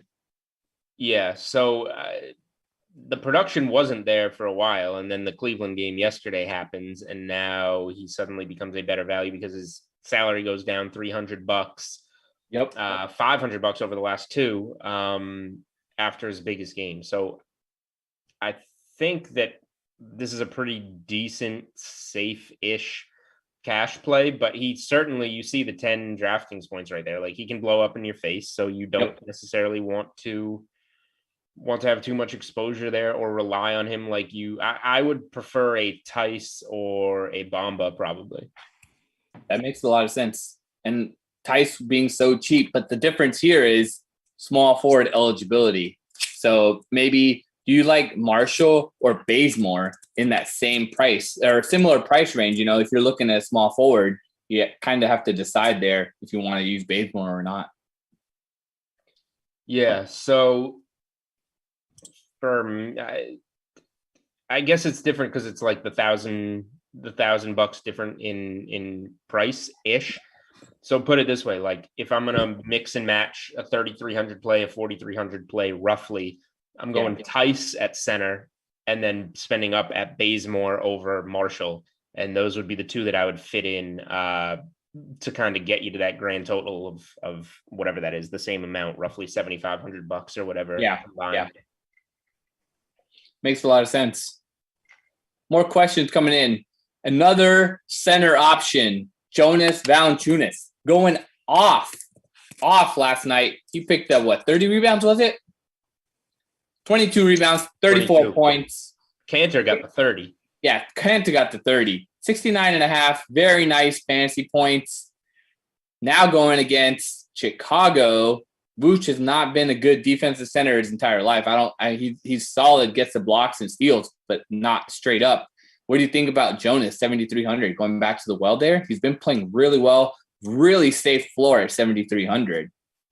Yeah, I like the play. And here's another center in a new price range that we haven't really talked about, but it's a good matchup against the Bulls. And you see the game log. He's been playing really well. He kind of peaked, had a ceiling game against Indy, and it's on a back-to-back. A lot of these guys tonight are on this Sunday, Monday back-to-back, so be a little careful. Who knows, 90 minutes before tip. This is a night to pay attention. 90 minutes before tip, who knows what's going to really happen here. So pay attention, leading into lock, after lock. But Valanciunas is a guy that, whether let's say you play him and Tyson, you're going to fade Jokic, or you play Jokic and you can afford Valanciunas in the mid-range and you're going to fade the value centers, he's a guy worth targeting. It's just really position eligibility more than salary that makes him difficult to fit. Yeah, there's way too many centers on this slate that we definitely have to consider. And that even we started it with Jokic, at the top of the show that we started it with Jokic. But let's jump into this injury report that we have for tonight's slate. big news across the top. We have Kuzma and Marc Gasol questionable. Also, Wes Matthews. He's dealing with an Achilles issue. He's had a torn Achilles before, so I think he's going to end up sitting, which boosts that KCP prop that Julian was talking about. Then moving to Kristaps Porzingis, he is questionable, but Maxi Kleber, he's probable. So does that make Boban a little bit more of a risky play? If Kleber was also out, definitely look at playing both those guys. But if Porzingis sits, still another center eligible person to consider in Boban. Then we have this Brooklyn, Minnesota game postponed due to the situation in Minnesota. Orlando, Okiki, questionable. So that may open up a little bit for the Magic. I think that maybe opens it up to give Mo Bamba to more power forward minutes rather than center minutes. They have Wendell Carter Jr. playing the center minutes a lot. Also, then we have Winslow Melton for the Grizzlies sitting out.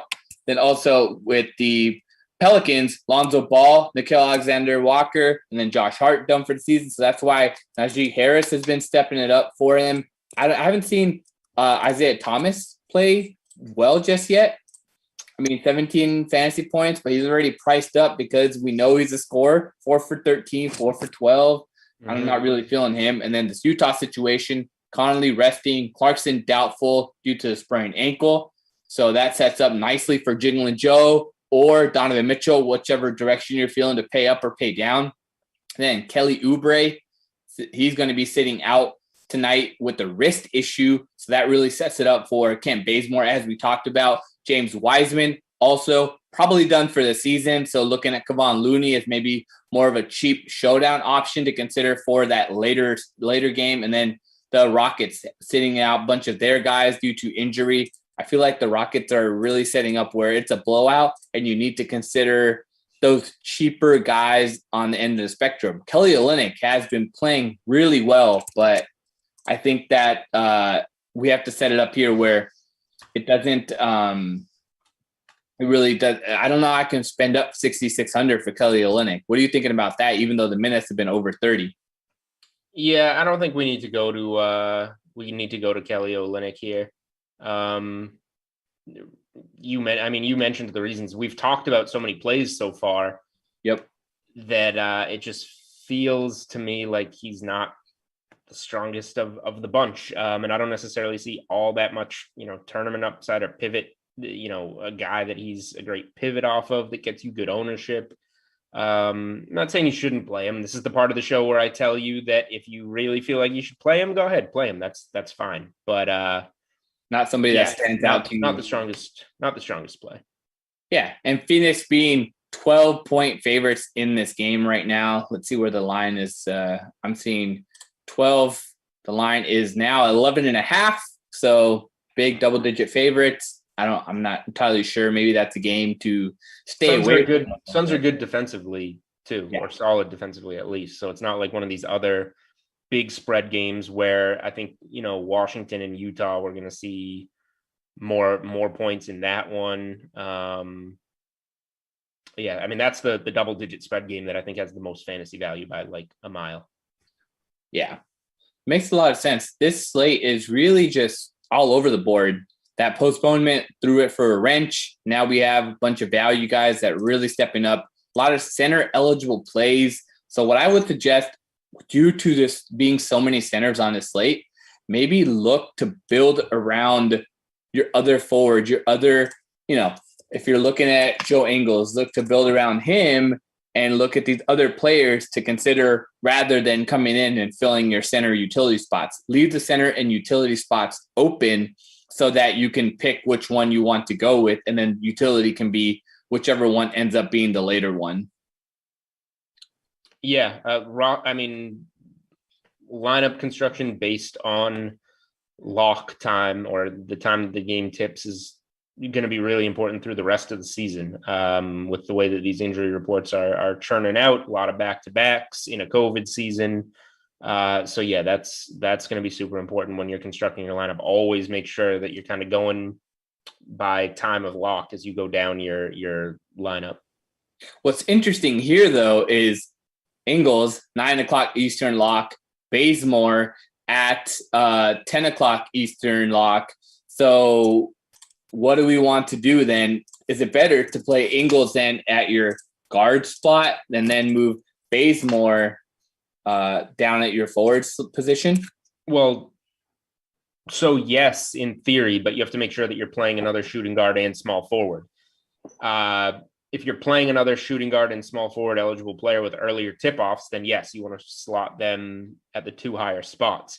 But you don't want to build your lineup around making sure that Ingles and Bazemore are at the bottom because of the late tip. Like if you're only playing one small forward, don't find another small forward who locks earlier. Just use Bazemore at small forward and have a plan, of course, if something goes wrong. But don't change, if you're only going to play one small forward, play that small forward, regardless of if it's a 10 p.m. tip or whatever. And just play your lineup the way that you're going to. Man, there's no news coming down. There it is. And it's for Tuesday. Come on, man. Kawhi Leonard ruled out for tomorrow's game. Maybe nothing new there. Yeah, nothing special for the news, but it's expected. When we have a 7:30 lock for the first game, I just look at it as all the games are usually going to give us more news after we get off at 6:30, because they still have an hour before tip or hour before they have to submit the lineups. Yeah, we're gonna get. News is gonna come in, so pay attention. Follow DK Live. Alerts on. Well, on Twitter, make sure you follow DK Live on Twitter because we don't have the push notifications for DK Live. Yes, that's what I mean. Any last thoughts before we jump off? If you guys have any last questions, go ahead and fire them in the chat. We can grab them before we leave. But Julian, are you feeling this bet here for the Knicks -1? Half, not quarter, but I'm gonna let that one be for now. I'm gonna say I like the Philly bet better. I played it at 2.5. I think you can play it at 3.5 because I think Porzingis will be ruled out and that number is only going to go up. I like Joe Ingles over 24.5 points, rebounds, assists. I wish I had written that up in best bets and I didn't. I like that a lot. I'm going to bet that. And I think KCP with the 9.5 points, if Kuzma's out, that's probably something I'm going to play. Kuzma, 9.5 points, -125 here. Mm-hmm. You're going to want to be quick on that if Kuzma is in fact out. It'll probably stay there, but it could move a little bit on the juice. Sounds good. Great options for tonight's slate. That was a really interesting breakdown of the slate. I with so many options to really consider, just with all the centers that we have to go through, that's what made this slate really kind of interesting. But next up on the Dream Stream is the Broncos against the Steelers in this Madden bracket. You want to make sure to stick around for the bracket and make sure that you check out the sportsbook pool as well for the Madden bracket. Glash and Brandon at 6 p.m. for it. Then later tonight, 8 o'clock, Panthers and Rams with Kaufman and Tom. And closing it out with Falcons at Packers with Jeff and Tim. Any parting shots you got for the people, Tim? Or Julian? Just gave him to you three bets. That's what it is. Three potential bets. And 3 value options at the center. You'd love to see it. Love to see it. Good luck tonight. Good one. Tuesday is going to be Steve Buchanan and Gary and Thorne coming in with MLB Pre-Lock Live. I'll be back with Matt on Wednesday. We got to give Julian the day off a little bit more now, so let's get that party going. Sounds good. Thanks for hanging out. Mondays. Peace.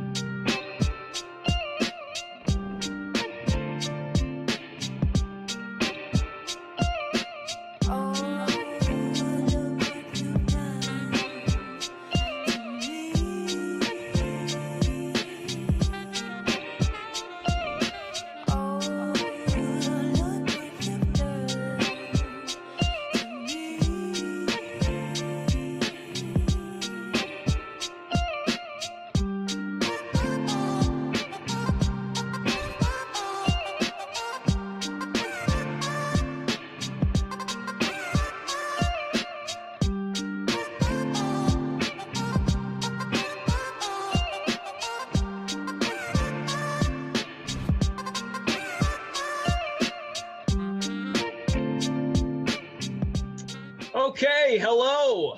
The Madden bracket tourney continues here at DraftKings. It is just about locked for the 6 p.m. sim. We have the number, let me look at my bracket back here. Number 9 seed, Pittsburgh. 24 seed, Denver. Like that, BK? You like the bracket? I do. I was about to compliment, and you got the DK logo. How long did it take you to do that? Or are you a pretty good artist with freehand there? May have hired my roommate to okay. Draw that That's up. okay too, though.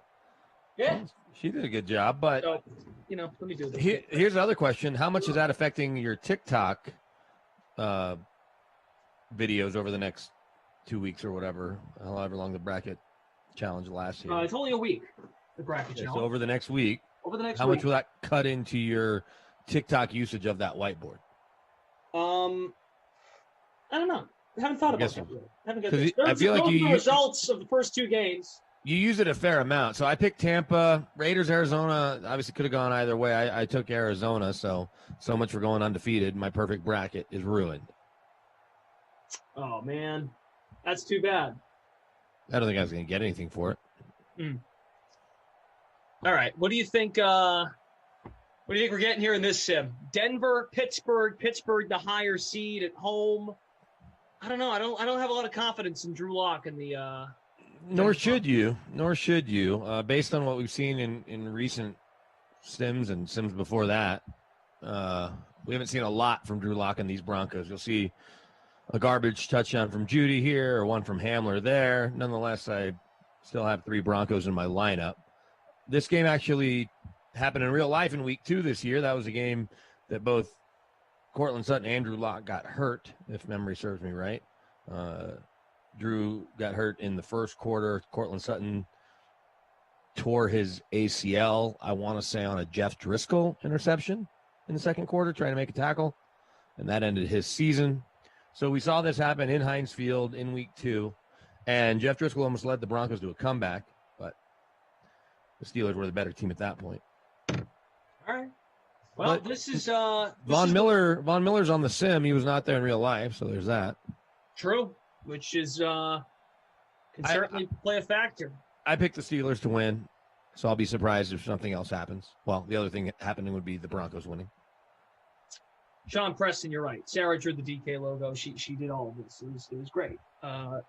It's great. I'm looking forward to it.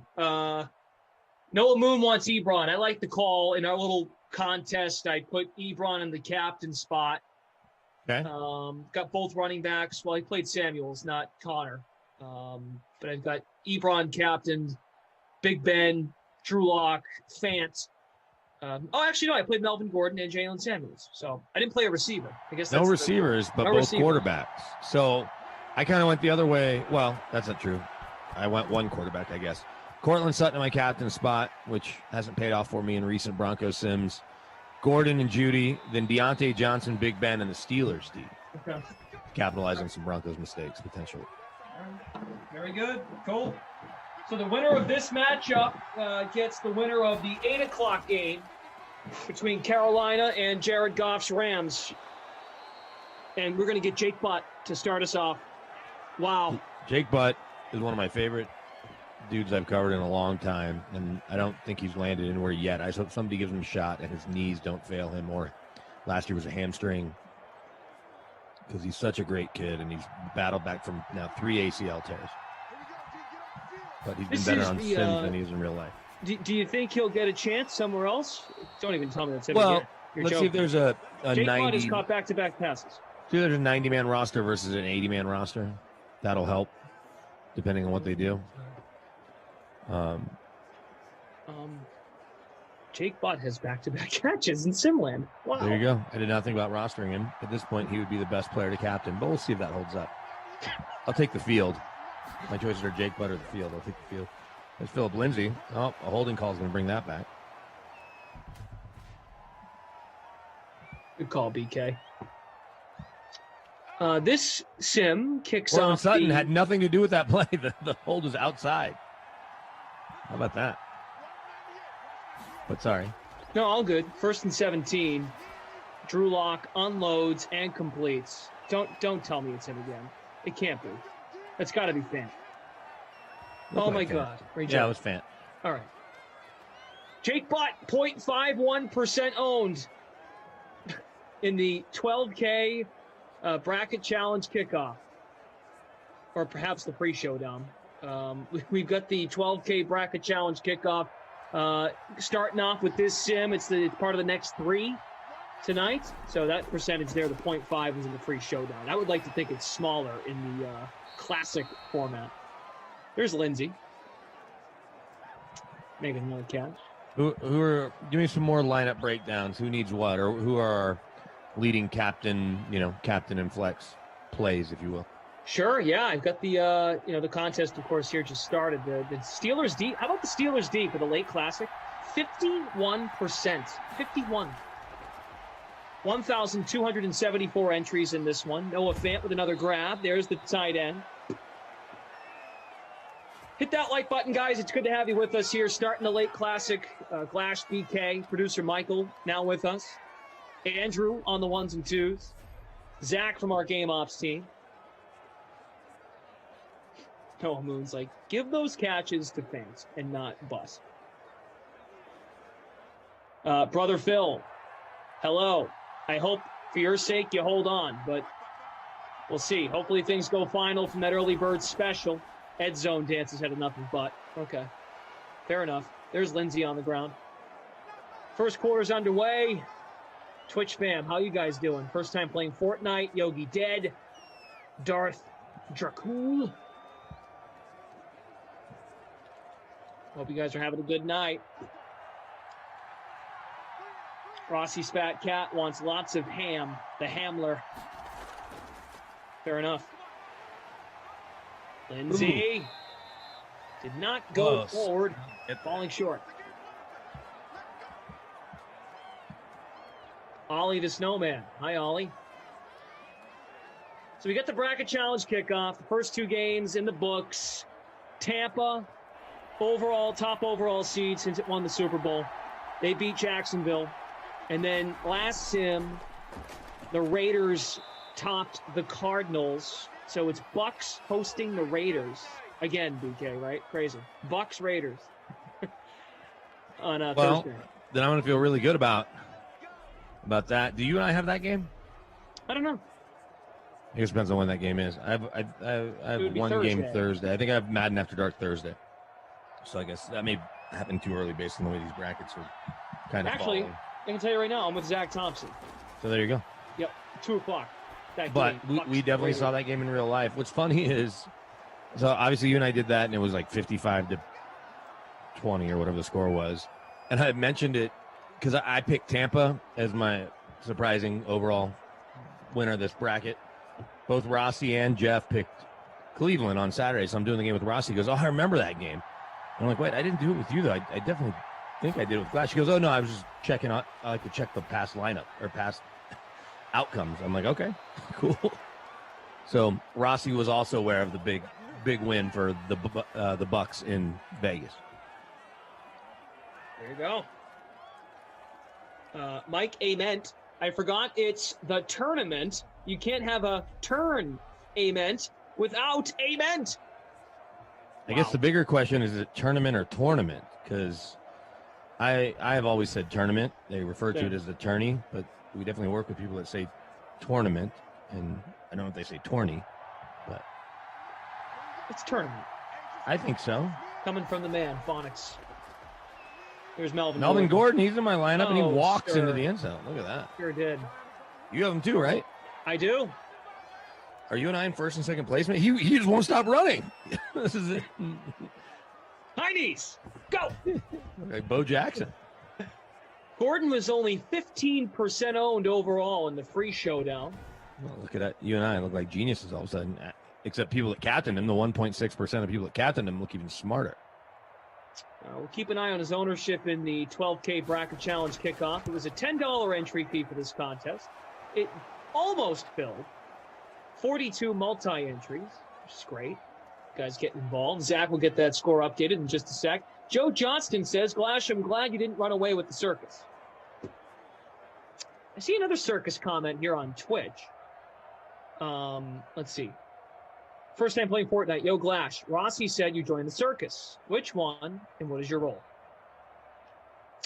Didn't join the circus. Just gone for a couple days.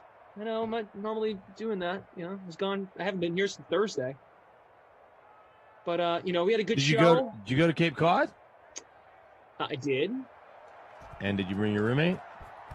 Nope. She had other plans. Oh, wow. Okay. Yep. She hung out with her 2 other vaccinated friends, and I had a nice evening. I did a high school football game. After the football game, I stopped at the 99 restaurant. Okay. So you didn't stay there, though? No, I didn't. It was only an hour and 20 minutes. Okay. And what do you do? Stay by yourself? I get it. I mean, unless you want to go to the beach in the morning just to walk on the beach. But. Yeah. So it was good. And then, I was supposed to do something Saturday, but it got canceled. So, yeah. Here I am. Back. Fresh as lettuce. You seem quite fresh. It is nice to step out of the bubble for a few days. It makes you appreciate it a little bit more. Here's Think about that. Every time I leave the house just to do anything, and I've been leaving the house plenty, but because we finally have a nanny, so I don't feel like when I leave during the middle of the day, I'm, being a jerky husband. That's, I guess they're at an age now where you can do that, right? Well, we're paying this nanny to watch the kids, so I work from home 95% of the time until I have Bronco stuff to go to, or if I were filling in or whatever. When I start going to Nuggets and Abs playoff games here coming up, then I'll be leaving the house at night most of the time, or on the weekend, I guess, during the day. Mm-hmm. But it's like we're paying this nanny to watch the kiddos. So, and now my mom just got to town today. My wife's actually in Atlanta for a couple days for work, but my mom's here. Nice. So yeah, it's good to see the kids. She's fully vaccinated, and so am I. So that's good. But I went to just run a couple errands, and I'm like, this is so, I went and just had lunch and sat at Wendy's. So I was like, I don't need to race home because I'm not bringing food home for the kids. Not sure who's up, from a nap or not or whatever. But so I just sat at Wendy's and listened to a podcast and read on my phone. How'd you go out of bounds there, Juju? What is he thinking? Well, he probably was going to get hit. But are we going to have a shootout here? Is this going to be a shootout? Who knows, right? Denver is the 24 seed. Pittsburgh the 9. By the way, on the ownership front for the 12K bracket challenge kickoff, Melvin Gordon scored the first touchdown. He was only $3,800, 4.7% overall, and Jalen Samuels, nice pickup to the 30, gain of 19. Adam Kaufman will be here next for the 8 p.m. Sim. He wanted me to play him in basketball tonight, but I don't know. He will be with Freeze Pops, and then Jeff Ulrich will be here for Falcons-Packers with Freeze Pops. The 8 o'clock game is Panthers at the Rams. So my bracket is already 1-1. And by the way, I should bring this up because we had a lot of entries in the round 1 free-to-play 5K pool over on the Sportsbook. 27,486 entries, which is fantastic. I filled out one. So you get to enter another one Thursday for round 2. Right. For the next round. The round of 16. But presumably that'll be the last one, right? You can't keep doing it because there'll be 4 teams to pick. That, as of now, I've heard we definitely have one coming up. Your point makes sense. Because if it's just the final 4, you're going to pick 3 games, right? And you'll be done. 2,600 people, how do you split the prize? Yep. So $5,000 pool, which is great. Free to play. Love that. Ed Zone Dance. I beat Kaufman last night in NBA. Well, wasn't Kauf's. I lost him by 2, so it wasn't a good night for me. But not his best, no question. We forgot to get our NASCAR lineups in. My golf lineups. Jeez, my golf lineups were a disaster. In part because of Jeff's advice, in part just because I picked bad golfers.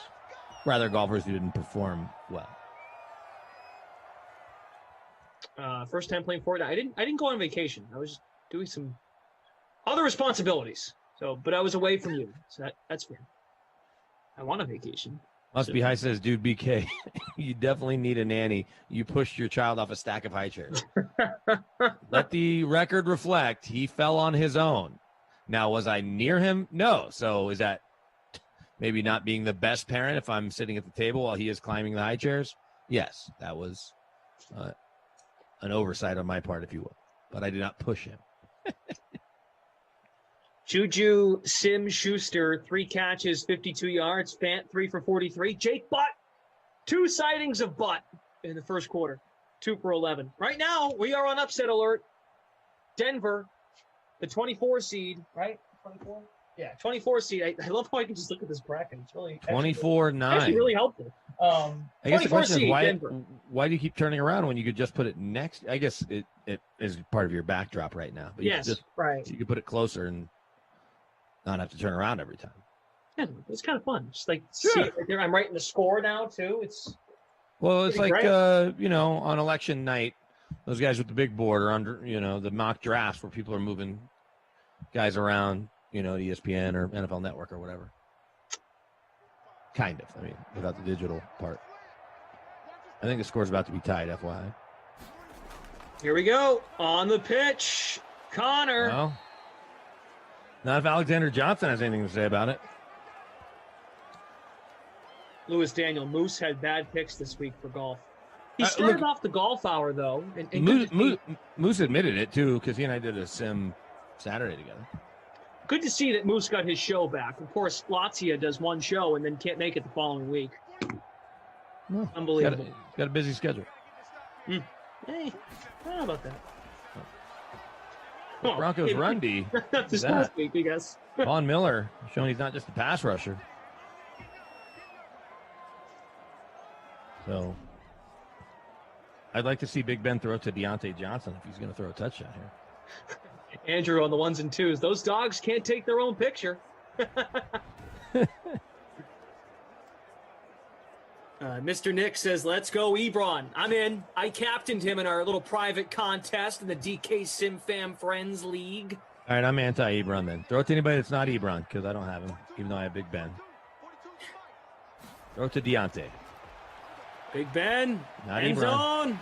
Touchdown. Oh, James Washington.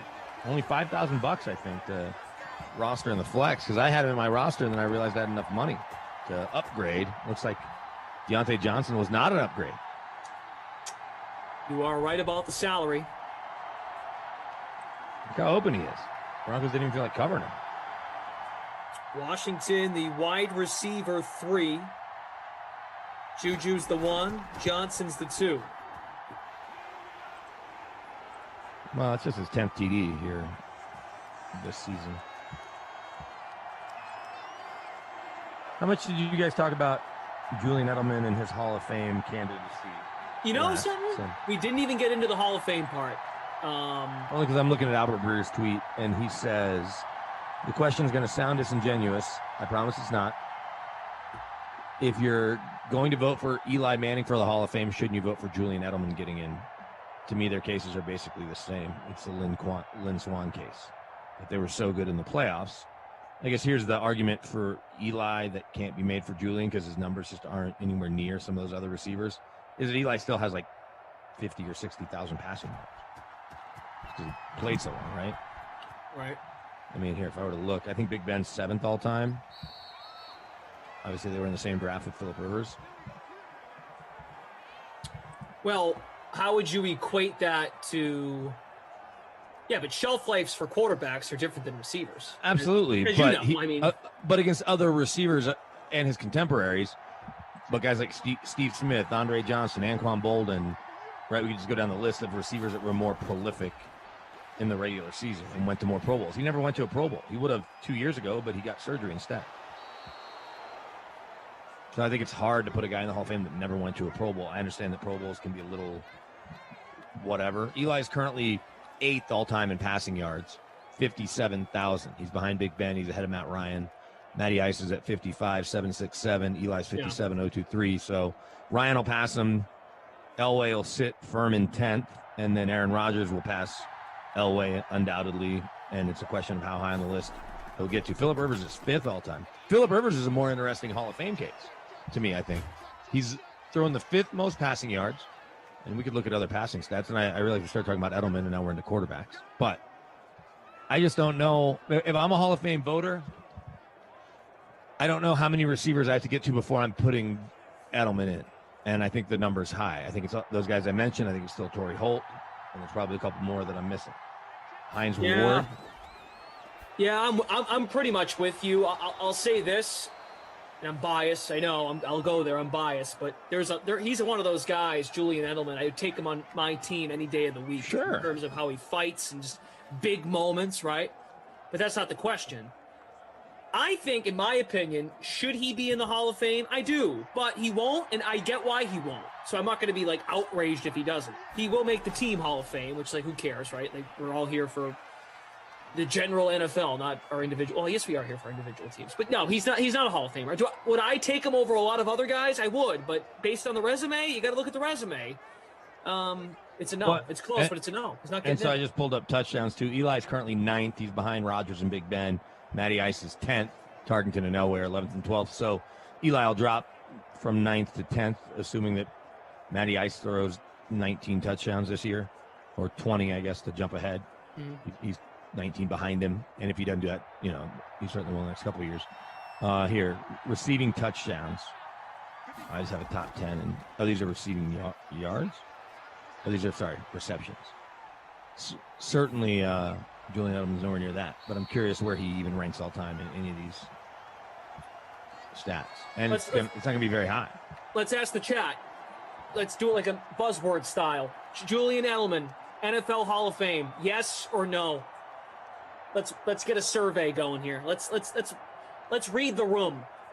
I saw Mr. Hawk said no. It's a no. I think it's a no. As much as I'd like for him to be in it, it's a no. And you know what? Here's the other thing I want to say about the Hall of Fame talk. Just because someone isn't a Hall of Famer does not mean you're dissing them or think they're bad. Like, no.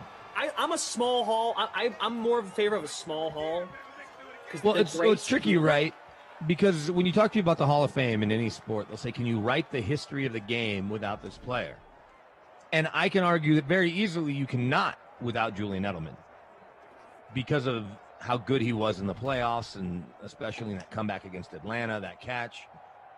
So he's kind of the exception to that line of thinking.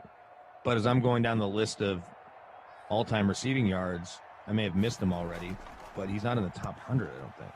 I'm seeing a lot of no's in the chat, a handful of yeses. So, there was at least 100 receivers, and I haven't even gotten to him yet. What was his yardage total? I don't have his numbers in front of me. I can get him here. Well, I think if you want to start looking at stats, he's not going to come close. Yeah, and that's right. Like the minute, to some degree, that's not. But even Pro Bowl, and here's why Pro Bowl matters. As you want to talk about how silly a Pro Bowl is that every year the 4 best receivers get voted to the Pro Bowl, and in other years the 5th and the 6th and the 7th. And look, he was the first alternate 2 years ago because Cortland Sutton ended up getting in because Edelman went and had surgery. Remember when he jumped on a car too or whatever? I don't think that was related to the surgery. I think that was just coincidental. But that would have been his first Pro Bowl was last year, the 2019 season. So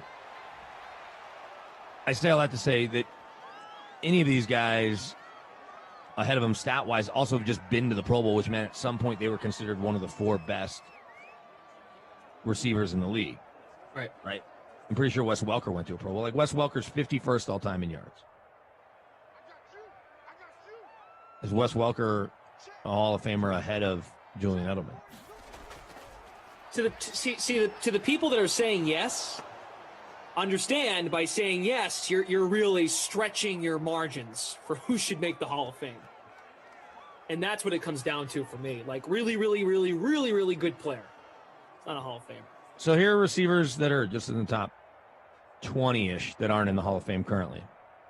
Steve Smith Sr., Reggie Wayne, Andre Johnson, Anquan Bolden, Henry Ellard, Torrey Holt, Irving Fryer. Julio Jones is in there too, but he'll end up in the Hall of Fame, and I skipped over him, even though I just said his name. So, I just listed 6 or 7 guys that aren't in there. Multiple Pro Bowlers. Brandon Marshall had 12,351 yards. Never played in a playoff game.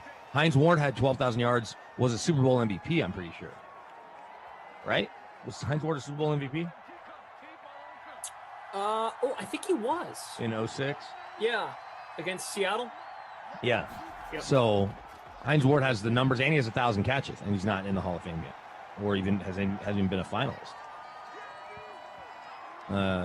Andrew said Randall L.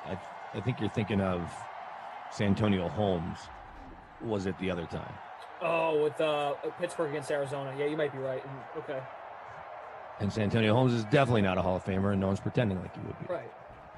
Well, and I see folks in here about the playoff runs and the Super Bowl MVP, Bowls. Super Bowl XL MVP, 4-time Pro Bowler, 3-time second team All Pro. Like that stuff matters to the Hall of Fame voters, right? There's the Hall of Fame and the Hall of Very Good, if you will. Edelman, 6,800 yards. He only had 36 touchdowns in his career. Like, there's no way that a receiver that isn't Devin Hester, if you will, right, that isn't the best returner, is getting into the Hall of Fame with 36 touchdowns. 4 on the ground, or 4 as a returner. He threw 1. I think he never ran on it. So Rick says, not stretching the margins. Imagine those Patriots teams without him. Sure. Yeah, these are two separate things, though. His value to the Patriots is, without question, Hall of Fame worthy in the Patriots Hall of Fame, their Ring of Fame. Yeah. Whatever they call it, Ring of Honor, Ring of Fame. That's why Mark says the ultimate goal is to win a Super Bowl. Look, I would love to see him get in. I don't think he's going to, based on the standards we know. And I think if you let Julian Edelman in the Hall of Fame, I think overall you're stretching the margins for future players that are really close. I think he's really, really good. He might be like on the top 5 of guys that had a good case, but just not enough to get in. And the numbers aren't there. Like you said, the touchdown number's low. Right. And look, the Atlanta catch was great. It's a great moment. It doesn't mean it's a Hall of Fame. Right. Like David Tyree's not in the Hall of Fame either. Right. And I know it's not a fair comparison, but it's just not. Like, hey, a huge moment. As I'm scrolling. So his 36 touchdown catches. Well, here, the leaders stop at guys like Miles Austin, Mercedes Lewis, Tyler Lockett, obviously still playing, Kenny Stills, among others. Vance Johnson, the old Bronco, just popped up here. Jeremy Shockey. All of them are tied for 246. With 37 touchdown receptions. So that means 46 plus 10 is about 255 players, give or take, have had more touchdown catches in their career than Julian Edelman. And consider there's only 310 people in the Hall of Fame, give or take. Folks are bringing up he's just like Wes Welker, Fantasy Hawk. Look, and that's the other thing. If you really believe in Tom Brady's greatness, that's going to happen a lot. Well, what would Edelman be without Tom Brady? Just a 7th-round pick that never got a look. So I don't know. I think it's a good debate. I think it's healthy, back and forth, and you hear this all the time, like in any Hall of Fame. Oh, well, he's got 6 rings, or he's got like the. Well, not a lot of people with 6 rings aren't in the Hall of Fame. No, I was going to say Robert Horry, but isn't Robert Horry not a Hall of Famer? No, he got 7 rings. No, Robert Horry's nowhere near the Hall of Fame. Like Kurt Schilling. Robert Horry is actually a good comparison, even though it's a lot less. No, Kurt Schilling should be in the Hall of Fame. He's not going to get there now because. No, I agree. But it might open a can of worms. Kurt Schilling played like a Hall of Famer. Here we go. D-Rod just put this in the chat like seconds ago, so he's going to hear what we just said. Robert Horry was never a great basketball player, but he made the greatest shot ever, buzzer-beating shots, clutch shots, tied-up shots in the championship games. Does he deserve the Hall of Fame? And that's fair. I think that's a little good comparison. I think that's a good comparison, is Bob Horry to Edelman, because he was a big key to those championship teams. You can argue with some of those shots he made that they're not winning without him. I don't know if that's the case for those 2 Rockets teams he was on early in his career. Right, because I don't think he made any game winners against the Knicks or the Magic. The Rockets had Olajuwon and a bunch of other really good players, Drexler on the second one. But then he did make some big shots on those runs for the Lakers and for the Spurs, and that's how he got nicknamed Big Shot Bob. But no one's confusing him with the best players in the history of the game, and I don't think he would either. They might confuse him with Will Smith because they kind of look alike. They're both in LA and they're tall and well dressed. I was watching like Lakers pregame was on or something, some Lakers show from, like the Lakers network, whatever that cable channel is called, was on it. Spectrum, right? A sports bar, yeah, Spectrum. And I'm like, Howard really looks like Will Smith, like a chubbier Will Smith in the face. We're tied up at 7, the first half winding down. Big stick on KJ Hamler. Good tackle. That's a foreign tackle. Trandon says, I've never considered Edelman a number 1 receiver. I don't know. He was the safety net. He was the guy you needed on 3rd and 4th. Brandon Stokely was that for Peyton Manning. I think when you think Hall of Fame, it should not even it should just be mindless. Yep. Right. There shouldn't be a debate. There shouldn't be a debate. And the fact that it's a debate is why I think he isn't. That's what makes a lot of these other receivers more interesting than Edelman, because I just don't think there's much of a debate. But the guys that I mentioned, right? Steve Smith Sr. was a hell of a player and probably went to 7, 8, 9 Pro Bowls. I got to check. Andre Johnson was the best player in the history of the Texans until J.J. Watt got there. Reggie Wayne probably gets there, but it helped that he had a bunch of Hall of Famers around him for sure. Yeah. Right? If Reggie Wayne's playing his whole career in Cleveland, I don't know.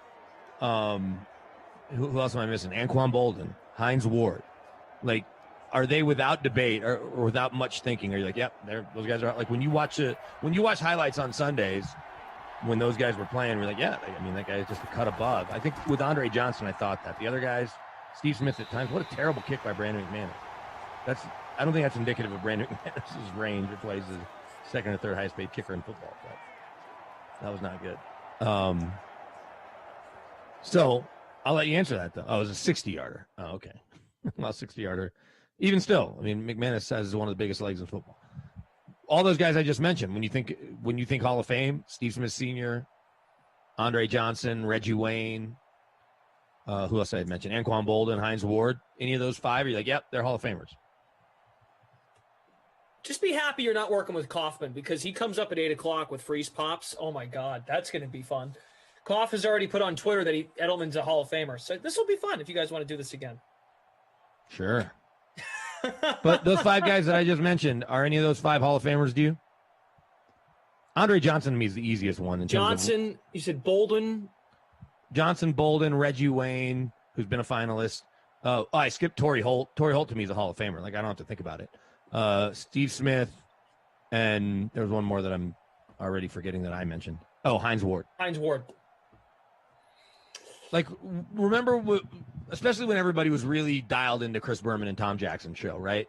And that was kind of the way you would end your football weekend, was watching that, especially, for a good bulk of those guys' careers. Were you like, when you knew they were getting to their highlight, you figured for sure every Sunday you would see those players making a big play, scoring a big touchdown or 2. Like, that's why, to me, Julio Jones is a no-brainer. A.J. Green's going to be a little more of a debate. We'll see how his career ends. But for Julio Jones, without question. I mean, you're talking about a guy that's had a 300-yard game. He was enormous in the playoff run and Super Bowl run, or in the Super Bowl. Right? That catch he made was as good as Edelman's catch, the one falling out of bounds, where he somehow got his feet in. Yeah, that was nuts. Right, so you don't have to think about Julio Jones. And Right. for me, Andre Johnson, of all the ones I listed, but I would think of all those guys as Hall of Famers ahead of Edelman. And I don't know if all of them are. I mean, obviously at this point they aren't. To me, Torrey Holt's next on the list. And I know that was the greatest show on turf. And they had Marshall Faulk, and he had Isaac Bruce. And obviously Kurt Warner throwing the ball.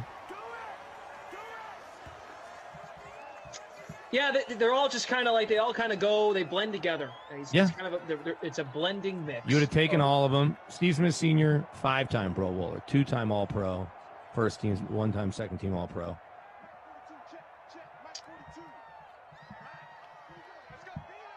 Melvin Gordon has the Denver touchdown. Pittsburgh's belongs to James Washington. That's Ebron on the catch. Spins to the 36. Third quarter's underway. We have a solo leader at the moment in the 12K Bracket Challenge kickoff, M. Blar, which, again, this is just starting. It's a 3-game classic contest. Winner of this sim plays the winner of the 8 p.m. sim, which is between Carolina and the LA Rams. Kaufman and Freeze Pops have you for that one at 8 p.m. We had Tampa beat Jacksonville earlier, top seed Tampa Bay Buccaneers. And the Vegas Raiders, beat the Arizona Cardinals. Those two teams will face off in round 2 on Thursday. Torrey Holt went to 7 Pro Bowls, led the league in receptions in 03. Holt did? Yeah, 7 Pro Bowls. First team All-Pro in 03, second team All-Pro in 06. Receiving yards leader 2000 and 2003. He was all-decades first team. And do you know what team he ended his career with as an off-season or practice squad member? In 2010. After playing in 09 with the Jacks. Absolutely. Patriots. That's right. He was hey, there. Look at this tweet I just put in from Warren Sharp. Your argument about Hines Ward. Ward has not made the final ballot in Hall of Fame voting the last 5 years. Right. And look at Hines Ward's numbers.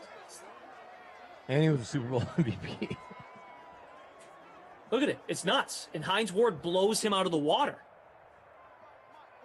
And Hines Ward was the best weapon in the passing game on those Steelers teams for that whole decade, right? Like, if you were watching a Steelers highlight from, we'll call it 2000 to 2008, 2009, 2010, odds are Hines Ward was going to be a part of it. You don't accidentally get 1,000 catches and 12,000 yards, score 85 touchdowns, 4-time Pro Bowl. Fantasy Hawk points out that Holt was a monster. I'm too young to remember. You're not wrong. You're right. That's why when I heard 7, I'm like, oh, wow. Didn't realize he was that good. Yeah. And so part of the thinking is that he and Isaac Bruce split votes. And now that Isaac Bruce is in, it's only a matter of time before Torrey Holt gets in. Because if you look up, here, I'll tell you Isaac Bruce's numbers too. They're basically the same as Torrey Holt's. Like 1,000 catches. What do you have? 1,024 catches, 15,208 yards, 91 touchdowns. And he only went to 4 Pro Bowls. And was a second team All-Pro once. You got to remember, though, he breaks into the league. Terrell Owens is taking off. Michael Irvin's finishing up his career. Chris Carter's still playing. Randy Moss comes on the scene. I guess he broke in 94. So, yeah, at that point, you've got Michael Irvin, Chris Carter, Jerry Rice. Then Randy Moss comes along in 98. Terrell Owens comes along. All those guys were in the NFC that I just listed. So, at least for the most part, till Jerry Rice started bouncing around. Gene McDonald says Hines Ward put fear and also blocked. Oh, great. Some people think he might be the best blocking receiver of all time for a guy that was a college quarterback. Yeah. Oh, nice catch. Nice catch. And until Young Wei Koo makes 3 more Pro Bowls, he'll be the best Korean-born player or Korean descent. I mean, one of his parents is Korean. So I don't know how you say that. Arth Tracul also agrees, best blocking wide receiver ever. Jerm needs Samuels to get going. We need both offenses to get everybody get going. Remember when I said, is this going to be a shootout? The answer to that was no. Yeah. In the $250 free showdown contest, a 3-way tie for first. Juju in the captain with 4 catches, 59 yards. Big Ben, Ebron, Fant, Gordon, and James Washington is the current build. We've got that classic contest that includes the 12K bracket challenge kickoff. It includes the final 3 games of the night. This is round 1 of the big Madden bracket tourney. Round 1 concludes Wednesday night. Round 2 begins Thursday. There will be a free-to-play pool, guys, available on Thursday for round 2. So if you missed out on entering bracket picks for round 1, which had $5,000 in total prize pool money, free to enter. There will be a bracket pool for round 2. So be sure to keep an eye out on DraftKings.com on the promotions tab or on DK Sportsbook. And also, we're almost at 200 likes. Smash that like button. About 500 of you here watching. This is Lindsey making the catch. Gets the first down on 3rd and 7. We're midway through the 3rd, and, well, we're getting some progress here out of the Broncos. Lindsey, 4th catch. Jim in the chat says, hey, just wanted to drop in and say hi. Give you a thumbs up. Thanks, Jim. Appreciate you. Appreciate all of you. Thanks for being here. Should be a fun week. The bracket challenge.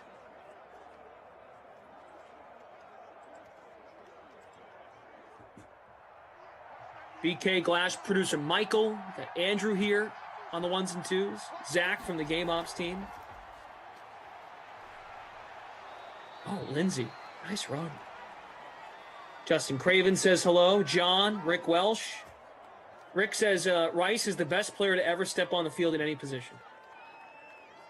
Jim Brown and Lawrence Taylor fans might disagree, but Yeah. I'm not going to make a huge argument against that. Fantasy Hawk, I get hell when I don't mention Rice. I think Fitz is better. He's not. Gene says, thanks for the shout out. More attention I got from my family. LOL. Is that an LOL matter?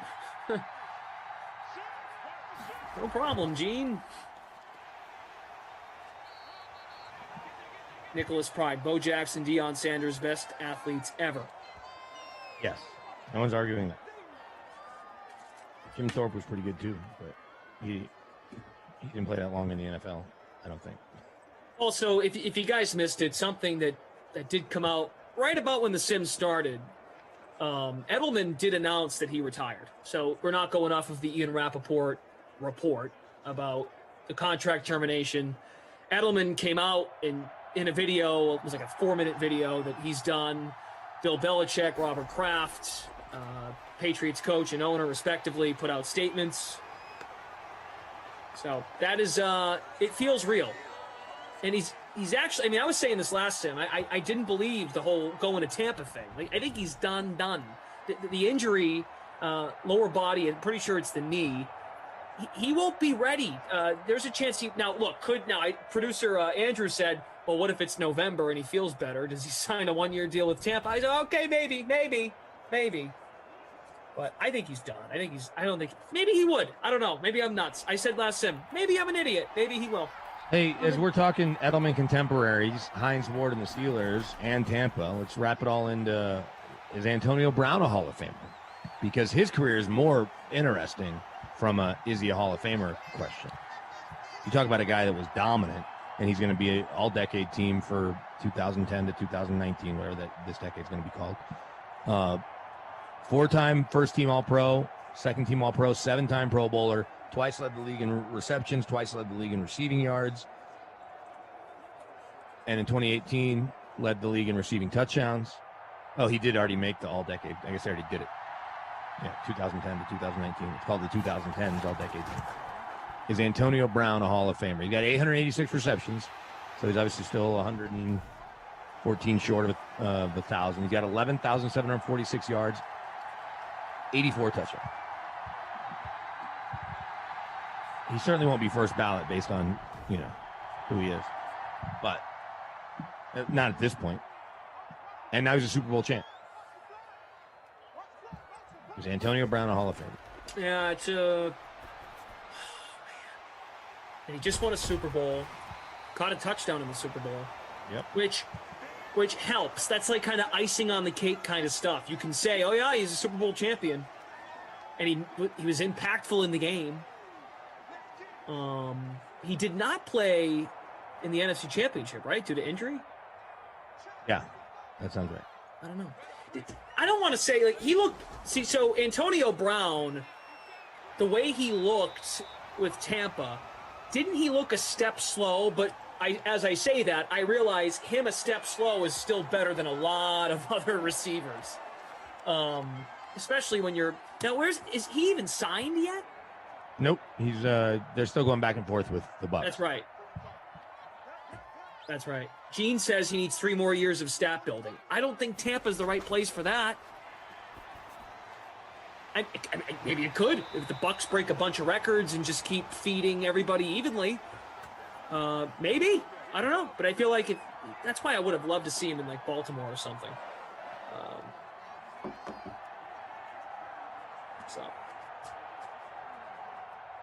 Hero says Glash keeps making Hall of Fame arguments in a single game. No, I didn't say that. I said that it was an icing on the cake situation. The fact that he can say he won a Super Bowl and he made an impact in the game.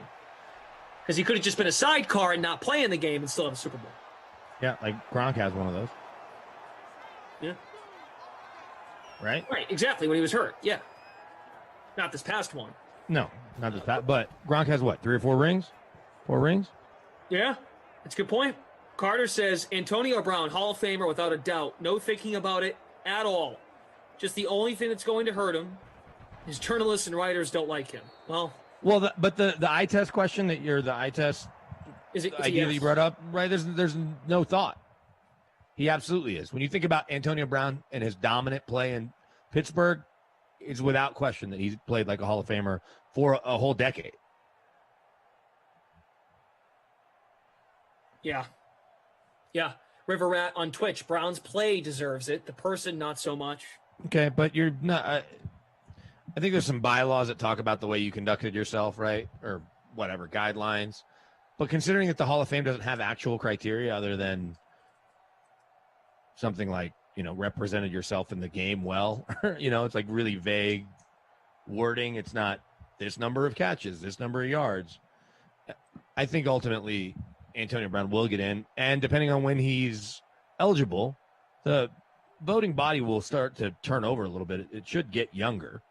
It's not right now necessarily. And the youngest voter, Terrence Paylor, sadly passed this year right after the Super Bowl.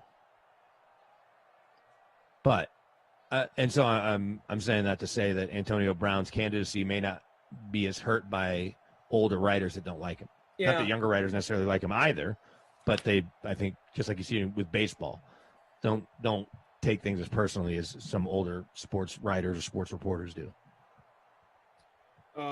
Rick says teammates and coaches didn't like him either. Yeah, there was that whole thing with Arians, but he welcomed him in Tampa, and I know that's probably more of a Brady thing, but they'll look at it from a play standpoint, and they don't even get they don't get a say. Let's see, there was something else in here that I just wanted to go at here. Oh, Kyle's in here. Hey, Kyle, good luck on your exam. It's big psychology exam on Thursday for Kyle.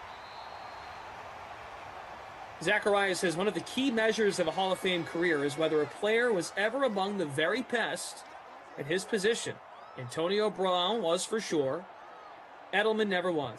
No, right. He was never a Pro Bowler and never even like first or second team All Pro. Some years the Pro Bowl gets it wrong. Last year, like Honey Badger didn't make the Pro Bowl, but he was first team All Pro 2 years ago, 2019.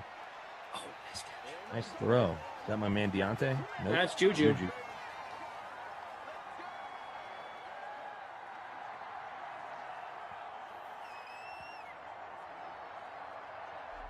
Rick says, I've been convinced to change my position on Edelman and leave him out.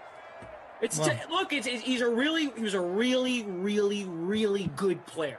That does not make you a bad guy if you don't want him in the Hall of Fame. He's not a Hall of Famer. Well, and going back to what I said earlier, it's tricky because you always hear that argument or that theory, right? Can you write the history of the game without this person? And I don't think you can. Certainly not the history of the Super Bowl. Right. And maybe that's a different conversation in general, right? You don't go to the Hall of Fame just based on what you did in the postseason. If so, Dan Marino wouldn't be in the Hall of Fame. I guess Jim Kelly was really good in the postseason, just never won. Warren Moon wouldn't be in the Hall of Fame, right? Yeah, so, and to your point on that about Brown, that's why Antonio Brown he's probably should be in, because he torched the league his first few seasons in, and we're like, this is the best guy in the league. And it was really not close. Of course, there was like a top five, and the top five felt obvious. But you're like, oh, no, Antonio Brown stands out from these other dudes. For a couple of years straight, he was doing that. So I'm with you on that one. Yeah, it's kind of like what Julio Jones has been not the last, but almost on the tail end of what Antonio Brown was doing. They certainly overlapped, but there were very few people that weren't considering Antonio and Julio the best receivers in their respective conferences. There's a touchdown. No, James Washington. Man. Again. Making it easy. He's making an easy pick for my Crusty Cristal player of the game. That was after Big Ben got sacked on 3rd and 13. 17-yard touchdown for James Washington. So that's twice A.J. Boye has been near James Washington, but not close enough to actually make the play. That could be why AJ Boye is not on the Broncos anymore. I mean, there's a lot of reasons, but I don't even know if he's been re-signed. You might be able to help answer Cassie's question. Does anyone know the true prerequisites of a Hall of Famer outside of the committee? Average fans can't seem to agree on the standard. No, that's where the conversation kind of begins and ends anyway, is that there isn't. Let me check. I'll check the Hall of Fame's website. Not that you guys can't do this too, but I'll share it with everybody. But I think other than saying like representing the game and your team well, there aren't minimums or requirements or anything.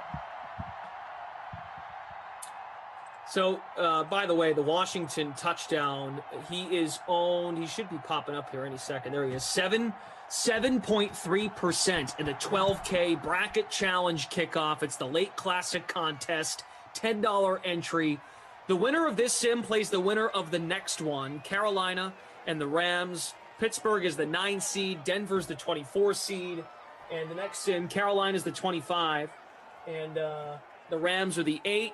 I like Carolina because Jared Goff, I only want to see you once in the next week. That's it. I'm actually pretty disappointed that I'm not calling the next game. I would love to call Jared Goff's one and done. But anyway, yeah. You can just get on in the chat and jump in.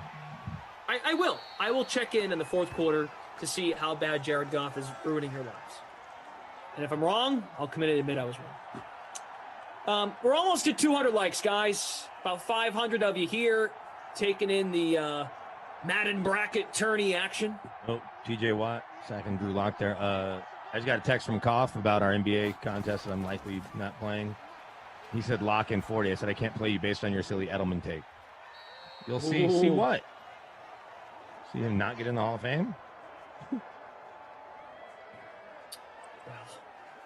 I will continue to see him not be in the Hall of Fame. You guys are. I love the chat though. It's good. It's good, healthy fodder back and forth on this kind of stuff. Tiger says I played against James Washington in high school.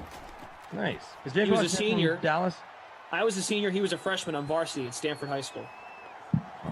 I know James Washington was a stud at Oklahoma State. I thought he'd be better in the pros. He's been good at times, but certainly not on the Antonio Brown replacement. Here's what's going to happen. If one day the Stanford, Celtics ever win a Texas. championship, if Koff believes Julian Edelman should be a Hall of Famer, he's probably going to make a case for Marcus Smart to be a Hall of Famer. Maybe not. Anyway, we'll get there. We'll get there when we get there if we have to. To Mac Lyon, Clash, Hall of Fame voting is kind of trash. That rhymes. T.O. should have been a first ballot Hall of Famer. Leroy Butler. Same with Michael Irvin. Same with Chris Carter. Yes, the voters let their personal biases affect the voting. Leroy Butler will get there at some point. More safeties have gotten in lately, thankfully. Vance Refrigeration. Steve Atwater, Actually, Kenny that's Houston. not Vance. That's James Conner. No, James Conner. All right, Pro Football Hall of Fame. Let's see if it says becoming a Hall of Famer. I feel like it's the tab. Wait, I've James actually already Conner been looked looking like he just gained 20 pounds on that run. I've already been looking at my Hall of Fame flights, but I have to figure out based on Broncos training camp. Also, you were right. James Washington is from Stanford, Texas. Yeah. Selection process. I think it's just going to tell us how the committee gets together. So yes, just so you guys know, I'll give you the Cliff's Notes. There's a voter from every NFL team, sort of. That's gotten a little convoluted as teams have moved cities. Like Howard Balzer was the St. Louis voter for the Rams. Howard Balzer covers the Cardinals and lives in Arizona now. And so he is still a voter. They haven't taken his vote away yet. Not that they will. And I don't know if they've appointed an LA Rams voter. But in theory, there's somebody who covers a team in each city. Then there is 16 at-large selectors, and that's people like Peter King, Sal Palantonio. I think John Clayton's one of those. And I could go down the list. They've added 2 actual Hall of Famers who work in the media, and Dan Fouts and Dan Fouts and James Lofton have voted the last couple of years. So they sat in the meetings for a couple of years, and then they actually are voting members as active Hall of Famers. They're talking about adding a couple more Hall of Famers potentially to the list. And then, they vote round by round, absentee, if you will, and then they get down to the final 15 Super Bowl weekend. All 15 modern era finalists are presented in a room on the Saturday before the Super Bowl, typically this year being different, and they make a case for each one of them. Then they vote 15 down to 10. Then they talk some more, vote 10 down to 5. Then they actually still have to vote on the 5, and you have to get 80% of the vote on the 5. So, but everyone that's ever made it to that final 5 has gotten it.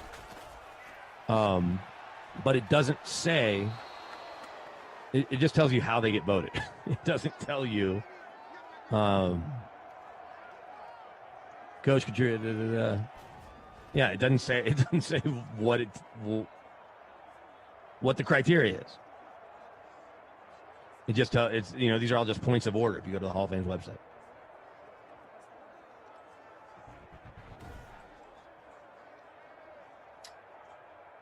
Well, this gives Pittsburgh some life. I mean, there was a fumble. Pittsburgh recovered, and Denver some life. Denver some life. Excuse me. Yeah. And I need to apologize. Bill Polian, also a Hall of Fame voter, sort of media member, Hall of Famer, and now a Hall of Fame voter. Tony Dungy, also a Hall of Fame voter. I didn't realize that. So there are now four current Hall of Famers who vote. Amongst the other, and obviously Tony Dungy is a media member as well. Throw the ball, Drew. What are you waiting for? Don't fall asleep. There you go. Nice catch. No fan. Tight ends have been decent. Washington's been great. Hasn't been decent. My captain, Cortland Sutton. 2 for 24 right now. Fant with his 5th catch. I'm in 108th place. I'm in 63rd. Doing okay. Doing better. M.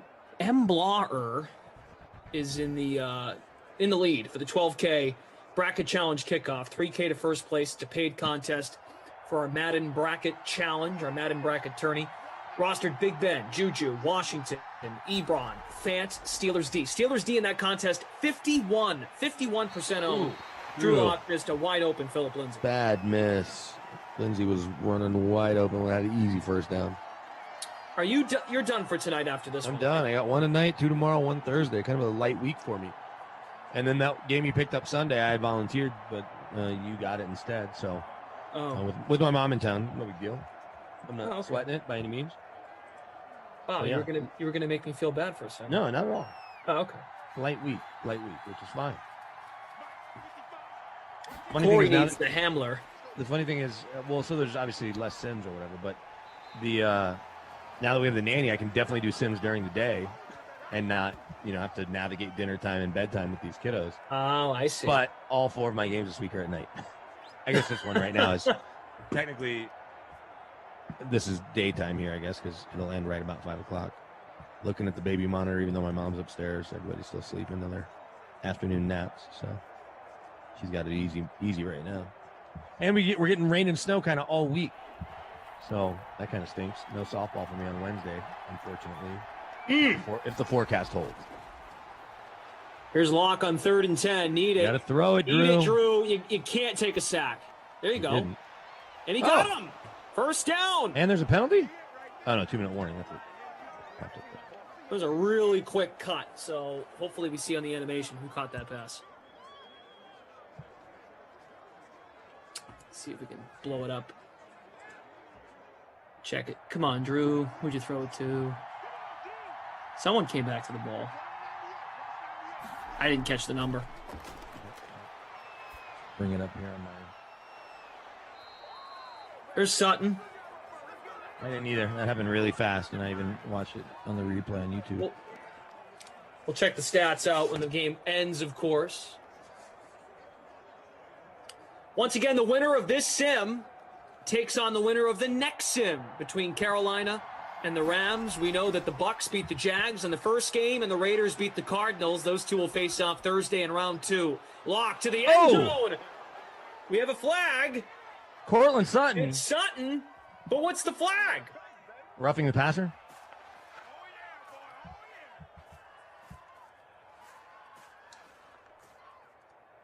Roughing the passer. Good call. Bud Dupree. That's a touchdown, folks. Penalty declined. Free play, and Drew Lock makes maybe the pass of his life. That was really nice. I had no hope he'd do that. Did they leave too much time, or will Von Miller and Bradley Chubb be able to force overtime here? Wow. All right. Cortland Sutton. You guys in the chat were just saying, like, this guy's letting me down. John Horn. Sutton's killing me. My captain. All right. That's going to jump me out of the top or bottom, above 100 at 108. I should Yeah, I be didn't inside play the him. top 100 now. I would hope. Cassie says his foot was out. I don't know about that. Well, they didn't buzz it in New York. Noah Moon's happy, which is always not fun. It's more fun when Noah's mad. Just my opinion. But good job, Noah. All right, Cristobal_cast, first place right now in our contest in the DK Sim Fan Friends League. M. Blar is still leading the 12K bracket challenge. Still 2 games to go, of course. I'm in 100th place on the nose. All right. That's better than where you were before. Yeah, 8 whole spots, despite my captain. Go Hogs go. Need Pitt for my bracket. Yeah, you're not kidding. Everybody Pittsburgh did. still has 3 Nobody picked timeouts, Denver. 80 seconds. Maybe Vic Fangio did when he filled out his bracket. Oh, man. We got a good kicker, the Boz. That could do Big it. pickup for Jalen Samuels. That could do it.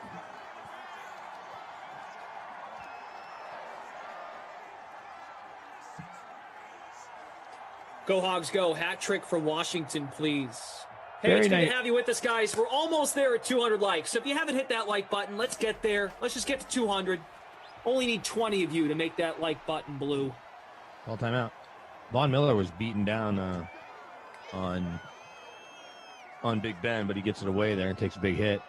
Really nice statement that I just glanced at. Belichick on Edelman. Yeah. Yeah, it was good. What does Edelman do next? Like, he seems like he could have a career in media, but not being a desk analyst. Like, doesn't he feel like the kind of guy that could do kind of silly, goofy stuff if they send him out to do interviews and, you know, just kind of mess around? I'm not saying he couldn't be an analyst in the studio. I just think that it's limiting him. Yeah. Maybe he'll do... yeah, it's a good call. I don't know. He'll probably get a podcast. 3rd and 6. We get another flag. Is that going to be a hold, or are they going to say Mike Purcell got there and hit Big Ben? I don't think he hit him. Another roughing the passer. They threw the flag before he got to him. Wow. Mike Purcell, the Denver native who was just inducted into his high school Hall of Fame here in Highlands Ranch, Colorado on Friday. The Edge says, my first like in months, all yours, Glash. Thanks so much. They puts him at the 29. This would look like, what, a 46-yarder for the Boz. Still got a couple of downs to work with and 2 timeouts. Feels makeable. Luke Murphy says, if I pick the Cards over the Raiders, do I have a chance to still win? Your odds probably aren't great right now, but yeah, I mean, some people might nail all 16. You would have to think if there's that many people in it. If there's that many people, there was almost 28,000 people who entered a free-to-play pool. So pick up a 2 there. Now, it looked like Von Miller knifing off the edge, or Chubb had a shot in the backfield, missed. Alexander Johnson's tackle there. Makes it 3rd and 5. You're going to run one more play just to get Boswell some room, or you're going to just have him kick it? Or a little more, make it an easier kick? Good question. Do you want to keep the timeout and run the kick here in case something bad happens? Nope. I mean, you're tied, so presumably you won't lose. They're just going to hand the ball off, pick up a couple more yards, I bet. Still fumble. Oh, big hole. Yeah, easy money now. Now you can kick it with his left foot. James Conner. All of us picked Pittsburgh to win, so this isn't a surprise. Anyone pick Denver? Say in the chat if you picked Denver. Admit you were wrong.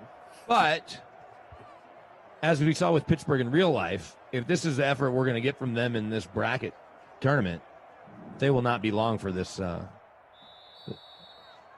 this round of bracket challenge or whatever you want to call it. All right, ice the kicker. Version. I don't think it's going to work. No. All right, we need a player of the game and also the Not My Kid award. What do you got? Player of the game's easy. James Washington, without question. Right? Captain in 2 the touchdowns. Yeah, in the winning lineup. He was $3,700 in that classic contest. Sutton, by the way, did get to 25.2 points though in the captain spot. Deontay Johnson is certainly trending. Jerry Jeudy though, who had higher ownership, Jeudy or Jerry Jeudy? 1.6 in the flex is pretty gross. He was like $7,800. I had him in my lineup. 6.8% in the late classic, the Madden 12K bracket challenge kickoff. So, well, I don't know how to compare that. Judy's up there. I mean, the salary was. I'm looking at classic salary, so it's a little different. Trying to find Michael's. How about, did KJ Hamler have any catches? Good question. I don't. Because a lot of people played him because of the value, right? Because he's so much cheaper. And he had one catch for 13 yards, and in our contest, he was 41% owned. Yeah. Well, there you go. Made it easy for me. It was not Hamler time, despite playing not too far from his college stomping grounds there in Penn State. KJ Hamler did not want to show out for those crossover Penn State Pittsburgh Steelers fans there at Heinz Field. So James Washington, the better of the 13 slot receiver types, number 3 receiver. James Washington gets it as the crusty crystal player of the game. And Babysitter Billy Not My Kid award goes to KJ Hamler. All right, so the bracket has been updated. Pittsburgh 17-14. They'll get the winner of the Rams and the Panthers, which comes at 8 o'clock. Adam Kaufman, Tommy Freeze Pops will have the call. Thanks so much to Zach from Game Ops. Check the lobby, guys, for your lineup scores and the free showdown, any paid contests you entered, and also keep an eye on that Madden bracket tourney 12K bracket challenge kickoff, which right now Beats by Ray 15, first place. Stacked this game. So we'll see how it goes. And yes, you guys are right. You can see the ownership in terms of the percentages of who picked what team in the free-to-play pool over in the live section of the free-to-play pools over on DraftKings. Go to promotions, the promotions tab, or also you can go to DK Sportsbook. All right, that's it. We got to bounce. BK, talk to you this week, I think. Either tomorrow or Thursday, I'm sure. I think it's me and you tomorrow, maybe. I'm going to go see if I can get Julian Edelman jerseys half price. All right, nice. Make sure you send one to Adam and Freeze Pops. They would love that. That's it. So we know that the Pittsburgh Steelers have moved on. They will play the winner of the next sim. Rams and Panthers. Go Panthers. Jared Goff, one and done. Coming up next on the Dream Stream, Ross Tucker and his crew. They'll break down the NFL offseason in preparation for the end of the month's draft. We'll see you. It's the Ross Tucker Football Podcast. Oh, yeah, it is. But it's not just any Ross Tucker Football Podcast. It is a Monster Monday presented by DraftKings, America's #1 rated sportsbook app. Yes, we are recording and posting on Sunday evening for multiple reasons, including, seems like you guys like that. Seems like you guys like when we do the Sunday evening post. I could not be more fired up about tonight's guest. His name is Joe Banner, former team president with the Philadelphia Eagles, with the Cleveland Browns. Look, I think he's one of the 2 or 3 smartest guys in football and has been since 1996. He knows how I feel about him. The proof is in the pudding with what he did in Philadelphia. I highly encourage you to follow him on Twitter. I think it's Joe Banner 13. I got to look that up again. Joe Banner for sure, but Joe Banner 13. Joe will join us momentarily. You guys know the deal. It's a new week, which means we have a new Spread the Word winner via social media, at Ross Tucker NFL or at Ross Tucker Pod. Just do anything. I don't even care. Retweet, like, love, reply, quote tweet, just do something. Sand, foam, something, anything. Sponsor confirmation email winner. You guys know we need the sponsors. We love the sponsors. I'm telling you about Raycon earbuds today. They are the best earbuds. Get Raycon earbuds for your mom for Mother's Day. She doesn't even know she needs them. That's how much she needs Raycon earbuds while she's listening to stuff. And then the YouTube shout out later on in the week as well. Patron of the day, Drew Hoffman. Love when we get new patrons. Patreon.com/RT Media. It's Big Show time. The Big Show. All right, so he has been on the show before. I already told you the deal. He's Joe Banner, at Joe Banner 13 on social media if you want to follow. Very interesting follow. Very interesting.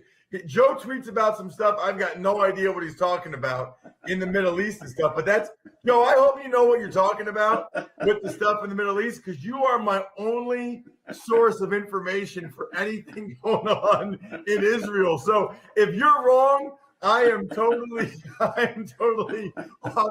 wrong on what's going on there. But here's the deal. I know I've had you on before, and I know I've told the story before. I grew up in Reading, an hour west of Philly. I grew up a huge Eagles fan, and people just don't know what the organization was like before Jeffrey Lurie, the new owner, came in and had Joe as his president, and what it's like since.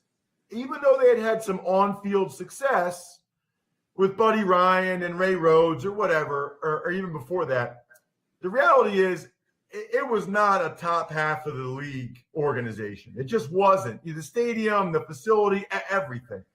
Now, even though they had a down year, I think when you really look at every aspect of a professional football franchise, I think it's a top 5 franchise, Joe, and that really started with what you guys did, turning it around in the late 90s. Well, first of all, I appreciate the kind words, hopefully all deserved, and your support over the years, and watching from when you started in this business it's amazing to watch what you've done. So I agree with you. I mean, they had a bad season. It's very counterintuitive to be saying things about a franchise like that, but you watch what they do in trades and cap deals. The last couple of drafts, I think they'd admit, haven't been as strong as they'd like, but they're still leading the league in things they're thinking of and the way they're doing things that give you an advantage in building the team, and that you can watch other teams following their contracts and copying some of the things that they're doing. And they've just got a sharp organization. You got an owner, and I can tell you this firsthand, the only thing he cares about is winning. Making money, all the other stuff that some owners are characterized as prioritizing, it's not even on his radar. He just wants to hold the trophy as many times as possible. So that gives you a huge advantage in working in an organization like that. How many teams do you think are like that, Joe? Well, honestly, I think more than people realize, but it should be 100%, and I'm not really sure it is. I mean, some of the people get in the business for different reasons. Some are satisfied to just have competitive teams. And then there's a cluster, the Eagles arguably are in this, where success is measured by trying to win Super Bowls. They're not trying to be competitive. They're not trying to just keep the seats filled. They're not trying to just fill the next sponsorship. They like to be good at all those things. If you're in business, they want to be good at charity, at business, at football, everything they do. That was part of the culture of the organization. But the number of teams where it's either we win a Super Bowl or we failed is pretty modest. And they're absolutely in that school. Pretty good years are not good enough. Well, we just saw them fire a coach 3 years after winning the Super Bowl and then back-to-back division titles. So you could argue whether that's right or wrong, but you can't argue what it says about what where they're setting the bar and what they're really about. What did you think about that, Joe? With it's almost incredible to believe that neither Peterson nor Wentz are there. Yeah, that's the way to say it. I don't think I've ever seen anything like this in sports, either front, by the way. Doug fell out of grace both publicly and apparently privately, while things appeared to still be going at least reasonably well. Wentz completely fell apart. It will be fascinating to watch what happens next and kind of look back and analyze what were the true causes and effects. I do think he's in a situation now where he has no excuses. He's either going to be successful, he's going to have to own it. The situation with the Eagles and the injuries, some deterioration on the offensive line in particular. you could argue, what's the cause and effect? He's now in a situation where he's got one of the smarter offensive head coaches. He's got an outstanding offensive line. He's going to have some weapons. He's got a really good young running back. He's got a good defense. It's really on him. But I can't imagine there's even one person at the end of 2017, if you said 3 years from now, Wentz and Doug Peterson will no longer work for this team, that would have even thought that was a possibility. And it happened. A combination of a lot of things came together, but that's where we find ourselves today. So one of the reasons why I wanted to have you on is you have had some really interesting tweets about the trade activity this offseason. And I love reading what you say about the trades. I wanted to get you to talk about it here on the show. I want to start with the Niners and Dolphins trade with the 3 first-round picks for the number 3 overall pick. I'm not going to steer you in a direction, Joe. Just your thoughts on the trade from both the Niners and Dolphins perspective. I mean, Dolphins, it seems like a home run, but from the Niners perspective, I guess. Yeah, I mean, listen, Dolphins is easy. It's a home run. They got 3 number 1 picks in addition to what they have. They're at a place in time where that's an incredibly valuable asset and exactly what they should be accumulating. It reflects a belief in Tua that we haven't seen proven on the field. My own view on Tua when he came out was his injury history scared the hell out of me. I probably wouldn't have picked him. But if I was just evaluating the football tape, I actually thought it was excellent. So, we'll see if he can stay healthy and whether that was actually the right, evaluation there. So I don't think there's any doubt that that was outstanding. Now, they turned around in my mind. You got to realize something. This really started with Jimmy Johnson. I'd love to take credit for it because we really used it a lot at the Eagles and maybe got it more visible. But it really started with Jimmy Johnson. Jimmy did an incredible study of the difference in success rates in the draft from the best teams in the NFL to the worst. And what was really shocking was actually just a few percentage points. And in football, that's enough to matter. If you're completing 66% of your passes or 68, that's actually enough to matter. You shouldn't think, that's like 2% is too small. But when you realize that the difference between the top graders, Hall of Fame graders in the NFL, and guys that are just pretty good is only a couple of percentage points, he immediately realized the real advantage then is in accumulating a larger number of picks. So if I'm competing with teams that have 7 or 8 picks every year and I have 10 or 11, and we're both hitting at about the same number of picks, I'm automatically gaining ground on them every single time I draft. So that was, we heard about that. We observed it early on. Jeff and I actually had a chance to talk to Jimmy Johnson about it. We just considered it irrefutable. I mean, to some people, that was kind of a progressive thought. They weren't really buying it. We just considered it, how can you even argue with that? It's so obvious. So to move up 6 places in the first round and use up an extra number 1 pick, to me, that's a huge payment. At a minimum, an overpayment. And what are you going to get? The best of 3 or 4 offensive skill positions that we know from history, no matter how smart you are, no matter how sure you are, you can't be sure you're right about any draft pick. I don't care who it is. We've all learned that lesson. As I said, you look at the first round, 50% of Hall of Fame general managers, are hitting on only about 50% of their first round picks. So to trade around a first round pick to just be in a better position in the first round, to me, that seemed like they deducted a little bit from the huge win they had in Miami. The second part of it, just to be real quick, is they believe they're right about Tua, and they should believe in that, and they should act with conviction about it. But they partially traded away their insurance policy in case he turns out not to be good, and they need to get another quarterback. Having those extra ones, which is, by the way, part of the reason the Eagles did make this trade, in case Hurts is not who they think he is, what they'd like to do is have enough ammunition to go get another quarterback. So I think that was very smart of the Eagles to anticipate that possibility, not be so arrogant that they're sure that they're right. And on the other hand, for me, to trade up for maybe it'll be a corner, maybe it'll be one of those weapons, a first-round draft pick like that has a chance to be reasonably high, I wouldn't have made the second move. Doesn't it feel like, Joe, they felt like they were playing with house money, or it's like because they did those trades concurrently, I think they looked at it like, well, we just got these 3 first-round picks. We really want to get Jamar Chase or Kyle Pitts or Sewell, whoever they want to get at 6, right? Yeah. We can trade one of them to go back up there.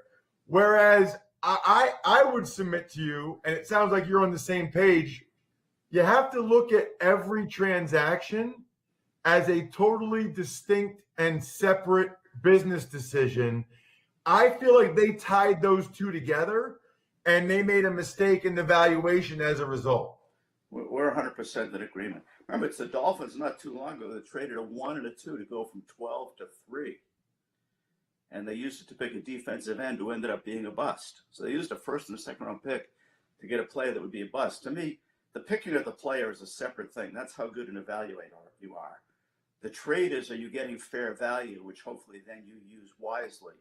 And that's where, I think it's very hard to justify moving up 6 spots at that point in the draft. And by the way, they improved a lot last year, but they're on the right track. And I'm actually a big fan of the coach. But they have enough of a ways to go that giving up those kind of assets at this point to me, is not what I'd be doing. If anything, even with all the assets I have, and you said it perfectly, by the way, we had a rule in Philadelphia. There were 2 ways to exploit the market. One was teams that have a lot of picks tend to undervalue them. So it's easier to make a trade with them. Exactly what you just said. Miami may have done in this situation.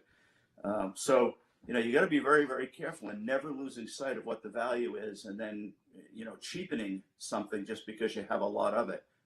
You'll always need more cap room.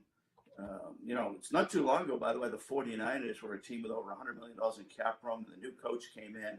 Everybody was like, oh, my God, and they were spending money on some things that seemed short-term. And everybody's like, they got $100 million in cap room. They're never going to run out of cap room. Well, here they are. They have built a very good team. They use the cap room well. But now they could use some of that money now to keep the team together. So don't undervalue your assets. Treat each one as an independent transaction, exactly as you said. So you said 2 ways to exploit the markets. One was teams that have a lot of picks tend to undervalue them. What's the other one? The second one is new head coaches. Sometimes because they don't like somebody, they don't think they fit, will cut players that are actually quality. They're not going to be Pro Bowl guys, but they're guys that can help other rosters. So when you see a new coach come in, he's going to reevaluate who he thinks fits, who fits his scheme, who fits his personality, who fits his culture. And if you look at this, you'll see that sometimes coaches have made the mistake of cutting somebody, at least in the sense that it turned out to be somebody that, could be quite good in other teams. I mean, the biggest example of this currently is Tannehill. I mean, he goes into Miami, they're looking for a quarterback at the same time that they're letting him go, partially because they worried about his health and partially because they just didn't feel he was the guy for them. Well, turns out he's a very good quality starting quarterback, and they didn't get a whole lot for him. So you will almost always see a new coach come in and for whatever reason make some mistakes in the cuts of players that he inherited that he may not think fit exactly what he does. You know what's funny, Joe, is in 2002, I started the last 7 games for the Cowboys and graded out the highest in 6 of the 7, whatever. And then Parcells came in 2003, and he cut me after the first minicamp week. I was like floored, but he was looking to make changes, and it's funny, I dislocated these 2 fingers the first day, and then Leroy Glover was just killing me and whatever. But we didn't have shoulder pads on. You know what I mean? It was just helmets. Parcells cut me, ended up being the best thing that ever happened to me. I went to Buffalo. I started 19 games over the next 2 years. I got a contract extension from Tom Donahoe, and it was great. I was on the USA Today All-Joe team. If Parcells had waited till the end of camp, it might have been harder for me to get picked up. So, the timing of it was great. He cut me in like June or May or whatever. The timing of it was great, but that's a good example of what you're talking about. And he was in a hurry to turn over the roster. He was in a hurry to change things. Yeah. And, I mean, I was at worst like a good backup inside swing guy, Yeah.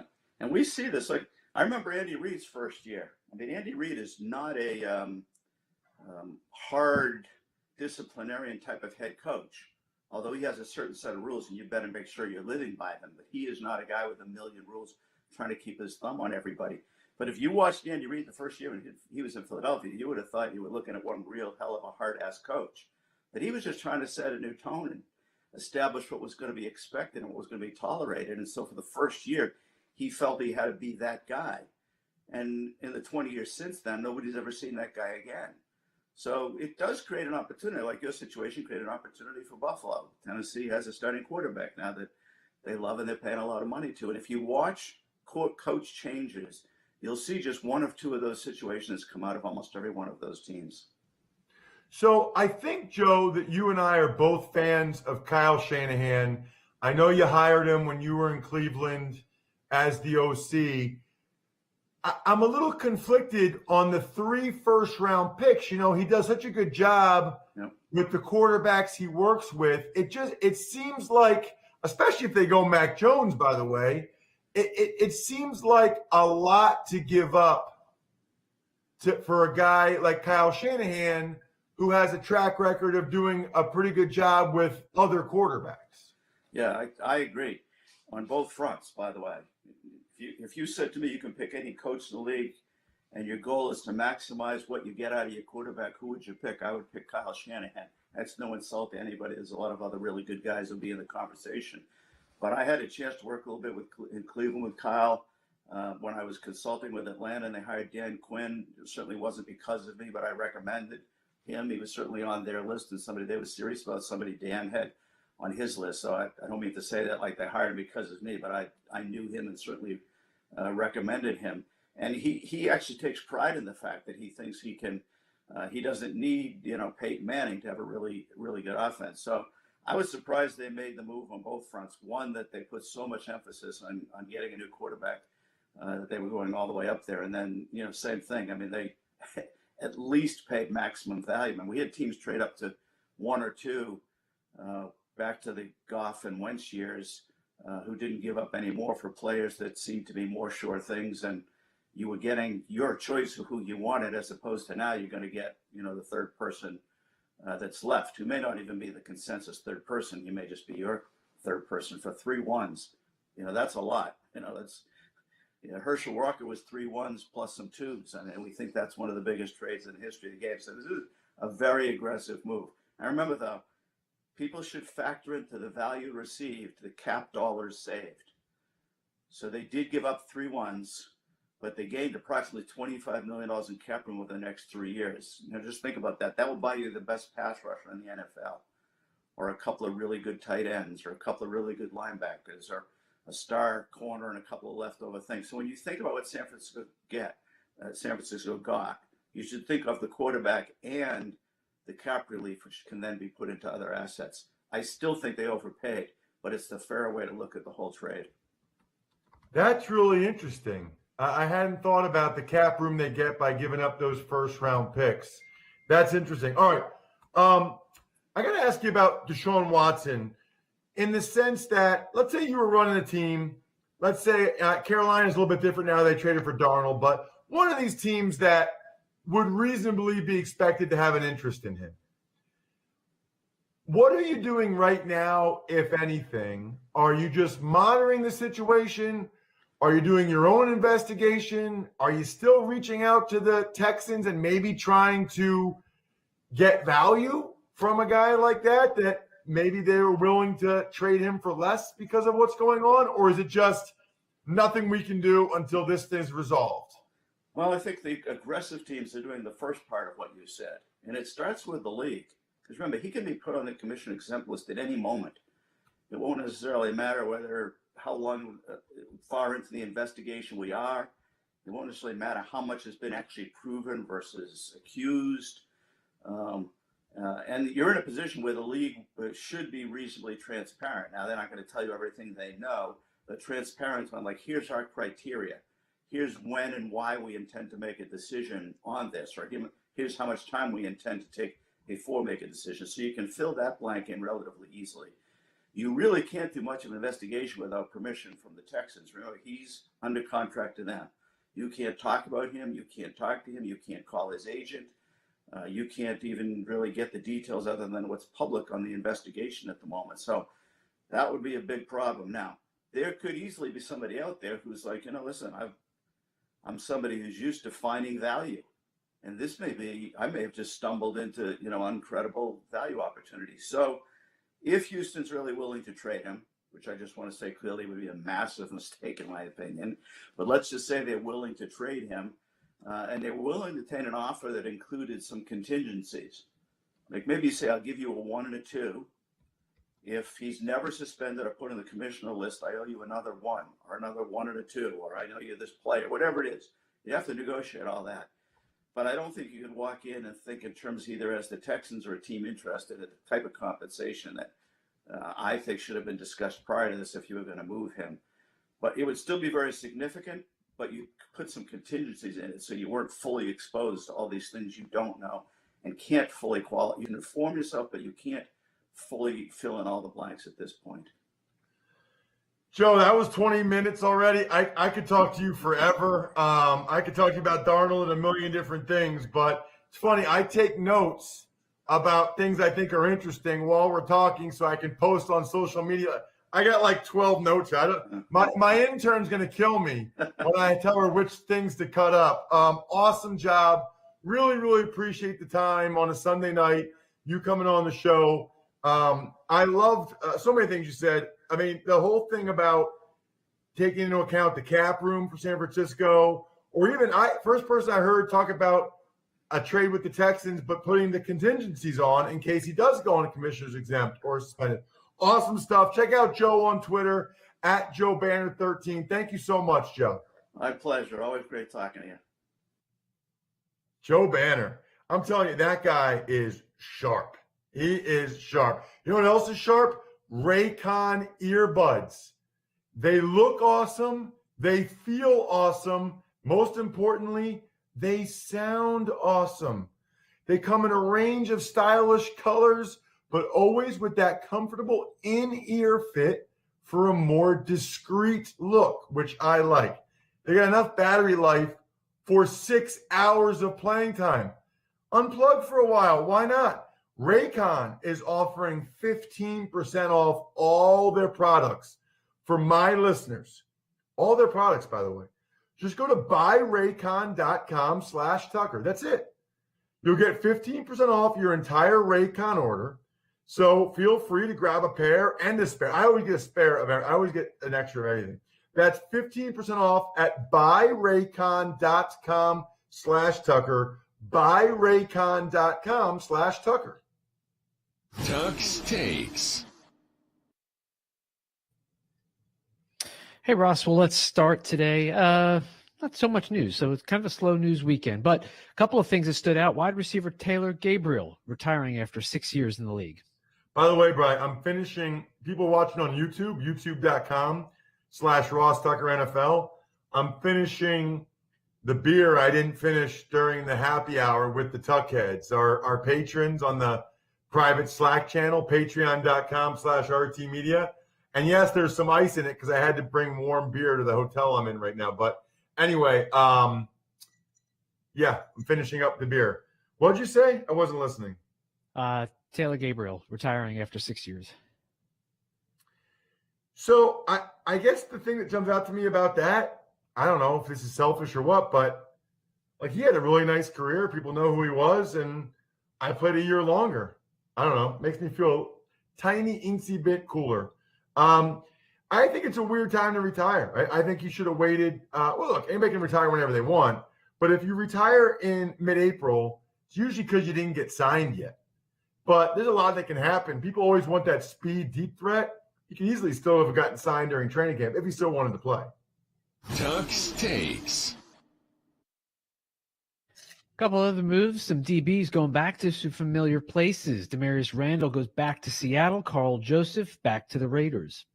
So what's interesting about Randall, first of all, there's an issue with Randall. He comes out of a lot of games. He's bounced around a bunch of teams now.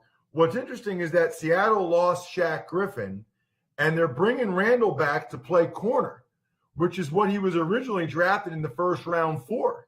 So he's going to be playing corner. Carl Joseph, drafted by the Raiders, of course, was there for 4 years, hopped over to the Browns for 1. Now, boom, he is back with the Raiders. Who knows? I mean, who knows, man? I will say this before we get to an email question, because I'm fired up. It feels like it's been a while since we got to an email question. DraftKings has another ridiculous offer, by the way, Brian. 100-1 odds on a guy from your team making a three-pointer. Like, are you kidding? Use the code Ross, DraftKings Sportsbook.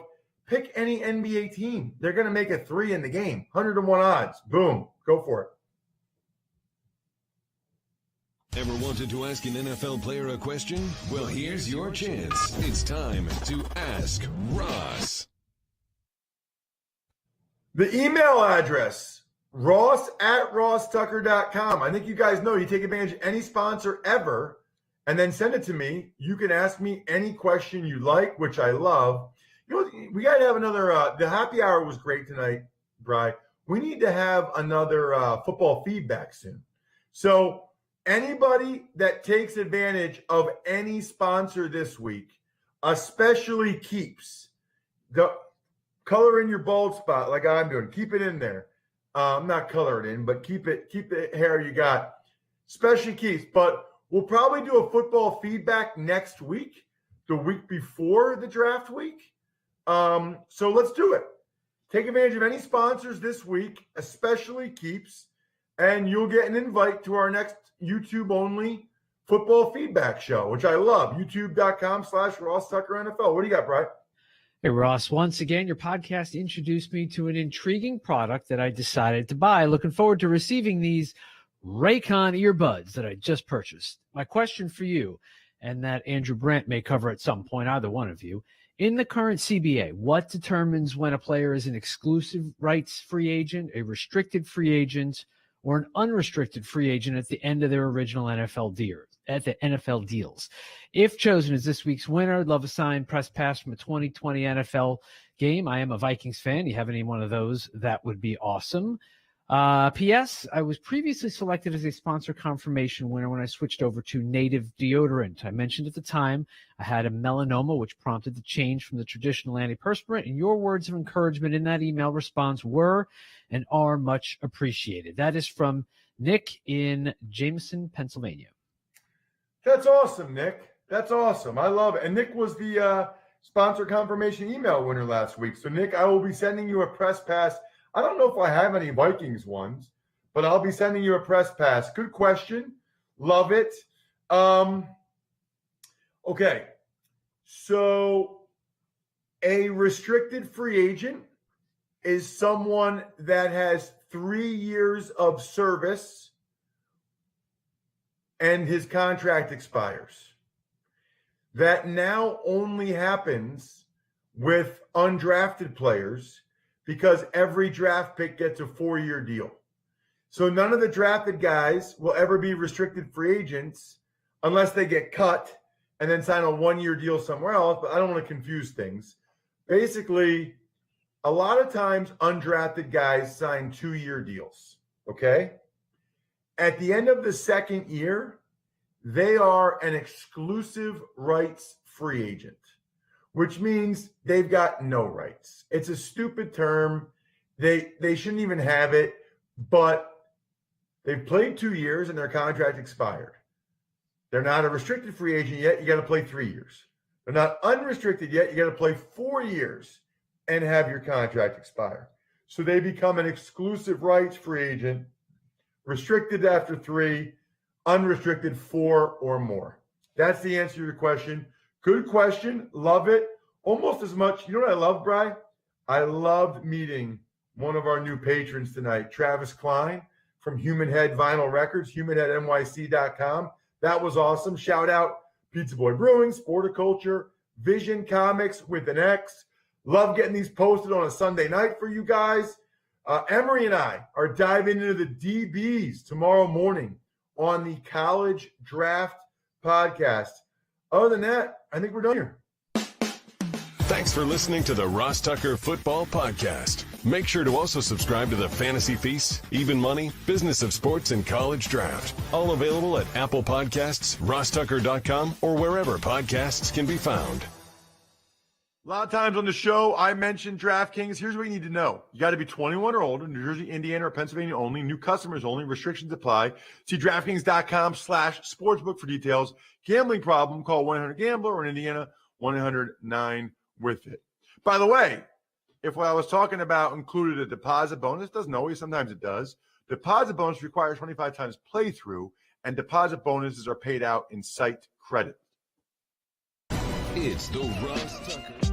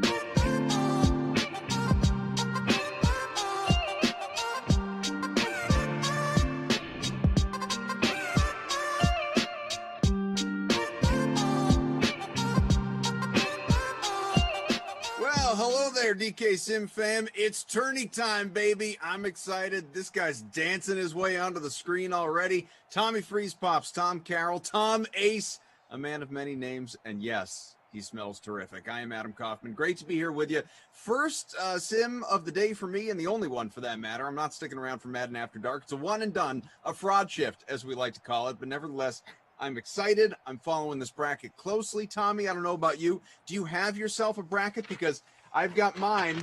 I got mine right here. I don't. See, I'm off to a 2-1 start at the moment. I missed out on the Arizona Vegas situation. You will notice my kids wrote "Daddy" at the top, which seemed fitting because that's also what Glash calls me.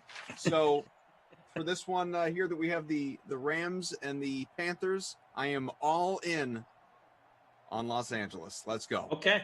Makes sense. I don't have a bracket, as I discussed the other day. I don't have a printer, and I was kind of freaking out. I was like, you know what? Just going to bite the bullet here and just miss out on this experience. You know, I'm going to be that guy. I mean, you could have, call me nuts, you could have written it down on a piece of paper. Yeah, but that's a whole thing, and then I probably would have gotten the matchups wrong. I know that's like 5 minutes of work and all, but my handwriting is awful. I could have. I didn't. I mean, I saw that Glash went the extra mile. He wrote he made a bracket on a whiteboard. That loser. Glash is just so much better than me at what this an type of overachiever. Stuff. Yeah, and I'm an underachiever, so it's sort of like you're in the middle, right? Yeah.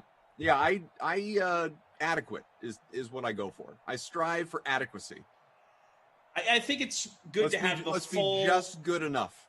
It's good to have the full sort of run of the gamut here. I didn't do it. He went overboard. A bunch of dudes are in the middle. You know, it's good for experiments to have people doing every single type of outcome, and then you can kind of find the actual outcome, if that makes sense. You know, absolutely. Like I'm the control in this experiment. So tell me, because obviously lineups have locked. What is I made a lineup here? Yeah, well, I had no doubt on that, and I want to talk to you about lineups, including your NBA lineup, because you are getting applause already from the Sim fam in the chat for recognizing what you did in our contest last night. But before we get to that, what is your lineup here for this contest? Josh Reynolds in the captain spot, $9,300, gave me flexibility the rest of the way. Darrell Henderson, Cooper Kupp, Christian McCaffrey, Robert Woods. Robbie Anderson is my punt play. So I like it. I like it. So I have got, as we have ourselves a completion from Teddy Bridgewater for -2 yards. That's not what you're going for, Ian Thomas. 22-yard line, 2nd and 12 coming up. Carolina with the ball, virtual SoFi Stadium to start things off. Again, Tom Carroll, Adam Kaufman, Mike, our producer, Drew, our technical director, Zach in Game Ops. So I went, and I don't know if I've ever done this in a Panthers sim, and at least if I have, I don't remember. Curtis Samuel in the captain spot. Okay. I do have Christian McCaffrey. I do have Teddy Bridgewater. I was not planning to play Jared Goff, but I had the salary to make it work. So I've got him in there. I love, like you, to play Josh Reynolds when these Rams are involved. And also, similar, same punt play, if we're even going to call him a punt play, Robbie Anderson, who is almost 50% owned, and we have a completion there out to the third cheap. One. Ian Thomas making up for some lost yards. Yeah, $4,800 in the flex. He was just too cheap to ignore. But what is interesting for my lineup, I don't know about yours, I'd have to look at yours, but for mine anyway, everybody, at least in our small primetime, tourney time, fill it up for the Rams-Panthers free roll, which you guys did not. 161 out of 200. That's a good number, though. Good number. Not bad. I have such high expectations for the fam. All of my guys are at least 40% owned. In fact, they're all in the 40s, in that 40-something range, with the exception of McCaffrey, who's in about 3/4 of lineups. Yeah, you know what? Same here. 48, 72, 58, 40, 47, 47. So there you have it. There you go. We're all going to have a bunch of similar lineups here. Jeff says the way games have been going seems like a good Samuel game. I'm all in. Let's do it. Let's get after it. I'm all about that. I've had him in basically every Panthers lineup I've done, to be honest, and it's never worked out for me, so I faded him. Some people saying that they lost the Raiders-Arizona contest. Me too. I had Arizona winning that game. Now, fortunately, I only had them going the one, so I wasn't burned multiple rounds. I've got Tampa Bay in my Final Four, not going to the championship round, but I do have them among the Final Four teams in this Madden tourney, and we'll keep an eye, obviously. You riding the Packers all the way and whatnot, breaking up the cheesehead. So here's what I don't mind telling you. Obviously, I mean, what's done is done. I'm not going to change anything. I have my Final Four teams include Tampa Bay, New Orleans, Houston, and Kansas City. So no Green Bay. Green Bay did not make the cut, unfortunately. Wow. Lost Fraud. to the Saints. Lost to the Saints.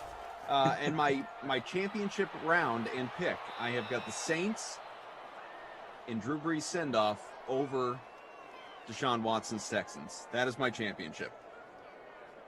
All right. Wow. You're going to be pretty much alone with Deshaun Watson and the Houston Texans being in your final.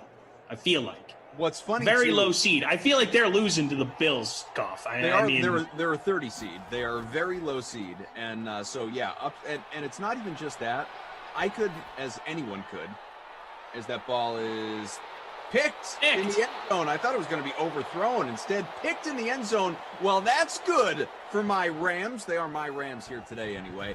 And Jared Goff trotting his way on out to the field to take over for the offense for Los Angeles. As I was filling out this bracket, and I was obviously just so kind of pot committed to Houston because I don't know why. I really like Watson in these sims, and I like some of the weapons around him.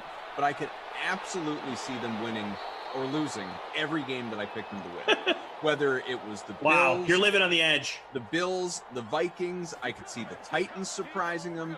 I could see the Ravens beating Philly, or rather Tennessee. I have them beating Philly in the first round. I could see them beating Tennessee, even though I have Tennessee winning that game.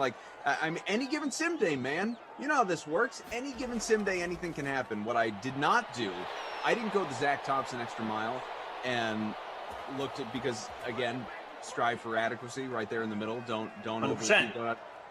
Just do what needs to You're be the done. middle in the experiment. Yeah, very middle road. I didn't look at past histories and matchups other than just that one matchup that we looked at when we were on the air together, which was obviously Houston and Buffalo.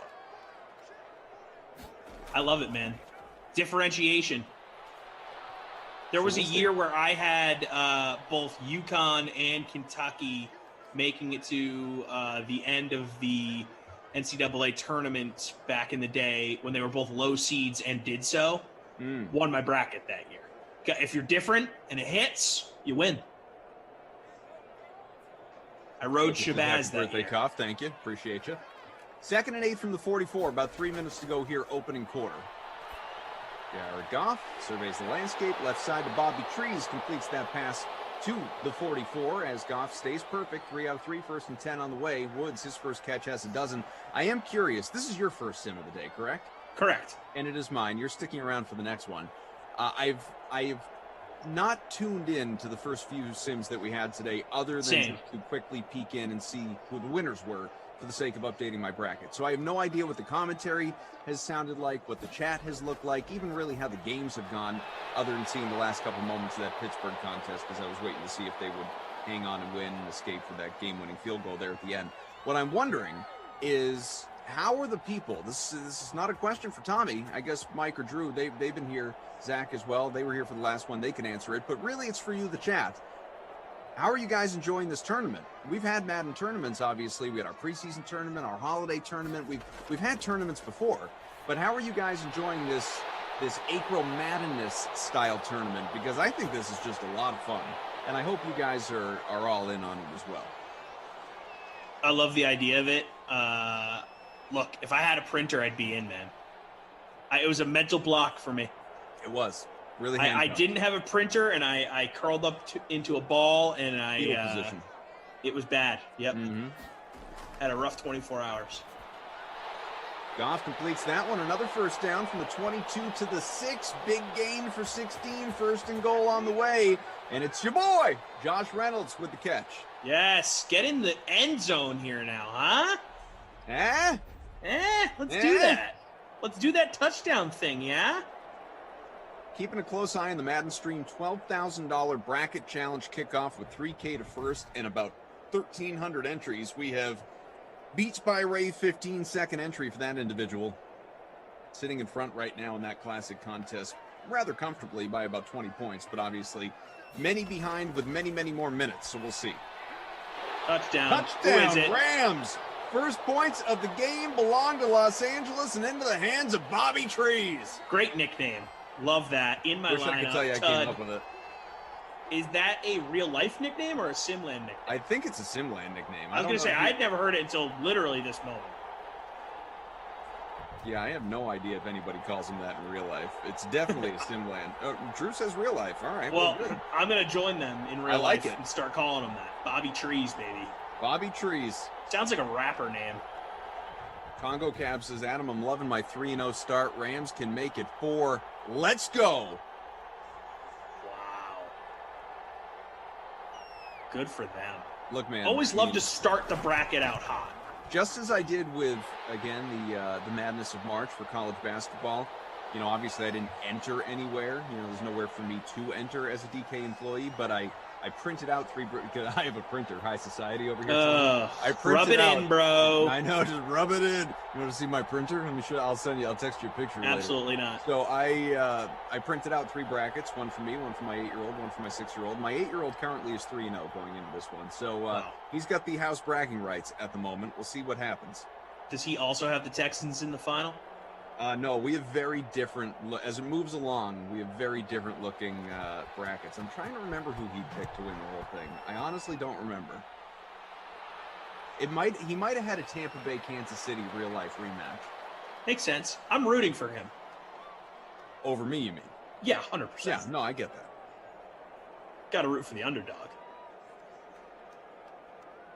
Sam says, hi, Adam. I think it's easier to really depend on a team when a player I like in the tournament. I lost with the Cardinals. Yeah, I bet with my heart, so to speak. I was all in on Kyler Murray. Disappointed. It's not that I love the weapons around him, clearly, here in Simland anyway, and just did not pan out. And the Cardinals in Simland don't really use DeAndre Hopkins with that much consistency. So they're a weird Simland team. Yeah. Raiders are too, though, so that's a toss-up. You went with the best player in the field. I get it. I did reach out to Zach Thompson, by the way, just because I was curious. I wanted to know how he was doing in the bracket challenge, because I feel like, not that these things are predictable any given sim day, every sim is a snowflake. Well, he knows the numbers. But he knows the numbers, he knows the matchups, he knows the AI, he knows these things better than the rest of us, analytically speaking. He just does. And he said he had Arizona going pretty far. So okay. Whoops. Any given sim day. Any given sim day is what I'm telling you. End of one. Must be. Says, after that scandal you did to your son, Kaufman. I know. What happened? When who was it? Was it Oral Roberts? There was some team that my 6-year-old wanted to pick when he was filling out his bracket. It was a 15-2. I think it was Oral Roberts. And I was like, you talked him out of it? Like, that never happens. You know, like, it's a once in a very great while. And wow. And not only did he change it at my behest, you know, listening to his idiot dad, but he then overcompensated the other way and had Ohio State going like 4 rounds. So I just really messed the poor kid up. But fortunately, I don't think it's going to scar him for life, he says, as he inquires about therapy. By the way, Bad Boys of Pop, it was a free-to-play pool on the DK Sportsbook. He asked, was there an actual bracket competition on DK? It seems like a bunch of us didn't see it. It was a free-to-play pool on the DK Sportsbook. So there you have it. DJ says, Cough, hey, buddy. Calling my win tonight over you in NBA, ending the losing streak tonight. I want to talk about NBA in just a second. First, just to shout out a notable stat. Bobby Trees, 4 for 40. The only touchdown in this game through one quarter. It is 7-0. 7. Let's 7. 7. There's no G. SEVEN. 7. Thank you. 7-0. The Rams are leading this one through one quarter, and we again appreciate you guys hanging with us. Hit the like button if you're having fun. We're up over 200 for the day, which is always nice to see. I'd love to see it 200 though, because I'm greedy. So smash that like button, hit the subscribe button on the DK YouTube page. Greatly appreciate you being with us. YouTube, Twitch, twitch.tv/DraftKings, wherever you are hanging out with us watching, even if there isn't a chat involved. That is quite all right. Justin, our man from the Slug. Thing 1 and 2, my faves. What's up, Coffin Freeze Pops? Yo. What's up, Justin? We should get those reached out shirts. to you recently, asking you to change anything for him. No, but I did ask for a second bat. I found out the other night from our good man Lamarca that him and the Batman are in touch about another edition, another set of bats being made. Lamarca would be a part of that set. Yeah. Justin, can you, unless this is a surprise, in which case keep it to yourself, but can you tell us what Lamarca's bat says? Because this obviously became such a thing when we've been on recently, and we... yeah, what would Lamarca's be? That's interesting. Yeah, I'm just curious. Would it be like the card man or like top shot guy? NFT? Or maybe, you know what? Maybe it says sax man. Maybe it says sax man. The sax man, I like the that. Sax man would be strong. Maybe he Big hasn't time. even done it yet. Maybe we get to come up with it right now. Maybe the chat should decide. Maybe the chat should decide. I like kind that. of like that. Drew says, "I heart my bed." With a I'm telling you, I'll never forget Lamarca on that staff-wide Zoom. Staff meeting. He's just sitting there in his bed. Sitting in his bed, light off. Like a creep. Legend. It's so great. 7-0. So talking about NBA, I think it was Abby Rizzle, if I remember right, and I apologize if I'm wrong, but somebody earlier on in this sim shouted out your success in the big NBA contest Yeah, that we did let's last go. night. We, the last minute NBAs, it's come to be known, it's really not last minute at all anymore, but last minute NBA, the century mark, 100 entries, top 10 paid out last night. You were among the 10, and the best part was you had no idea until I texted you to congratulate you for finishing in the money. I gotta be honest, kind of forgot I submitted one. Just was sort of a busy day, and I honestly was not in love with my lineup when I submitted it, and then you texted me, and I was very excited. I was like, all right, this is a nice little surprise as I go to bed here. Made a couple shekels, some NBA. Guys, the key here, and I'm sure a lot of people already do this, just make sure you're reading your favorite daily fantasy writers. Yeah. I go to the DraftKings people. What I do, this is my strategy now in case people want to copy me, because I've actually, Koff can attest to this, in my recent plays against him and now my last minute NBA success here, I'm actually doing all right in this thing now. I've kind of figured out a strategy. I look at the lowest salaried options that the experts are telling me work first. And then I see who they're playing against. Like, basically, I don't take their word as Bible. I use that as a starting point. Mm-hmm. I then look at that matchup position by position to see, okay, how are they going to perform against this team, this team's defense, or are they going to have a big defensive effort against their opponent? If I like the matchup after seeing how low cost they are, I throw them in. And I also keep in mind, injuries, etc. From there, once I try and fill my lineup up with as much cheap guys as possible, cheap in air quotes. Then I usually like to leave 3 to 4 spots empty after I've done all the cheap stuff for guys that are priced at like $7,000 or more. So that leaves you some room for like 2 really high price guys and 2 middle tier guys. Sometimes it's only room for 3 of those dudes, and you had more high price guys in the middle of your lineup. But generally, that's how I like to build my setup. Well, went well for you last night. You've certainly taken me down on other occasions as well. Tonight, I don't know how we're doing at the moment, but I know that you must be beating me right now because you played Luka in the early game and I did not. So I'm just assuming that you were in front of me. But I'm doing well early, but it goes.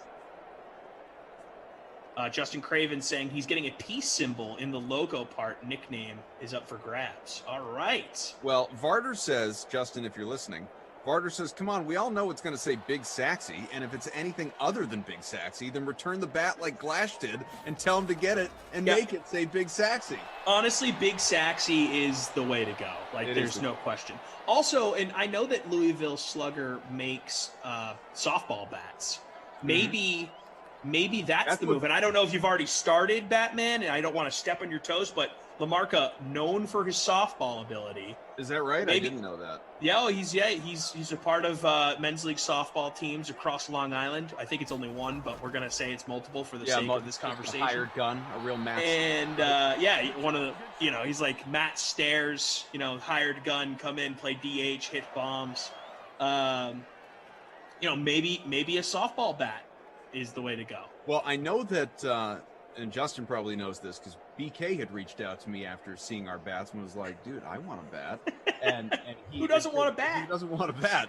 And BK, I gave him Justin's info and was like, you can reach out to him if you want. I'm not going to tell you he's going to make it bat. Maybe you could buy a bat. Unless out of the goodness of his heart, he wants to keep going. I have no idea. I'm not going to. It's not for me to decide what Justin does with his generosity. But he's looking for a softball bat. Oh, that's awesome. For his, day-to-day use. Me, I'm not looking to use my bat anywhere. That is a display item. Same. Did you order the stand I sent you? I did not. Mainly, and I like it. The acrylic couple little whatever. Nice. Originally, what you were sending me, what I thought it was going to be was a full-on casing, so that it was like the bat was fully encased. Whereas yours is like you just place it on there, you can pick it up, hold it, whatever. That's why I like the acrylic, so I can pick it up and totally. And swing it around, hold it in my hand, feel like a dominant male figure. Well, and it's not like it's not like it's an autographed item.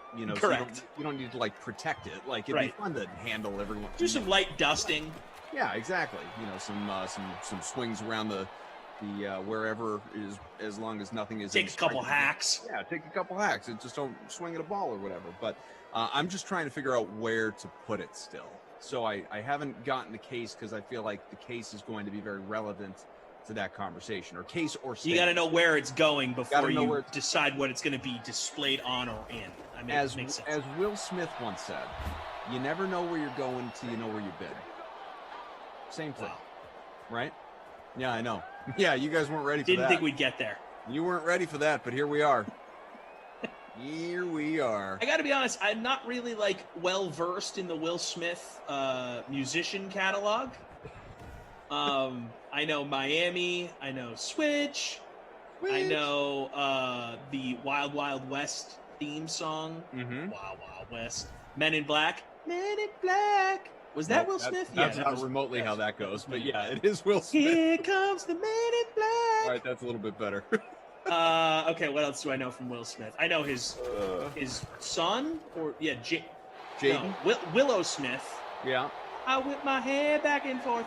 Yeah, whip it or whip my hair. His son has some jams that I'm blanking on for sure. I couldn't begin to tell you. That's all I know from Will Smith. I am very well versed in the Will Smith catalog. I am not very well versed in the Will Smith family catalog. Oh, and also obviously Fresh Prince theme song. Naturally. Yeah, but that goes without saying. Bad Boys Pops his cough. You got to put it in the middle shelf. Throw away some of those trash DVDs finally, and put that bat in there. I couldn't do that if I wanted to because you can't not long enough. Well, yeah, I don't know if you can tell looking at it, but the shelving, it's where you have flexibility is on the height, not the width. Mm-hmm. The width is not even a foot. Mm-hmm. Can't do that. And I'm not going to. You don't display a bat height wise, a bat like this. Length. Yeah. Length matters. BK did reach out. I'm getting him a playable softball bat. Lamarcus' bat will be way cooler. I agree. Wooden bats are cooler than aluminum bats. There's just no question.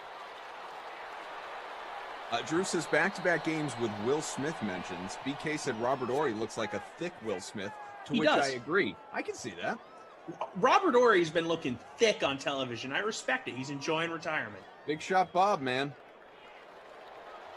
He's got so many rings.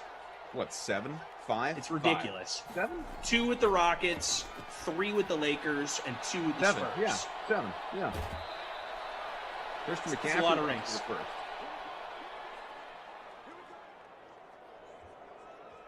People forget about those Rockets rings. Now people are just shouting out Will Smith songs, and I am here for it, baby. Get into that Fresh Prince catalog. Love it. What about DJ Jazzy Jeff? Yeah, I mean, I can't imagine that his anyone partner? can name any DJ Jazzy Jeff singles. I don't know if he ever made one, but yeah, it was always Fresh Prince and DJ Jazzy Jeff, absolutely. 10-0, Rams in front. Final couple minutes of this opening half. Sam Sloman owned in about 9% of lineups in the larger contest.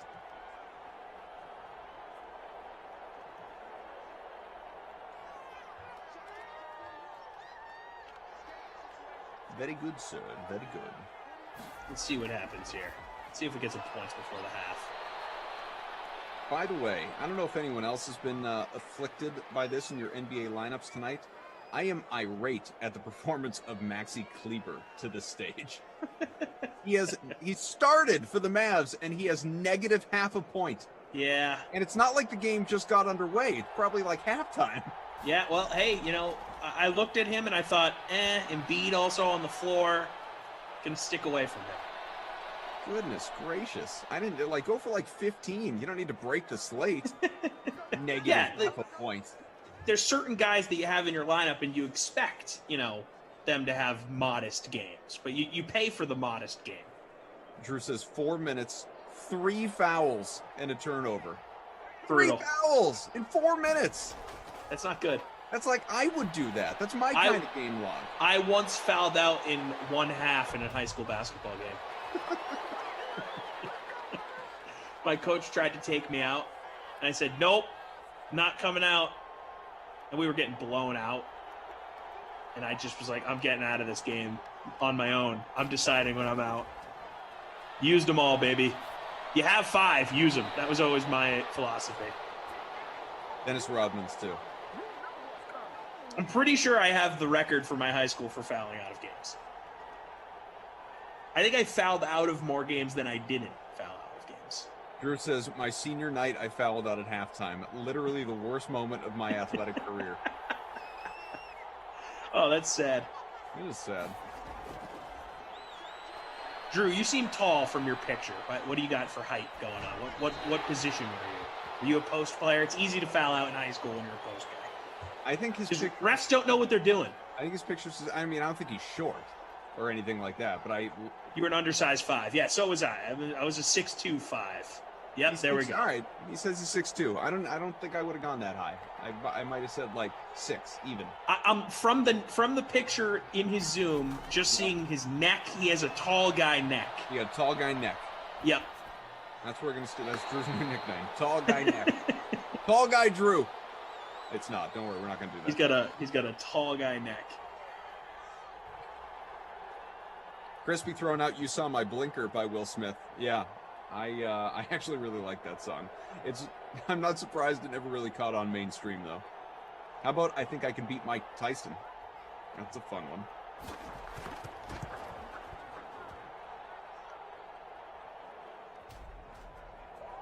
That's right. Tom knows we volleyball guys can sense height. Forgot about your volleyball prowess as well. Yeah. All right, makes sense. Is that a thing? Do people sense height? Volleyball sense, yep. You're born with it. Oh, it's too good. People can just give off short guy energy, you know? Does like Glash, definitely short. He gives off short guy energy? Yeah, big time. What is Glash 5'9", I'm gonna say? I mean, like 5'4" on a good day. No, Glash is probably honestly, if he like, I can't remember. He's probably in that 5'9" to 5'11" range. Yep. He might be deceptively tall for what you would think Glash is. Rossi 5'6" for sure. 5'4" to 5'6" range. At best, yeah. Ducey 5'6", 100%. Ducey short guy. Big time short guy energy for Ducey. Big time short guy. Yeah. Just a huge short guy. Nothing wrong with that. It is what it is. Yeah, if that's what you're into. Lamarca, I got him at about 5'10". You think? Yep. Maybe. Yep. Final 20 seconds here of the half. 10 to If 3 he's wearing games. dress shoes, he's in the 6. He's right at 6. Yeah. He's come to party. Yep. What's BK? BK 5'11"? He's got big 5'11" energy. No, BK's shorter than you would think. BK, I'm gonna say, is like I don't know, 5'7", 5'8", 5'9", something. Okay, interesting. All right, see, but he's got 5'11" energy. I mean, he's got like 6'4" energy. No doubt.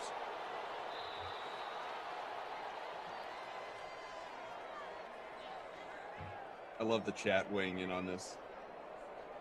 Tater hater. No way. Lamarcus over 6 for sure. Towers, I guarantee it. No, I don't see it, guys. David Ducey's like a scared chihuahua. Bad boys a pop. 5'8" for BK. I can't believe we've only just come across this in all these height sims. thing. Emerson 6 on the nose. The commentator's height. I'm guessing Emerson's 6 on the nose. No, he's taller than that. He might be. He's one of those like 6'1", 6'2", maybe even 6'3", something like that. But 6'2" on a good day. But has like no. What I was going to say is he's probably like 6'3", but has 0 vertical. You know what I mean? Yeah. Guys, that's me. That's why that's how I am. Like pretty tall, but can't get more than an inch off the ground. Yeah, that's one me. Of those guys. Goff 10 out of 10 for 101 and a touchdown. I hope he's listening too. I'm going to get an angry text. Bridgewater 10 of 16 for 69. Nice. Halftime 10-3. The Rams are in front here in this one. Drew saying Emerson fake athletic. Oh my God! It's like so there was a day. So I've never been out in like on the. There was a day that a bunch of guys went and played flag football or something like that. I wasn't there that day. Sure. So I can't speak to like whether he can throw or catch a ball or whatever. I know he likes to play basketball. Whether he's any good, I could not tell you. I don't think he is. I'm fairly confident he's the kind of guy that like comes off the bench, gets a big rebound, and sits back down. You know what I mean? But we were in the office one day. This is the old office, and there were all this like just crap laying around. There was a bat. It was probably like a DK branded bat. And he starts just taking some swings, and we were throwing like wiffle balls, or nothing was going to break anything. We're throwing. Yeah. He starts taking some, and the second I saw him pick up the bat, I You said knew. to myself, "Not an athlete." Because you would look at him and you would think like physically, like he has the stature of an athlete. For sure. And I'm not like, don't confuse this. I'm not sitting here saying I am this super athlete. I am not. But you can read your kind. You know what I mean? Exactly. Yeah. You're like, oh, you're one of me. Yeah. Like I just saw him pick up the bat and get ready to hit something, and I went, nope. He is going to swing and miss at this so hard, I'm going to feel the wind. I find that, and look, this is no shot at people that are like super into the gym or working out or whatever, but like I find that people that are bad athletes overcompensate by getting like absolutely ripped in the gym. Sure. Like they attribute being a good athlete to like being in great shape, and those are two different things for sure. Yeah. Like John Daly is a great athlete. Yeah. But he's not in good shape. Right. Sure. It's Absolutely. A completely different muscle. I have always, because look, I mean, there's not much more to see than what you all have seen of me through a Zoom window. Okay. Like I probably at this stage look as you would assume I look. I'm slender. I'm I'm not like uber skinny. I'm certainly not what one might describe as fit, if you will. You're average. I have a slender build. I don't have a fit build. I'm not a skinny build. I have a slender build, if that is the proper way to call it. And there's no, I have, I don't know, a handful, half dozen times in my life have had someone like just meeting me, remark upon, I was probably like, wearing the right clothes for it or something. It certainly wasn't a beach endeavor sort of thing, because clothes make the man, right? It's a whole different story when you see someone just in swim trunks. But somebody look, like half dozen times people have been like, you look like you're probably a pretty good athlete. There's no greater compliment a person can receive when you're not. You're like, oh, I've got them fooled. Yeah, sure I am. Of course I am. You kidding me? Oh, that's great. What do you want to do? You want to get out there and you want to go throw a ball around? You want to toss the pigskin? You want to toss the pigskin? You want to get out there and take a couple hacks? I love it. By the way, Josh Reynolds, the big gainer. Yeah, here you go. Drew, I didn't read this before. Drew says, used to play street hockey with him, and I was shocked at how bad he was. Honestly, though, if you don't grow up playing hockey, like, it's tough to look like you know what you're doing. Like, you can't just pick up hockey. The same way you can't just pick up golf. Like, I'm not a good golfer because I didn't grow up playing golf. I played a little bit of hockey growing up, so I can fake it. But, I mean, there's definitely a delineation of, like, dudes that skated as kids and playing street hockey or ice hockey, and then guys that just try and pick it up, like, when they start to like hockey in college, you know, when they're sitting around drinking some Diet Cokes watching the Bees. 2nd and 10 from the 32. That ball maybe tipped as he threw it. Either way, it's out of bounds from Goff. Still 10-3 game, Rams in front. It's so great. It's just like these meanwhile you get like the sneaky athletes, which are the best. Like you were talking about John Daly or guys like that. Maybe LaMarca would be a good example because like LaMarca's not a small man. You know, LaMarca, whatever he said the other day when we were working together, I think he said he was like 350. I don't buy that, but I think that's what he said. Like I don't think he's that large and in charge, but obviously he is not a small man. And a lot of my buddies will get together, you know, in normal times and play a lot of wiffle ball in the summer. And you know, just like what better like adult, have some beverages, grill, and like, like some wiffle ball. And I mean, some of my dudes who are just like, I mean, you would just eyeball them and say, you know, like, oh, this guy stinks. Not even this guy stinks. Like, guy's going to be lucky if he can even wield the bat, let alone, you know, make contact with something. Got a doinker here from the Rams. Yeah. Meanwhile, like Marshmallow Man will like step up and Babe Ruth at the plate over here. Just cranking balls like you wouldn't believe. It's like, and everybody knows one, right? Everyone's got the, you know, that little friend of theirs who's like 5'2" and, you know, 180 pounds that just rakes. It's awesome. Yeah. But that's the beauty of sports, man. Yeah. Well, in wiffle ball, as the late great Travis Roy said to me a number of times, the wiffle ball truly is the great equalizer. Like, you don't need to be an athlete, quote unquote, to be a good wiffle ball player. Agreed. And to a certain degree, that extends to baseball, softball, at least at the plate. I'm not talking in the field, how hard you throw, how accurate. I'm just like, can you hit a ball? Like, some guys can just hit a ball. Or in wiffle ball, if you can pitch a certain way, like some dudes just have that gift, you know? For sure. Just the ball just drops.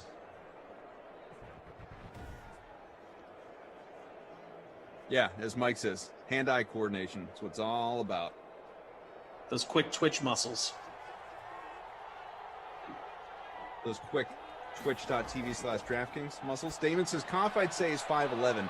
I'm like 5'10.5", so you're basically on target. And do I say the 5'10.5" part for a reason? Yeah, because that's what you do when you're under 6 feet. You don't give yourself 5'11"? No, but you certainly don't put yourself at 5'10". You know, you round. So you split the difference. Give yourself every little bit you got. See, if I was 5'10.5", I'd round up all day, baby. That was like, when you're in shoes, you're 5'11". It was like all I wanted when I was younger was to be 6 feet. Yeah. I don't know why it was so important to me. Just want to cross that threshold? Yeah, it was like I said to myself, if I'm 6 feet, I can dunk. Which is just not true. Not true. Nope. Like I can get rim on a. Wow, that's actually impressive. No, not a 10-foot hoop. I can get. Oh, okay. I was gonna say. Let me finish the sentence. I can get rim. I mean, my vertical doesn't suck, but it's not. I'm not Spud Webb out there. I can get rim on a 9-foot hoop, but I'm not dunking on a 9-foot hoop. I can dunk with ease on an 8-foot hoop. Oh, big time! I can throw down jams on an 8-footer. Right. You know, like I look like Shaq out there. Right. Exactly. Oh man, I miss that. So me and my buddies, we all played high school basketball together, and they had a adjustable hoop at their house, like built like it was cemented in, So, and they had the crank, so we'd crank that thing down, and I mean, it just elevates your game on every level. You could shoot threes better, you can dunk. I mean, just playing on an 8-foot rim with a bunch of guys that are 6 feet plus is so fun. So great. So much fun. And then the little guys up there dunking, you know? It's a good time. I miss those days. Simpler times. I like that. I'm just catching up in the chat, and I saw Tater Hater. I think it was Tater Hater saying, "I'm going to tweet Emerson and say that, you know, the two of us are ragging on." He's overcompensating. Says that he's overcompensating, and I love the little like Twitter narcs that are out there. By the way, like the people in the chat, like I'm gonna tell it, like just trying to stir up the drama. But that's good. Like do it, because Emerson and I, we've already been talking about it, you know, behind the scenes. At some point in the next couple weeks, like after the tournament here, the two of us are going to do a sim together, which has never happened. We've never done a sim together. We've never even pursued doing a sim together until he and Glash did one. It was like, yeah, I guess we should probably do a sim together. So we are going to do, and I just can't wait until the chat is loading up with all of the saved, like, you wouldn't believe what he said about you from both sides. No doubt. I'd love to see a Emerson versus Koff sort of athletic showdown. Yeah, like end of Billy Madison competition. Oh right, yeah. You know, I'd be into that. I'd watch that. I'd like to host that.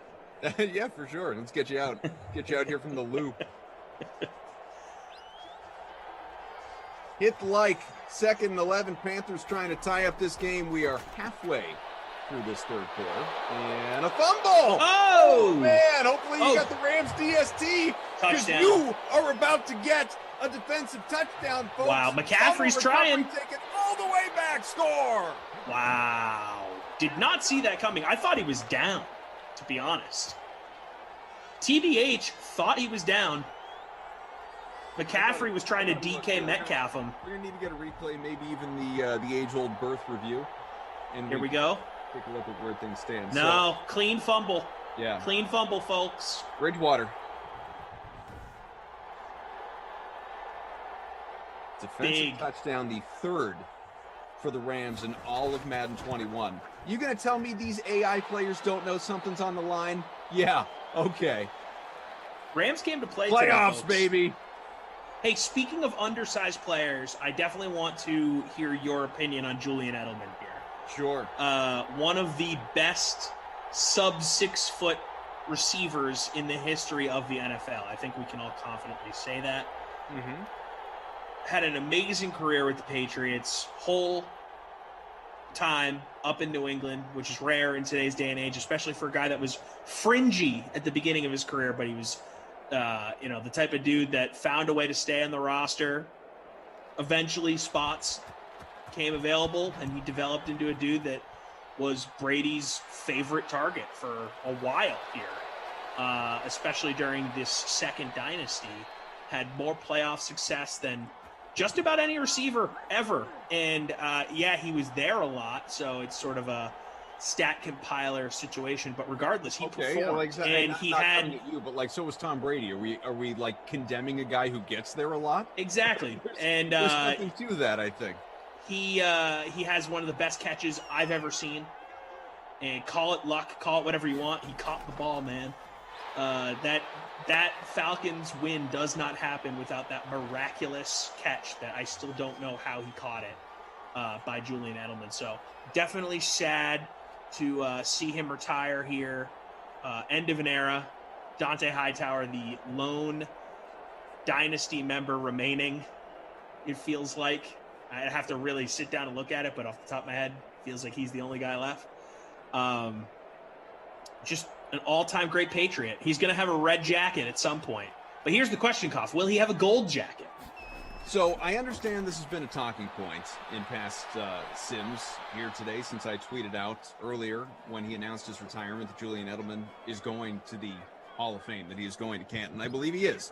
Apparently BK strongly does not, because not only was he saying whatever he said in the Sim, he has been texting me ever since. And what do you want to wager on this? Because I'll wager a lot. He has 36 career touchdowns and never went to a Pro Bowl. He feels very strongly about him not going to the Hall of Fame. Yeah, obviously he's getting the red jacket. He's a Patriots Hall of Famer. No doubt about it. Greatest number 11 in Pat's history. Poor Drew Bledsoe. But it is true. It is true. And even, I guess he convinced Glash and, Mike Drew, felt however they felt prior to the discussion, but, they are on board with him not being a Hall of Famer. To me, I'll give you a quick thought and let you, because I know you're going the different way. Yeah, no, I don't think he's in. I don't think he's in. He didn't do enough in the regular season, and there's no real precedent for only having the postseason numbers and being a Hall of Fame guy. You have to have the full package. So I think that, and this is not specific to Julian Edelman, this is sports in general. I think postseasons, whether it's number of rings, whether it's just general statistics, I think they get in those Hall of Fame discussions, those all-time discussions, I think that stuff gets a little undervalued, if you can believe it. It's like the conversation that I had however many months ago with Moose, a passionate debate of him arguing about, Dan Marino is a better quarterback than Tom Brady. Now, he was talking athletically, he wasn't talking about the resume, but he was, admittedly, undervaluing the importance of 7 rings. On the topic of Julian Edelman, he's a 3-time champ, a 1-time Super Bowl MVP. He had 620 receiving yards. He had almost 7,000 receiving yards. This is regular season. 41 touchdowns. It's not a huge number. I get that. 7th round pick. I do think to some degree the voters recognize a story. What a guy did as a 7th rounder coming out of college as a quarterback who also played special teams and defense in his career before settling in where he obviously was. And, he even threw the ball from time to time and, memorably against Baltimore in the playoffs, obviously. And I think completed all but maybe one of his career passes. He was, very limited. He didn't even throw the ball 10 times in his career. But when he did it efficiently, he did it well, and he did it memorably. Now, he had 118 postseason receptions, 1,442 playoff yards. Both of those totals are second most in the Super Bowl era behind only Jerry Rice. Ever heard of him? Am I saying that he is Jerry Rice? I would never. Am I saying that he is better than literally every other receiver in NFL history in the postseason? Yes. Yes, I am. Because statistically, he has been such. Now, my guy, Adam Rank, name drop, just to go BK on you. My guy, Adam Rank, over at NFL Network, I'm sure a lot of you are familiar with him because he's a fantasy guy. He wrote, and this is 2 years ago, he wrote this story. Unpopular opinions. Google it, by the way. Just Google Adam Rank, Julian Edelman, Hall of Fame. Unpopular opinions. Patriots, Julian Edelman is a Hall of Famer. Now, I'm not going to read you this whole article. I'm not going to do that to you. Mainly because, there's a lot of stuff in here that's, fluff and him just being funny. I don't need you to, I don't need to do all that to you. Yeah, just give me the good stuff. Says, forgive me for taking a minute to get into this topic, which blew up in the wake of Super Bowl 53. I just finished binge watching True Detective and blah, blah, blah, blah, blah, blah, blah. I watched Edelman run around wide open all game against the Rams in the Super Bowl, like an undersized kid at an AYSO game who was running circles around the bigger kids. It also struck me, Edelman has become one of the best receivers of his generation. He has the numbers to back it up too. Yes, he does. He hasn't put up the gaudy statistics of some of his other peers destined for Canton, like Larry Fitzgerald, Antonio Brown, Julio Jones, etc. He's just, and again, 2 years ago, 248th all-time in receiving yardage. At that point in time, he had about 1,000 fewer than where he finished. That's in the regular season, though. Edelman is second in NFL postseason history in receiving yards and catches behind only Jerry Rice. Only Rice. He is tied with Michael Irvin for the second most playoff games with 100-plus yards receiving. 6, ranks 3rd in career receiving yards in the Super Bowl. Sorry, he may not have won you a fantasy football championship. Actually, he may have, but he's still a PPR beast. But he delivers when the Patriots need him most. And because a lot of people bring this up, I'm going to read it. And shut your mouth if you even want to invoke the fact that he has never made the Pro Bowl. It's an honor to be selected to the All-Star game, but he's usually making big plays in the Super Bowl at that time of year anyway, which might be a touch more important. When we talk about being the best NFL players ever, you talk about the guys who come up biggest on the biggest stage. Huge stat lines in the regular season are great, but every player is gunning for the Lombardi Trophy. So if you make the plays that matter, you should get some consideration. It might not be fair, but that is just the way it is. He continues, and I'm going to keep going because, 1, the sim is lopsided, and 2, All right, make it fast though, because I need to rebut this, because it's not. Do not read this as Bible here, because he's talking like these things are actual things that people in the Hall of Fame consider for voting, and I think to some degree they do. He's poo-pooing some stuff that is stuff that they actually consider. So to skim ahead a little bit, I won't read the whole article. He talks about the touchdown pass to Danny Amendola on the comeback win over the Ravens in the divisional round in 2014. Obviously, the miracle catch against the Falcons, the big catch late for the touchdown against the Seahawks in that comeback, Super Bowl MVP, Super Bowl 53, the importance of rings. Let's see. By the time his career is over, Edelman, 32, has some good years ahead of him. That, fizzled a little bit. He'll be able to point to at least 3 Hall of Famers whose career achievements were comparable to his. Lynn Swann, Michael Irvin, and Fred Biletnikoff. Biletnikoff. Yes. Swann never led the NFL in receiving. In fact, he never had more than 880 receiving yards in a season, although he tied for the NFL lead with 11 receiving touchdowns in 75. Biletnikoff led the NFL in receptions only once, in top 1,000 yards receiving only once. Both men selected a Super Bowl MVP. They are 2 of the 7 receivers to earn the honor. Irvin led the NFL with 1,500 receiving yards in 91, the year before the Cowboys dynasty started. And while Swann and Freddie B were a little before my time, he says, I remember Irvin being one of the most annoying players in the NFL, not because of the flamboyance, but because he always made those critical catches that would break the opposition's spirit. Goes on to talk about his toughness and da-da-da-da-da-da-da. I will wrap up here.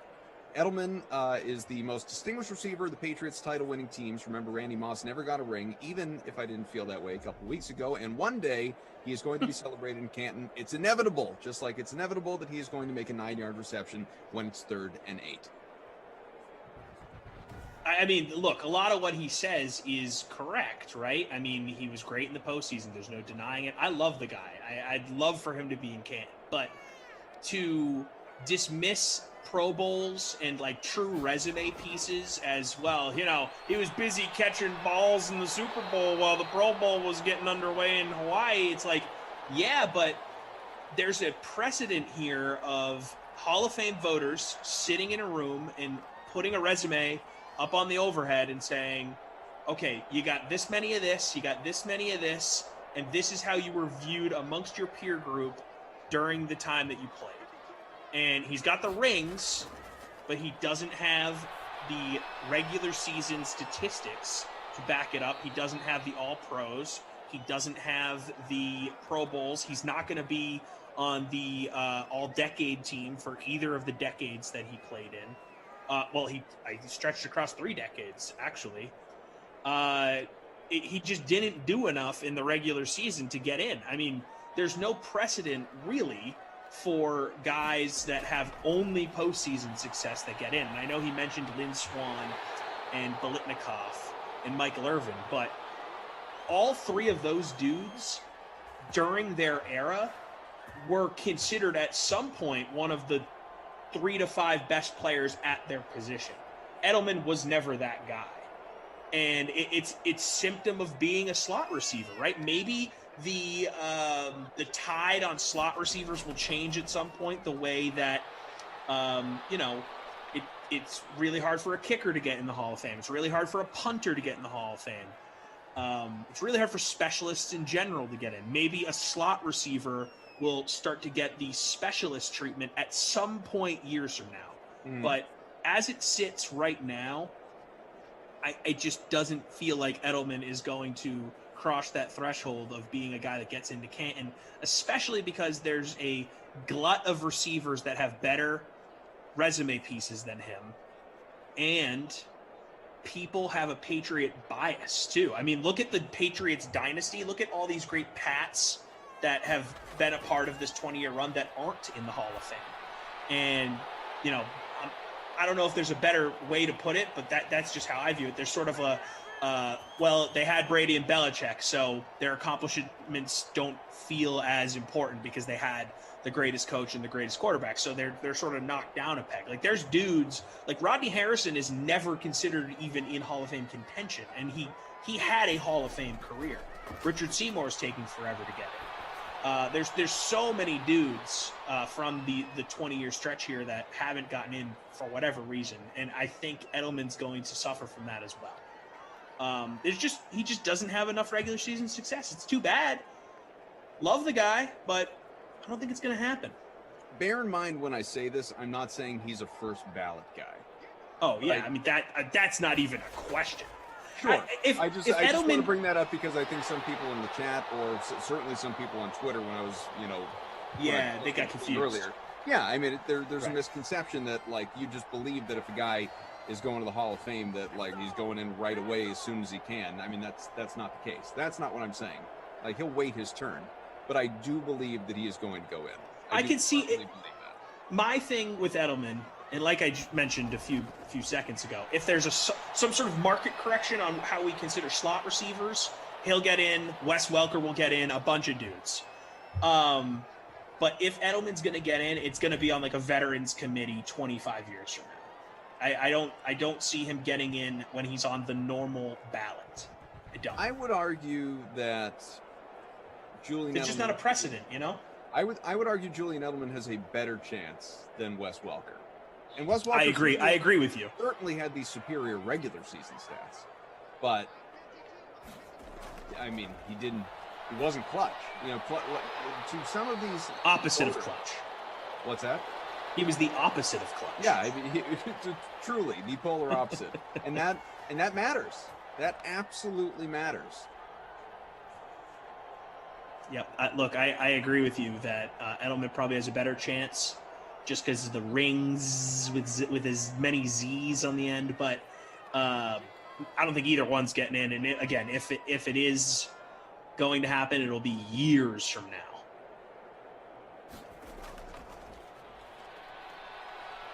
What we got? That's how I feel. No, Malcolm Brown stopped at the 1, trying to tack on to what is inevitably going to be a Rams win. So get excited out there, folks, if you got him.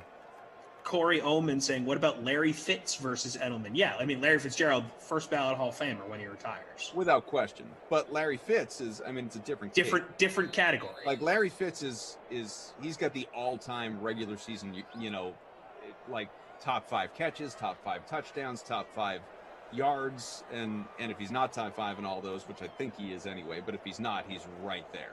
So it doesn't, at a certain point, at his point, it doesn't matter that you never did it in the playoffs. Right. Edelman needs the playoff case to make his case. And here we go, got a touchdown here. Malcolm Brown.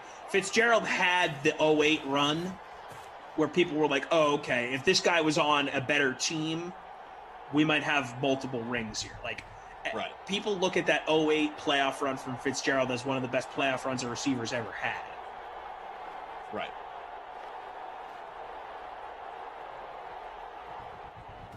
Yeah, it's interesting, and obviously we're going to have to wait a while, but I really do believe that he's going to find his way in. Look, media members do love the guy. And that does matter.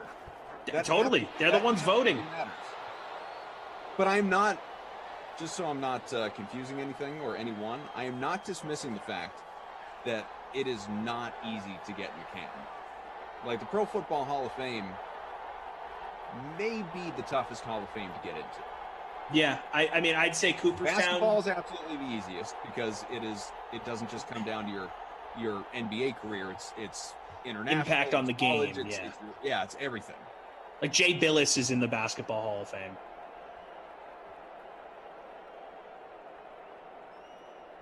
But I'd say Cooperstown's the toughest because there's legit full summers where they just don't induct people.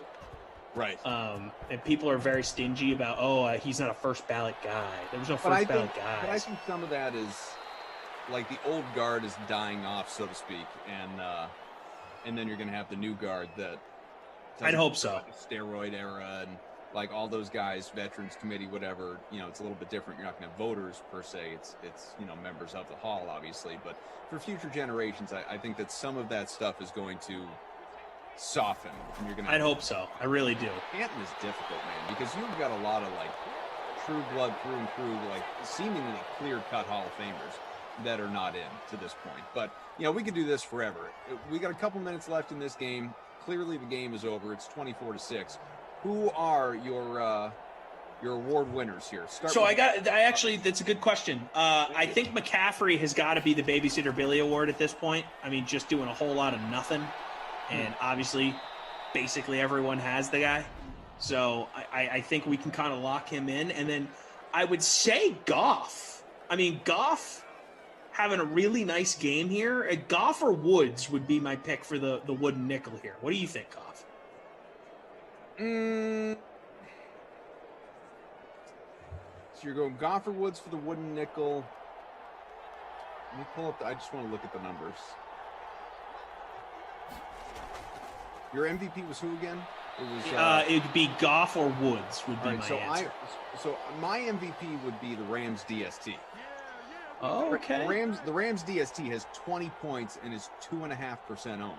The strip sack for a touchdown helped. Yeah, the fumble recovery, the defensive touchdown. They were all over the field. It's really hard to give a full team wooden nickels, though, Koff. I only have so many. But it's a play you can make, isn't it? It is a play you can choose to make. To me, they can all split the small ice cream cone. Well, that's fine. I mean, these are big, husky men, but if that's what you want to do to them, that's fine. To me, it would be the Rams DST coming. It's a good answer. Good answer. Baby, are we on the feud? Good answer. Good answer. Good answer. Babysitter Billy. How is it not McCaffrey? Because Cooper Kupp is 50% owned and had a bagel. Okay, but what about what McCaffrey has done? McCaffrey. He changes it. It's Kupp. See, this is why we need to wait till the end. McCaffrey gets in the end zone. Kupp gets the bagel. He's the Babysitter Billy Award winner. Here's what I did. I spoke that award into existence. It's just hard for me when a guy is 70% owned and he doesn't really have a massive impact.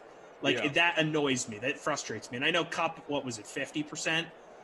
But receivers are so hit or miss in these games. When you have a guy like McCaffrey or Saquon or Dalvin Cook, if they have bad games, that vaults them up the Babysitter Billy Award list for me. Sure. But he gets in the end zone here. So Kupp, he's going to win that. It's hard to call it an award because it's really, it's not a distinction that one goes for.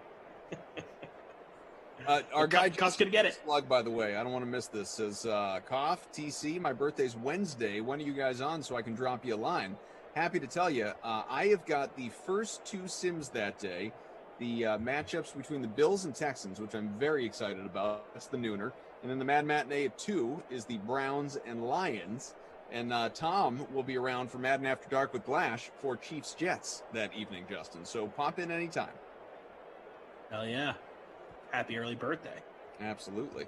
And because, folks, just to be honest with you, we were so engulfed in our conversation about Julian Edelman that I was not looking at the chat and seeing what you guys had to say about it. But I'm sure you're on both sides of the fence. One that pops out at me right here as I scroll back. Brother Phil, hey, Koff, been busy but listening, and Edelman is no doubt a Hall of Famer. Not a first ballot, but he won't wait 25 years. I say 10 to 12. Brother Phil bringing up Drew Pearson. That's the type of guy Edelman will be if he gets a jacket. I mean, it took Drew Pearson a long time to get in. It's going to be a while.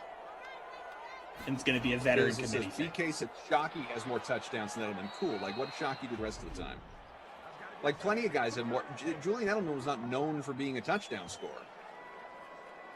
Yeah, that's a weaker argument, I'd say. Like trying to do comps against guys that have better stats, I think is a weaker argument against Edelman. I think it's just look at his body of work and say, is that Hall of Fame worthy?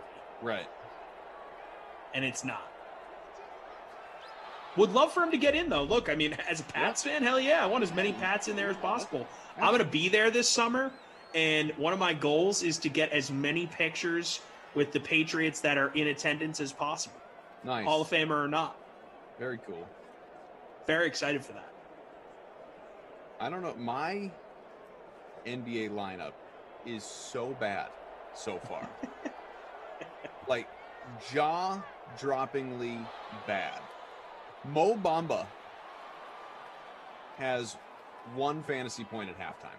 So I have Mo Bamba. That's no good for me. Max Kleber has negative half a point still. That's bad. For sure bad. Jalen Brunson, not even 9 points at halftime. Yeah. Yep, I have Jalen Brunson as well. What are we well. doing here, folks? I'm in 7th currently, but I'm helped by the Doncic thing. But a lot of the guys you mentioned I have, so no good. Yeah, I haven't even looked at our last minute. I'm in 68th at the. I mean, obviously I got a ton of minutes left, but so does everybody else. Antisocial's in front right now.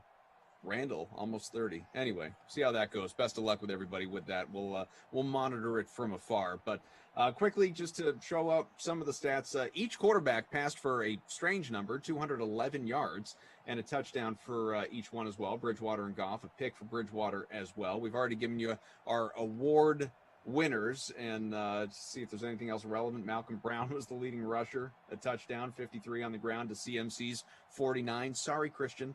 And receivers, again, nothing crazy in the least at all. 61 for Bobby Trees, 83 for Reynolds. Bobby Trees. Moore, 76.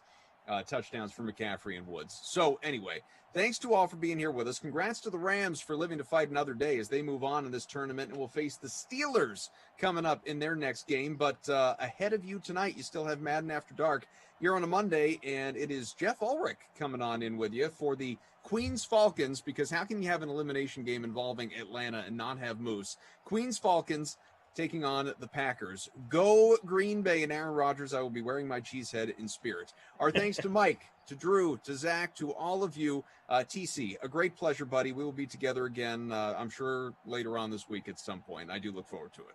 I love you. And you. All right, thanks for being with us, guys. Coming up next here on the DraftKings Dream Stream, my pal and yours, Pat Mayo, will preview the field for the RBC Heritage set to tee off on Thursday in Hilton Head, South Carolina. You want some knowledge? Stay right there.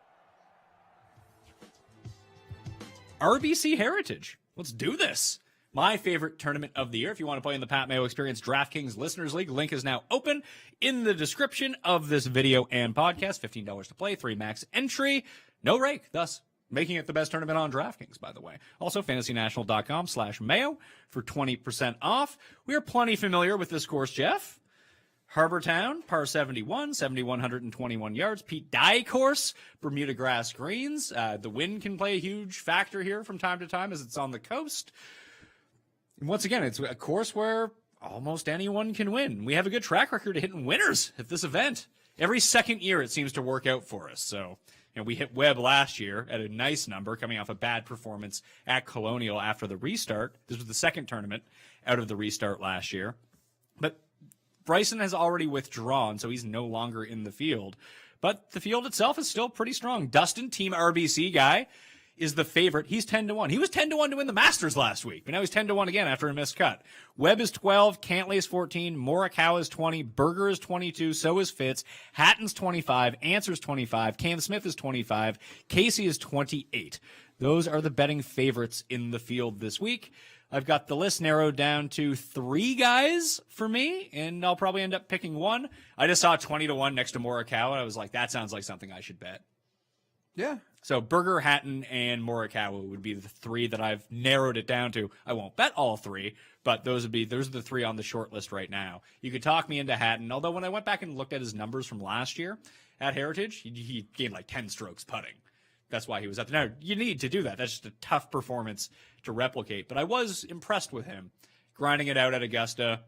He 3-putted really early on Thursday and was like, oh, here goes Tyrrell. But he battled back. He ended up inside the top 20.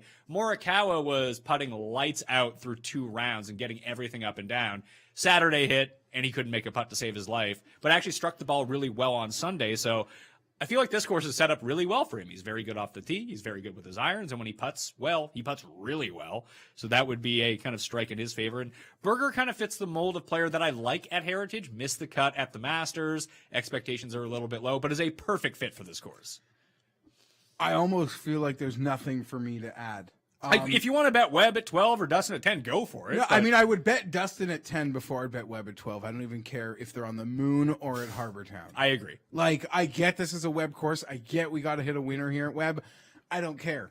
But that being said, I don't want to bet any of them. Cantley is just going to DX crotch chop me so hard, and a lot of you. When he wins by 10? Like, going back to his birdie train performance and crushing this place. But yeah, I think you nailed it.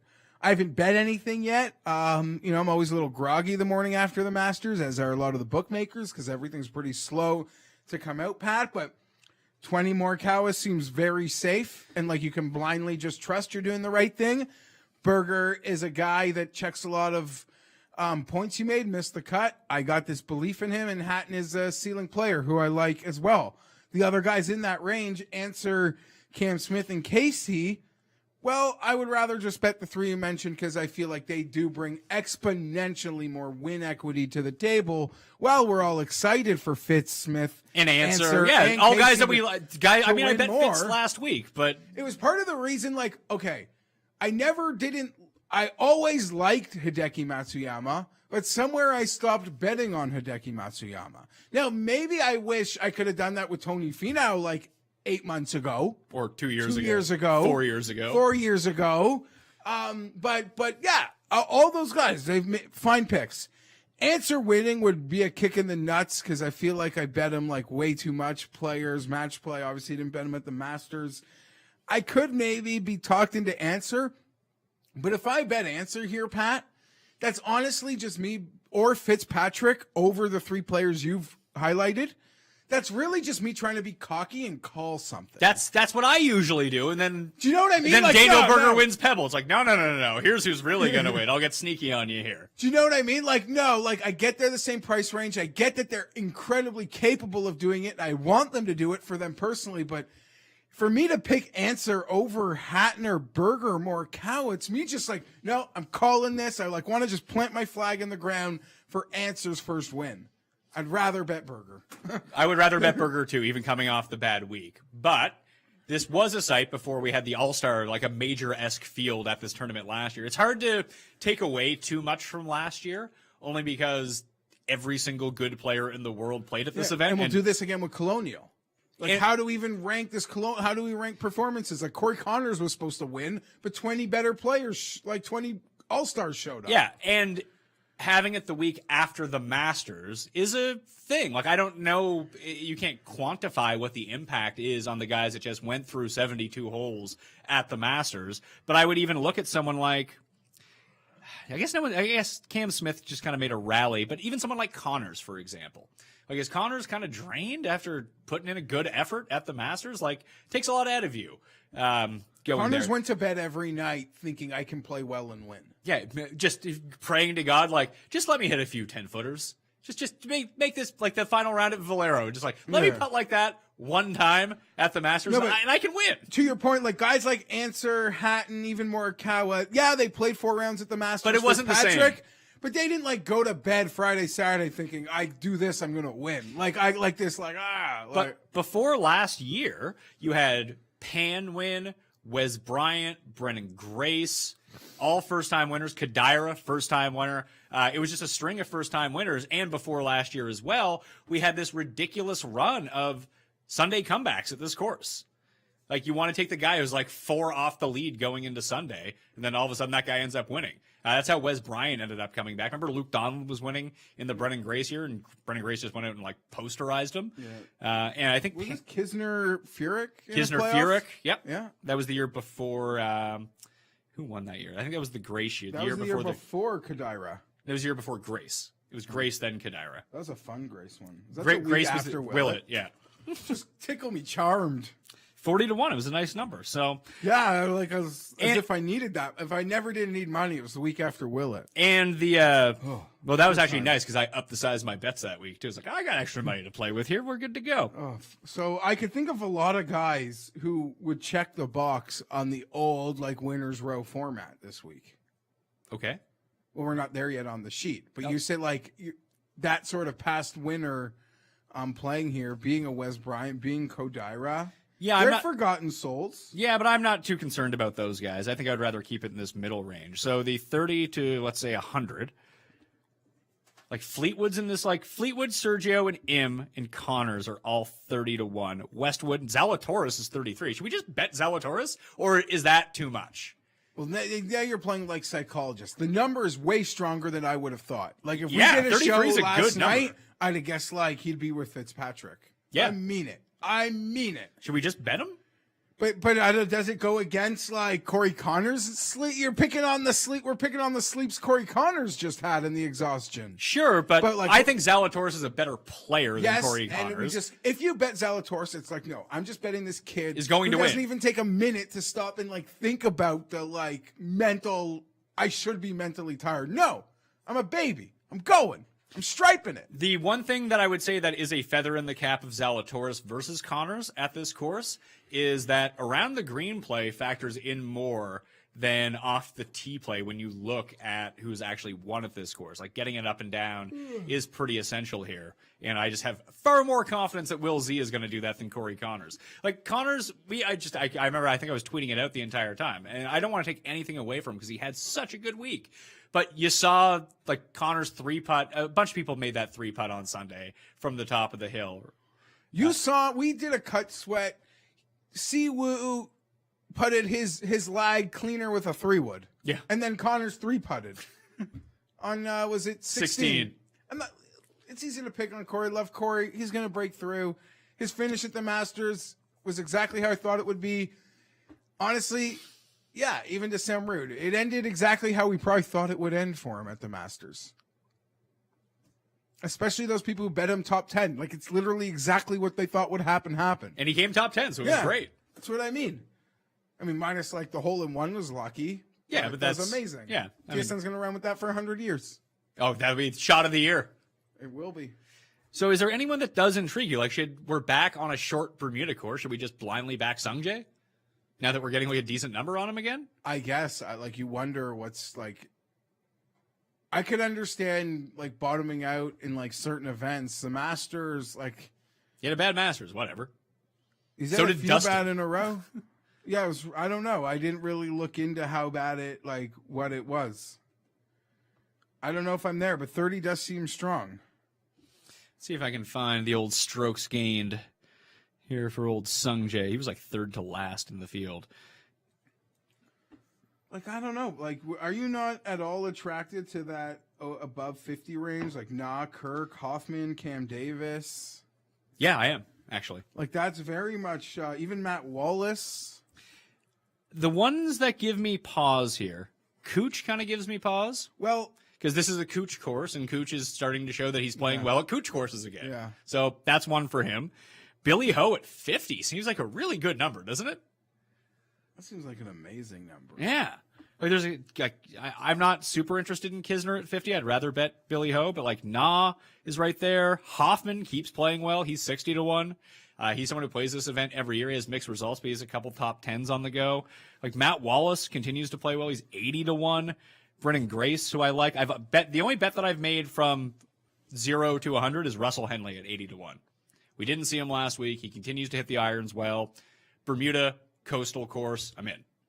What was his situation at match play again? I remember he had a Honda was good. He came inside the top 10. Match play was in a pod, a random with like M, right? It was like a wide open 4-man pod. I feel like he lost in a playoff to go to the next round or something.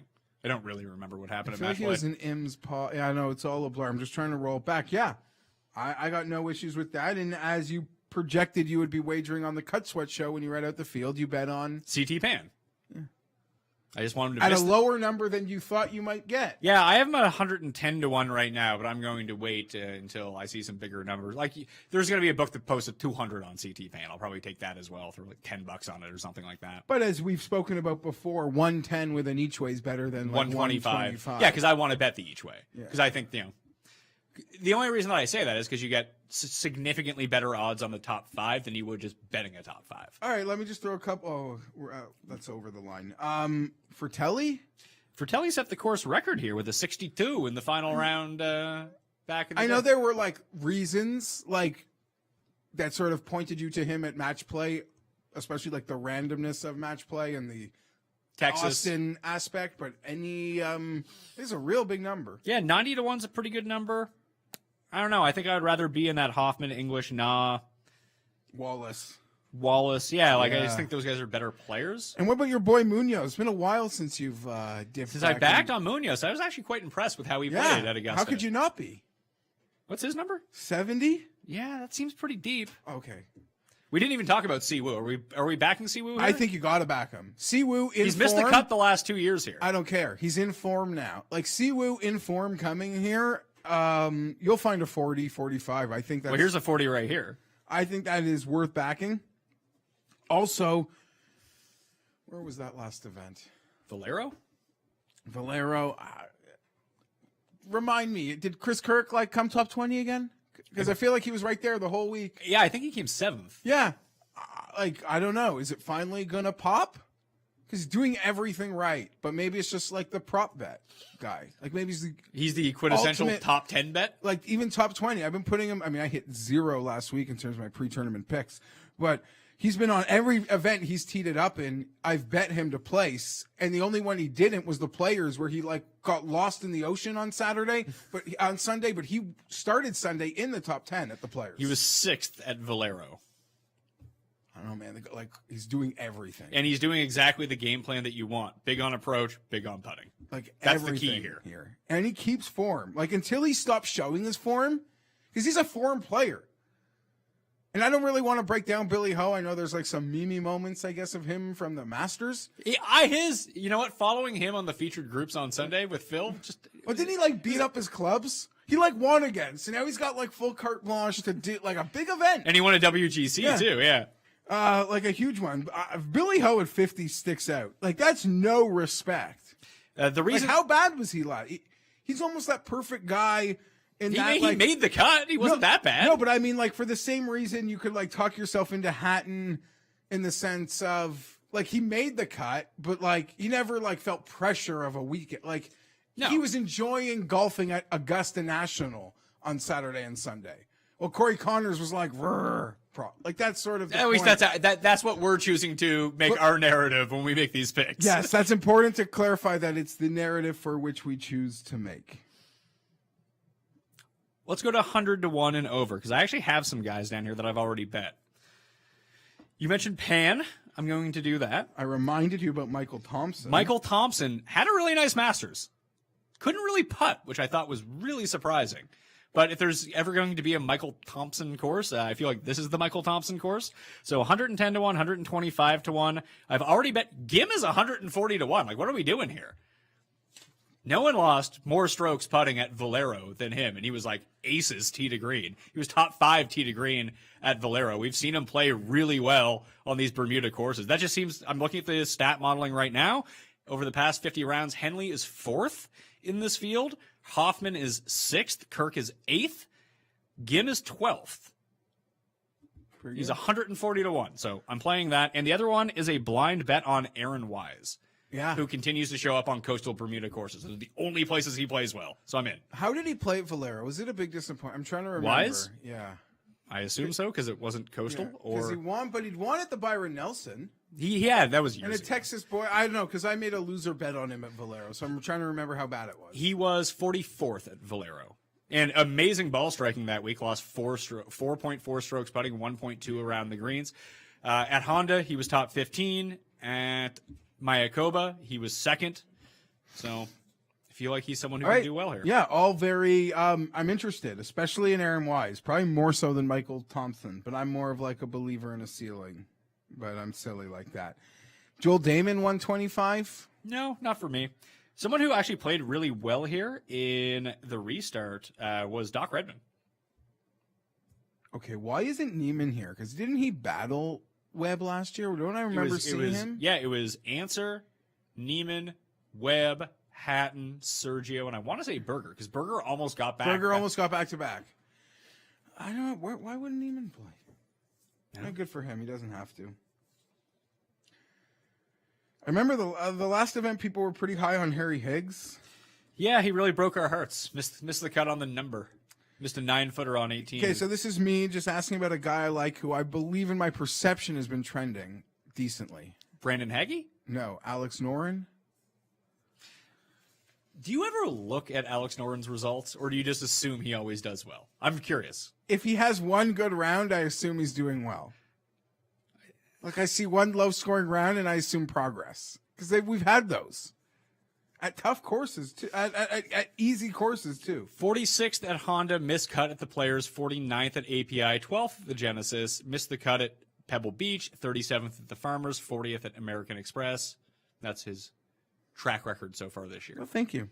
So not great. He has lost on approaches significantly in 5 out of 6 tournaments. Now he keeps just having big blow-up holes. He makes huge numbers all of a sudden, which is not great. I don't know. There's some real big numbers, but now it'd just be like naming names. Like Mackenzie Hughes, 175 seems really high. That does seem really high, actually. He played pretty decently at the Masters.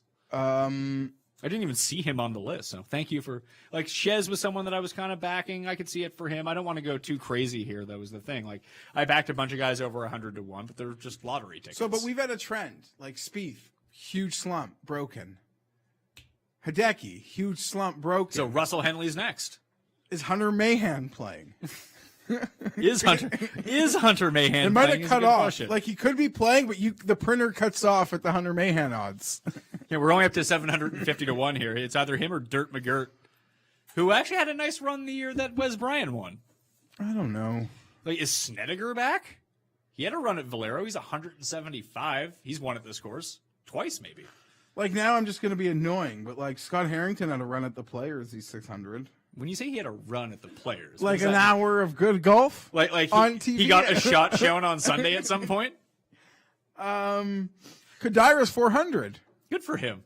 Shout out Satoshi. This is the tartan, right? Yes. We get the jacket. Okay, yeah. Not the plaid jacket. That's colonial. Yeah. This is the tartan jacket. That's why it has the U in Harbour Town, because I think of the Scottish connections.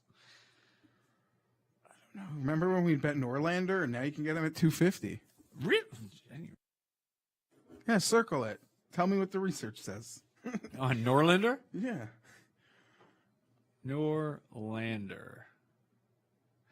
He ranks out 50th. He's probably been horrible since we stopped betting him. Let's see. He's had a bad run. Putt's better on Bermuda than anywhere else, though.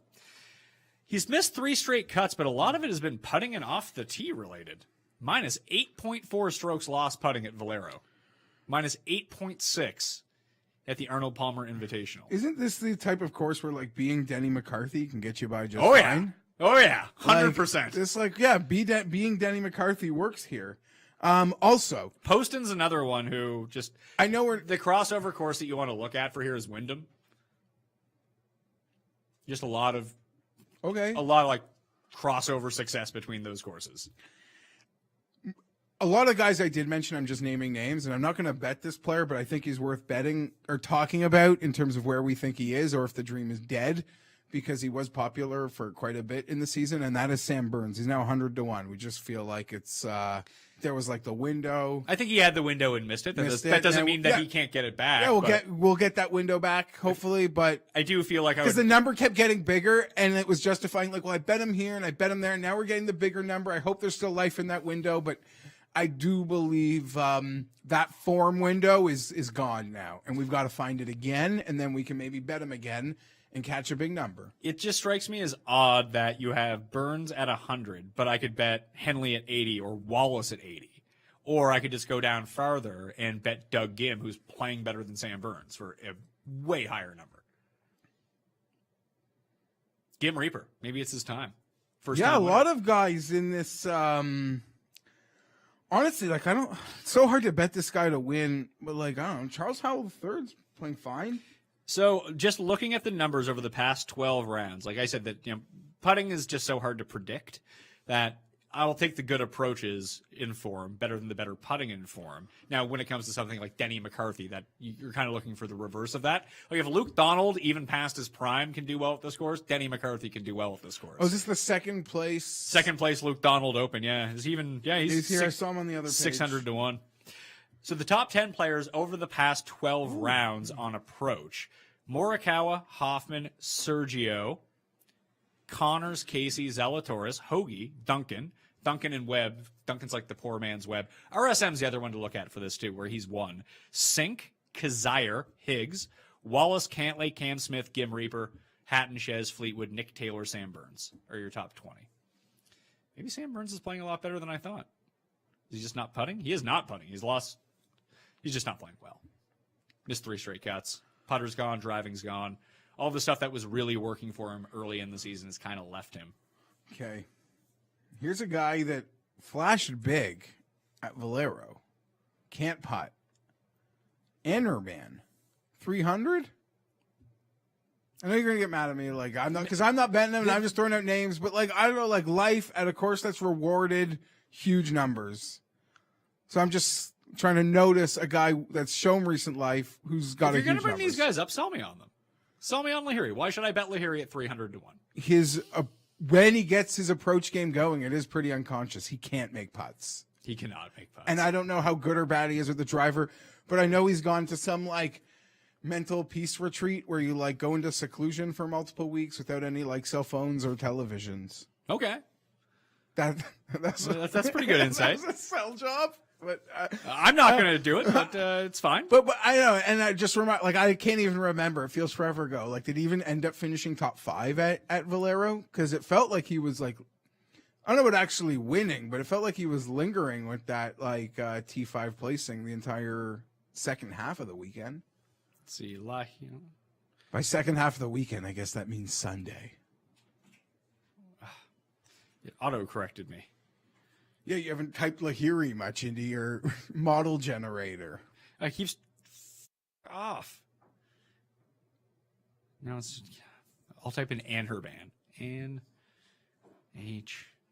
There we go. Anherban Lahiri. I didn't even see him in the field because it auto-corrected me to and again. I'll just scroll down to the bottom. That probably makes things easier. Yeah, I can't find him on here. Stupid iPad. Stupid autocorrect. Whatever. We don't have to talk about him. I'll just mention your boy, Luke List. Huge numbers. Field. Yeah. Had somewhat of form in the last, like, months. When you say last months, you mean not recently. Not recently. But not so far away where you might... I don't remember, because I know you were off him, and then you were on again, off again. I don't know. This is one of the courses where he's played really well. Okay. Lahiri is 5th at Valero. He gained 6.2 strokes putting. Wow. Also, speaking of good performances at Valero and a couple in a row, Villegas in this field. Yeah, he had that nice run at RSM as well. Yeah. 300 to 1 also. That is actually far... Okay, there it is. So I did better. That is far more interesting to me than Lahiri. Just because Villegas, I mean... Even look where he's like played well historically in his career. Like back when he was like when he won the Tour Championship, where did he win it at? Eastlake, short Bermuda course. Where has he popped up recently? I mean, we did see him pop up at Valero, sure, but when we see him pop up at RSM, a short Bermuda course. So, yeah, that actually does hold some weight. That might just be a top 20 bet for me, but that is far more intriguing because I know when he goes well, his tee to green is awesome. I wonder how he has played here over the years. I don't know. I think he's won the Wyndham Championship as well, in like 2008 or something like that, back when Villegas was like a guy. Off with the autocorrected. I don't want to talk about Bill Haas. Camilo. There we are. Ranks 49th in the modeling, so that's good news. How did he do it? He gained across the board at Valero, 8th at Honda, short Bermuda course, 6th at RSM, short Bermuda. Okay. Now we're getting somewhere here. All right. Found an Easter egg. Over the years at the Heritage, in 2008, 7th, 2010, 5th, 2013, he was 9th, has not played it since 2017, where he missed the cut. He was 71st in 2016, 27th in 2014, the last 2 times he played. One of the leaders in the field in approach, though, both of those years, couldn't drive the ball for shit, but his driving's getting a little bit better. It's not horrendous. He's gained off the tee in 2 of the past 3. So obviously he's 300 to 1 for a reason, but I think that he has some life. So yeah, I'm going to write him down. Thank you for that. All right. Put $5 on the each way. If Camilo wins, I win $2,000 on a $10 total bet. Why not, right? That sounds like fun. Gives me something to root for. I do want to save a bullet for Sunday, though, just to take some guys like 5 back, and hopefully he shoots 62. Well, you'll take some huge number with a placing. Yeah. And those guys here, yeah, we see it. Of course, they set him up for 62 Sundays. Anything else? I'm like at a kind of a total loss, to be honest. Yeah, it's the week after the Masters. So we're going to do the quick picks for the 2021 RBC Heritage. I'm going to narrow it down to Morikawa, Hatton, and Berger at the top. Might take 1, might take 2. But the only bets that I have in so far are Russell Henley, 80-1. With a top 5 each way. And then Pan 110, Wise 140, Gim 140, Thompson 125, and then Camillo 300-1. Just lottery tickets, all with the top 5s to go along with them. I'll try to be a bit more concrete in this middle area. Probably take 3 guys from 20 to 60 and call it a day, and then try to get in live on Sunday if I got nothing on the go. How about you? Yeah, I agree with your same guys at the top. I probably do have just a bias to. I'm trending towards Morikawa, by the way, because that's me. Yeah, and I have a bias to Berger. I also think, like, depending on like the lane I pick, because I am about like the week after the Masters, like not betting on guys who I personally believe had a mentally exhausting week. But Will Zalatoris is literally, I thought he'd be priced with Fitzpatrick. Like, if you asked me or brought me on to talk about like guess odds last night, he'd have been beside Fitzpatrick. I don't know which one of them is right, which one of them is wrong, but so Zalatoris has to survive the cut. I will be betting Siwoo Kim. I'll shop it. I'll try to find the best number I can, but it's Heritage. It's Siwoo Kim. There's form. I don't care. We're going for it. Billy Horschel at 50. I'm thinking about that. Because that's just like, what's going on here? Like, guy just won a World Golf Championship. 50? The fact that he's behind Kuchar is like, yeah, it's the same odds as like Bezuidenhout, who like I like and he's fun. We didn't bring his name up. He had a rough go of it on the weekend. Actually, basically after round 1 at the Masters, after Tim found out who he was and was talking about him, I think he was like 12 over par after that point. But he has the sort of game for here because he's a terrible driver of the ball. This actually would have been a really good Spieth course if Spieth had ever decided to show up here. Hey, if he didn't win Valero, he might have been here. And I might be done with the outright concept of it, but like I will have money on Chris Kirk. Somehow? Yeah, and I like Matt Wallace. Yeah, Matt Wallace seems like too good of a player to be this low on the betting board. 80-1. I might end up. And you see, like you mentioned, his approaches at Valero were better than Spieth's. Tee to green, he was better than everyone in the field. He was number 1 by over 2 strokes. Yeah. He just couldn't putt. Made the cut at the Masters as well. Not a great weekend, but he was there. Harris English showed some life. Yeah, that's good. That's 2 in a row. Keep an eye. Players, Masters showed some life. That once that engine starts running, like I'm game to go back there. But he's a guy that will see it. You'll see the form building, and then you'll see a heater. He's not going to win out of nowhere. Maybe I'm dead wrong. How bad was Fleetwood's here? Yeah, 1 and done picks of the week. Speaking of that, Tim has selected Tommy Fleetwood as his 1 and done pick for the week. I'm seeing a 45 on him at a buck. Well, that sounds like you're going to waste some money on Tommy Fleetwood then. It is your pick in the 1 and done because you used John Rahm at the Masters, and he did better than all of our picks. So go ahead. Or did Tim use Rahm? Tim used You used Rahm. Bryson. I used Bryson. So you still beat me. I used Brooks. So it's your pick. What, Bryson at the Masters? I'm going to use Billy Horschel. Seems really random, but Billy Ho. I don't know. I can't. Can I take that back? Yes, you can take it back. Siwoo Kim. That's what I was going to take. Thank you for letting me take it back. Should I take Billy Horschel now, I guess is the question. I will take... I assume I've used... I don't have the sheet in front of me. I knew I hadn't used Horschel. I'm guessing I've used Morikawa, Berger, and... I probably haven't used Berger. I'll take Berger. Yeah, I don't know where you've used Berger. Boom. Berger for me, Kim for you, Tommy Boy for old Tim Andercust. I will do it on the Pat Mayo Experience. Team event next week. There's going to be DraftKings for it, though. I've been told. Do you draft the teams? I guess so. I don't know exactly how it works. Because scoring isn't like to the player, right? No, yeah, it's to the teams. Yeah, I guess you have to draft teams. I assume it's like a showdown captain's mode type thing. I don't know. Have we had one since Ramen Palmer? We didn't have one last year. That was the last one, Ramen Palmer. Just take Kisner and Scott Brown, you'll be good. And then they'll win. They'll play great as a team, and then people will be like, put Scott Brown and Kevin Kisner on the Ryder Cup team. They're so good. We did hit a big one there one year with Cam Smith, though. Yeah, that was a crazy playoff. Yeah, because Kisner chipped in on the 72nd hole to force the playoff.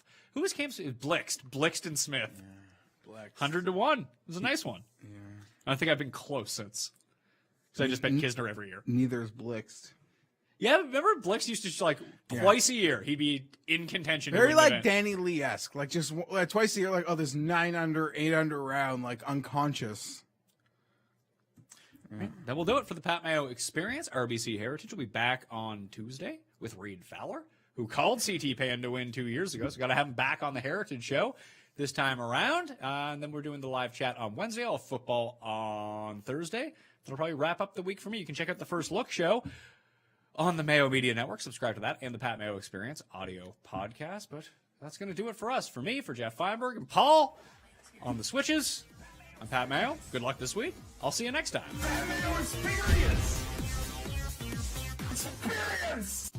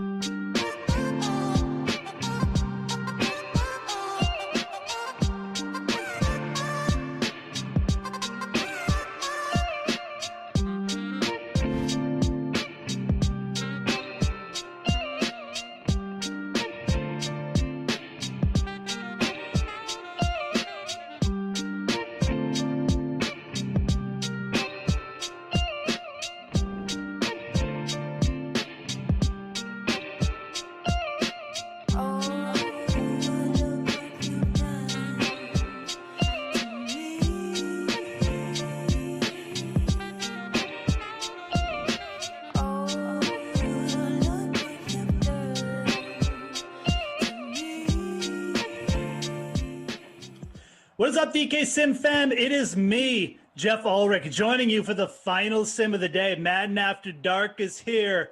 Green Bay, the Atlanta Falcons. Caca! And with me, Tom Ace, Tommy Freeze Pops. Tom Carroll, how you doing, buddy? I am doing well, Jeff. I just want to give an apology off the top here to my grandma. I accidentally sent her Central Time Zone times for when I would be on the Dream Stream today. And she was watching Pat Mayo at 9 o'clock Eastern, thinking, why is Tom not on right now? That's even worse. I meant to say 8 and 10. She texted me. She was asking where I was. So, brutal mistake by me. Got a time zone mess up. So, I'm sorry, Grammy, but she's here. It's been fixed. She knows what she's doing now. On top of not getting to see her, I assume you're her favorite grandson. She had to watch Pat Mayo for a bit. That's even worse. Just kidding. Pat Mayo, definitely not her favorite grandson. Right. But yeah, welcome in, DK Sim fam. Welcome. The bracket challenge is on. And I'm not going to lie, man. I was pretty pumped when I saw we got this spot, Tom, because this, to me, this is the alpha matchup, the game of the day. Round one. This is it, baby. The Atlanta Falcons just about won. They did win the last little tournament we had, didn't they? They did not win the Super Bowl. They didn't win the Super Bowl. They got to the Super Bowl, all right? I thought that was Chiefs-Bucks. I think it was the one before that Atlanta got to the Super Bowl. And they might have even won because we've had two. I think they got to the first one. Anyways, they're a very good sim team. Okay. So is Green Bay. Regardless, yes. Exactly. They're both. This is like the best matchup of round one. That's all I needed to say. 100%. Yeah, so I'm kind of pumped for this, man. Hopefully the Sim fam is too. Drop your stuff in the chat, guys. Say hi. Happy to be here for tonight for a little Monday night Madden After Dark. Quickly, as this game is kicking off, who we got in your captain spot? You just give us your lineup if you want at this point. Yeah, I'll give you the lineup here. Russell Gage in the captain spot, wanted to have flexibility the rest of the way. Devontae Adams, Devin Funchess, the Funchess amongst us. Todd Gurley, Hayden Hurst, Aaron Jones. So no Aaron Rodgers, no Matt Ryan. Went all skill position guys here. I was very tempted to do that. I stacked both kickers. So we will see how that turns out.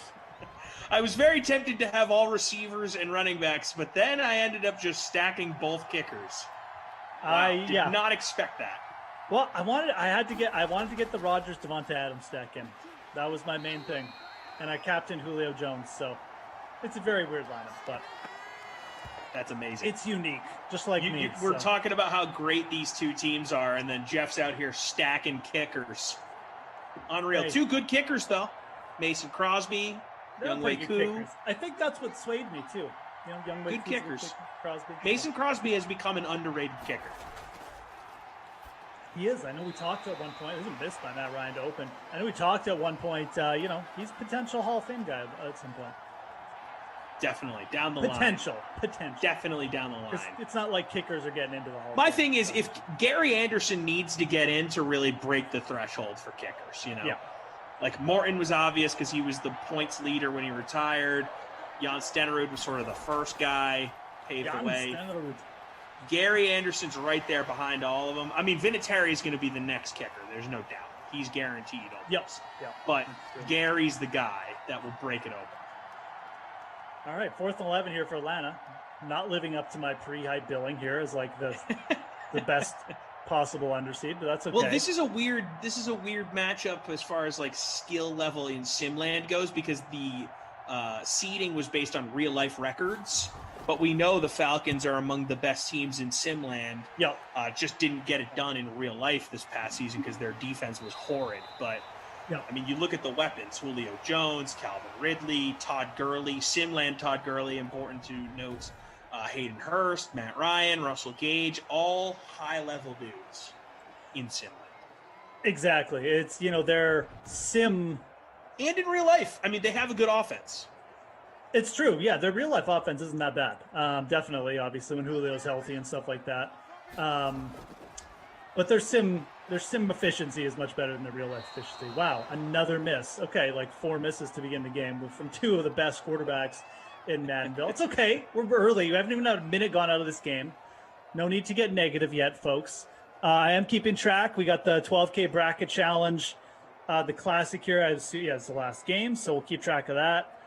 Looks like Foo Fighters in first. He's got the Falcons defense going, and that's it. So he's got a 5-point lead, so we'll keep on that. Foo Fighters, 1977. Love the Foo Fighters. Oh, yeah. Got another confession to make. Oh, that's a good one, too.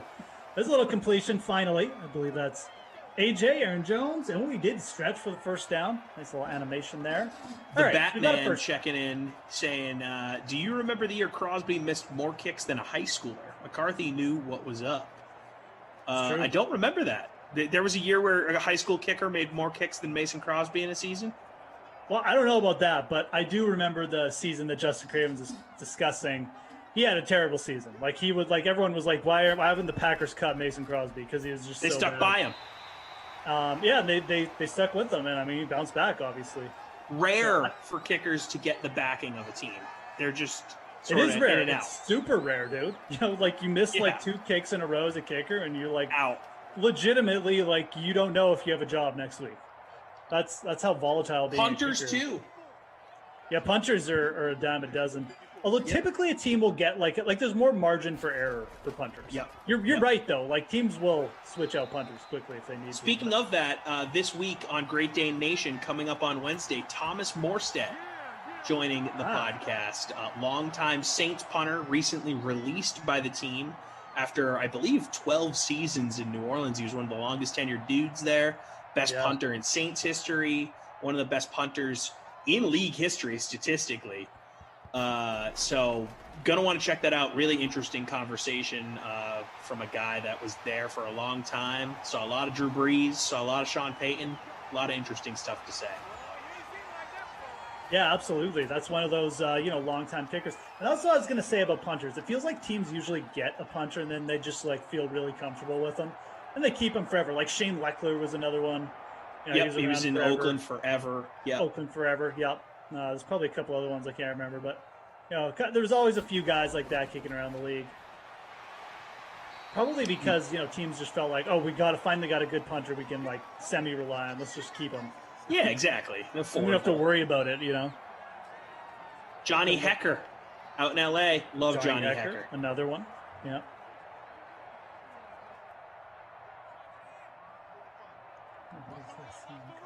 All right. Okay. Expected lit. Aaron Rodgers shotgun down the red zone. There it is. Touchdown. There it is. Right in. Oh, it is. Is that Bunches? That's Bunches, isn't it? No. Is it 14? Who is this? It is That's Bunches. Bunches. Okay. Why did I think he was 14 for a sec? Sorry for the suspense, DK Sim fam. That is a touchdown to Devin. Bunches and bunches of Funches, who, if I know anything by doing lots of Packer Sims, is very heavily owned today. So that should shake things up right off the bat. I am one of those owners. There you go. Tom owns a Tesla and a Devin Funches share. He doesn't actually own a Tesla. No he may, shares I of don't Tesla in this portfolio.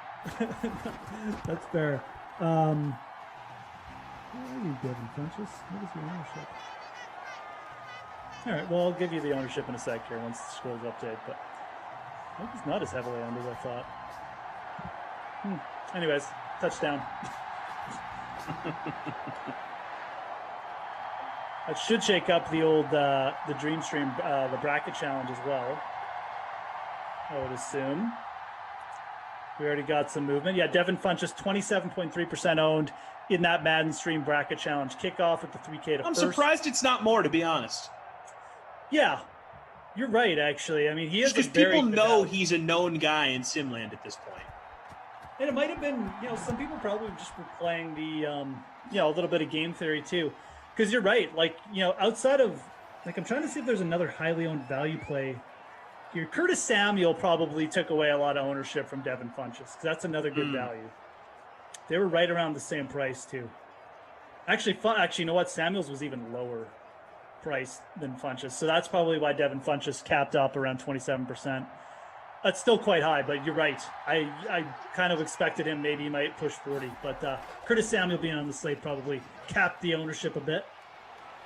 Were you on the last sim, Tom? I was with Koff. Who played? We had the Rams and Panthers, and the Rams came out victorious. Okay, so Rams are victorious, and it looks like Pittsburgh squeaked it out against Denver. So looks like the favorites squeaking out most of the games today. I know Tampa won, right? Not sure who else won today, but we got the Bucks playing the Raiders on Thursday at 2 p.m. Oh, okay. So the Raiders beat the Cardinals. Yep. Raiders and beat the Buccaneers. Buccaneers beat the Jags, and then Rams are advancing to play the Steelers on Thursday at 4 p.m. Rams Steelers. That should be a war. Two good defenses there.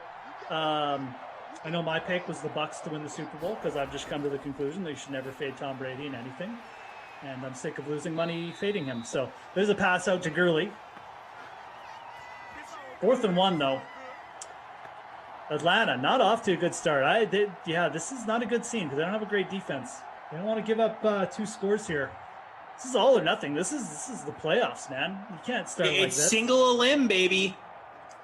You cannot start like this. Dan Quinn has like a little bit of a hunch in Simland. I've never been able to figure it out. Is it a hood?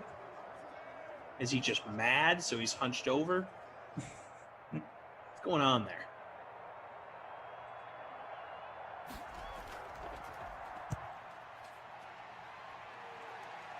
Just reading through the chat here. Lots of people calling for Julio there. Obviously hasn't shown up yet. Justin Cravens saying, Gurley, go to your home. Run behind your blocker. I agree. That was a pretty poor effort. Okay, Packers backed up here. Good punt. Was a good punt. Those 90-yard punts in Sinville will get you every time. Oh, Aaron Jones getting a little bit of space. A little bit of space, 2nd and 5. You know what I'd love? Like a freaking 90-plus yard touchdown from Aaron Jones right now. That'd be lit. Freaking sharks with freaking laser beams and a freaking Aaron Jones 90-yard touchdown. Heads. Who was I with that did an amazing... Go! Oh my God! I'm gonna get it! No way! No way! No way! Oh. Wow! Oh my lordy! I thought he was going to the house. I'm actually surprised he got caught there. I guess those guys had the angle on him, but I think the sim gods were like, we can't let Tom have that.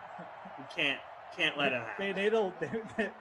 They hit the Tom Carroll button. They're like, yeah. No. You know how in those old Buffalo Wild Wings commercials where they hit the overtime button? Right.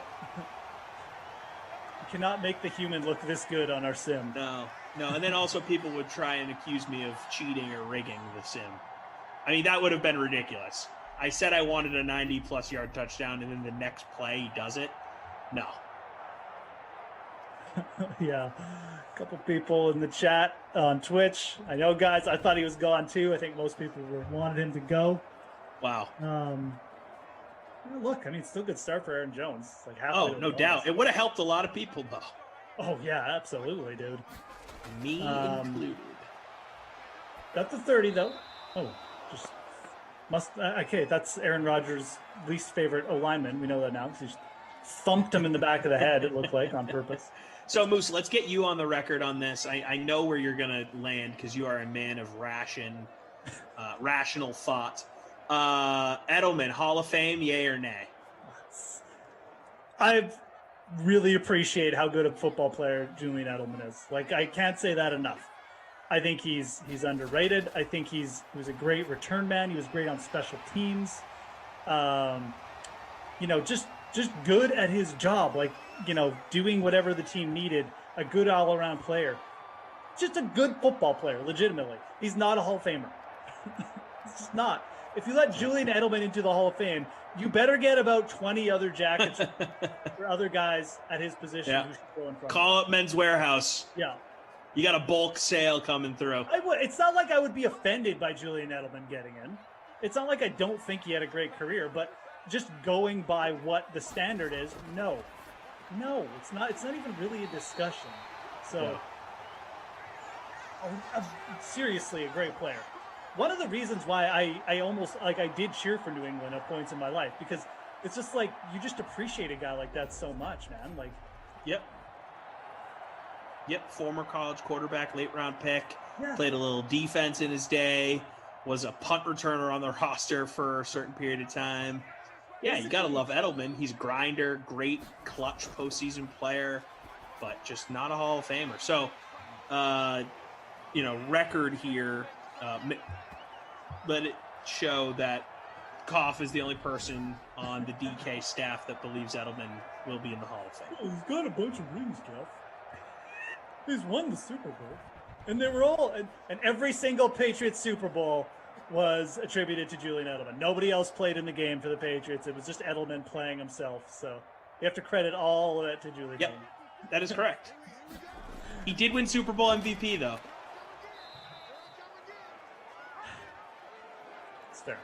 Aaron Jones almost got the touchdown there. This is going to be a frustrating drive for Aaron Jones owners if he doesn't get the touchdown, because he was right on the doorstep there. We're going to end the first quarter here before we find out who scores here for the Packers or what they do. They got 3rd and inches. And the other thing about Edelman, he spent like the first 4 years of his career like doing nothing. So yeah, no, the whole lot of nothing early in his career. And look, late round guy, special teamer. He legitimately played nickel corner on a Patriots team that was in the Super Bowl. People forget that. Like, was doing anything he could to make the roster. Yeah. Emergency quarterback. Again, a guy like that to make a transition from like quarterback, from a special teams guy into like an every down wide receiver and one of the most trusted guys in the league, like that's insane. That takes an insane amount of determination. Never happens. Skill. So very much appreciate how talented he is, whatever. But again, very much so appreciate how talented he was and whatever. Just so dismissive on the back end. But we're talking about the Hall of Fame, so and the standards. It tells you how good the guy was. Yep. No. 100%. Anywho, Aaron Rodgers, 103 yards. Matt Rogers, 6 yards. Not good. Haven't had the ball much, but still, that's not good. He's had 2 Still possessions. bad, for sure. Yeah. Who do you think gets in for the Packers here? Oh man, do you think we'll get a fullback? This is like the prime. Oh no, okay, no fullback on the field. Aaron One shotgun. Jones. This is they could run though. They could still run from this position. I'm gonna say they run right here. Aaron Jones. Yep. Get in, Tud. Yep, they got in. So there you That go. helps There's your me. Aaron Jones Tuddy. Raise the hand. Do the dance. What would be very helpful for me on this Falcons possession if we got a healthy dose of Russell Gage. Russell Engage. Love Russell Gage in these. Engage. Always making an impact. Like the old Picard. Warp 9, Mr. Data. Engage. What are we referencing here? I got Star Trek. I'm out of the loop. The Next Generation. Data, number 1.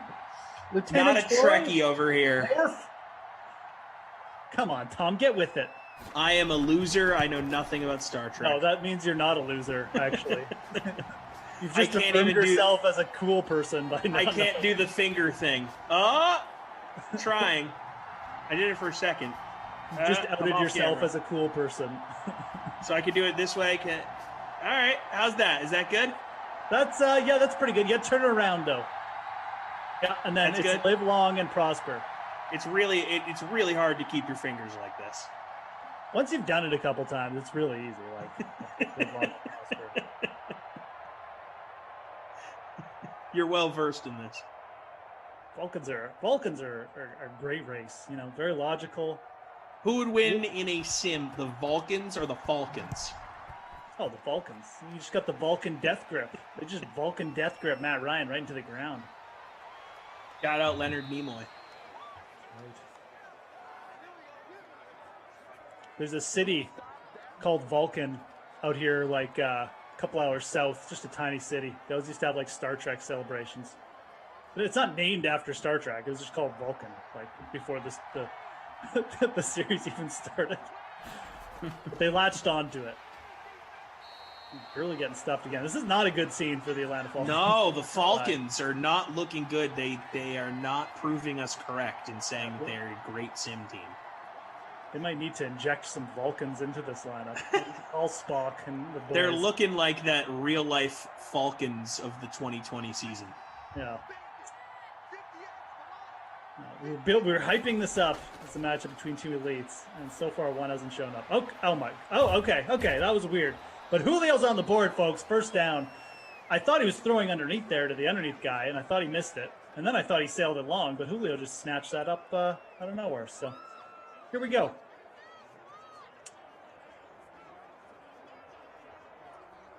Everyone's good tonight. Got a bunch of people watching.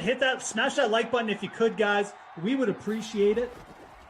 We get up to 300 by the end of this one. It's the last sim of the day. Like I said, that'd be huge. I do think it's the best matchup of the night. So love it if you could smash that like button. Subscribe to the DraftKings channel as well if you haven't.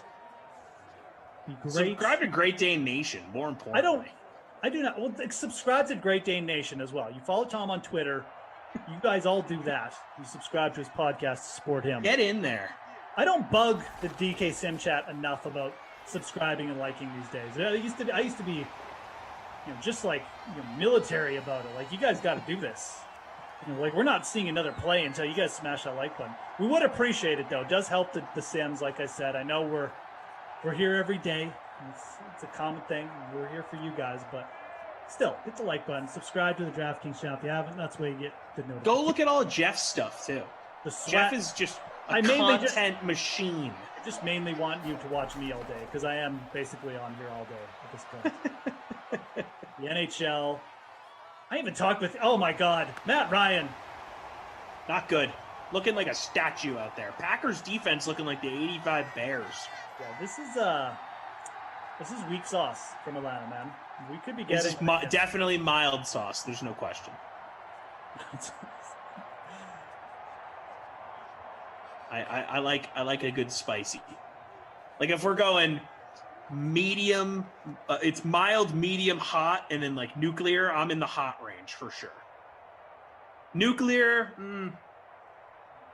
kind of takes away from the flavor and the experience, but so for definitely what? Want to kick. Just hot sauce? Hot for sure. If we're going buffalo wing sauce scale, hot all the way. Oh, even salsas. Like you're at CVS, right? And you need to buy a Tostitos branded salsa for a football game once we're all allowed to watch football together again. And mild salsa, not enough kick. Yeah, I agree. Medium, it's good flavor, but if you really want to spice up your life, go with the hot. It's true. I usually just go with the medium. I do like it's good for the room. It's good for the room. It is. Medium is kind of where you got to go. Like, I always got to factor in, is my wife going to want to use this? Mild is weak. Absolutely. Might as well just put ketchup on chips. My wife would not eat it if I got hot. So if it's just me, I agree. Like, generally, if I buy stuff for the house, I'll just go with the medium. But if I'm out at a restaurant, that's when I get the hot. Because it's just for me. I don't have to share it with anyone. Yep. Like, I'm getting the hot. Because you're right. Like, it's got the kick. Sometimes I regret it. Sometimes I regret it, but... I moved into this apartment in October of 2018, and I bought this enormous bottle of Tapatio, and it's almost gone. And I'm proud of myself for polishing. I mean, look how much hot sauce this is. That's a lot of hot sauce, not gonna lie. It is a 32-ounce bottle of Tapatio I bought at, I believe, a Walmart. Didn't ever see a bottle of hot sauce this big until I moved to the Midwest. They do it right out here.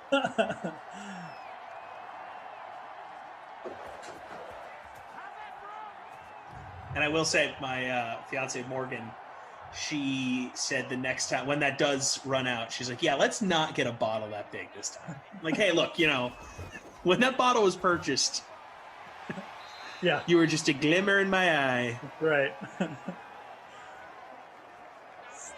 Still a ute.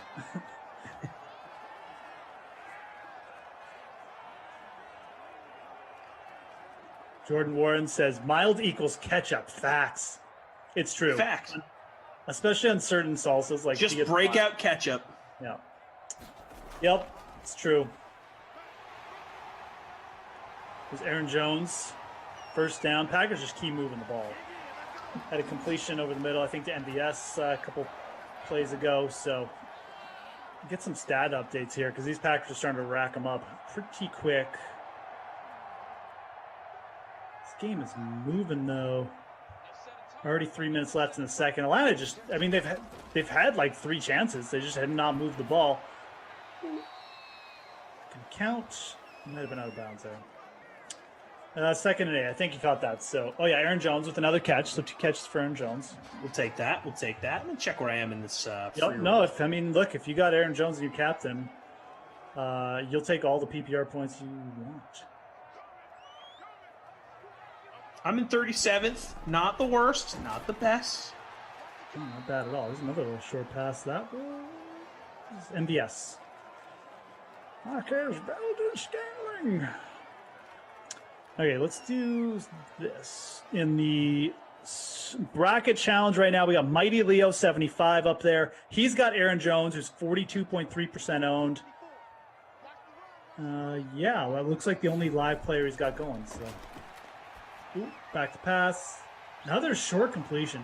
Aaron Rodgers picking this defense apart. It's getting embarrassing. Not sure who that one was to. I missed the number. Atlanta's going to challenge it too, apparently. So we'll get the number here because we're going to see this play again. This is definitely going to stand. I feel fairly confident. It's 11. So it's Funchess. Yeah, you juggled it. Pretty sure it's going to be fine. Justin Cravens, the Batman, saying, Jeff, bro, at 12 years old, I never understood the Roenick cheat code in NHL 94. I just like being my Red Wings. Friends like a boss. Okay. So apparently Jeremy Roenick was a cheat code player in NHL 94? Dude, I can't remember back that far, but that sounds like something that was a thing. Roenick cheat code. Yeah, there was something weird. NHL 94 was like the GOAT, you know, That's the holy grail NHL game. Yeah. Bad Boys of Pop saying that hot sauce has a shelf life. There's no way the sauce is primo at 2 years after opening. Feel like hot sauce is the type of thing, if you keep it refrigerated, can last like a decade. It can. I mean, it definitely. It's not as good as when you first crack it open. Tom, I've got some real hot sauce here. Like big boy hot sauce? No. Oh, wow. DraftKings, baby. DraftKings hot sauce that I actually did crack open. How is it? Oh, I'm not tasting it. Oh, you just smelled it? Okay, you gotta read me. Like, I want some of the details on this bottle here. Like, what does it say? These DraftKings hot sauce bottles are from 2015. They used to give them out, whatever, as promotions and stuff. It's DraftKings is going to make you sweat because the sweat was okay. The sweat of the daily fantasy was so much Makes sense. Makes sense. A couple guys chugged them on air. I never did that. But, ew. Are they habanero or are they super spicy? Like, what does it say on it here? No. Pretty generic. It looks like a good flavor. Like, it's not like a really orangey red. Well, it's like a nice solid red. There's 2 ingredients: cayenne peppers and distilled vinegar and salt. Okay. Yep. That's usually that's most hot sauces right Yeah. there.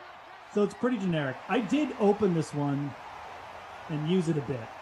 So I'll never ever I should probably throw it out. But I do have one that's unopened too. I have one that's unopened. Oh, the due date here is 2017. That's not good. Bad Boys of Pop saying the vinegar in the hot sauce will preserve it for a long time, but it starts to get a little janky. He's thrown away many hot sauces in his day. Oh, wow. Sadly. This one's the one that I haven't opened. The due date is 2016. As Yeah, we get a that's no touchdown. good. Funches! Oh, boy. Bunches amongst us. Midwest Heather, I respect that move, saving Taco Bell sauce packets. Maybe if Atlanta comes back and wins this game, I'll chug the Bad Boys of Pop is telling you to throw out the hot sauce. I think it's more of a decorative piece for At this point, it's a decorative piece. I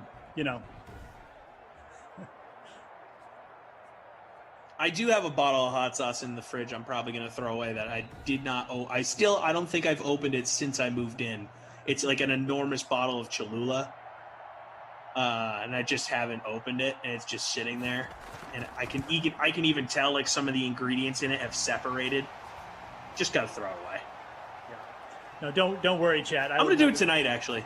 I will never be consuming those hot sauces at any point. They're the one that I've left unopened. I'm just going to leave there. See how long it stays. Leave it there forever.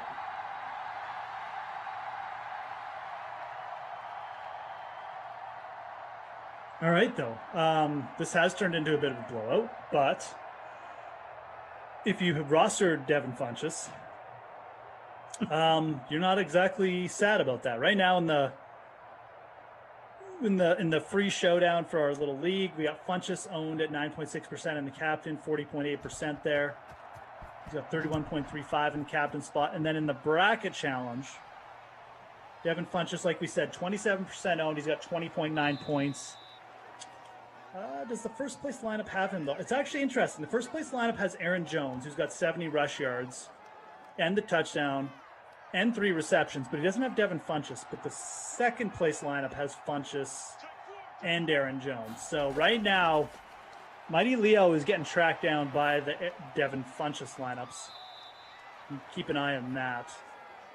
Ooh, a couple lineups possibly have Gurley behind him too. So. Yeah, I have Gurley. Not great. Andrew bringing up a good point. I should microwave this bottle of hot sauce before I throw it away, for content purposes. For content. Morgan from the other room saying, "Don't you dare."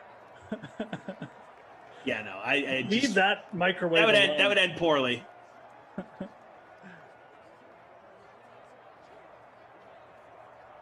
Ed Zone Dance saying, "Do not throw away the hot sauce. There are people in other countries eating bland food. Don't you dare throw that away." Yeah, but I don't want them to get sick. It's one of those things I look at every time I open the fridge. I'm like, oh, never opened that. Probably should throw it away. Close the fridge. It's time. Now that we've discussed it, it's time. All right, Lana, 3rd and 5 here. Less than a minute to go. This is, they need to get this first.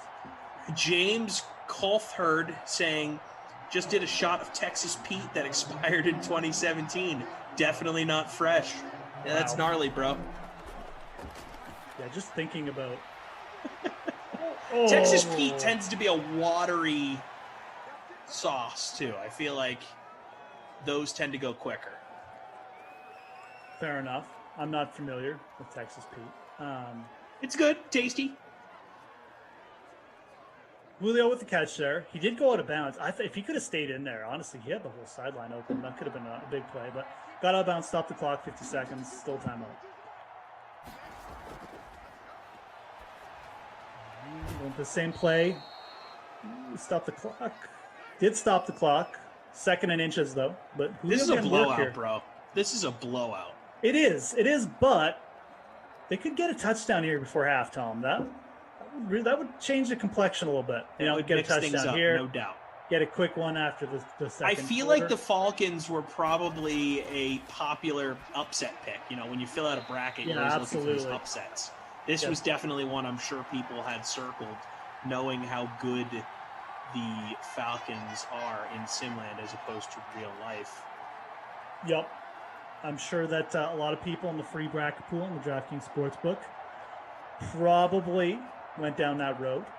Midwest Heather earlier mentioned that she keeps Taco Bell packets. And I will say this about Taco Bell packets.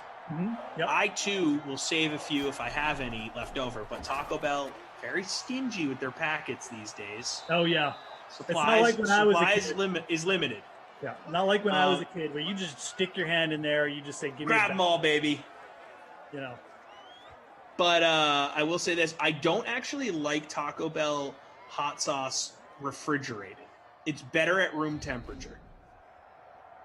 You put those in the fridge, changes the chemistry of those hot sauce packets. Done it before.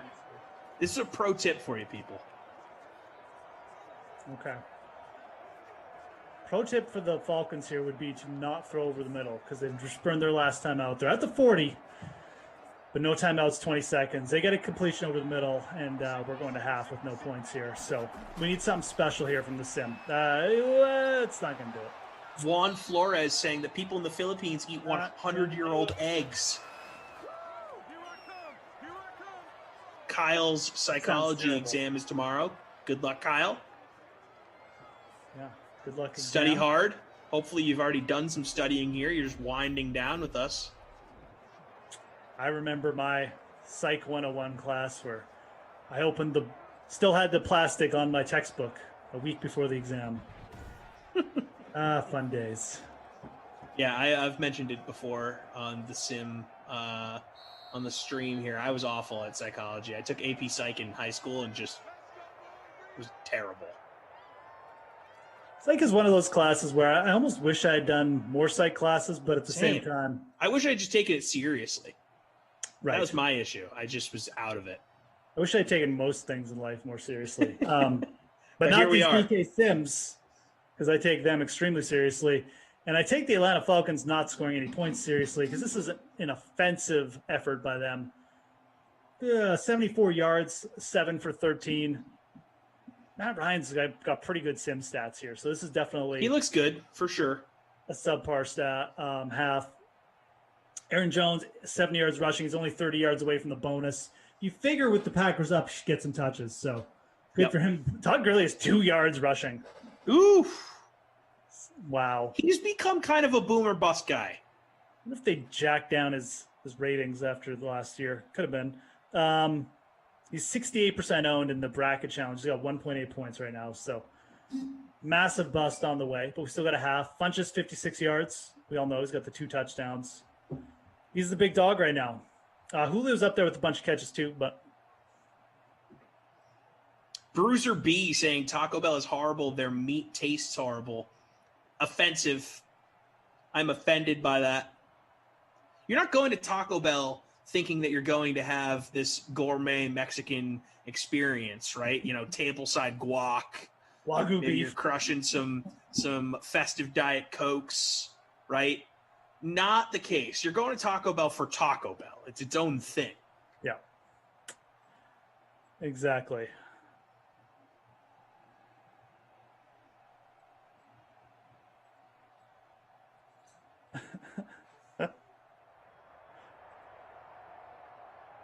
Bad Boys of Pop saying, I was in idle hands with Dexter of The Offspring. He has an amazing hot sauce. It's something like Gringo Bandito. It's bomb. Well, first of all, Bad Boys of Pop, you're going to have to introduce me to any member of The Offspring you know. Love The Offspring. That's very cool. Again, I need to hang out with Bad Boys of Pop. This guy has stories for days.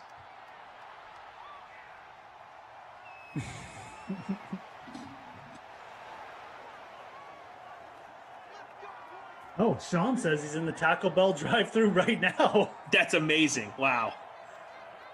Say hello. Love Give them our that best. commitment. Ask Let for Taco Bell extra know- fire sauce. Let Taco Bell know that they're getting free advertising on the DraftKings. No, actually, here's a good experiment. If you're in the Taco Bell drive-thru, as you say, see how many packets you can get. Oh, that's a good idea. And report back, Sean. Right, ask for a strong handful of fire sauce and see how many they actually give you. And what city are you in? This is just all for experiment. Jay Duncan saying the best taco after a night of man sodas is from Jack in the Box. Super greasy, but they soak those sodas right up. I've tried the Taco Bell, the taco from Jack in the Box. Doesn't really do it for me. It's sort of a weird thing. They're like these greasy, it's like a hard shell, but it's not. And there's not enough ingredients in it for my liking. I don't know. Not for me. Yeah, the best thing, I haven't been to Taco Bell in a long time because, quite frankly, I'm too old to eat it now.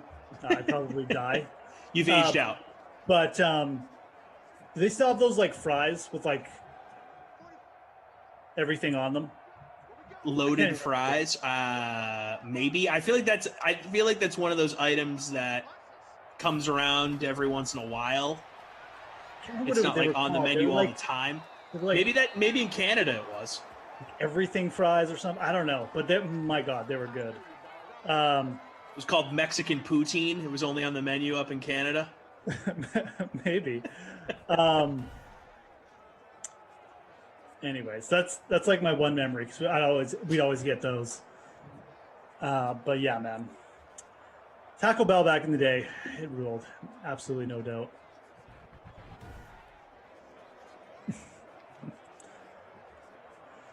Okay, 3rd and 19. Atlanta needs to stop here, folks. Here? Let's try and make this a game. I don't know. I think we're getting a punt. No first down here. It is A-Rod. Oh, no, he's going to go short. Okay, well, there you go. You're getting a punt. Aaron Jones, a little catch, but... Justin Gardner talking about Del Taco. That's more of a West Coast Taco Bell type place. Good spot. Went there a bunch of times when I lived in L.A. Really cheap, which is nice when you're broke, which I was.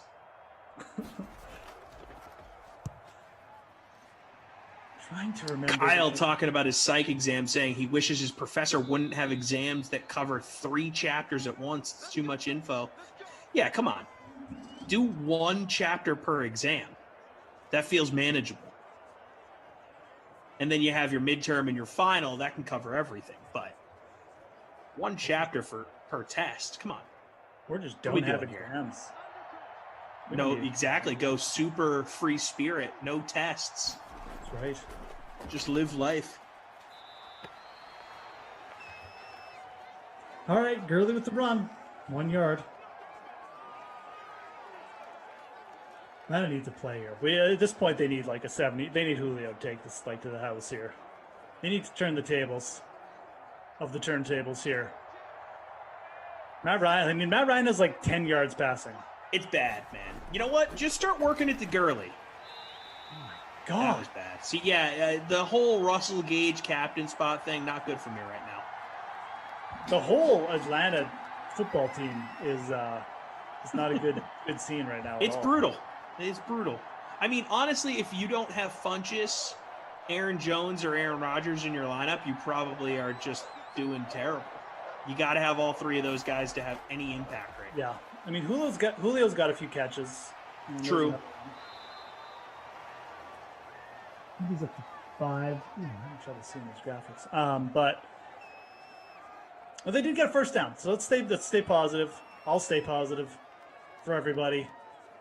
They got first down. They're moving the ball. Stick Welder saying Del Taco, hell yeah, but I didn't know it was just West Coast only. It might not be. I just only experienced it on the West Coast, and I've lived in the Midwest and in New England and have not seen it in either of those regions, so it could be elsewhere. I really think there's Del Taco up in Canada. There might be. Maybe I'm just dreaming. I'm even thinking of taco time. Anyways. It's not even Tuesday. We're just all about the tacos here. I know. Oh, okay. Gurley stays in bounds. There you go. So, Jeff, the part of Canada you're from, what is like the cuisine you guys are known most for? Like beef, like Alberta beef. Okay. So, burgers, steak. What some cuisines will be like, wild elk or something like that, or things like that. But the main thing here is like, the ranchers and the beef and stuff. That's kind of like the big cuisine would all be around that. A lot of beef. Yeah.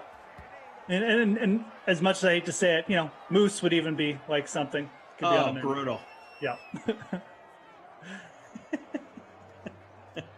Morgan informing me from the other room that there used to be a Del Taco in St. Louis next to the art museum. There you go. I stand corrected.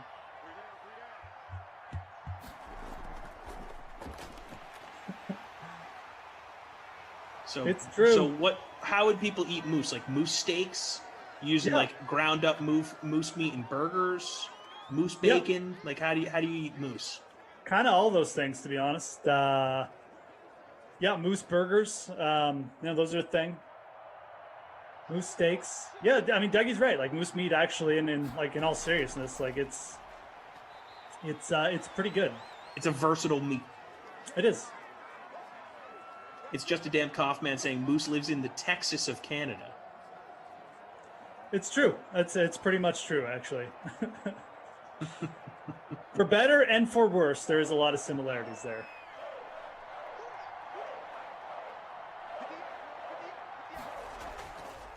Yeah, we had a lot of. I mean, the oil industries are big in Texas and Alberta. Oh my God, Matt Ryan, what are you doing? He's just playing awful. So they He's finally so bad grind their way. They grind it over midfield. And Matt Ryan on third down just backpedals like a scared. I don't even know. He looked terrible. I'm very happy I did not put Matt Ryan in my lineup tonight. You did. No, I didn't. You got to be regretting. Oh, I thought you had a stack of Rodgers and Ryan. That's why you went Rodgers with the and kicker Adams. stack. Rodgers and Adams. Okay, gotcha. Not that it matters. My lineup is still terrible, but we've had no field goals. Yeah, like you're better than this, Matt Ryan. At least in Simland you are. JB saying that someone sold a rare Taco Bell sauce packet on eBay for $1,500. What? People collect anything, man. Yeah, it's very true. Legitimately anything.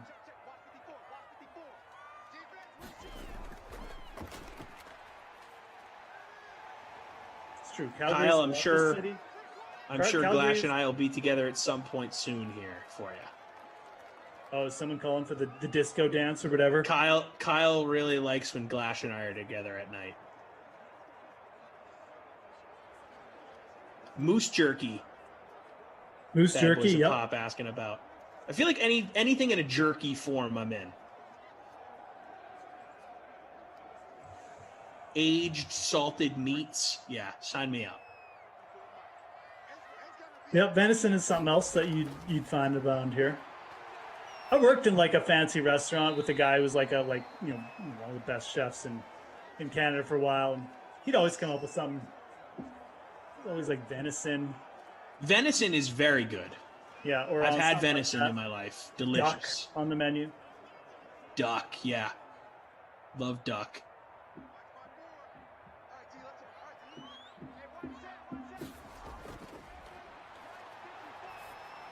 Veal. Big veal guy over here. Love a good veal parm. I had a buddy growing up. His dad was a veal salesman. Really? Yeah. Such a Rhode Island thing. He was one of the biggest veal distributors to all the Rhode Island Italian restaurants. It's crazy. His nickname in sports? Veal. Yeah. Seems pretty simple. Yeah. Oh, your dad sells veal? We're going to call you Veal. All right, Packers punting back here. I guess we'll say Atlanta still has life. Green Bay should have just gone for that and put the Falcons out of their misery, but you can get touchback because all the punts go 85 yards here. Yeah, the punting in this game, just ridiculous. So the winner of this game plays the winner of tomorrow's sim, Chargers at Bears. That should be an interesting sim, Chargers at Bears. Chargers are the 20 seed, Bears are the 13 seed.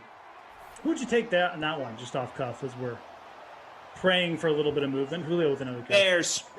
Bears. The Bears. Upset, baby. That's not an upset, though. They're the 13 seed. Chargers. Yeah, but it is. Okay, fair enough. I mean, they do have, like, Mitch Trubisky as the rushing quarterback is it's a big thing. Like, again, Matt, you even just see in this game, like, Matt Ryan can't throw. He could run. They'd probably have a few more first downs here. So Trubisky is a running quarterback. Yeah, I'll probably take the Bears down. That one could be close, though. Herbert, it all depends on Herbert. Yeah, I've seen Herbert have some good games, and he can be bad, too, just because his ratings are low and he's a rookie. So they do have Eckler, too. Chargers are... They're sneaky. They're sneaky. They got pieces. Yep. The Batman saying that Kentucky has the best deer meat. Did not know that. Kentucky has the best deer meat? Apparently. Okay. Did not know that. I'll take your word for it. I don't know what's so special about Kentucky deer. You've been blessed. Maybe they just take great pride in it, As soon as they cross over the state line.